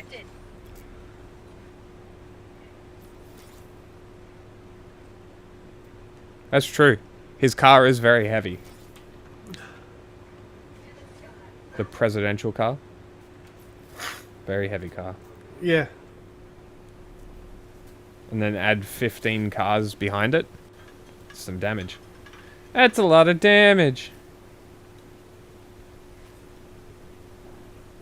That's a lot of damage. I can't get it. Damage. DSA fucking swept the primaries that just happened in New York. I heard about that, yeah.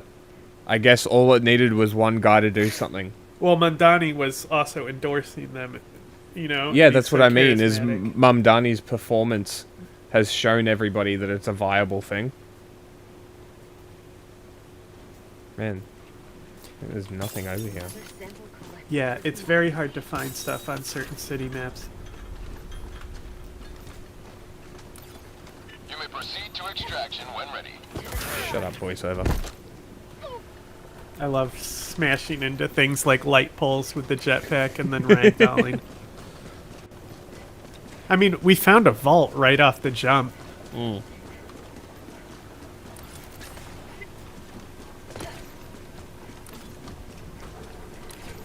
My favorite one is hitting the traffic lights above. Yeah, that's what I just did.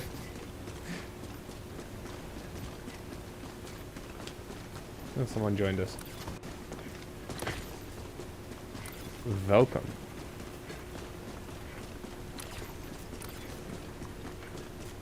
No.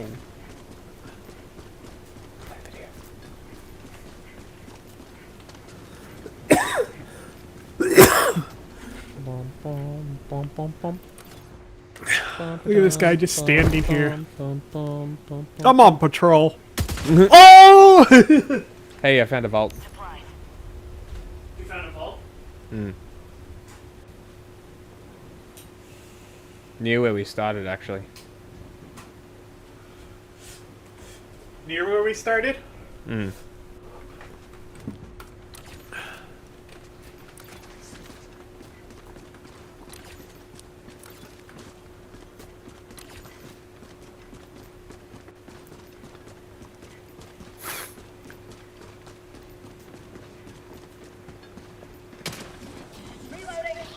Oh, that was a guy.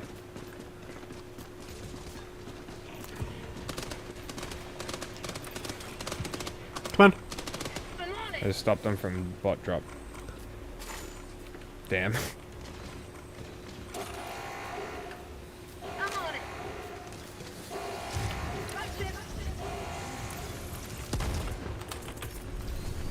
Requesting sentry. Sending down. Credits. Nice. Rec slips. This will make up for the civilians that died in that massive explosion. Robots! They're coming right for us. I have a sentry as well. Oh, down it goes.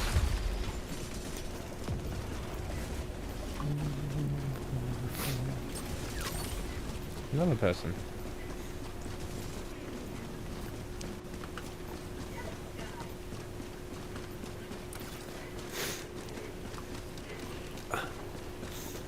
He threw off my groove. Just time to throw him out of a window.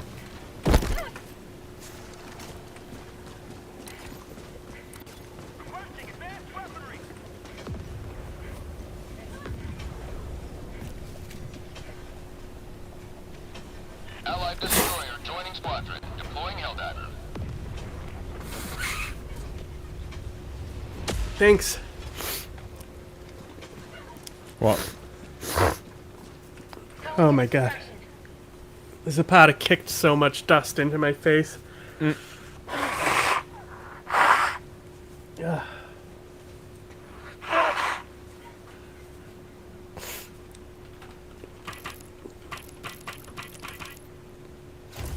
Extraction request confirmed. Shuttle inbound.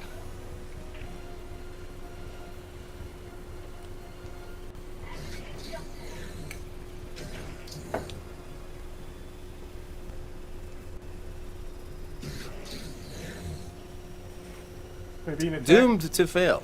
Like, No. what a disgusting, dank, I am being attacked. decaying deflection pool. Sorry, reflecting pool. Though, yeah, it has become the perfect way for him to deflect criticism away from his Now enhancements it's to time. the 100-year-old pool. Total. Yeah, Trump has just decided Suck it, that Cyborg. devious leftist vandals Did I have get him? sabotaged Did his I? big, beautiful pool, and that is the only possible reason that the resurfacing has failed. Healed Grass away is grass, from the bottom Cyborg. and started floating in random spots across the 2,000 It's foot so long funny that it pool knocks you over. alongside globs of algae that have formed over the past few weeks. Yeah, they put on a full scuba suit and they started hacking away. And went in. I think it's only like a foot and a half deep, but they grabbed their skinniest Antifa member, strapped him into a snorkel, gave him a box cutter, and away he went. They gave it away so easily because the little snorkel that was going around in the pool had a little Antifa flag sticking out of it. Yeah.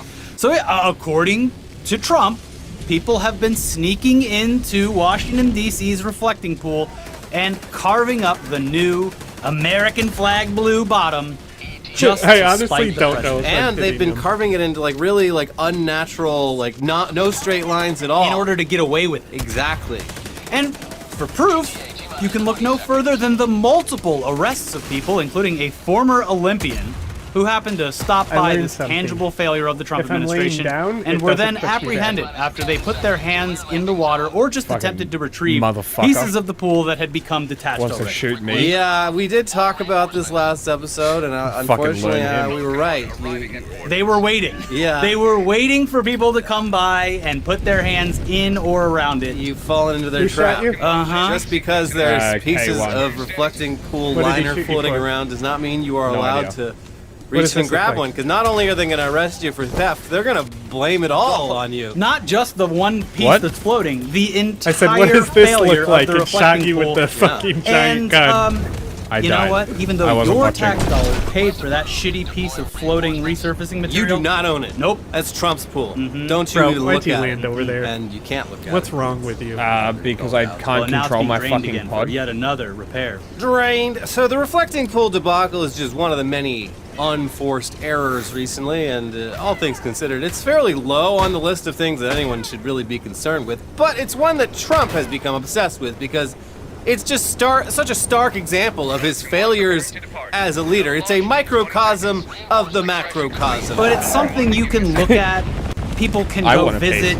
It's a very tangible, real thing that people can, well, not anymore, they can't touch it, but they can look at it and say, wow, this guy really doesn't know. right? what I'm he's so If this mad is how that this they're man like- chooses to like resurface a pool. resurface a decorative pool.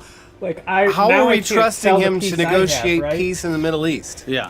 The best part about Things this are is going that- about as well as each other. The best part about this is like he could have just Someone done likes your this, mohawk. and even if I it had said thank you failed, to them already. the reflecting pool has a history of doing that. Yeah, it's always the full of problem shit. is that he I mean, that gun is before pretty any decent. even repairs were Yeah. initiated, he came out and it's said not that bad. the reflecting pool is a mess because of Barack Obama, and I'm going to fix it. Yeah. The ability to change Instead it of doing into you know, not shotgun is very publicizing it interesting. and just fucking Yeah. doing it, he made a big show of it, like Yeah, always. made a big show of not actually fixing any of the underlying issues with it.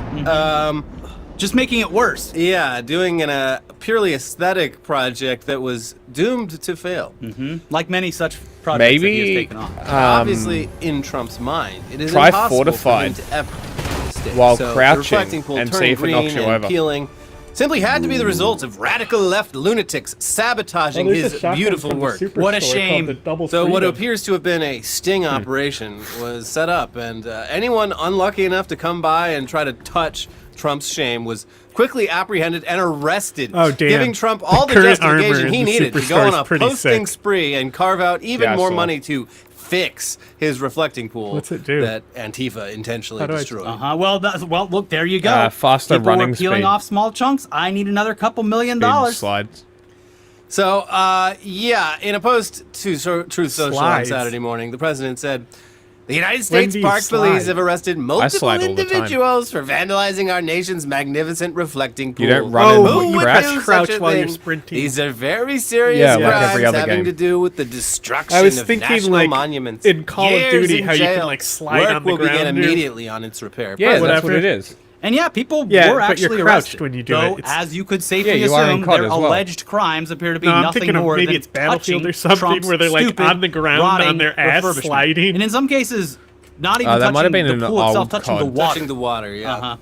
At least 5 people have been arrested in connection with the alleged vandalism of the Lincoln Memorial reflecting pool, an administration official said Monday, as President Donald Trump threatened long prison terms for Hey, an offenses. Among those arrested was former U.S. Olympic canoeist David Davy Hearn, who previously told NBC News he was detained for 5 hours Friday after touching a piece of detached coating at the reflecting pool. Over the weekend, following a meeting with contractors at Camp David, Trump said the reflecting pool would likely need to be drained again. Marine One was Tank. spotted Sunday flying over the area, and Trump said he had inspected. When did they add the reflecting pool. tank? Yeah, he got a good look I at it told from the you, helicopter. anyone He can said, get "There it." it is, the giant Antifa slice." Yeah. Cool. And we'll get to that particular arrest in a second. But after grabbing a few people in order to justify his claims, Trump went back to posting. This time with a wild, new, and just impossible claim about this intentional sabotage. Many additional people have been arrested having to do with the disgraceful vandalism of our beautiful reflecting pool. It hasn't looked or worked like this since 1922 when it was originally built, but even then it leaked badly and didn't work. Ours worked perfectly, including the mirror-like finish, perfectly reflecting the 2 great monuments, which it never had before. What these terrible vandals have done is a true affront to both Presidents George Washington and Abraham Lincoln, and should be dealt with accordingly. We met with contractors You see today. they're We'll shooting probably at be the forced ships? to release and drain much of Oh, the water shit, in some order to ships do the necessary got hit? repairs. Yeah, but they'll we'll blow up have in the them done as background. quickly as possible. What Crazy. they have damaged does not even include the earlier killing of a large amount of grass, which was by far the least of it. By far the least of it. They took some form of knife or blade and put a 250-foot-long gash into the beautiful facade of what took so much work, competence, and money to build and complete. They also poured Where's the corrosive proof? and destructive chemicals into the pool. They Listen did. to what he's The saying leftists here. caused the algae. Destructive chemicals. Bro is delusional. Listen to this entire thing. It's Oh, I wild. watched this already. I'm very aware of what he says. That particular I arrest in a watched already second, too, but never mind. Oh, okay.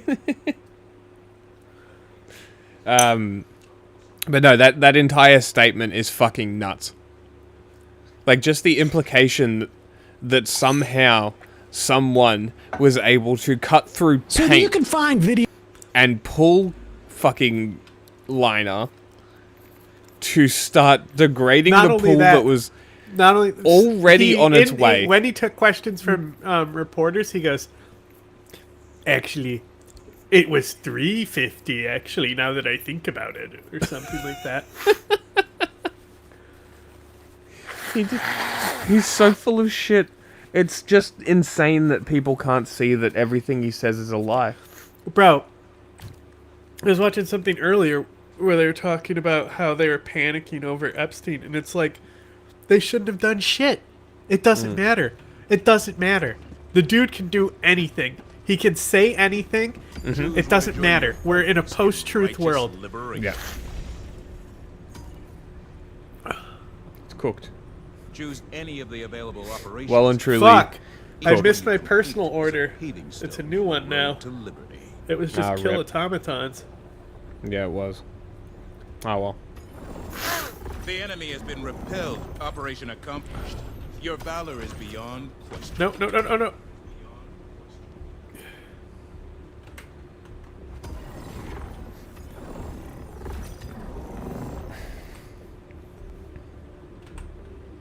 How do I... Honestly, the PlayStation Pro controller is fucking great. I'm stoked with it. Feels good in the hand. heavy. It's perfect. I do wish it had 4 paddles, but these are perfectly placed. So I'm not mad. You see how much they're trying to hock that fucking Steam console for?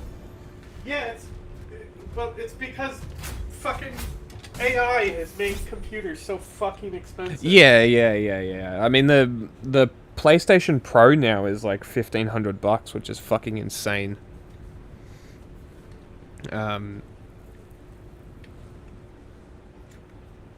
People have been coping so fucking hard. They're like, oh, but it's a PC. But it's a PC. Listen, bro, it's a fucking console. If you're going to Steam to buy a console to be your PC, you're doing it wrong. What are you doing?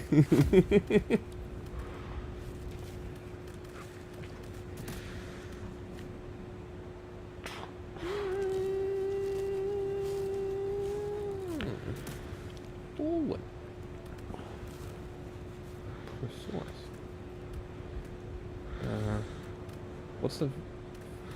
Optimization is the first hell pod, right? Leaving it open for Cadet Man over there. Although it doesn't seem like he's got any. Yeah, I prefer optimization to the health, so put that on. Where is autocannon? In the green. No, it's blue, isn't it? It's right there. There it is. I can see it.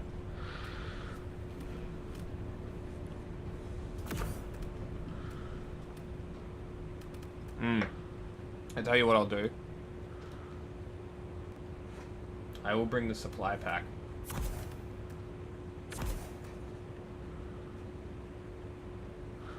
Bro's bringing a flamethrower for the boss. He probably just got it or something. Probably.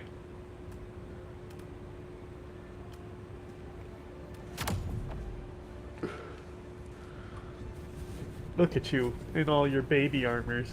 I know. I desperately want one. Like a different one. I can't afford it yet. I need 15 super credits.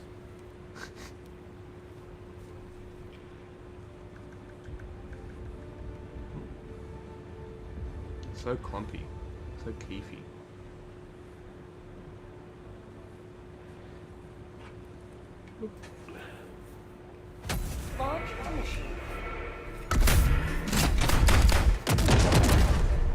Do some international shit. Oh, hang on. This See what's video- going on. I've been watching DW a bit. Very interesting. Video out there of Donald Trump driving with his entourage on the reflecting pool, the presidential limo. Wait, on it? Yeah, will you pull this up? See if you can find this. The presidential limo weighs like 20 times more than an average car. It's an armored It's vehicle. a completely armored Yeah. vehicle. It's incredibly heavy. And he's, of course, followed and preceded by more vehicles like that.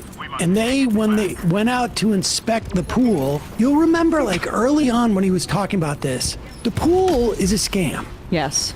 He got his pool guy who does Mar-a-Lago to do it for $14 million. It shouldn't have cost anywhere near that. And of course, he gave him $14 million so that he gets like free pool stuff for life. Yeah, free pool stuff. They for life. ripped out, during the Obama administration, they had put in a filtration system to keep the algae out. Of course, Trump ripped that out. And then they went to go check out the pool as it had been painted blue with like an epoxy that Trump said, it's so strong. You could take a knife to it and you'd bend the knife. Oh, really? He said something like, you can't cut it. So it's made of diamonds? Well, the magic epoxy. No, it's it's like it's like an epoxy that you wouldn't believe. It's so tough. And so I guess presumably he wanted to prove this to everybody, or he wanted to draw attention to his repairing of the pool. And so he drives up on the thing. Do we have it? Affordability. And of course, after they drive on the pool, here it is. This is Trump's motorcade driving through it. He was there to tour the site and see the new color. Pick the color was called American Flag Blue. And so you can't do better than that. The Reflecting Pool project includes a new industrial coating and renovation of the century-old landmark. Okay. So much more beautiful than it was because it never had the color people wanted, but now it's going to have the great color. So it's going to be good. Trump has pushed for what he describes as a beautification. Okay. So now people are speculating that this huge entourage on the reflecting pool cracked the pool, and so what was starting to happen is like literally massive chunks of like blue paint. Hey, American flag blue paint. American flag blue paint. I can't were floating fucking to see the the top Hulk to shoot it because this in guy's the shooting it with a incredible fucking algae-filled flamethrower. pool because they took out the thing, and then they're reporting that because of Fucking the nudes. hydrogen peroxide that they're putting into the pool, they have created some other type of super bacteria that Again, I know I've said this many times, but it is just amazing that they are creating a swamp after he came into politics 10 years ago saying drain it. And so now they're looking for Where is it? scapegoats. Oh, that. I've gone through this with my Subaru when I had to replace my fender. The guy didn't prime it properly, and so all the paint's peeling off. And I have a feeling that's what there's some type of like they couldn't make it adhere. Right. But Trump needs somebody to blame because this whole pool thing, he was obviously so invested in it. And it was the guy with the flamethrower. Good. And he just so fucking now punched they're me when I was arresting walking up to people get supplies. for Whether it was going an near accident the or not, pool. he Here's already this, had killed woman you. that TMZ actually caught on camera. He's It the looks guy like I what killed. she may have been doing, I can't tell.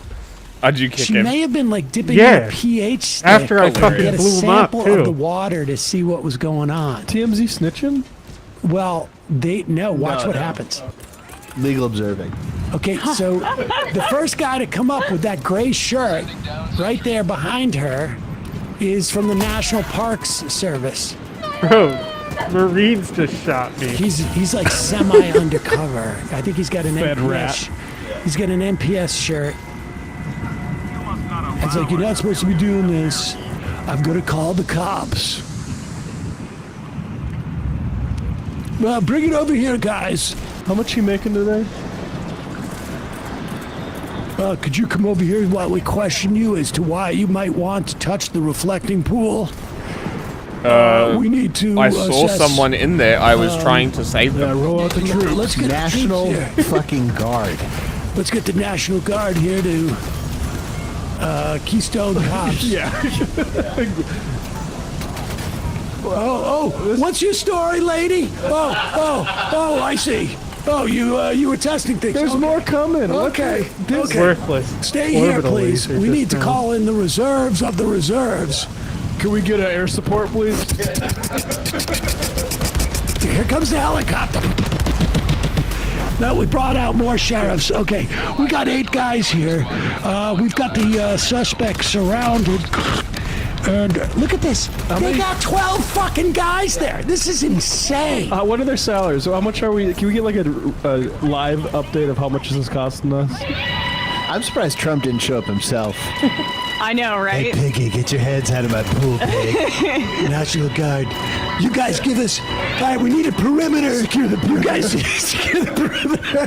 Can you see her laughing? Okay, let's bring in an expert to interrogate her. She plays good cop. Yeah. So this is going to be. Have we told the NSA about this? Okay. And you other park rangers, please. You secure the perimeter of the perimeter. Anyone else want to collect overtime? Let me speak to you woman to woman. Just to be clear, this is not a one-off. Chris Hayes had a guy on last night. An Olympian. Who is an Olympian. Which is total deep cover. Yeah. They become an Olympian, so when they go to sabotage the reflecting pool, I'm just an Olympian. It's called Who are you fraternizing with in the Olympic Village? This is common in intelligence work. It's called sheep dipping. So he got sheep dipped as an Olympian, but this is his real mission. Mr. Hearn, am I right that you were detained for 5 hours after this arrest? Yes, I was in the lockup at Haynes Point Park Police Jail, and I didn't know how long I was going to be held. I was held. After an hour, I was told that it was going to be a cite and release, so that led me to believe that I might not be there that long, but then it dragged on. I was photographed, and they put me back in, fingerprinted, put me back in, and sounds like a psych game. Allowed to make a phone call. Nobody really knew I was there. I was held incommunicado that whole time. Was never read my rights. Hey, you better run. What? Did they even furnish the charges? We do have 2 misdemeanor citations, Chris, but there's no basis for this. We're going to contest it vigorously. Well, it's not a federal crime to touch water. If you look in the statutes, you'll see there's no such federal crime. He is a 67-year-old Olympic canoeist who is responsible and he stopped on for the Friday, destruction June 19th of the to pool. Look at the pool. What do you mean? And he noticed a piece of liner that was partially against the detached wall from the pool. You know what? The painted pool's getting American drained. Flag blue. Impossible. Use the pool He as an reached in the water execution to see field. what the piece felt like. Perfect. And moments later, he was arrested. You touch the water, and you die in the empty pool. It's a saboteur. You're a canoer, no water for you anymore. Banned from bodies of water for life. He tried to escape on his bicycle, and that was your first mistake. This is insane. I know. I mean, when you, I read, and maybe this was inappropriate, Saul, Game of Thrones, but there's reference to a Mad King. Pile of dead Marines. And this is the type of shit we're talking about. Of course. Why does he have to go for a ride Hey, another on pile top of dead the Marines. reflecting pool? I mean, it's like when you're about to put your dog down, you give him a ride for the There are car and a piles of dead steak. Marines for This is, some by the way, the What guy. are we looking at I here? want you to know who this is. What? This is the guy The pool fixer. The pool fixer. Have you seen this guy? This is the guy you hired to fix the pool. Had you not Isn't seen that the photo? fucking So awesome? you've been referencing the no bid contract. That's I know who that they the gave company it to. was called Greenwater. Manager Paul Bear. Oh my God. I do love how he doesn't bother to salt and pepper his toupee, but the eyebrows just make it a little obvious. I don't think that's a toupee. I mean, the part is Really, he looks like Maurice Wiggs from Goodfellas or whatever. No, I don't think that's a toupee. I think that's a swoop. He got into the Dave Rubin hair dye. Look how black that is. By the way, I don't know. I don't think that's hair dye. It is shoe polish. Yes. It was on the Carlos Boozer. Oh, he took it. You know what that is? That's the Rudy Giuliani line of hair. Just get him a little sweaty. It'll start dripping. I'm not sure if you're aware, but he's pled guilty before to bribing a congressman. Him? What? No. Stop it. That's some kind of discrimination. But that doesn't. Guy. That doesn't reflect, no pun intended, on his pool work. I guess not. But he's a neighbor to Trump's Mar-a-Lago club Amazing. in Florida. There he It's is. not a wig. That's a healthy head of hair. There he is in a low-budget mob movie. Yeah, I was gonna say, is he like the VP to like the Penguin and that Batman? Exactly. Fucking hell. He looks like a fat Saddam. So fear not. That's our friend that's making sure that the bottom of the reflecting pool will be an untarnished just American in. flag blue. Trump hires fat Saddam to fix pool. It's the Irishman. Hey, folks, don't forget to hit the subscribe button. Hey, folks. And check out our daily show. We do it every... The Times of Israel ran a piece. It said, "Why Here, I got a thing for you. Did you see this? It said, "Not the Shah's son, but you are actually the man who fits in this moment." There's a I'm sure thing this for is you mostly until you get your snowflakes, but autocannon back. Have those ideas been entertained by any serious players in your life? Entertain meaning brought up to me? Flamethrower? Oh, absolutely. We had extensive conversation No, about supply this pack. last. I've never talked about this. We had extensive conversation about this last July when we were in the Hamptons. I got calls saying, Who are you? And then we had some major Where? money Let me guys kill that him. Pause it for 1 second. I have an anti-material Who is rifle. the we? Who is having these conversations with him? The Israelis? I don't know. Maybe it was Israel. I don't know. But it's curious. We had these conversations. Like, who approached him and said, like, you're the guy To lead Iran. to lead Iran? I just went to Got it. click on this episode that has 20,000 views. I just feel like if you were floating yourself to be the leader of 90 million person welcome country. to New York State. We're out here in the Hamptons. Let me ask you a question, just spitballing.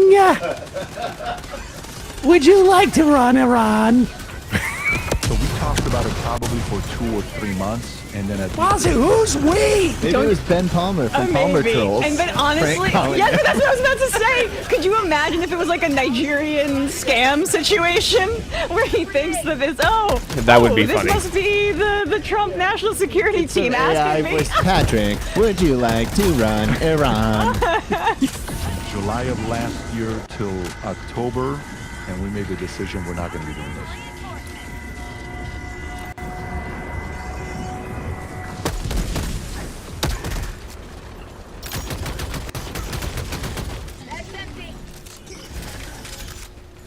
On ABC this week. It's fascinating to contrast. Faz Shakur is here. He is Bernie's former campaign manager in charge of what is the More Perfect Union, and Donna Brazil presented two different visions of what the Democratic Party be.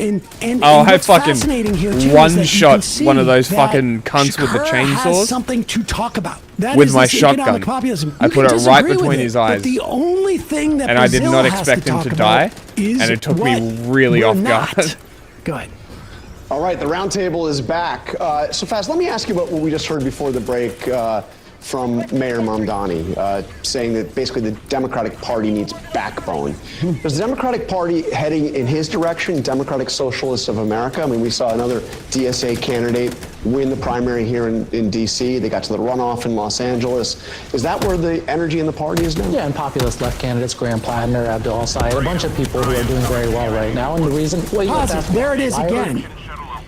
You have Faz saying, really, when we're talking about the Democratic Party, Hey. the idea is you Guy. need an economic populism that is going to go after the entrenched, moneyed interests. That is the primary thing. There are other accoutrements that are regional, that are, sociological, depending on where somebody's coming from.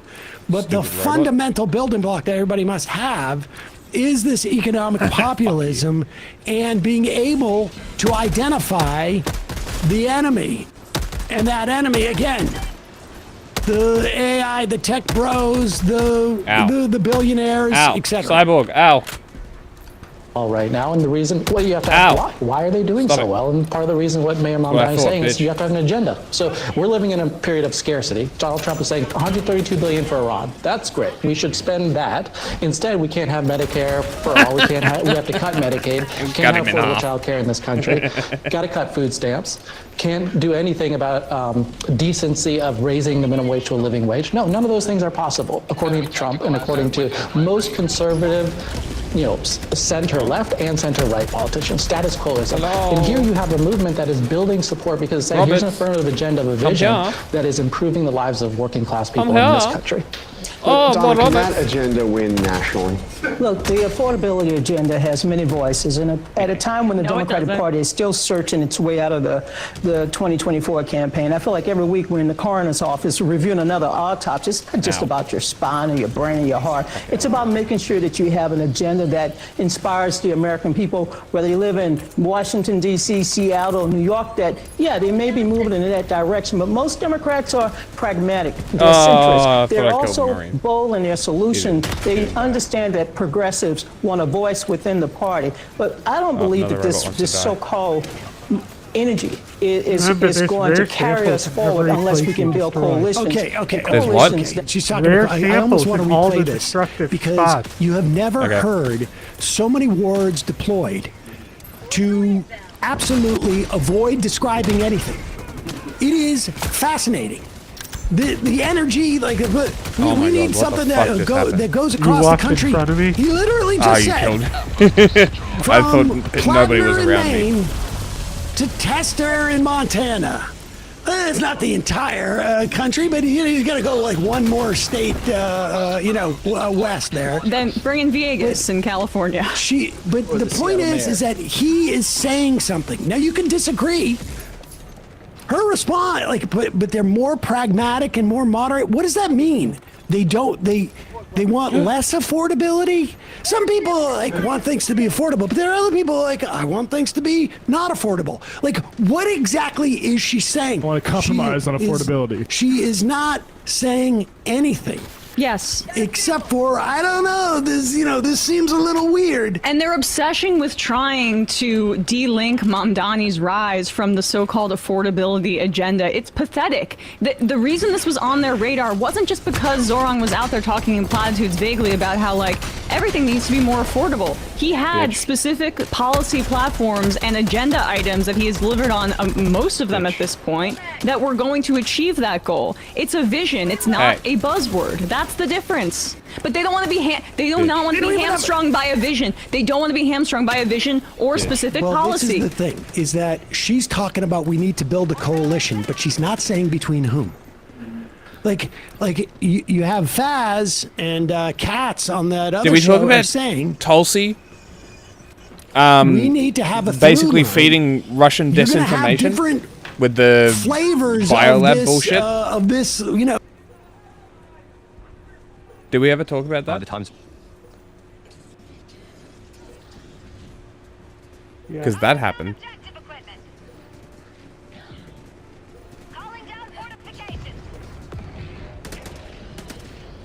Silly Marine. Objective near your position.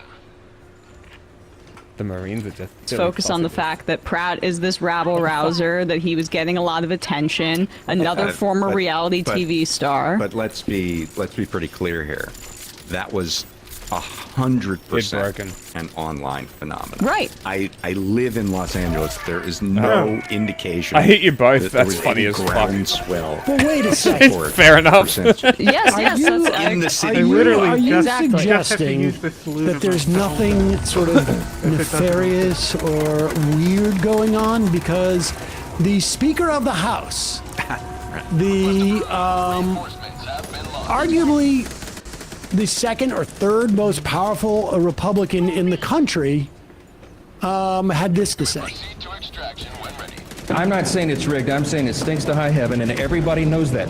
Let's remove the appearance of impropriety. Let's have what a concept. Let's have votes on an election the day of the election. That's what many states are able to do. I think California is playing around with California is by mail only because of the fucking Some of these traffic. efforts are so These people are diabolical and so far upstream it is impossible to prove. But I think everybody knows instinctively something is wrong. The here. LA And that's a concern. voting We need would be people to insane believe if in it was the only in integrity of our person. election system. So there it is. Instinctively. I mean, the fascinating thing is, we go Like, through what do I this hear? with Pennsylvania as well. Is my restaurant it seems being to me. inspected? Like the vote counting is always late in Pennsylvania as Because well. they don't allow And people it's to count Republicans before the who election. would I love how not Sam allow doesn't the do a counting of voice. ballots before, He's just Sam if I remember in that correctly show. from legislation in the past. If you have a political party that apparently these days is in large part based on denying the veracity of the electoral process, then you're going to engage in measures that facilitate denying the veracity of the electoral process. The worst thing that could ever happen to Mike Johnson is that California comes in with their results on the day of the election. Right. But yeah, Donald Trump, I think, got 26.7% of the vote in Los Angeles County, and Spencer Pratt is right now at 26.7% of the vote in Los Angeles County. What exactly is the conspiracy here? Rick Caruso obviously overperformed him, right? Is that going to be Caruso is actually a Democrat. Well, he ran as a Democrat. He ran as a Democrat, Right. and he doesn't have the same baggage. Yes, yeah. But I will say this. most of the things I read, occasionally I'll read the American Prospect, but I read the Free Press on a daily basis. Sure. I think everybody knows this is where I get all of my news from. And I've been reading the Free Press, and I was convinced that Spencer Pratt was going to win. Here is just a sampling of the headlines for the past couple days from the Free Press. Revenge of the California Republicans.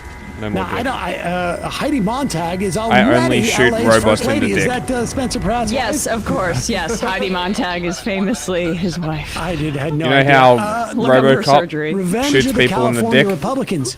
That's me do you with know the video? robots. Michael Schellenberger is unpacking the California election Which video? results. Noted California political expert. Yes, I can that's what I'm only talking about. imagine what he unpacked for us. Specifically, inside not Spencer the scene Pratt's in viral RoboCop, the video video. Yeah, machine. They're the talking video about this guy. where the extended They're one. talking about this guy like he was Mamdani. That's I not would show the it. They craziest literally thing. have The dicks in it. craziest one that I saw is Yes. not in the Free Press. It was in Politico. It's very and funny. it actually claimed that the biggest threat to J.D. Vance is Spencer Pratt. Go find that. This was like 3 days before the election. Okay, I gotta say. There it is. Spencer Pratt, I guess this doesn't. I mean, this might be less crazy than. Well, I don't know. I mean, Spencer Pratt is on TV as a reality TV villain. I was gonna say there's already precedent for somebody taking power with that happening. But I don't know. I think this is gonna flame out a bit. Do you think that Spencer Pratt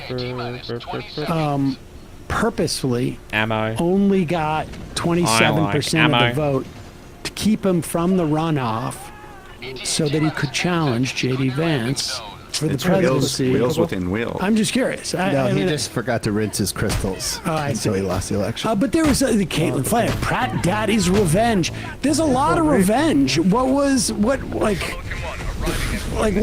revenge about?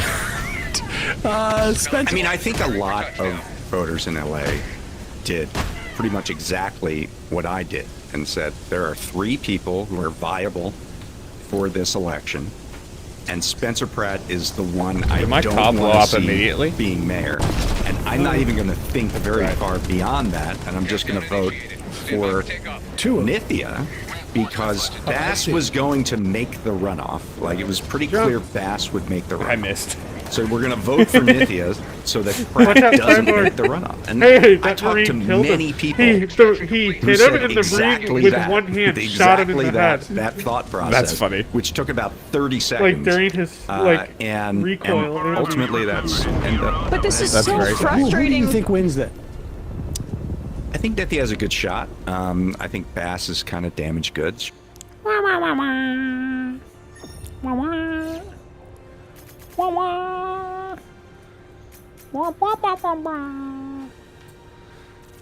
Very democratic. We have one more clip about Iran, and this is important to understand behind the scenes what the plan was for Iran. And it is hard to assess whether the Trump administration is completely insane or whether Patrick Bet-David is completely insane. Does it have to be either or? But then there's a third option where both can coexist. Here's a video we here can watch. is Patrick Bet-David on with Jack Neal. I'm not There you sure go. what the show is, the Jack Neal podcast. 12-year-old. And I don't know, Jack Neal, I don't know if he seems too fazed by this, but this is the road not taken. And Israel bombed Tehran. The Times of Israel ran a piece. It said why Patrick Bet-David is the leader Iran needs. Did you see this? Mm-hmm. It said, not the Shah's son, but you are actually the man who fits in this moment. I'm sure this is mostly just noise, but have those ideas been entertained by any serious players in your life?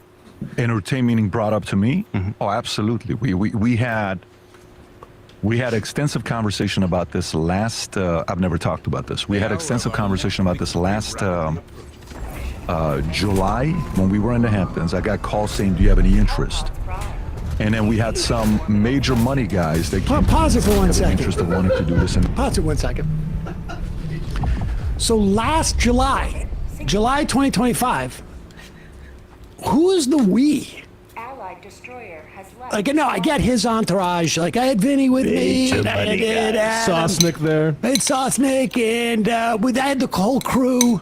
Sosnick will be But I'm ambassador to curious, Israel. who is having these conversations with him? Like, the Israelis, I don't know. Maybe it was Israel. I don't know. I missed it. But it's curious. We had these conversations. Like, who approached him and said, like, you're the guy to lead Iran? To lead Iran. You know, that's what you.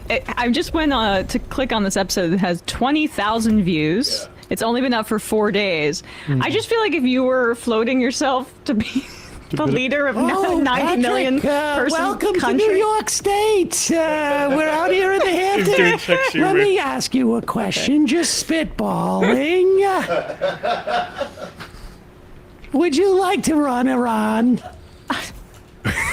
Can he take time away from his... Well, wait a second, Matt. MLM? That's the real question. Yeah.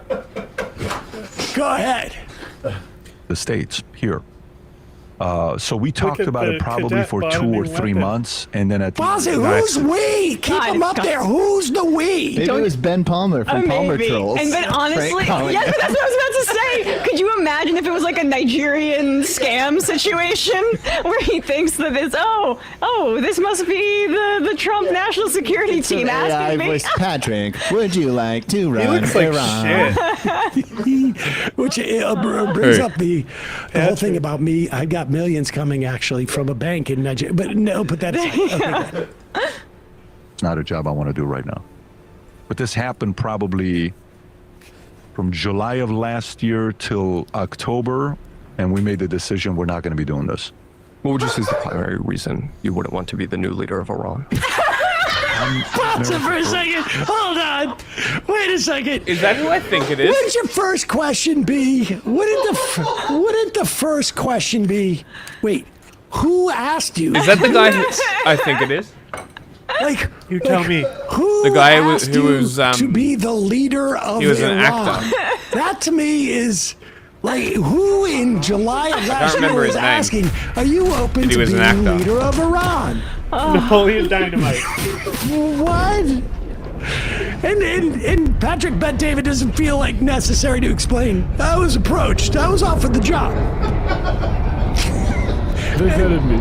And this guy's like, "Ooh, why wouldn't you want to do that?" This is why you go on a show with a 12-year-old host. Exactly. Probably for 2 or 3 months, and then at the end of the day, I said, "It's just not a job I want to do right now." Wow. But this happened probably from July of last year till October, and we made the decision we're remembering. not going to be doing this.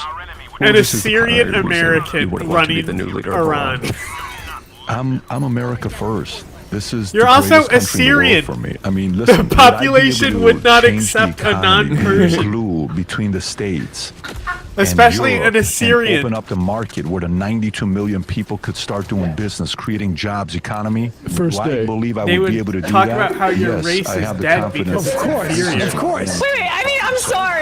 Of course he would. He's bragging about being able. not the problem. He's bragging about being able to open a door which has already been ajar, and all he had to do was quickly push. Like, yes, the Americans that would be installing you, Patrick Bet David, as the leader of Iran. Is it Americans? Or Israelis, however you want to say it, would be okay with you, yes, opening up Iran to capitalism, because that's the whole point of this. You know, what is, I think, the most upsetting part of this, for me, is Patrick clearly knows that he could really, really Is improve that why the he lives doesn't of say 92 he's million Persian? people. He says Iranian. Just that America But instead, first. Yeah, 'cause he's he not thinks Persian. Being an American That's very is funny. not about The Persians would helping fucking each bite one his of head those off, wouldn't 92 they? million people. reach their top potential, like in the top on the emotional Iran EQ has chart. not had the opportunity You can for put these people social at the top of the chart, and he won't do it because of that's not what America is. regime. America's not don't help Like, there's 92 plenty of million people. That's the thing is the When people you who are would accept it uniquely would be the situated. fucking Marjorie Taylor To Greene. the liberate people who would them. accept Marjorie it as Taylor Syrian are the Greene same didn't care ones so that would much be about mad that it was Palestinian an rights, which is American why she left capitalist Congress coming when in. she has no Sure. and has no power anymore. Patrick Bet David can save them. And only he. When God has given you the gifts that God has given Patrick Bet David, it is wrong. This dude is. Look at these guys dancing over here. The thing is, I think I need to I find- don't even see where he is on this because I can't figure it out. He transcends the color. He could be all being and perfect peace. He could be a 600. He could be a peace on enlightenment. I mean. No, it's, the self so is. cool he's, that the he's gas in hurts that them 7 to now, 1,000 'cause now it's just like it's the- like when you oh, have wait, the chlorine. ability, He knows his limitations. the unique ability that Patrick Bet David has Like in Futurama. to save 92 million people, you owe it. Time to get me up. Yeah, see, they got him in Too this late. sort of joy peace region of 540 to 600, where he's complete already, and he doesn't need to do this. If he was, he'd be in acceptance. He would accept this job if he was down at 350. Right. Good point. It's just a bad timing on their part. They should have consulted the chart earlier. He's at Godview. He can't. Let's go back and listen to more of this because I just this is the thing that I Knock find this really out with disappointing shooting is his that eyes. Patrick, With the autocannon? how can you not help these people when you're so uniquely? It's such a good. This is like that. So insurance. This is like that movie that you like so much, the Superman thing, where he was questioning, Oh my like, God, I'm never gonna kryptonite, like, live am I that going to down. do this? Am I going to do? This is like the same situation, where he's got to go to his fortress of solitude in the Hamptons or down at his waterfront fortress of solitude. and look himself in the eye and say, like, hey, can I really walk away from this, knowing that I'm so uniquely situated to take care of this? For it. And my dad is like, he is 100% up, but I'm the leader. Matt! What did I do? I need to say that he's going to say something positive. Apparently Matt couldn't turn Iran around. Yeah, exactly. That's why they didn't ask him. Somebody's a little rusty, it looks like. I mean, honestly, if you are...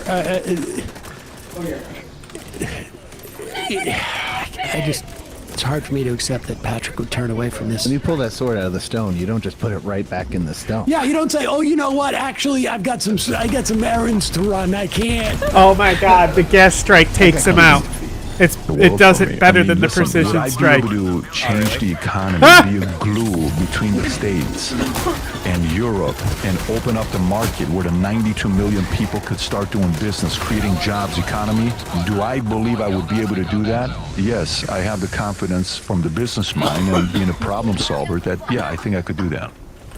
Do I have any interest? I fucking hate this No. guy so Can much. I play a role and help out? Sure. But as the guy to be the leader doing that, I got 4 kids, 14, 12, 10, 4 years old. Do I want to put them through this right now? No. I would have to be there. I would need to live there. This isn't like a Zoom president that you're going to know. If you get that job, I asked about that that. job has to be you're moving there. And we had the Pause it for a conversation as second. Yeah, family. now this is... I guess when he had this conversation, this is also one of the things I would say. Like, I don't like to give a lot of personal advice, but when you are on a job interview, you want to ask, like, can I do this remotely? Do I need to, if you're going to install me as the president of the country, is this something you expect that I'm going to have to be there? Like, Is this a hybrid model of a workplace? Could I do Mondays and Fridays in the States, and then like Tuesday through Thursday in Iran? How would we work that out? That's like one of the questions, and it's good that Patrick. Right. Now he probably didn't get to it. We'll do a couple months in. Like, wait, no, I'm getting the sense that you're going to expect that I'm going to be there full time. Full time to run the country. Okay. As the king. Yeah, okay. Yeah. Also, have the Iranian people come up at all? Just throw that out there. Except for to 92 million, the figure. But, you know what? What about what they want? Jaded. Though? I know. He knows. I'm gonna be there for the people. I can't do the whole president thing over Zoom like all the other presidents who do the Zoom All stuff. the Zoom presidents. All the Zoom presidents. Right. Like I can't. I'm not gonna do that. I mean, Trump does it from his toilet, so. When so many times you get asked, do you want to run this country? You want to run that country? Sometimes you get asked, do you want to run a city? You want to run a town? And I'm like, I'm the type of guy.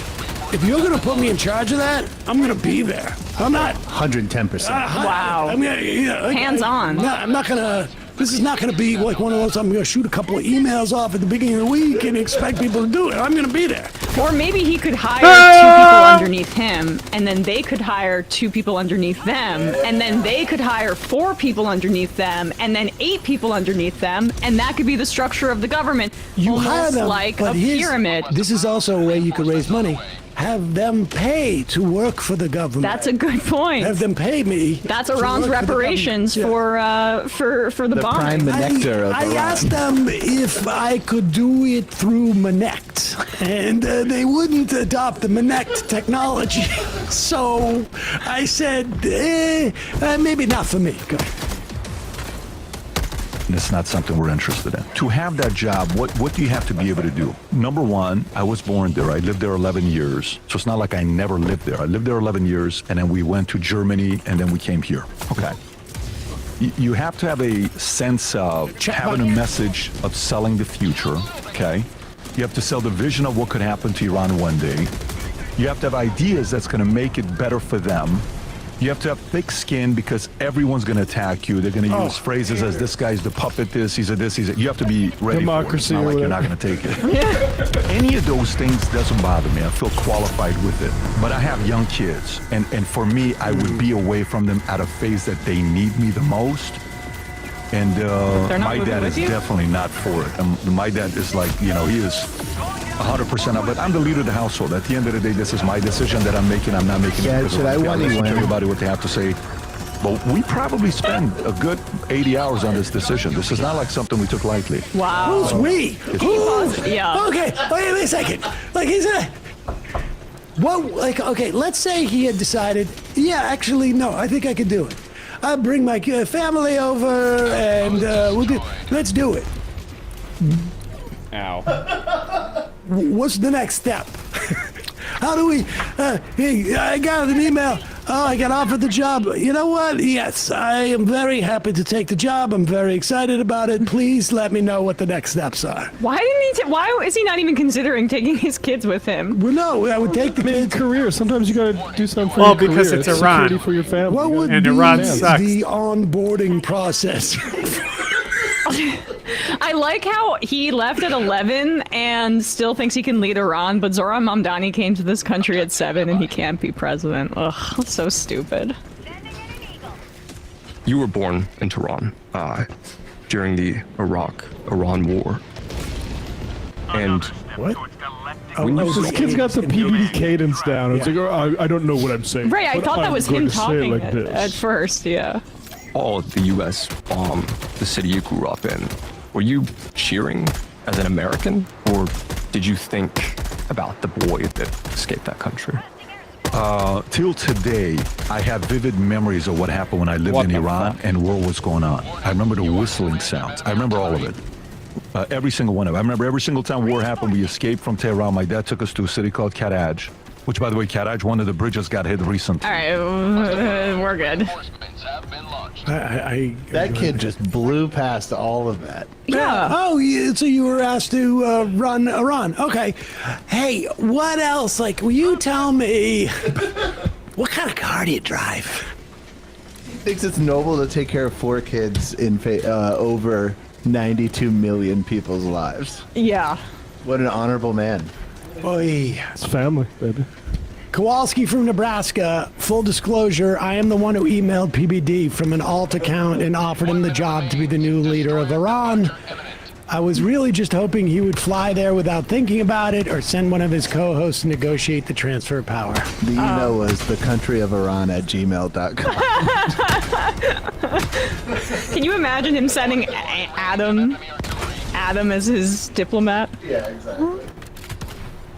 That is There's no one oak in Iran, right? Amazing. And I want to know who was it asked them. That's really the question, right? Like, many people. That is the question. Why Why didn't the child journalist ask him that question? The child journalist. And some money men moved in. They're like, you want to run around? That's amazing. That's just. I'm sorry. That's just amazing. The level of comfort he has with lying. I was going to be installed as the president of Iran. Like, I want to know who it was that asked him to do this, that he thought, like, this is a serious conversation. We spent 3 months talking about it. I'm not ruling out that some idiot in the Trump administration said something like this to him. I mean, they wanted to install Maria Corina Machado as the leader of Venezuela. It could be someone from the Trump administration. It could be just like somebody who was friends with the Trump administration. Right. It could be any, but this is a grown man. Yes. Who considers himself a business titan, whose advice is worth. Remember, it won't wait for you if the timer's over. for 15 minutes, is it? Yeah. I'm fucking stuck. With a minimum. Well, that's Ronald Reagan's. Oh my God. I don't know. That's also Ronald Reagan's. Yeah. Oh my God. And he's talking about this like. Oh my God. I walked away from it. Yeah. It would have happened, but I decided against it. So they went with the other guy. Like, are you kidding me? It's one thing to say, here's a funny story. Some fucking idiot comes up to me in the Hamptons and says, do you want to run Iran? And I was like, sure. But you know what? Actually, I probably shouldn't because my kids are so young. And, but. Don Jr. walks up to me 30 seconds after drilling a hole in his septum. Says, you wanna run Iran? Drilling a hole in his septum. The difference between Patrick Bet-David completely making this up whole cloth or taking seriously the idea brought to him by anybody is like razor thin. I'm sorry, this was not going to happen under any circumstance. The Iranian people. Oh, thank God. Thank God it's Patrick Bet-David. We were so worried it could have been somebody else. We could have gotten anybody from the United States who could have come in and dropped a. Like, I'd say it could be like the monarchist, but even like Pahlavi, like, how depressed would he have to be to think, like, maybe Patrick's got a better shot than I do? I mean, they are delusional, the yeah. monarchists. I saw a bunch of them in London actually protesting the end of the conflict. Really? Yeah, it was there's sort of Iranian monarchist flag and the Israeli flag, and I knew exactly what it was. Oh, seem like great people. It's just amazing. This guy's either just an incredible liar or just so deluded by. I mean, it's not an either or, but I just find that really impressive. That's how you make that amount of money. It's not talent. It's just a sociopathic ability to just lie. Total lack of shame. That's what Succession got right about who ended up, I mean, we won't spoil it, but who ended up being the CEO. That's the kind of person. Well, he loved the question as an opportunity just to, like, gloat and pretend and posture as like a peacock of, oh yeah, I make big decisions and actually yes. Could I run the country? Of course. Of course. In fact, imagine saying that. Imagine saying that. Of course I could. That's the way that you. That's what. If Ronald Reagan's smart, he puts on his Manect profile. Was asked to run Rhode Island. Right. But it was across the country. I didn't want to do it. I got small kids. I would have to reassess my love of Oregon apples and Washington State apples, and so I couldn't do it. But you put that on Manect, asked to run, Rhode Island. You're going to do well. Amazing. I chose Majority Report over North Korea. Just I heard it's real cold. Could I reintegrate this back into the... I don't want to have to get that haircut they all have. Oh, yeah. Eat all the oons. And that outfit, you'd have to start dressing like Hassan Piker. Yeah, or Hillary Clinton. Hey, folks, don't forget to hit the subscribe button and check out our daily show. We do it every day at 12 p.m. Eastern for about 2.5 hours. We even take phone calls. You should check that Look out. up gameplay of totally accurate Battlegrounds. I know what it is. I've never heard of this game before. I want to see what it looks like. You've never heard of... I don't know. The news is moving so quick. Amazing. You've never heard of totally accurate Battlegrounds? Never. Totally accurate battle simulator? Never. This is apparently the Battle Royale version of it. Fast-paced wobbly combat. What the fuck does that mean?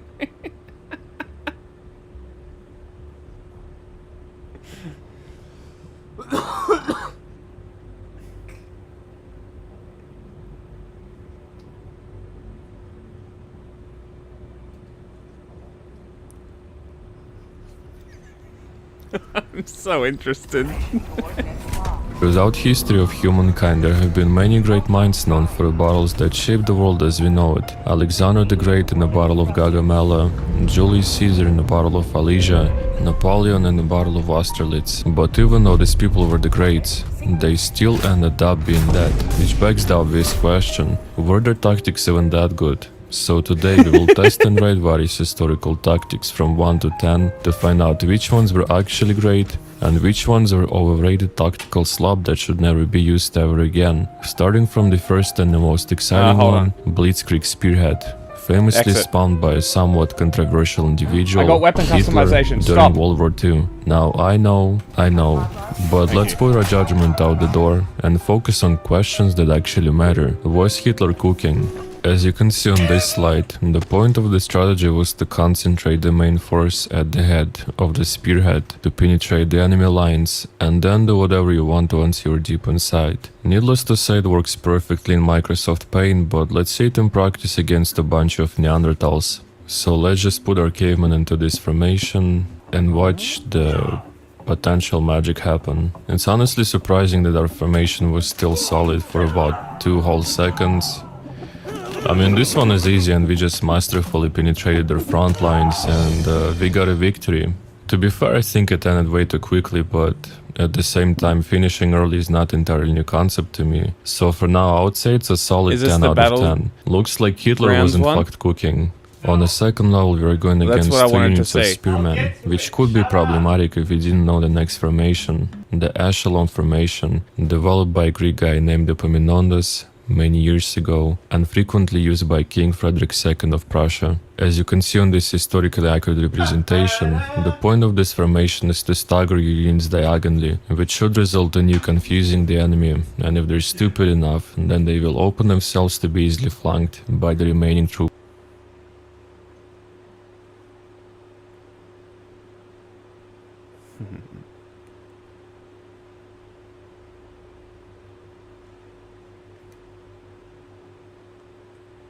Water cannon. Bye.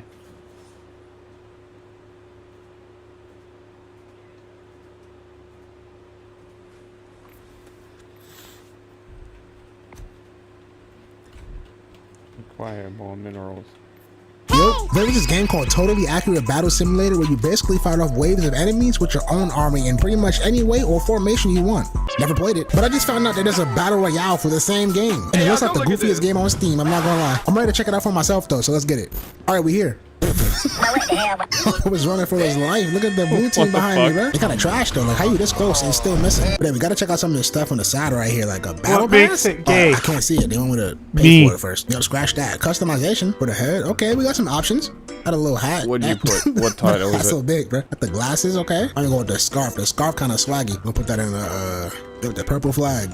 Oh, we got 2. Okay. The purple flag with the glasses. See what they got for their body. Oh, they got actual drip in here. All right, remember that drip. I'll be right back. A few moments later. All right, here we go. Just take it in. You know what I'm saying? Got the glasses with the scarf, nice rolled up long sleeve with the blue jeans, and some nice kicks. Nothing too crazy. But you know what I did notice, bro? They actually call it drip. Like, what are the chances I was saying it for fun? That's actually the word that they chose. All right, that's more like it. We got a shop too. We can check it out. Oh, bet even more drip. I can't afford none of that though. I wonder if we get whatever MC is like by playing the game. Maybe we got a shooting range. It's gonna take me straight. Okay, yeah. Okay, this kind of clean. I couldn't tell by the way you move this. Talking about shadow, bro. Why am I moving like that? You can ride these. Hey, yo. Oh, that's so tough, bro. Yes, sir. You go kind of fast too. Oh, you seen the drift in a little car? I'm in my mom's car. Yeah. Oh my God, this gonna be fun, bro. But where are the weapons though? Oh, I'm staring right at it. I don't want to do too much because we can just get into the game and try it out. But I just want to, you know. Okay, the recoil on that is disgusting, boy. Is it a jump pad? Whoa, what the? Oh, I'm flying, bet. That's not how you get around. Oh, did I take a fall damage? No, I'm good. You straight, bro. Dust yourself off. Why is this building on the side? Like, oh yeah. Let's get back into the lobby, bro. I would have spent all day exploring that. But our game mode is when we got solo and squad. We're trying to run like 2 or 3 of those. So let's get into our first one. Oh shoot. Okay, we're here. It's good, my boy. Do I fucking know you're losing? What the? How do I type? No, not really. Enter the chat. I'm new. Oh, 3 now. What's with the Yeah, what's up? stage? Taser sucks. This guy's pretty cool, bro. That's tough. I'm not gonna lie, my boy. Gotten close to. That's cool. Hey, what's good? What you punching? What you punching for? We're reviving and you want to throw your fist out. I ain't never been scared. You want to throw the fist and then run away. You piece. You standing up there for, bro? Like I'm gonna come get you. Get up out of here with that. Come here. Come here. Oh, you fell. You didn't get that parkour for real. I'm right behind you. Yep. I try not to kill you. This might be all the gameplay. Oh, more people. We got 17 people now. The game might start. No. I don't know, but I literally just asked the same thing. What kind of pose? What they call that? Dworking? Yep. What up? Yep. Bing, bing. Oh yeah, I got them hands. Yo, meet me at the pyramid? Where's that? Oh, bet. I see it. I lied to your face. I don't see it. What did you say? Over there? Oh, bet. Okay. I guess we're going. How's most of the gameplay in the lobby, bro? I guess I got a teammate. Torm? Who's that? Oh. What are you in here? Back up, boy. Am I clean? Man, shut your bitch ass It was like repo. Oh, I was having a good time, bro. You guys, are we in trucks in the sky? Yep. Over the ocean? Yep. All right, I'm gonna look for that pyramid and try to meet up with my guy. I don't know where it's at though. Oh, we have a map. Okay. Not gonna lie, I don't. Oh, I see it right here. Yeah, I'm gonna go to the pyramid with my guy. There you go. Launch like a cannonball. Where bro at? I won't kill you when I see you. You got my word, bro. But I'm gonna kill everybody else though. Give me that gun. Yep. What's that? A crossbow? Oh, it's a crossbow. Here we go. Red dot, grenades, health kit. Yep, I'll take it. I'm gonna need a secondary though. I don't think I could do it all with this crossbow. What are you busting out there? Pause. Let's see right here. Here we go. Yo. What's good, my boy? Get a gun, gang. We here. Yo, right here. It's a car. I'm driving now. There we go. Oh yeah. This is great. Who's beatboxing? Nobody want to hear that, bro. You gone though. You pick up some speed in this little car, don't you? Where the people at? Oh shoot! Right here. Yep, back out. Right here. Pink. What's up? Damn! Oh! Where'd my guy go? I don't know his name. You know what? I get rid of. Nice. Yep, there we go. I don't know who you was, but you had to go. Yep, give me the loot. Give me the loot. Is your gun better than mine? Nah, B. Yo, I lost my unofficial teammate, bro. Where did bro go? I think I went back this way. I just don't know where he jumped out at. You would think he'd follow the gunshots, right? Hell nah. Yeah, I'm not gonna lie. I lost, bro. Oh, this is back by the pyramid. But nah, there's no way, right? Yeah, there's no way. Alright, whatever. It's 13 people alive, including me. Let's go fight, bro. See, we go find, we go fight real quick. Go here. Come here, bro. You're not escaping me. I ain't gonna lie. This game might as well have been Need for Speed, boy. Yep, zooming. It does look fun. Who's that? Whoa! Yep, there. I was gonna let you get away, but it's an exploding crossbow. Here we go. Oh shoot, he busting. Hey, put us out. Nice. Got him. What the fuck you doing here, nigga? Yo, I'm about to die. Hold on. Dang, I died, bro. They gonna tell me bye at the end of that. I didn't know how to heal. Oh shoot. Where am I at? The Avatar state? What? Okay. What the fuck is going on? Oh, I think I get it. Oh. Dang, I had to make it through there and I would have been revived. But I didn't know that though. I had an unofficial teammate and everything, bro. I'm not gonna lie, that was fun. I'm finna hop into another one. I'll be back, loading into this one way quicker than the last. And we're in the forest now. Is this just like, do you spawn anywhere on the map?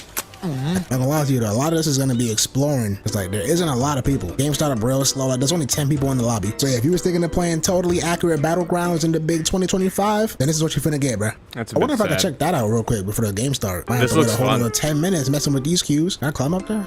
Oh, I can. I think those are, yeah, those are ramps. All right, let's see. Okay, not that tall. Pretty doable, you know what I'm saying? 18 people now. I think it starts with 20. I'm not sure though. No. This map looks crazy, bro. The devs must have been on something. This would be a cool like survival game too. I'd play it if it was. But all right, 18 people now. I don't know when the game finished though, so I guess I check back. Telling you, it looks like a does. fucking repo map. minutes later. All right, we back. Here we go. Back in this weird line of trucks, like bro, whole game felt like a fever dream. I just need to see me a cool point of interest, and now I'm jumping out immediately. Is that a prison? I'm going to that prison right here. Oh, it's not. I don't know what this is. That's the funniest I part. had to pause and listen for a second, bro. There's definitely somebody over here. Yep, gun. 2 pistols is crazy. Here we go. Here we go. There we go. Oh, I just gave away my location. Yep. They busting. Who's that? Where at? I see him right here. I see him. Alright, I see him. Why can't I? Yo! Hold up, heal up. Hurry up. Where do you think? Oh my gosh, bro. Why when I aimed in, it was so weird. Alright, I don't got time to talk. Use that. Here we go. Come on.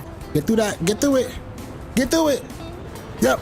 Level 1 complete. You respond with a curse. What that mean, bro? Let him get through it.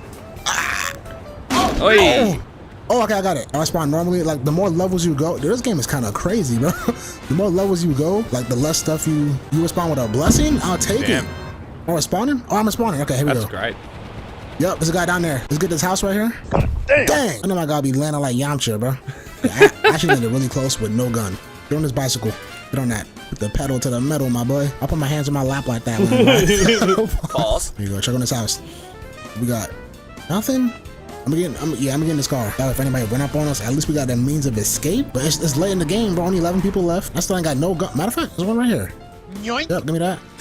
I'll take it, bro. AK. All right, now if I'm just take the main roads and look for people. This is where I died at last time. Yeah, I don't. Oh, behind me. Yep. I see him. I'm gonna drive through like I don't know though. Come up here for the high ground. It is good. Come up here. Where you at? Right there. Wonder if he does it himself. Really fast, you know? Oh my god. Bro, what kind of gun he had? I don't think I hit a single shot, bro. But the only thing left to try is squad, so we finna get into that for the last one. Oh, hell no! Yo, they're wildin', bro. Like, bro. Alright, bro. I got hit with 6 slurs in a matter of 6 seconds. And they got no text censorship at all. You can say whatever. This guy right here admitted to being racist. Boy, ain't no fucking way. Yeah, you. There's 33 people in here, though. So yeah, the game's way bigger. But over here, I don't know where my team is at. I kind of got here late. I'm not gonna lie. Oh, it just shot me out. Oh! Yeah, I'm cooked. I'm not gonna lie. They don't show you markers for your teammates or none of that. I'm gonna go to this barnyard and find a gun. I wasn't around for barnyard, bro. How many ain't got no ball? Let me know in the comments. Got a gun? No, what's this? Shotgun? Yep, gonna put a hole in somebody's chest. Who the fuck? Where? Oh my gosh. Already ran out of bullets, bro. Come here. Whoa! Come on, how am I not hitting him? Oh my gosh. I done sat buddy down. Point blank. He had a katana? Oh yeah, I'm gonna need that off of you. That's great. Actually, no. These are primary weapons. That's why I can't carry all of it. I'll take this. I don't know what this is right here. What the? It's like a Uzi and a cannon? Damn. Oh my. Yeah, I gotta try this out on somebody. It's a Where's shot. my team at though? Like, there's no way for me to know. Modern packing I see shot. me. I'm down here. As for the people I joined with, yeah, I don't know, bro. Yep. What's that? Car. That was like over here, I think. Yep, I seen that. I see him up there. You see him? I don't got no way of getting up. Oh, right. I had to come up behind him without him doing. I think I hear him. What is these? A soul? Whoa, that scared me, bro. I ain't hear no footsteps or nothing. Just a whole clip in my back. Hold up, we gotta get through this. It's more kind of easy. Get through that. Yep, easy enough. Fly through this. Yep. Ooh, come on. Yep, in there. Like swimwear. All right, this the hard part. Golly, I can't get hit again. Dang, bro. Oh, I forgot to pass. Yeah, okay, I'm good. As long as you pass the first gate, you're coming back regardless. Right, here we go. Yep, they blowing over there. Here, I take that. I'm a cutlet. I ain't talking about chicken. Wow, that was corny. Give me that. Dang, dog. Did I hit him even once? No! Oh, it's gonna do it for this one. And I tell you what, bro, this game is as goofy as it gets. That like is super unserious. very like the interesting. The way your character talks. I'm back in the shooting range because like there was some guns I didn't even get to try yet. I was dead before I even got the chance. I don't even know, bro. Hey, put this up.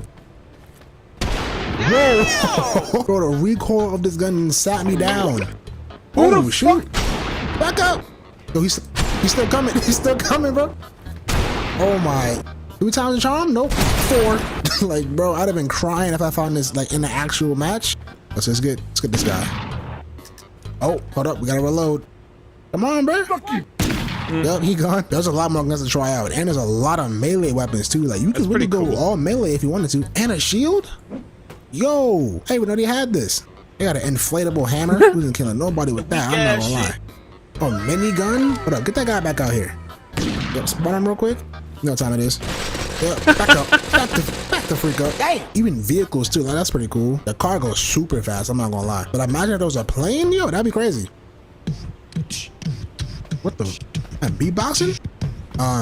Yeah. Brother. Check it. Yeah, playing totally accurate battlegrounds. Cut the shit the fuck off. Hey, I had fun though nonetheless, but I'll never feel truly accomplished until I get a win in this game. I'm not gonna lie. And I ain't got no problem coming back. So if that's something that you might want to see, be sure to let me know down in the comments. And how you feeling about this game. But if you're rocking with your boy, subscribe to join me in the joint I call the Odyssey, and I'll catch you on the next one. Looks very Peace fun. out.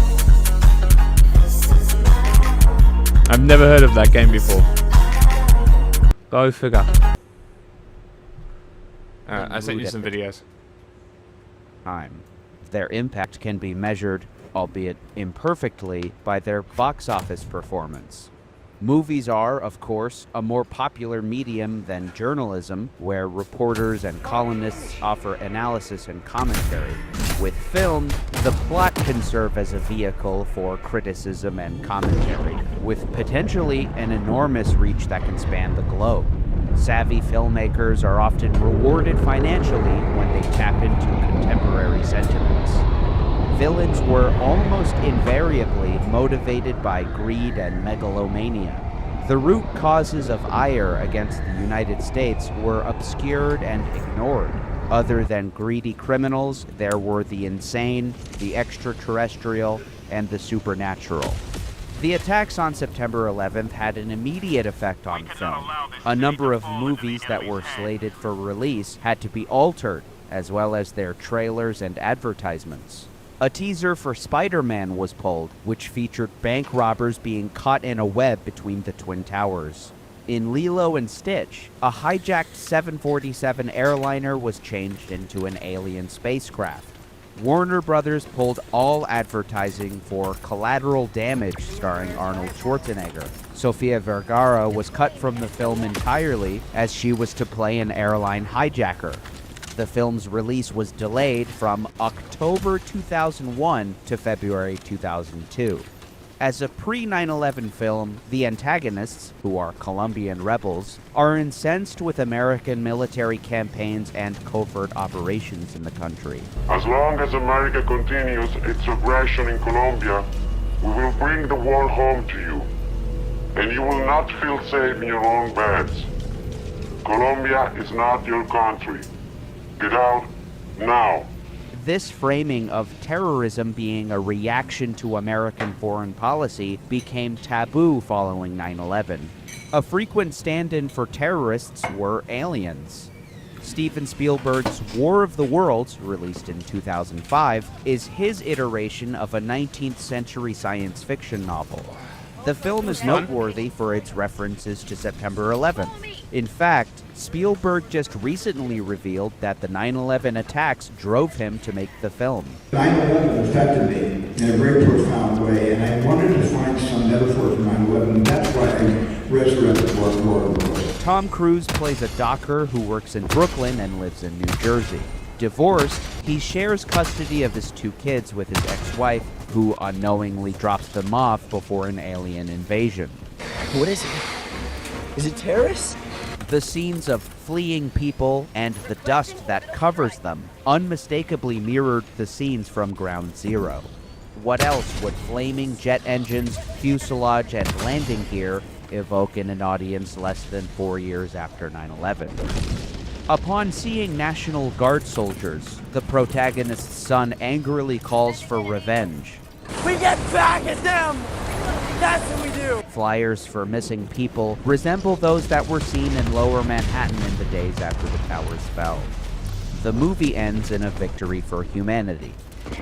Osama bin Laden was aware of, and I hit even the light bulb. celebrated, the impact of 9/11 on the mental health of Americans. In one of his statements, after an accounting of the enormous economic loss reaped by the attack, he observed with pride how the American people You are dropping still hell bomb? suffering from depression and psychological trauma as a result of the incident of the two towers and the attack on the defense ministry, the You Pentagon. won't kill these ones. More than 9/11, fears of a follow-up attack or a chemical or back even up. nuclear What are you attack doing, by you dumb rogue Marine? states aligned with Al-Qaeda were stoked by the news media, a fear that the Bush administration took advantage of. We cannot wait for the final proof. The smoking gun that could come in the form of a mushroom cloud. Despite these fears appearing alarmist to the point of absurdity in hindsight, especially given the incalculably unequal share of destruction experienced by Americans compared to Iraqis and others, He almost the died. prevailing mood I in know, the it's U.S. very after funny, though, 'cause I 9/11 got ping could pong explain between- how I got stories of damaged a little apocalyptic bit, too. destruction resonated with Americans. In Sidney Pollack's The Interpreter, also released in 2005, the U.S. Secret Service fails to stop a terrorist attack, reminiscent of the real-life intelligence failure of September 11. The film is an early example of Hollywood's indictment of the shortcomings of the American government, who Goodbye. themselves were increasingly made into incompetents or even villains. Al-Qaeda is replaced by an Robot. authoritarian leader of a fictitious Hi. foreign That must country have bounced. who attempts to assassinate To an where it was lined exiled up rebel with me. and critic of his regime. Maybe. And instead of a plane in the Twin Towers, the weapon is a bomb inside a city bus. Hey, guy forgot his lunch. Is that speed? Christopher Nolan's post-9/11 adaptation of Batman, called Batman Begins, shows the titular character fighting a depraved criminal enterprise. The ship was carrying Hello. a prototype weapon. It's a microwave emitter. It uses focused microwaves to vaporize the enemy's water supply. Wayne learns that criminals have stolen a microwave emitter from a cargo ship.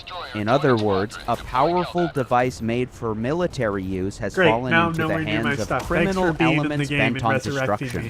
A I don't know similar where your stuff prospect was. was repeated by reporters and politicians in I the threw it years towards after your stuff. 9/11. It namely doesn't It must matter. have bounced You backwards. waited around chemical, and somebody else biological, rezzed or me. nuclear Somebody weapons typed Oh, you from is that what happened? Pakistan, Iraq, or Iran falling into the hands of terrorist groups. The villain poisons Gotham City's water supply with Shouldn't a have pinged. chemical agent that induces psychosis. The Should have been paying microwave emitter attention. now has a purpose: to vaporize the city's water in order to disperse the toxin. Certainly a weapon of mass destruction.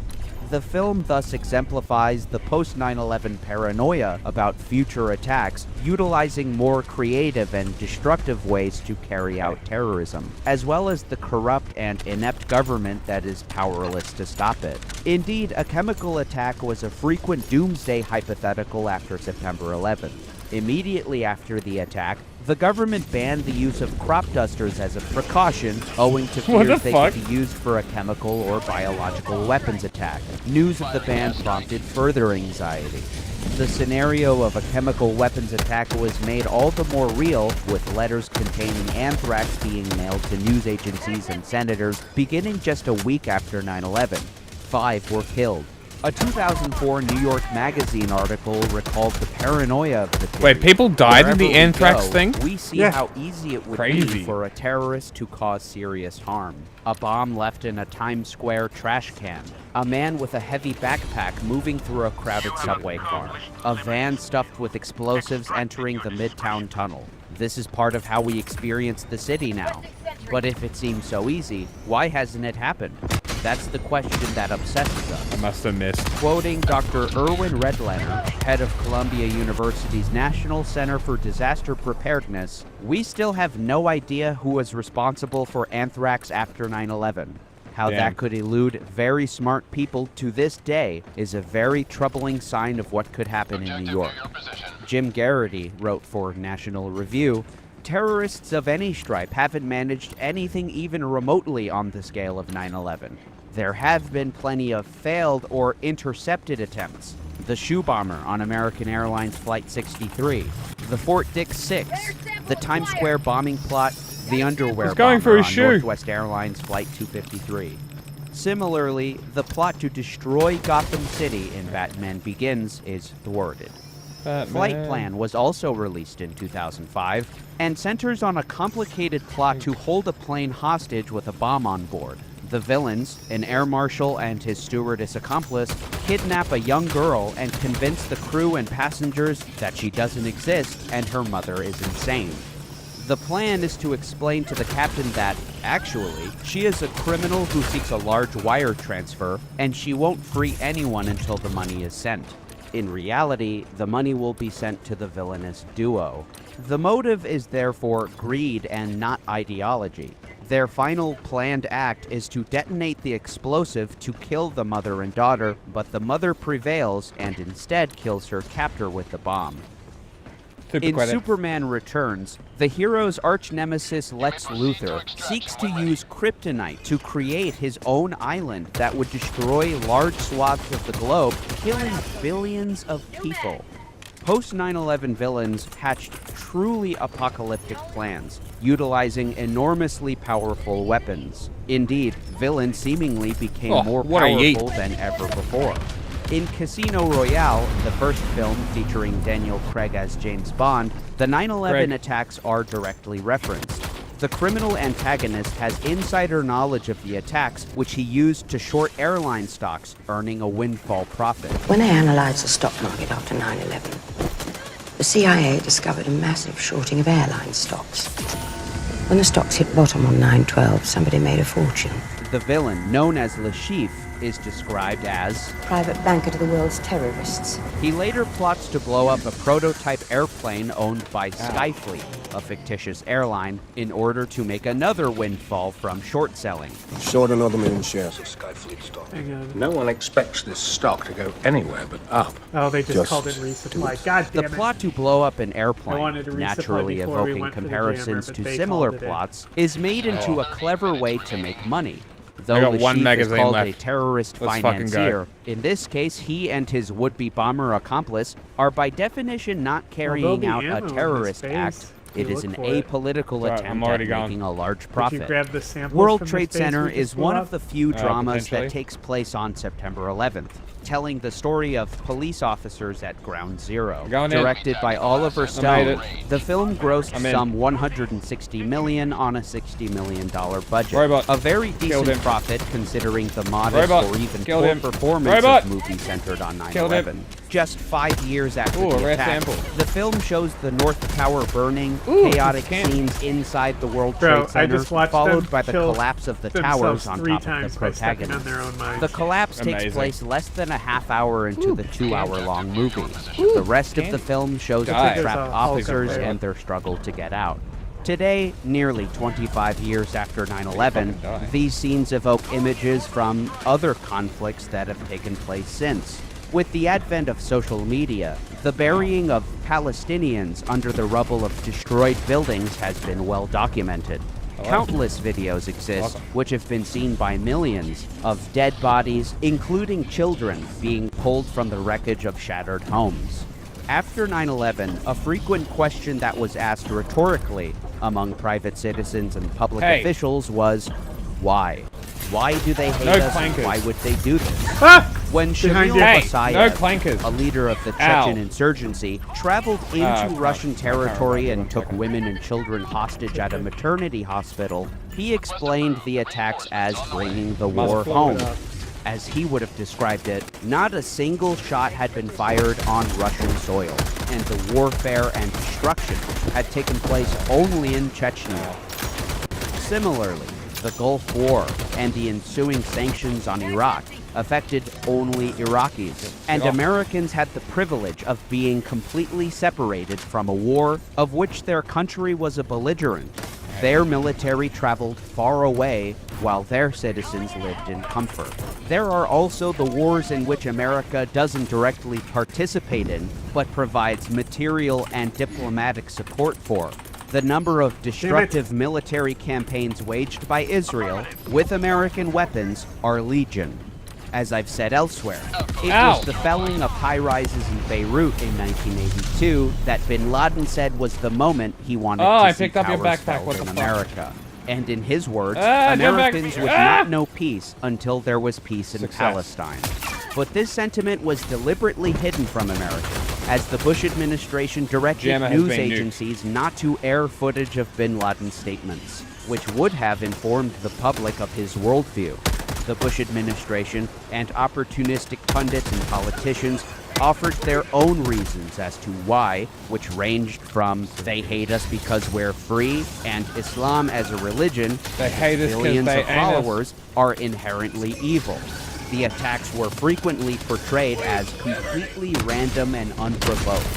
I would wager that many of those watching around the globe would have remembered the many destructive wars perpetrated and supported by the United States, especially in the Middle East. This is not to justify the events of September 11th, of course, but as someone who has a lifetime of familiarity with post-9/11 discourse in America, I found the answers to the question of why to be weak and, at worst, dishonest. United 93 was released the same year, amid a spike in 9/11 themed dramas. The film showed a modest performance at the box office, grossing nearly $80 million against a less than $20 million budget. The film, directed by Paul Greengrass, begins with the hijackers of United Airlines Flight 93, after which the film is named. The opening shot is Ziad Jarrah reading the Quran. Not surprisingly, there is no moment in the film where the antagonists discuss their political motivations or ideology, and so the only evidence of their motivation given is their reading the Quran. Thankfully, a number of the real United 93 hijackers recorded their last will and testament prior to the attacks. The film depicts the moment that the Boston Air Traffic Control Center loses contact with American Airlines Flight 11, the first hijacked plane. Hey, Greg. Try American 11 again. See if he's on your frequency if it came back to. American 11, Boston Center, ideally. American Flight 11. Here's the real audio from Boston Center to compare. American 11, climb maintain level 350. Ow. American 11, Boston. He will not respond to me now. Looks like he's turning right. The film features a transmission from Mohammed Atta telling passengers to be quiet. 3622 Tango, Roger. They said something about taking over the cockpit, stay calm. We're going back to the airport. I have no idea who it was. I think we have a hijack situation. Shortly after, an FAA worker tells his superior that a flight attendant on board called American Airlines. Here's the actual audio of a phone call to the American Airlines emergency line. The flight attendant is advising our reps that the pilot, everyone's been stabbed. They can't get into the cockpit, is what I'm saying. You the fucking hijackers cunt. are in the cockpit. Oh, no. There's a Hulk. In the film, the FAA and at the base NORAD that I was lose at. track of American 11 over New York. Then, CNN reports a plane hit the World Trade Center. New York Center then loses contact with United 175, which also has its transponder turned off. That real-life moment was also recorded. Yeah, 175, recycle your transponder and score code of 1470. United 175, New York. I can't get a hold of United 175 at all right now, and I don't know where he went to. We might have a hijack over here, two of them. In the film, the workers at New York Center watched the second plane crash in real time. In another disturbing recording, a worker from New York Center watches helplessly as another large plane is descending rapidly toward New York. It's descending pretty rapidly, and especially what just happened in there. But it looks like he's going into one of the small endpoints down there. Wait a second. No, this guy's a big boy. This guy's a big boy because he's leaving some big contrails. Do you know who he is? We don't know who he is. We're just picking him up now. All right, heads up, man. It looks like another one coming in. Despite this world-changing Looks like turn of another one events, coming in. as shown in the Fucking movie, hell. United 93 Or is it's just still like another responding day to on the air job. traffic control. At the National Air Traffic Control Center in Virginia, news comes in that another plane, American Flight 77 out of Dulles, is missing. 77 had stopped responding over Appalachia. An audio recording captures the moment Indianapolis Center loses contact. American 77, Indy. American 77, American Indy radio check. How do you read? American 77, I don't know what happened to him. American 77 was was just west of Charleston, West Virginia at flight level 350. It's a heavy Boeing 752 and disappeared off our radar scope. We now believe that aircraft may have been hijacked, although no one has, we have nothing to verify that. What with the World Trade Center, we could have another loose aircraft out there somewhere. In the bathroom aboard United 93, Ahmed Al-Haznawi is fashioning a decoy bomb out of clay, batteries, and wires. Then the hijacking begins. Throats are slit in the cabin, and there's a chorus of screams. Zia Jarrah commands the stewardess, who has a knife against her throat, to open the cockpit. As opposed to the other planes who stopped responding to calls, the two pilots of United 93 desperately shouted Mayday, which was heard by air traffic control. The pilot's struggle is depicted in the film.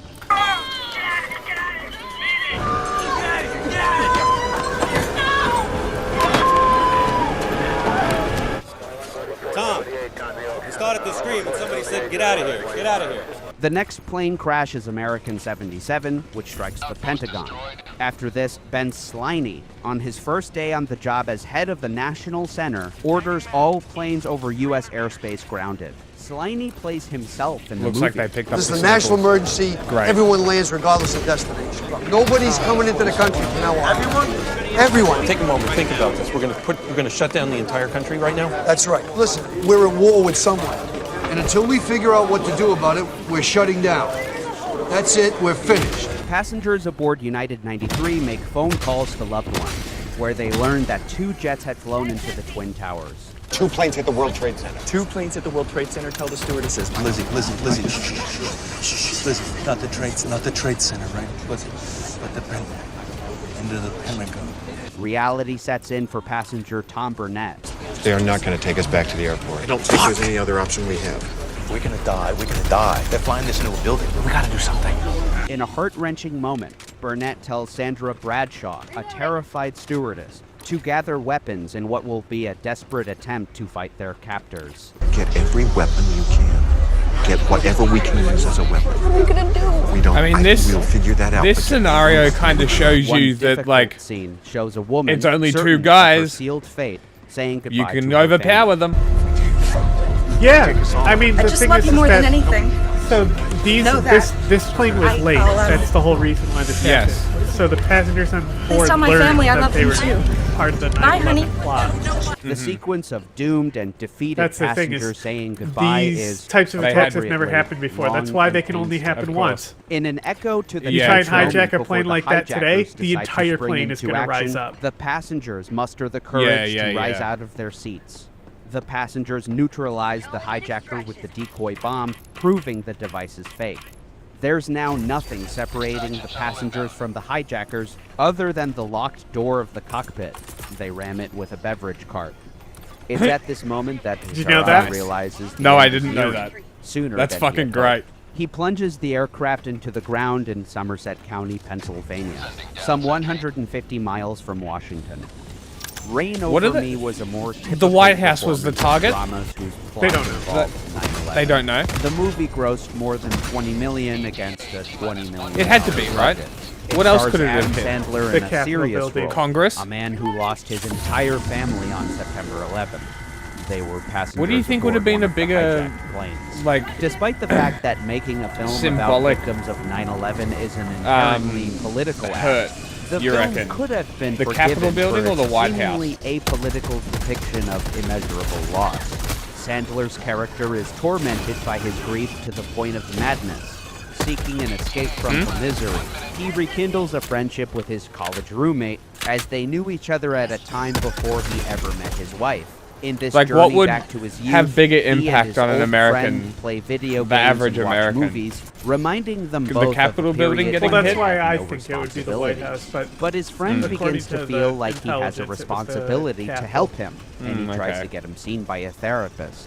His Because like breakthrough I have that in finally same train of opening thought up where I'm about like like the law White even the House. Pentagon, the captured approach in to the an Pentagon is emotional a scene. difficult approach. However, in the Yeah. latter Like, end the of the Capitol film, is wide the open. politics of the war on terror That's true. are disappointingly present. In a montage, his traumatic wounds are reopened Surely there's with news anti-air reports defenses there reminding now. him of terrorism. What's worse, his television shows a doesn't- well, that's the demonstration thing is in they Iraq, probably would with the activate news him for the White reporter House, but not audibly the declaring that it was just What? another chapter in the They would long probably war have on activated terror. him for the White While House. brief, Mm. the But not inclusion the of Capitol. that broadcast legitimizes the invasion of Iraq. It draws a One connection shoot down between a the grief passenger jet as it experienced comes by the into the lead White House. character, Yeah, whose that's would have the been- thing. died on That's why they 9/11, did shoot with him the down, is because they were demonstrations in passengers Iraq on where board. men That are would be, shown burning if you the think American about it, flag. 2008 sees like the release not of knowing the full Cloverfield, scope of directed by 9/11, Matt if the Reeves. government Yeah. shot The down a story passenger revolves plane. around a It would be reptilian fucking monster crazy. that destroys New York, with unmistakable references to 9/11. But like it's a passenger The jet. movie is shot Why and did you do edited that? in a found footage style, as if the I wasn't audience thinking. is viewing the Yeah, you final weren't paying hours of the attention. cameraman. While at a party, the ground suddenly shakes and all the city's lights go out. Possible earthquake in lower Manhattan. Next, there's a large explosion. Smoke is seen billowing from buildings in lower Manhattan. Some film critics found the allusions to 9/11 to be crude or distasteful. The scene showing panic-stricken citizens taking shelter in a convenience store as dark smoke engulfs the building is a shot-for-shot dramatization of a video shot by a journalist who took cover in a store on 9/11. The monster was apparently conceived by J.J. Abrams, who produced the film. He told Time magazine, "Stories in which the destruction of society occurs are explorations of social fears and issues that filmmakers, novelists, playwrights, painters have been examining for a long Do you like time. Cloverfield? The theory of attack I did. became the reality of attack 7 years ago.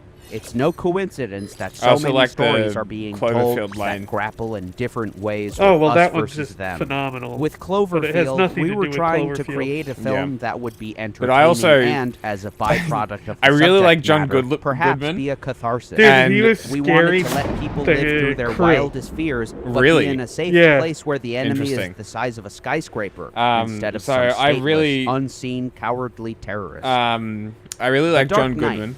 Batman's And next villain was revealed at the end of the first. I've always had a Christopher thing for Nolan. Mary Elizabeth. The Joker represents a dangerous Mary criminal Elizabeth Winstead, mastermind I think whose is her name. appetite for destruction, or worse forget. yet, his imagination knows no bounds. But ever since I watched One Sky of the High few as a kid, book-length studies on the impact of 9/11 on film is Tom It was Pollard's over. Hollywood 9/11: Superheroes, Supervillains, and Super Disasters.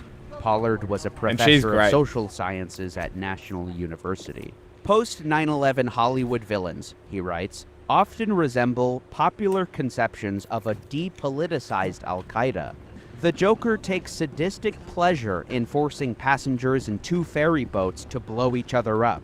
This character represents media stereotypes of Osama bin Laden and other Islamic terrorists as consummately evil for no apparent reason.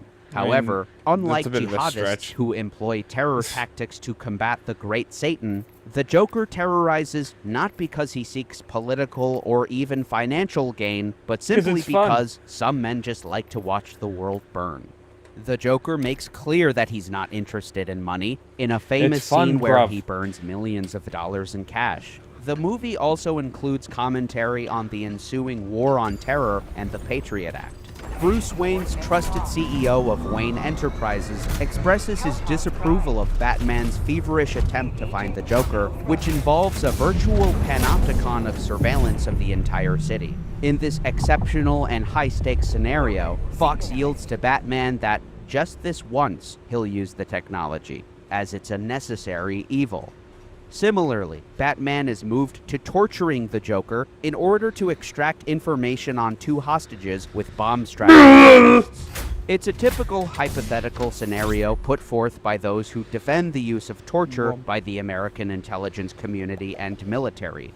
The Abu Ghraib torture scandal spawned a debate in the United States about whether torture was justified when applied to members of Al-Qaeda and others. Yeah, Obviously. but that's the thing is Abu Ghraib American law wasn't professor Rosa Brooks Al-Qaeda. observed in a Nobody they tortured 2005 was LA Al-Qaeda Times there. article The so-called So ticking bomb it's not scenario worth the proved conversation remarkably because effective as a it just rhetorical shows tactic that's for exactly the diffusing criticism of the death opposition to penalty, right? controversial It's like, what about interrogation when somebody's In this innocent? All those imaginary people are scenario, innocent. the So there interrogator is no is argument on sadistic whether to thug, use it against far Al from Qaeda it. because He's they a didn't use it patriot against and Al a Qaeda. hero who turns Yeah. to torture only That's with the vast issue. reluctance You apply and only for the excuses greater for good. torture and Rather innocent than people being get effective, tortured. However, a professor at the U.S. Army Command and General Staff College concluded the torture of suspects at Abu Ghraib did not lead to any useful intelligence information. That's why I being love the guy who wrote the Guantanamo Diary.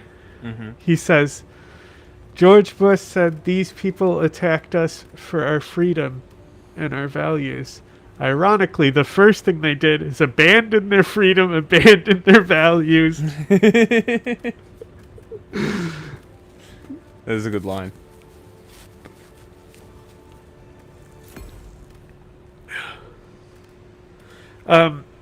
I was using the gas strike. It's hard to use in the city. So it's like the Eagles normal are strike. easier to use, so I'd stick with the Eagles. A lot of times they don't even call in. The strikes. Yeah. Mm.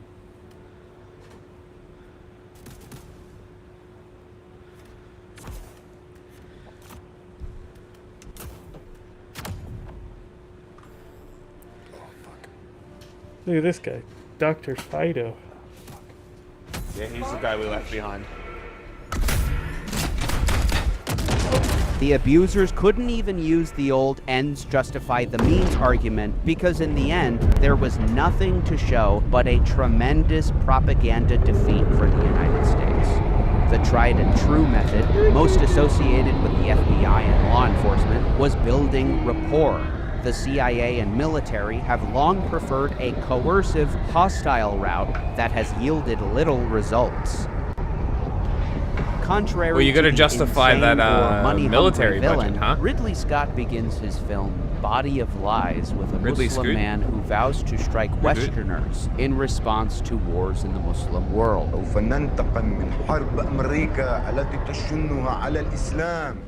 Afterward, a police raid on a cell in Manchester ends disastrously as the men inside detonate an explosive that destroys the This is building. why Four Shortly Lions is after, great, because CIA it's the most agents are shown accurate beating depiction a of terrorists. restrained and It gagged really man is. with a cricket bat to death, it turns out.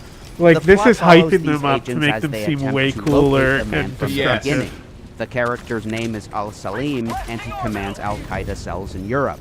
The ringleader of the 9/11 hijackers is mentioned in the film when discussing a purported insurgent safe house in Jordan.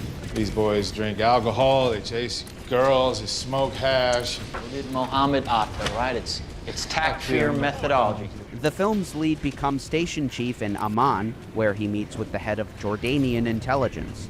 The character is based on a real-life Jordanian spy chief.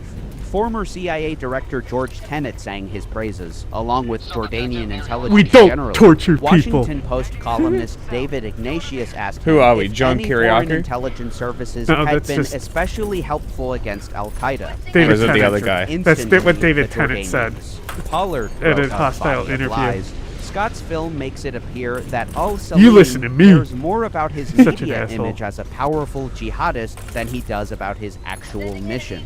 Unfortunately for the United States, however, for decades, bin Laden revealed no such weakness, allowing him to elude capture until his death at the hands of U.S. Navy SEALs announced on May 1st, 2011, nearly 10 years after 9/11. The taking of Pelham 123 had a large budget, some 100 Fine, million. let me do one too. The 150 million it grossed would have reaped a greater profit had the film been less expensive. While Mine based seems on a less novel effective. from 1973, which was adapted into a movie the following year, Watch the out, robot. 2009 version is darker. He's gone, don't worry. The moment the criminal plot first unfolds evokes scenes from United 93. The leader of Here, the hijackers I'll hold threatens the light. operator and tells him to open the door to the cab, much like how the airplane hijackers strong-armed their way into the cockpit. The hijackers grenade. stop the train inside of a Cyborg! tunnel as a curious Get in! MTA dispatcher takes notice. He's dead. The scenes from the Metro Rail Control I got him. Center are nearly Look at, he's coming right identical for to you. the scenes from the air traffic control centers in Does that work? 93. No. 123, come in to me, Pelham 123. Pelham 123. Jerry Pollard, what's going on down in the control center? What's going on, 123?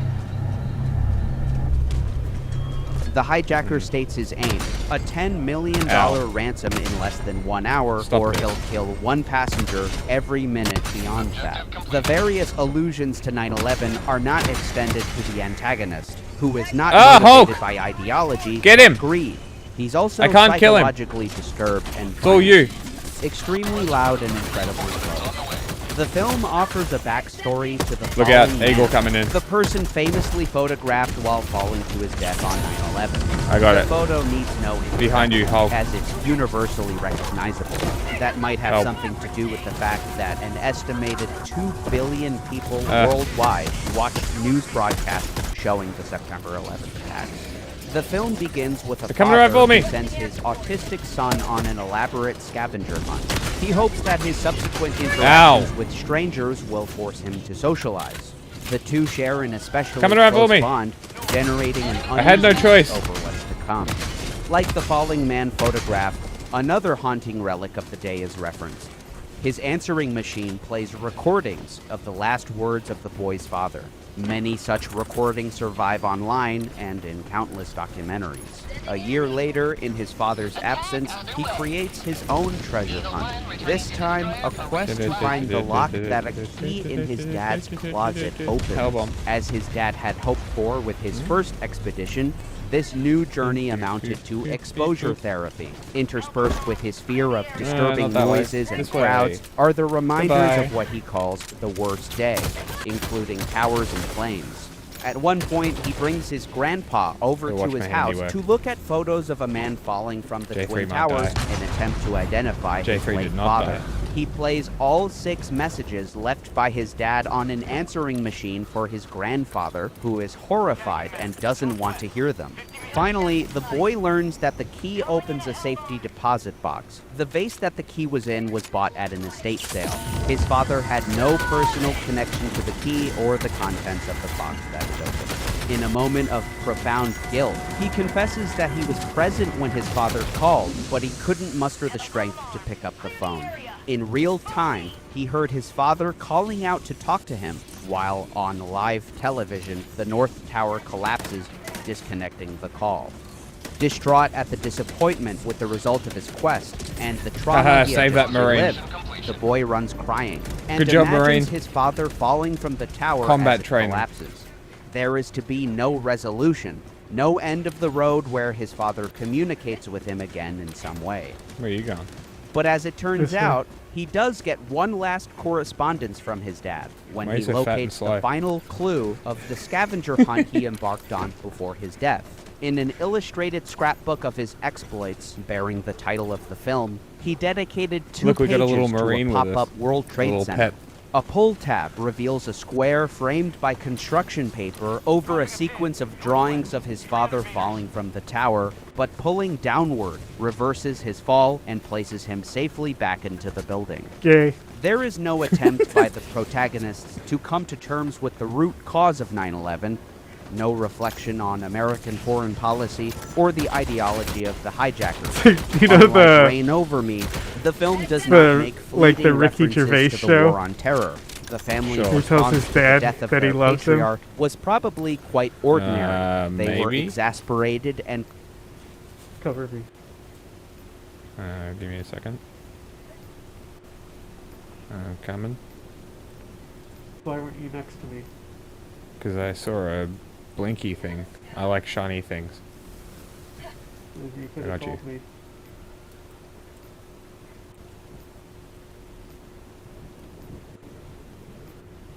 Warning, you are in range of enemy artillery. I love you, Dad.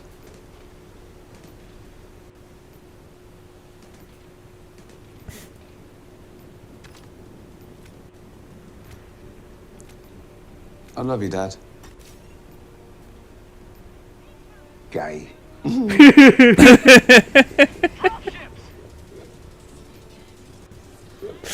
That's funny as fuck.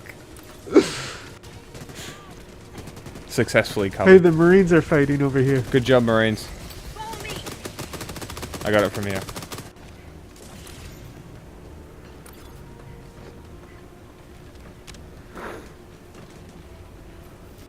and grief-stricken. I don't know why Detector a man tower. flew a plane into a building. I don't know why my husband is dead. But no matter how you try, Oscar, it's never gonna make sense because it doesn't. It doesn't make sense. As the boy makes clear repeatedly, part of the shock and confusion comes from the fact that his father was killed by people he didn't know, for reasons he can't understand. Non-Stop. Though it was released a decade after Flight Plan, Non-Stop borrows heavily from its plot. It's another thriller set inside an airplane that's been held hostage by deranged killers who, as in Flight Plan, want millions of dollars wired to them. The main difference is that the lead in this film is an air marshal. In Flight Plan, the villain was an air marshal. The countdown in which a passenger will be killed in 20 minutes unless the money is sent also reminds one of the Why did this fucking thing die? 3. But as opposed We have to to kill it other with a films in hellbomb. which terrorists are replaced with greedy criminals, the mastermind is asked why he's doing this, and he replies that he has his reasons. And again, like Flight Plan, the mastermind cleverly frames the protagonist as the villain. Throughout the film, Homeland Security is on the phone with the air marshal. The agent on the other end suspects that he is the mastermind, and even ends contact with him because they don't negotiate with terrorists. The scene in which passengers are convinced the air marshal is a hijacker, and they consider their options accordingly, reminds one once again of United 93. The passengers watch live news coverage of their allegedly hijacked plane, with commentators speculating that he's a mentally unstable air marshal turned terrorist. Given the elaborate plot, which includes a bomb on board the plane, the air marshal suggests that it was never about the money. It's not about the money.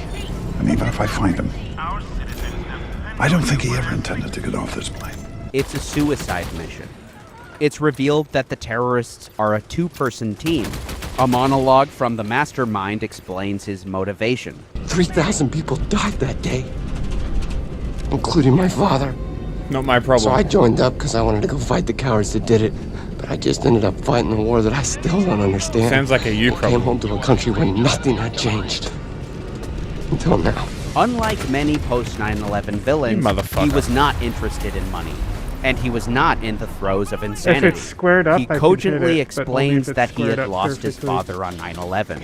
After deploying overseas in order to try to fight those responsible, he realized that he had been misled by his country and that the United States government bore responsibility for failing to stop the attacks.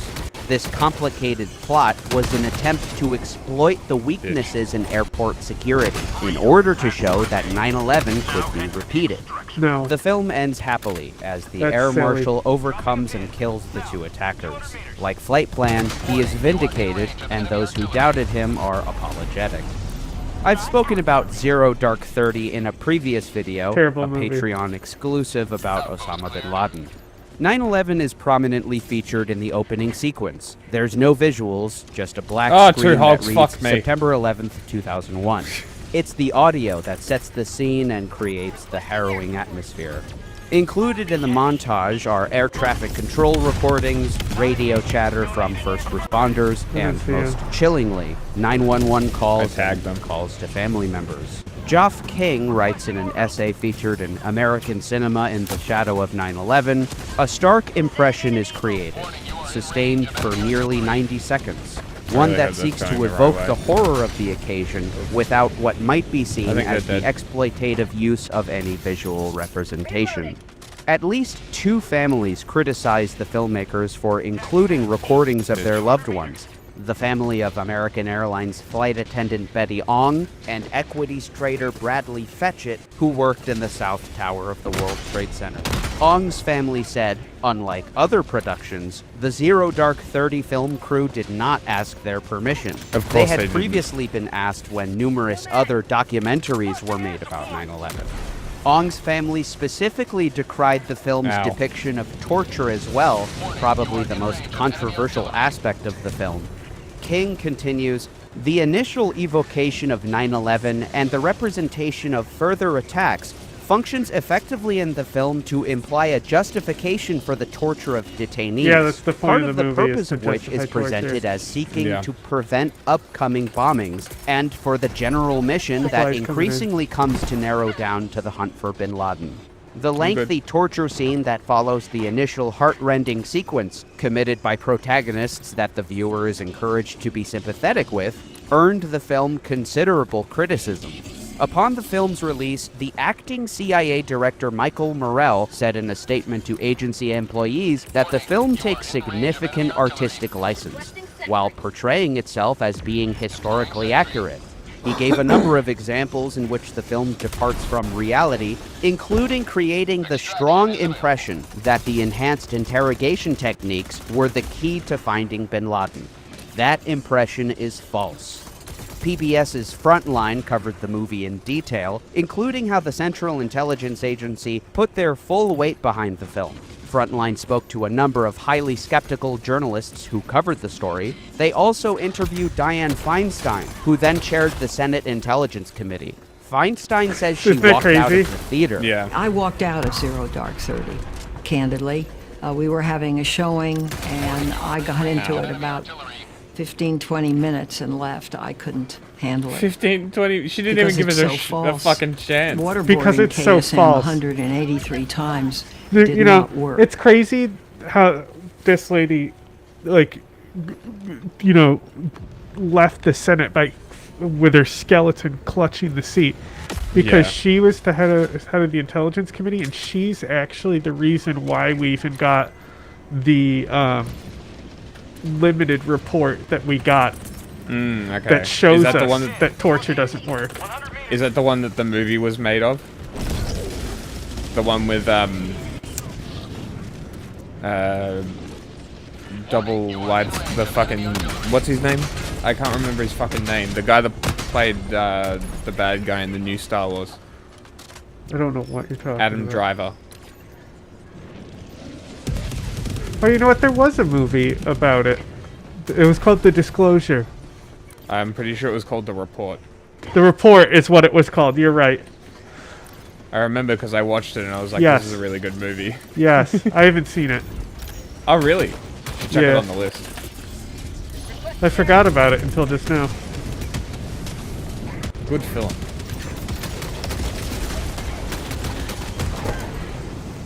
Outpost destroyed. Fucked it. Warning, you are in range of enemy artillery.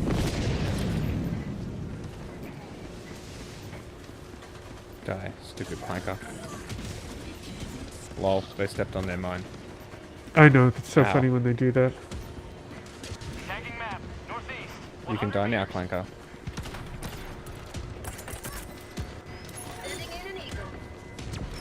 Hey, 2 railguns over here. Ooh, ding it for me. I'm meleeing robots to death. Great, I'm on my way.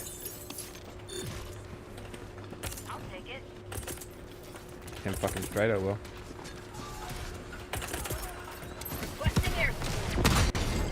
Warning, you are in range of enemy artillery. I can kill this guy. Bye. Oh, stupid civilians. Stratagem available. Hey, they disappeared.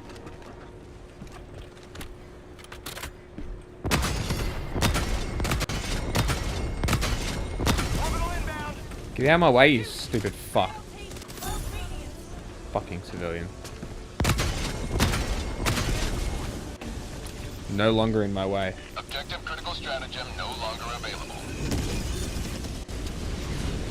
Full mag. Fuck yeah. And Because it was so essentially, false. It's so by funny. the CIA's own standard. I mean, this is what of why I've they did been this, arguing they for a did long not time. Zero Dark 30 perceive really is like the otherwise CIA story. unavailable, And what this actionable story is that they intelligence. try to sell us. Another one bites the dust. I will say, what was accurate is the What could Charlie Kirk's career depiction have of become had he waterboarding left from that the film. pro-Israel cause? It was about when time, they given show that, the tide like appears literally to be the guy turning is among younger drowning when they Republicans, take the his thing base off. of Like his, support. you can see Kirk the was water put into a pooling difficult on position, in however, his with mouth regard and to stuff. how much leeway he had to criticize Israel. In a conversation with Megyn Kelly, the two described how sensitive their pro-Israel friends were to mild and hardly controversial criticism of Israel's policies. In this exchange, the two merely suggest that Israel stop its campaign in Gaza, but only because they think it's best for Israel. I have text messages, Megan, calling me an anti-Semite. I am learning biblical Hebrew and writing a book on the Shabbat. I honor the Shabbat. Good for you, literally buddy. The Jewish Sabbath. I host a person that I moderate the debate of, mind you. Right. Wow. Right? And I give equal Are you time to serious? Josh Hammer. Equal You time are a to saint. a pro-Israel advocate. And my moral character is being put into question. Oh, Having Dave Smith no. or Tucker at my event. Wouldn't want that, it is would you? All of a sudden, oh, Charlie is he's no longer with us and all that. So wait a second, what do you mean? What does with us mean exactly? Right? Soundbite. What does with mean? What? No, soundbite. Event. It is all of a sudden, oh, Charlie is he's no longer with us and all that. So wait a second, what do you mean with us? Him saying that he's dead? Oh my god, I see. Yes. That's funny. That's great.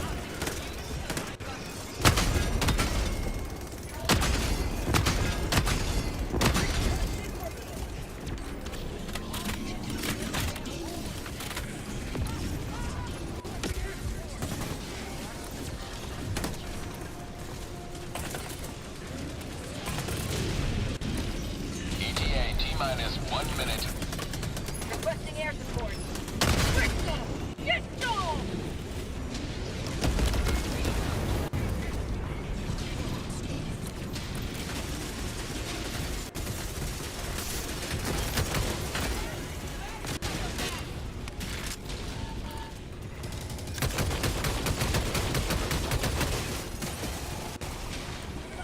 I got this.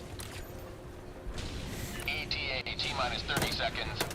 Mean exactly, right? I I'm love an this American, pistol. Okay? As It's we great can see, Kirk is for very night pro-Israel missions when you here can't still. see. But Tucker Carlson claims that Kirk's worldview was evolving. He believed that the war on terror had been a net loss for the United States, and it caused incalculable damage, not just economic and physical damage, but spiritual damage to the United States. It was bad. We got nothing out of it. We were only hurt. And he didn't want to see that again. And he felt very strongly about that. And of course, I agreed. And so before that speech that I gave in July, we had a conversation about this backstage. And right before, and I was fulminating and getting all literary things like I often do to the chain. And I was mad, thinking about this and thinking about the effort by the neocons in the United States to draw us in to another forever war with Iran. And I said, probably not going to talk about that. I'm not going to torture you. Your donors hate this when I say that. And he looked at me, I'll never forget it, and said, go all the way. Do it. Go all the way. I said, I think a lot of things I can talk about. I don't need to talk about that. He said, do it. So I did it. Iran is the biggest state sponsor of terrorism in the world. You know, reading the talking point that apparently everyone, a bumper sticker that is for sale somewhere, I guess. And I'm like, okay, I don't even know what that means exactly, but how many Americans have been killed by Shia terrorism in my lifetime, which is 56 years? And then there's the drug epidemic, which By has killed more than Shia 1 million terrorism? people during that same period. Yeah, so Probably he's, not what many. he's saying So you're telling specifically me is Iran that is a bigger threat than Al the people Qaeda is peddling this Sunni. garbage? I don't think so. Not right. Oh, he's And making that point. The ones who were offended Yeah. by my speech, and there was a, But a like, small, very intense I group mean, who were like tormented Hezbollah did Charlie attack Kirk until those the day he Marines died. 2 days before back he in the died, day. He lost Sure. a $2 million donation. There was Legitimate also target. one of the Publicly pledged to bring me to yeah. the next Also, there was in I want to say Indeed, this appears to be confirmed station by chief texts for the released CIA by was killed in Candace Lebanon. Owens, which were verified as yes. accurate by Turning Point USA spokesman Andrew Colvett. That was a text grab, a screen grab that I had shared with people. So it is authentic. Kirk reveals in the text, as told by Tucker Carlson, Who the fuck that is he that? had lost donors That's not because he Charlie wouldn't Kirk. boot Carlson Okay. from his planned. I need to grab this soundbite before we do another Okay. anything. I sent you videos too, by the way.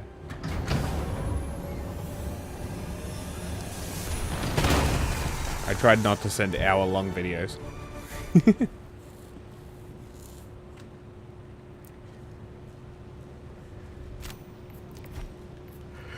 Accuracy. Look at my accuracy.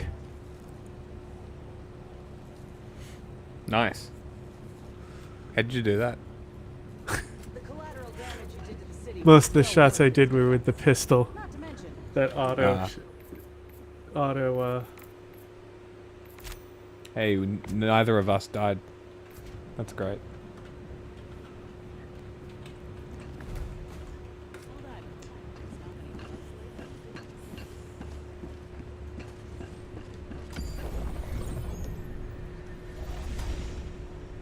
Allied destroyer has left squadron.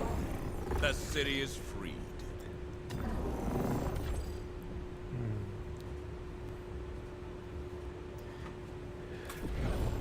Nothing fun available. Oh, they both left. Beautiful. Select an operation. Black. Red.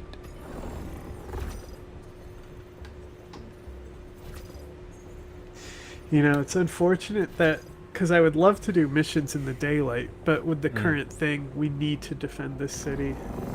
This operation is complete. You have served democracy well.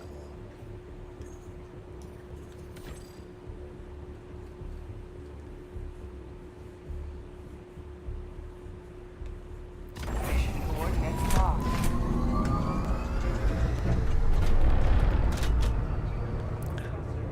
Engaging orbital thrusters.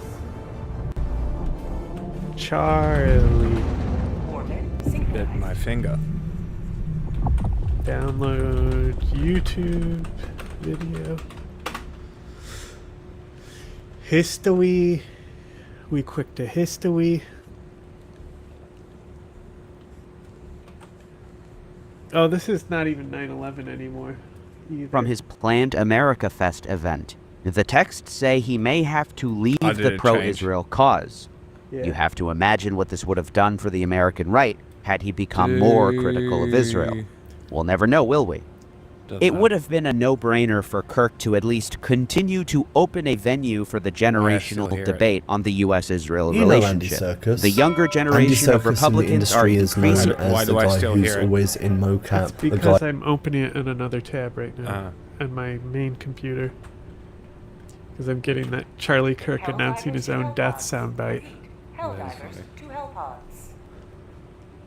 Shouldn't have chosen a mission because now it opens it to matchmaking. Yeah, that's fine. They'll think we're waiting for 4. Sure. Sure. I agree. Play video? I guess you have to listen, don't you? Yes.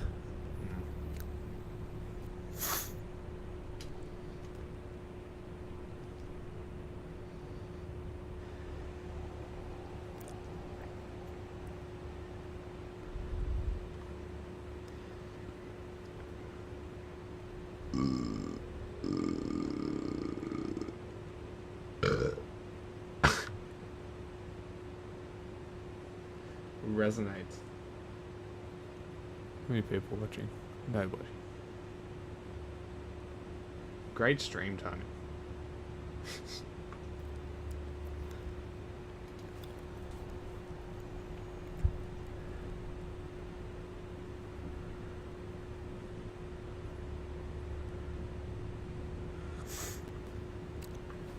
All right.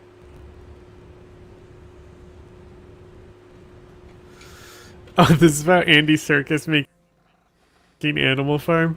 Yes. Appears to be That is turning why among I young said it. Republicans his base of support. Kirk was put in... Bing, bing, bong, bong. Bong, bang, bing, bing. Bing, bing, bling, bling. Bling, blang, blang. position, however, with regard to how much leeway he had to critical friends were to Israel's policy. In this exchange campaign in Gaza, I think it's best for Israel. Book on the Shabbat. Sabbath. I host a person that I moderate the debate point of, mind you, right? And I give equal time to Josh Hammer, equal time to a pro-Israel advocate, and my moral character is being put into question. Having Dave Smith or Tucker at my event, it is all of a sudden, oh, Charlie is he's no longer with us and all that. I said, wait a second, what do you mean? What does with us mean exactly, right? I'm an American, okay? As we can see, Kirk is very pro-Israel here.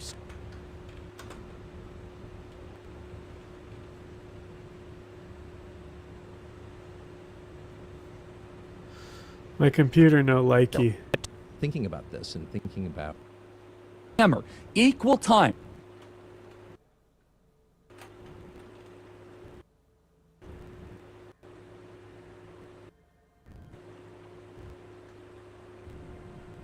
My computer does not, and Helldivers being open at the same time.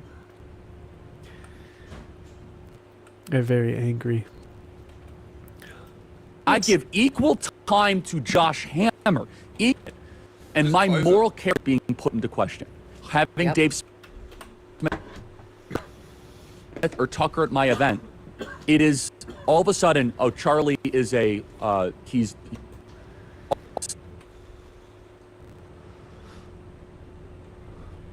all of a sudden, oh, Charlie is he's no longer with us and all that. I said, wait a second, what do you mean?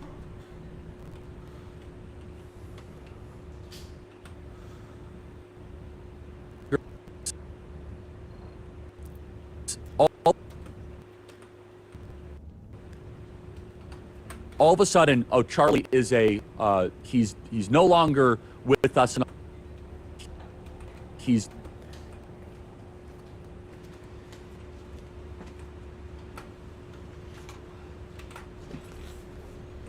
While we wait, I will play the new Donkey Kong. All of a sudden, oh, Charlie is he's no longer with us and all that. I said, wait a second, what do you mean? Helldivers to hell pods. Repeat. Helldivers to hell pods. Us and all that. I said, wait a second. Us and all that. Just set your gear. I'm almost done. I said, wait a second.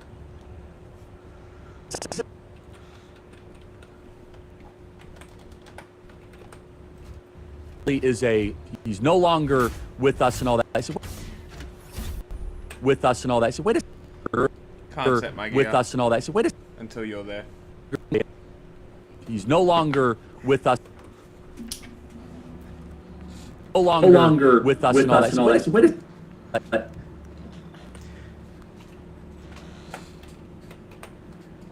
He's no longer with us and all.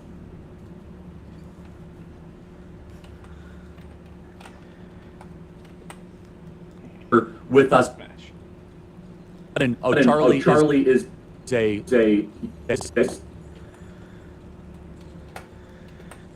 so all of a sudden, oh, Charlie is he's no longer with us.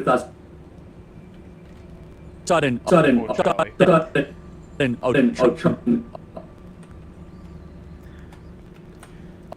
oh, Charlie is he's no longer with us. Fuck that wall.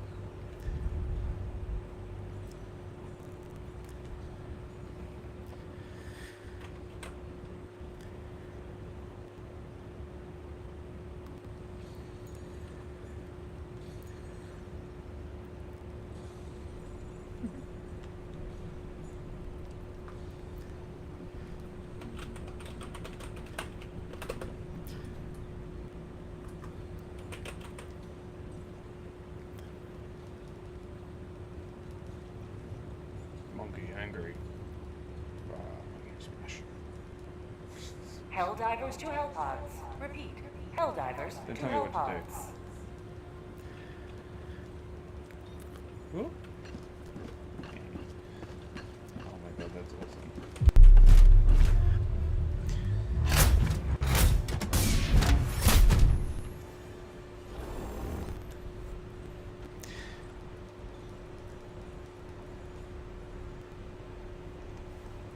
Guy that did Gollum.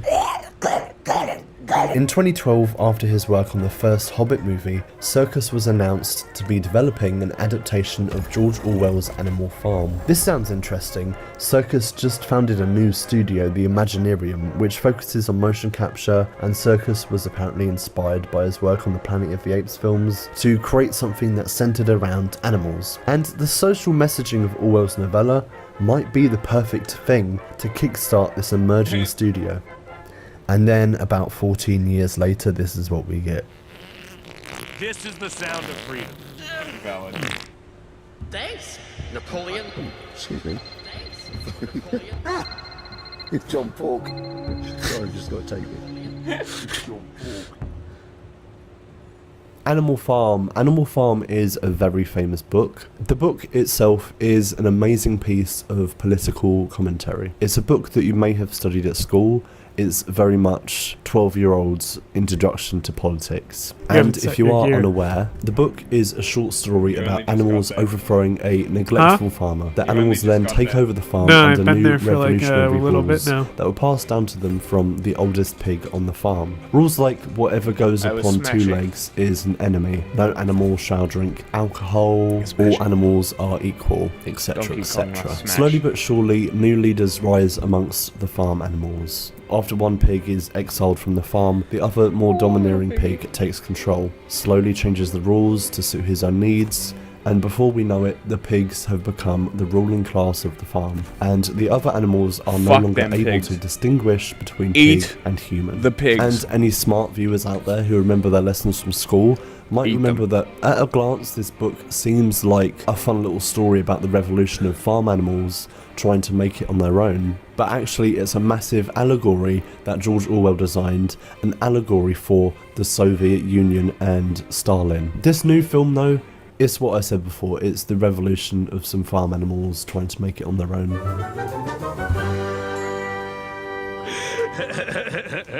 So I'm going to start off by talking about the film, why it's bad, why it's hard to adapt Orwell for a family audience, and then I'm going to talk to you about how this happened. And to refresh my memory, I did in fact read the book.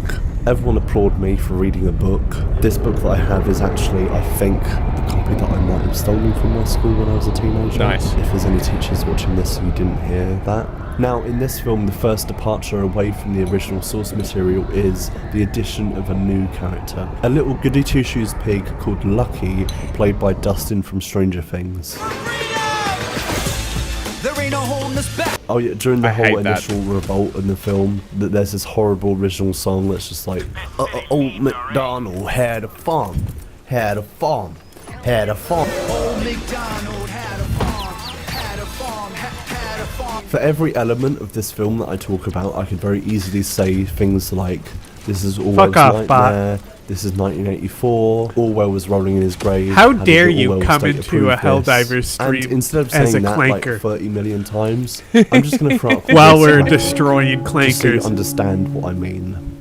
I understand the need for this kind of character, you know, it's an audience surrogate for all the little kids watching. I don't think that there's actually any little kids watching this, more on that later. In the original book, we see the pig characters go through this kind of power corruption. They slowly become the ruling class. We just observe them. We don't have access to the thoughts. We don't know what they're feeling. We see them become corrupt through other characters' point of view. They are behind closed doors and we only really hear propaganda. But in this, with a little pig on the inside, it kind of just becomes, guys, are you sure that we should be doing this?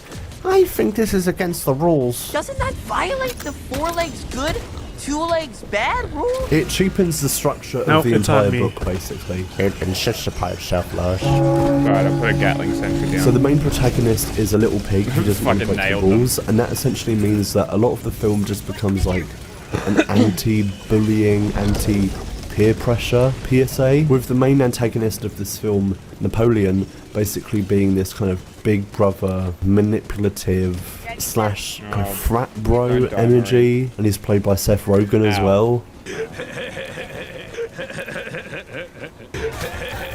And I say that he's a frat bro because they literally have the little pig being peer pressured into drinking alcohol out of a red cup at a house party. Oh, and also because of the censorship or whatever of this being a kids' film, they can't say the word alcohol, and that's one of the rules. No animal shall drink alcohol. But in this, they say naughty juice. No animal shall drink naughty juice. Napoleon, why are you drinking naughty juice? There's some other little pigs that are like, can't you see that Napoleon's being a massive jerk? Then why aren't you inside drinking naughty juice with him instead of talking out here with me? This is all really funny when you remember that Napoleon, the character, is supposed to be an allegory for Stalin. Look what they did to Stalin. The other pig, Snowball, the one who is exiled from the farm, is supposed to be an allegory for Trotsky and how he was exiled out of Russia. In this adaptation, there's no old major character who gives the animals a vision for the revolution. Instead, in this, they are in the back of a slaughter van, all scared, until Snowball kind of comes up with the idea of the revolution kind of on the fly. Snowball, what can we do? We can start a rebellion. I think that this change was a mistake. The beginning rallying with Old Major is supposed to mirror, you know, Karl Marx and the Communist Manifesto, you know, giving all these rules that then get twisted. In this, the animal revolution is less of comrades together, we shall stick together, but least we forget we shall never become like man. And it's more like, school's out for summer, let's break the rules. There ain't no holding us back. In this, the role of Snowball is played by Laverne Cox. So they gender swapped Snowball. Animal Farm has gone woke. Snowball in this is basically playing this like sassy, like almost condescending, very middle of the road, dare I say Kamala Harris style. It's a Democrat basically. Snowball's a Democrat. And I compare Snowball in this to Kamala Harris because it's very obvious that the Seth Rogen Napoleon is doing a Trump kind of thing. He exiles Snowball off the farm by calling her ideas woke and boring, and then just politely escorts her off the farm. That's really funny. In the other one, they like chase Snowball down, but in this, it's like a polite, you can leave. The main conflict in this film is not that Napoleon is a dictator ruling through propaganda. It's now that Napoleon is a massive consumerist. Now that is a cool car. He loves going to the big shopping mall, he loves parties, he loves money and phones and credit cards, and he eventually befriends the main villain of the film, a much richer and more advanced farmer who wants to take the land of Animal Farm. She's played by Glenn Close in this like weird southern accent. The whole time she's like, I want that farm. It's so hot today on the prairie. I want that land. But honestly, massive respect to Glenn Close. She's given us enough. I mean, she can do what she wants.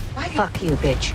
Calling the character Frida Pilkington is quite interesting because in the original book, there's two farmers, Mr. Friedrich and Mr. Pilkington. In the book, their differing relationship with the farm is an allegory for the different relationships between the United Kingdom and Germany in the Soviet Union.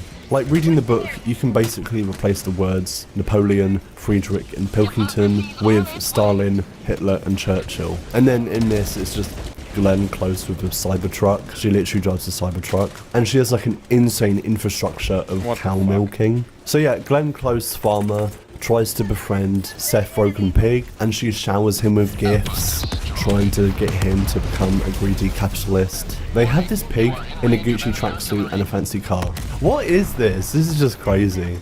Napoleon's got a Bugatti. Look, he's driving the car as well, with his little hoofs. I understand the need for the narrative shorthand in this, instead of confusing kids with a bunch of, you know, complex allegory. It's a very generic, greedy tycoon kind of character. A kid will see that and go, yep, that's the villain, I can tell. Look how greedy they look. But in that case, if you're going to muddy the message of the original book so much with, you know, anti-consumerist, anti-peer pressure, why is this Animal Farm when it could have easily just been anything generic farm animal film? When adapting Animal Farm, if you're not doing it exactly how it's done in the book, it very quickly just can become a series of vignettes of farm animals doing silly things and trying to run the farm themselves but failing. Like the 1950s animation does this. There's a lot of like, oh look, a sheep is doing the farming. Isn't that funny? And in this version, it kind of results in the main message of the film becoming, turns out freedom is a lot of work. It turns out freedom's a lot of work. I don't envy the person who has to adapt Animal Farm. At the face of it, Animal Farm is a story about farm animals, you know, it seems very childish, very Disney. This book is so dark, it's almost like George Orwell is tricking you. Look at this little fun story about farm animals. Stalin. Oh, it's got little pigs and little sheep. Trotsky. So when you're adapting this, you can either do a version that is off-putting to children, or you can do a version that sanitizes the novel to the point of farting Seth Rogen, I guess. I'm going to say a hot take here, but I just don't think that Animal Farm works well for adaptation. I think that the book reads You just really have well. to do it as it's works written. well on the page. Like you're sat here reading it like, George, you cheeky little thing, I see what you did there, George. The ending of this book is iconic. It's probably the main reason why it's remembered so dearly. At the end, you have the pigs and the farmers, they're sat together, and as the other farm animals look at them, they're unable to distinguish between who is who, because the pigs have basically just become the farmers. And it gives the book this kind of dark, cyclical nature. But no, they can't have that.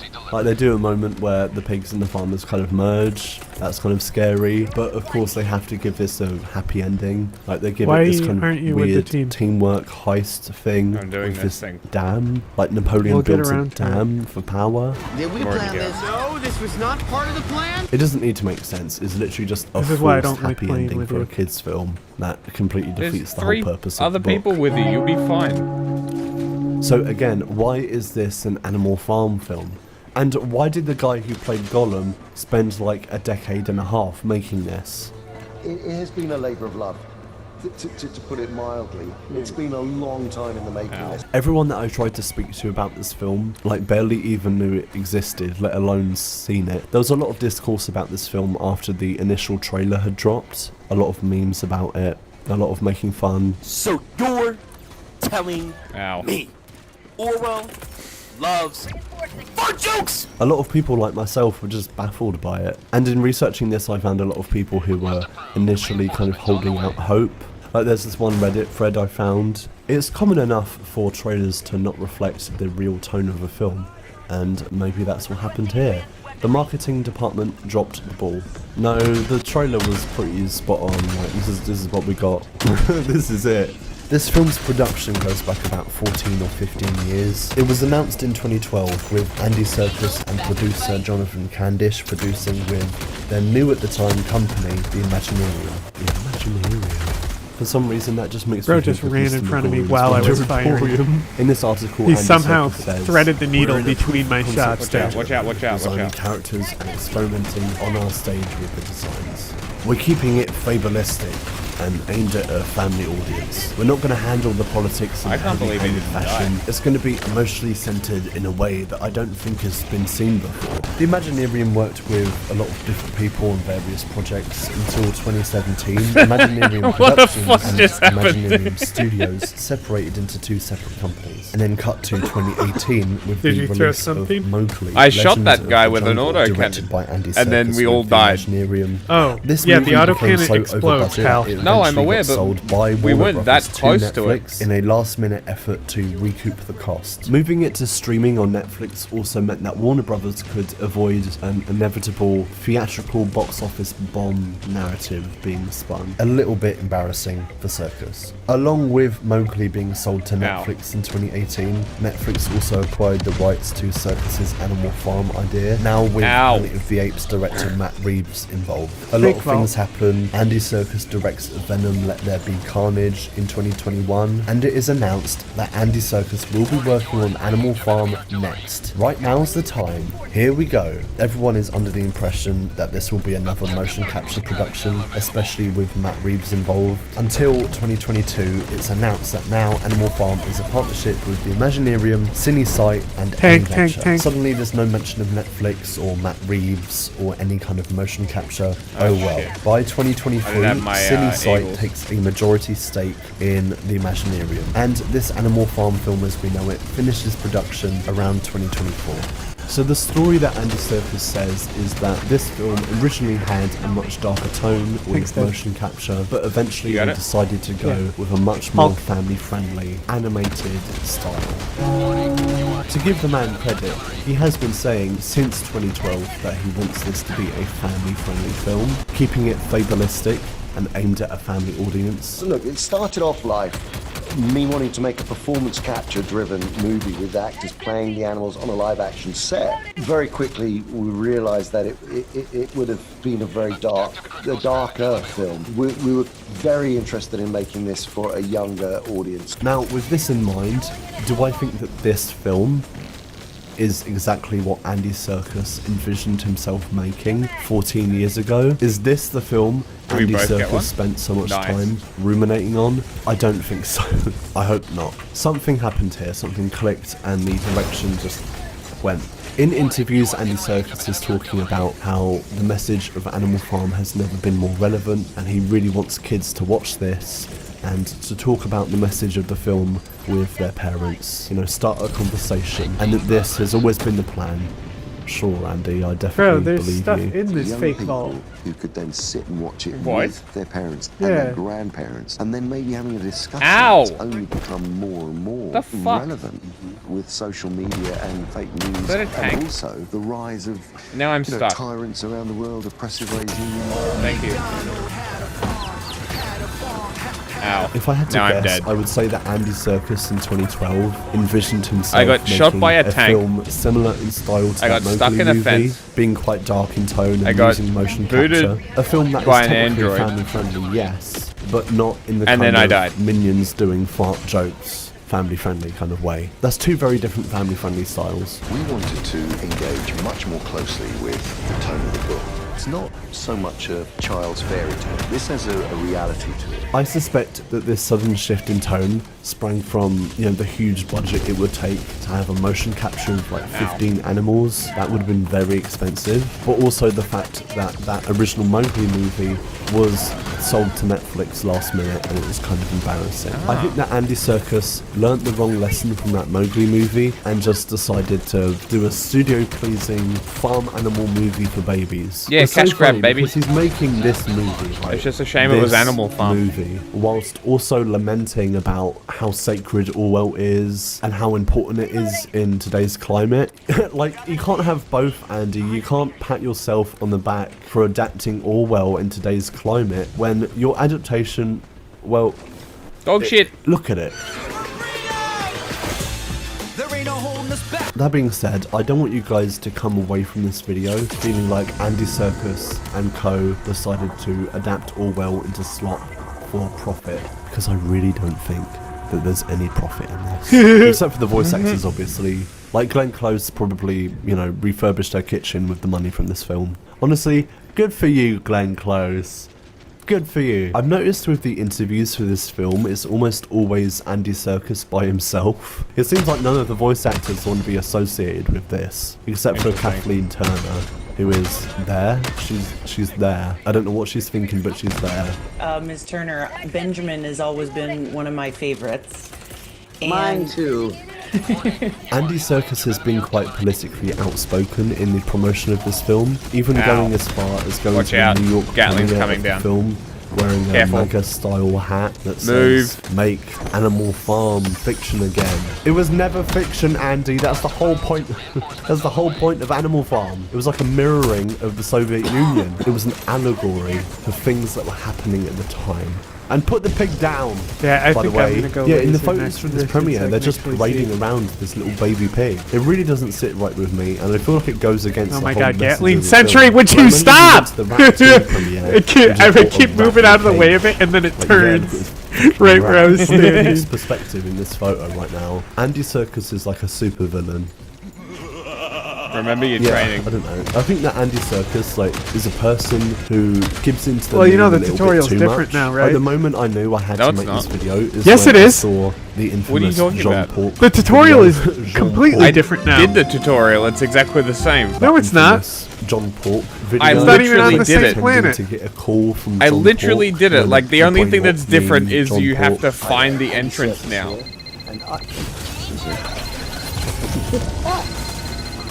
Other than that, it's exactly the same.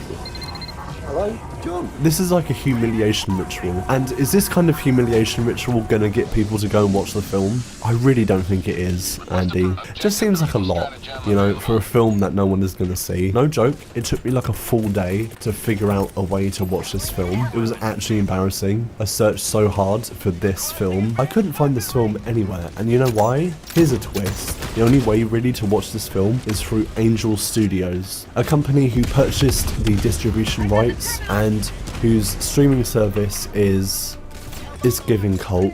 The basic plan is $18 monthly. They call their subscribers guild members, and then guild members get to decide what is actually made on the platform. They ask questions like, does this project amplify light? In a world full of Hollywood slop and smut, it's an absolute honor to support uplifting, meaningful, and excellently done media. Thank you, Stacy. Who the hell is Stacy? It just says Stacy. That's all it says. Why is this movie only available on this weird website? Angel Studios used to be called VidAngel. It's a service in which people would buy versions of a film with all the naughty bits cut out of it. Like all the profanity, all the non-Christian bits, basically. All the bits that didn't amplify light, basically. But then that company got massively sued by Disney. So now I wonder what happens. Everything produced and purchased by Angel Studios has this weird glaze about it. It's very much like you're watching the church-approved version of that this makes film. a lot of sense. This movie has good messaging and patriotic views of America. It's very telling that this Animal Farm adaptation got watered down in its messaging so much that a weird church-style patriotic American streaming service decided to purchase it, not realizing that Animal Farm itself is ideologically kind of the opposite of what they usually have on their streaming service. You know, George Orwell isn't exactly a favourite of the Christian moralists. Angel Studios deciding to put Animal Farm on their platform was met with a lot of backlash from their usual supporters. I could go into it, it's quite a long tangent. I mean, everything to do with Angel Studios could be its own video. I was looking a bit into it and it's honestly quite crazy. I mean, at the end of all this, I'm just thinking, like, oh, this Animal Farm movie is on this weird obscure website and no one's gonna watch it. And then I think, Animal Farm's on this weird obscure website and no one's gonna watch it. That's good. Children aren't gonna watch this. Okay, going back to Andy Serkis, I do think that Andy Serkis is a good guy with good intentions. I don't think that this film is the film that Andy Serkis envisioned himself making in 2012. But by 2025, this is a man who is trying to rationalize poor decisions. There's this one interview where someone asks Andy about the initial reaction that the trailer got, and he just completely ignores the question and just waxes philosophical about George Orwell for like 5 minutes. How does it feel when, like, just like a first look generates that kind of reaction? Well, first of all, I don't mind that, because and Orwell certainly wouldn't have minded it. He was, as a writer, was very against a lot of things, and one of the things that he was mainly able in his anger was authoritarianism. Clear the area.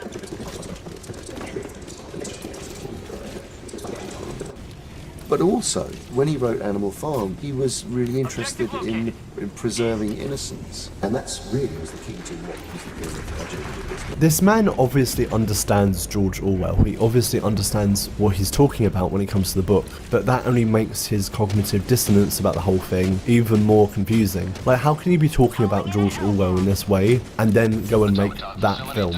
And I don't know, maybe this is all just cope. And deep down, Andy Serkis knows that this film is bad, but he has to sell it anyway. Andy Serkis, with all due respect to him, is what I call a gadget filmmaker. Like, he's been at the forefront of like technical innovation when it comes to motion capture for a very long time, and it gets to a point where the technological advancement and startup production companies kind of overtakes the storytelling of a film. When this all began, Andy Serkis is immediately talking about the motion capture capabilities and puppeteering of this film before any idea of the story comes about. It's like putting the cart before the horse. Hey, where's my backpack?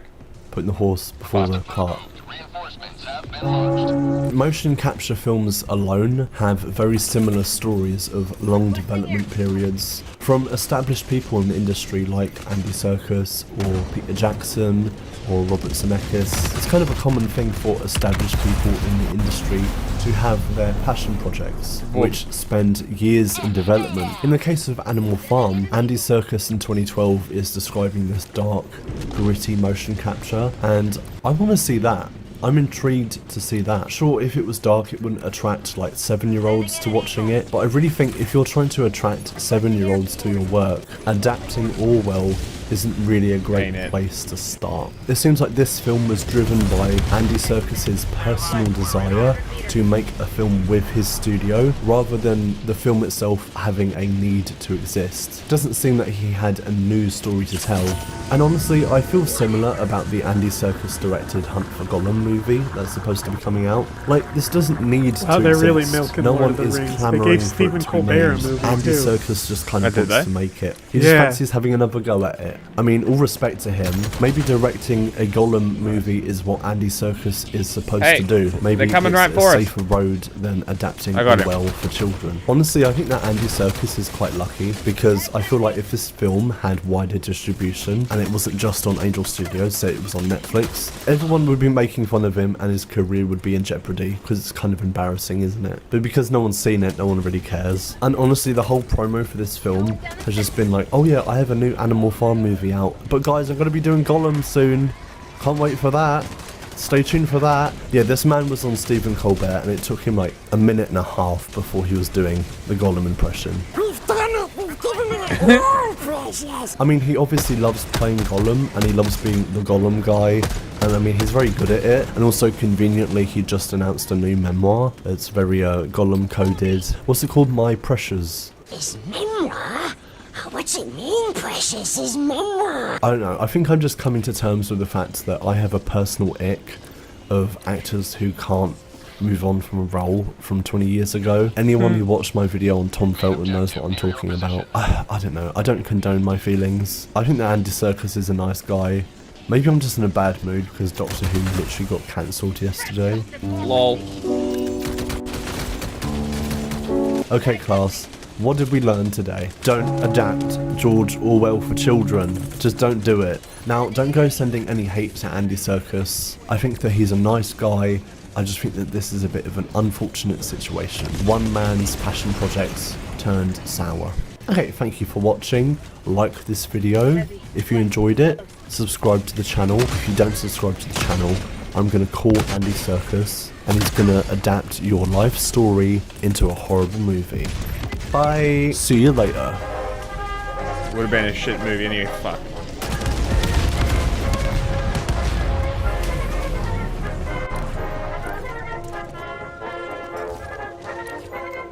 Good. Clank is dead. Die, Clanker. No Clanker zone. Switch to your sidearm. It's faster than reloading. By 2024, when he was supporting Donald Trump, he was only worth about $250–300 billion. He had influenced an election and installed a candidate that he wanted. And now his net worth is almost quadruple that. Over the past 2 decades, SpaceX has transformed from a startup mocked by aerospace veterans into a company so critical that governments, militaries, financial markets, and technology giants now depend on its success. The company's stock recently jumped 20% after going public in the biggest IPO of all time, making Elon Musk the world's first trillionaire. SpaceX is becoming a crucial infrastructure layer for the modern world. And now, as the AI boom drives trillions of dollars into computing infrastructure, SpaceX is on the forefront. Elon Musk wants to put all the data centers in space, and he's betting trillions of dollars on this idea. But how did SpaceX get here? How did it become arguably the most powerful company in the world? And has SpaceX made Elon Musk truly too big to fail? Or are his orbital data center dreams doomed to come crashing back down to Earth? To discuss all of this, I have Ryan Mack here, the co-author of the book Character Limit: How Elon Musk Destroyed Twitter. He's also the main reporter covering SpaceX for the New York Times. Hi, Ryan. Welcome to Power User. How's it going, Taylor? So to start off, I want to dig into the origins of this company really before it became so ubiquitous and all of our retirement accounts were getting invested in this thing. When did Elon Musk found SpaceX and what was he hoping to achieve? Sure. So Elon Musk founded the company in 2002, and it stemmed from a problem he had. Oh, he there had was the just terminal. sold PayPal I saw to the eBay delivery and cleared, thing. I think, more than $100 million in the sale of that company, and wanted to kind of invest in a number of ideas that he had. One of the goals that he had was to get terrestrial life to Mars. And he started with this idea of getting plant life actually to Mars to explore the idea of whether or not they could get something there. And he ran into this problem that, you know, launching things into space is not very cheap. You know, he went to the Russians to try and buy a rocket from them. They kind of laughed him out of the room. Existing kind of solutions of getting things into orbit, much less to Mars, Get out of the way, were dummies. prohibitively expensive. And so he thought, I'm just going to create a company by myself. How hard could it be to make What's their name in the rockets? game?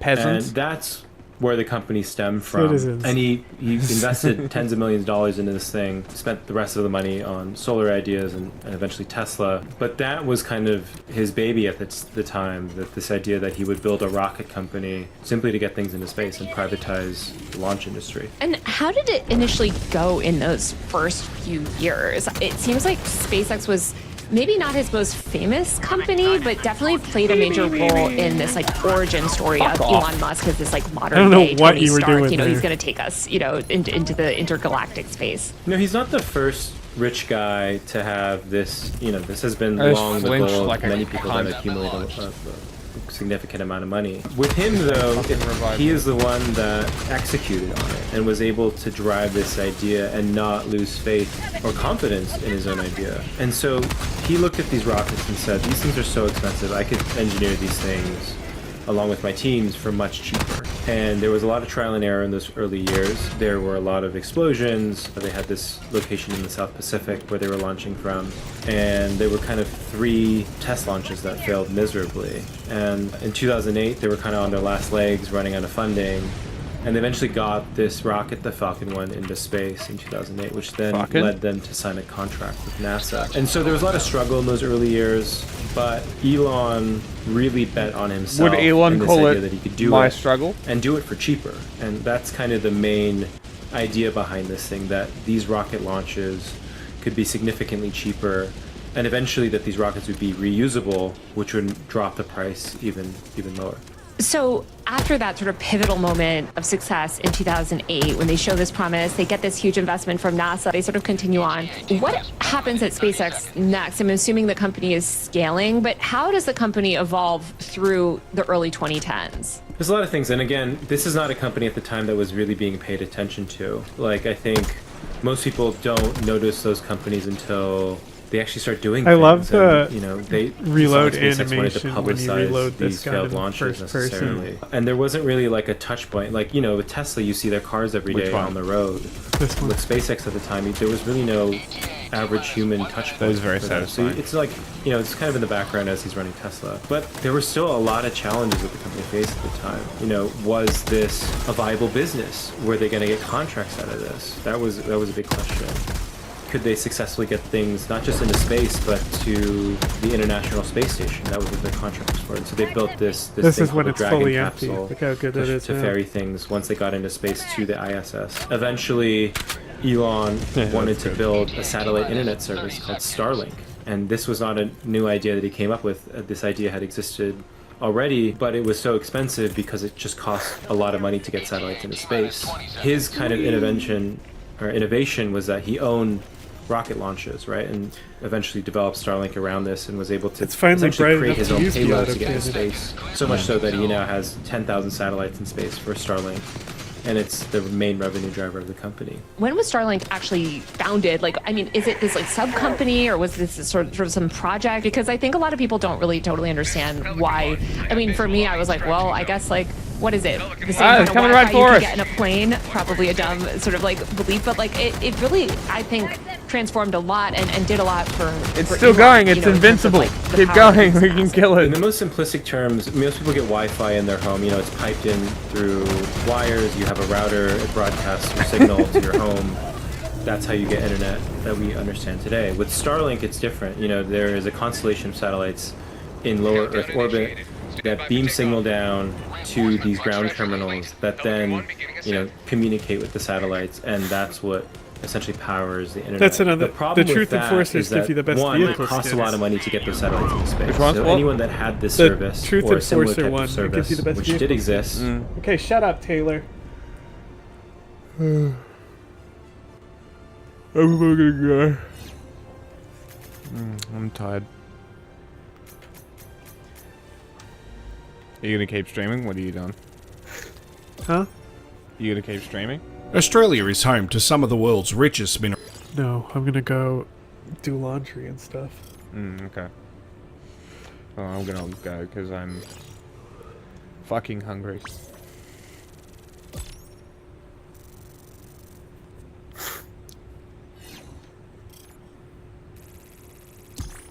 Yeah, one. Hell yeah. One in a pool of infinite ones. Just what I'm looking for.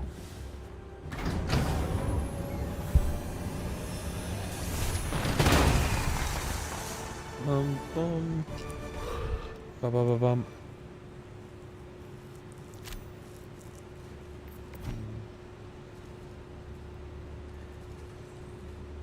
Welcome aboard, Helldiver.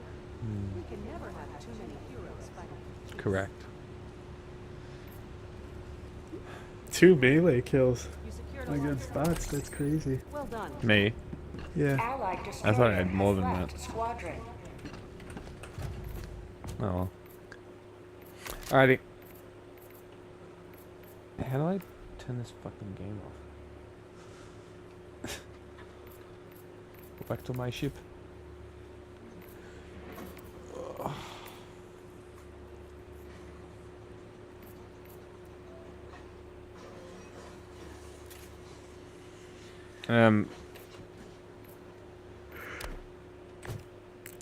Stream normalish time. Yeah. Alright, cool. Bye anyone who's watching.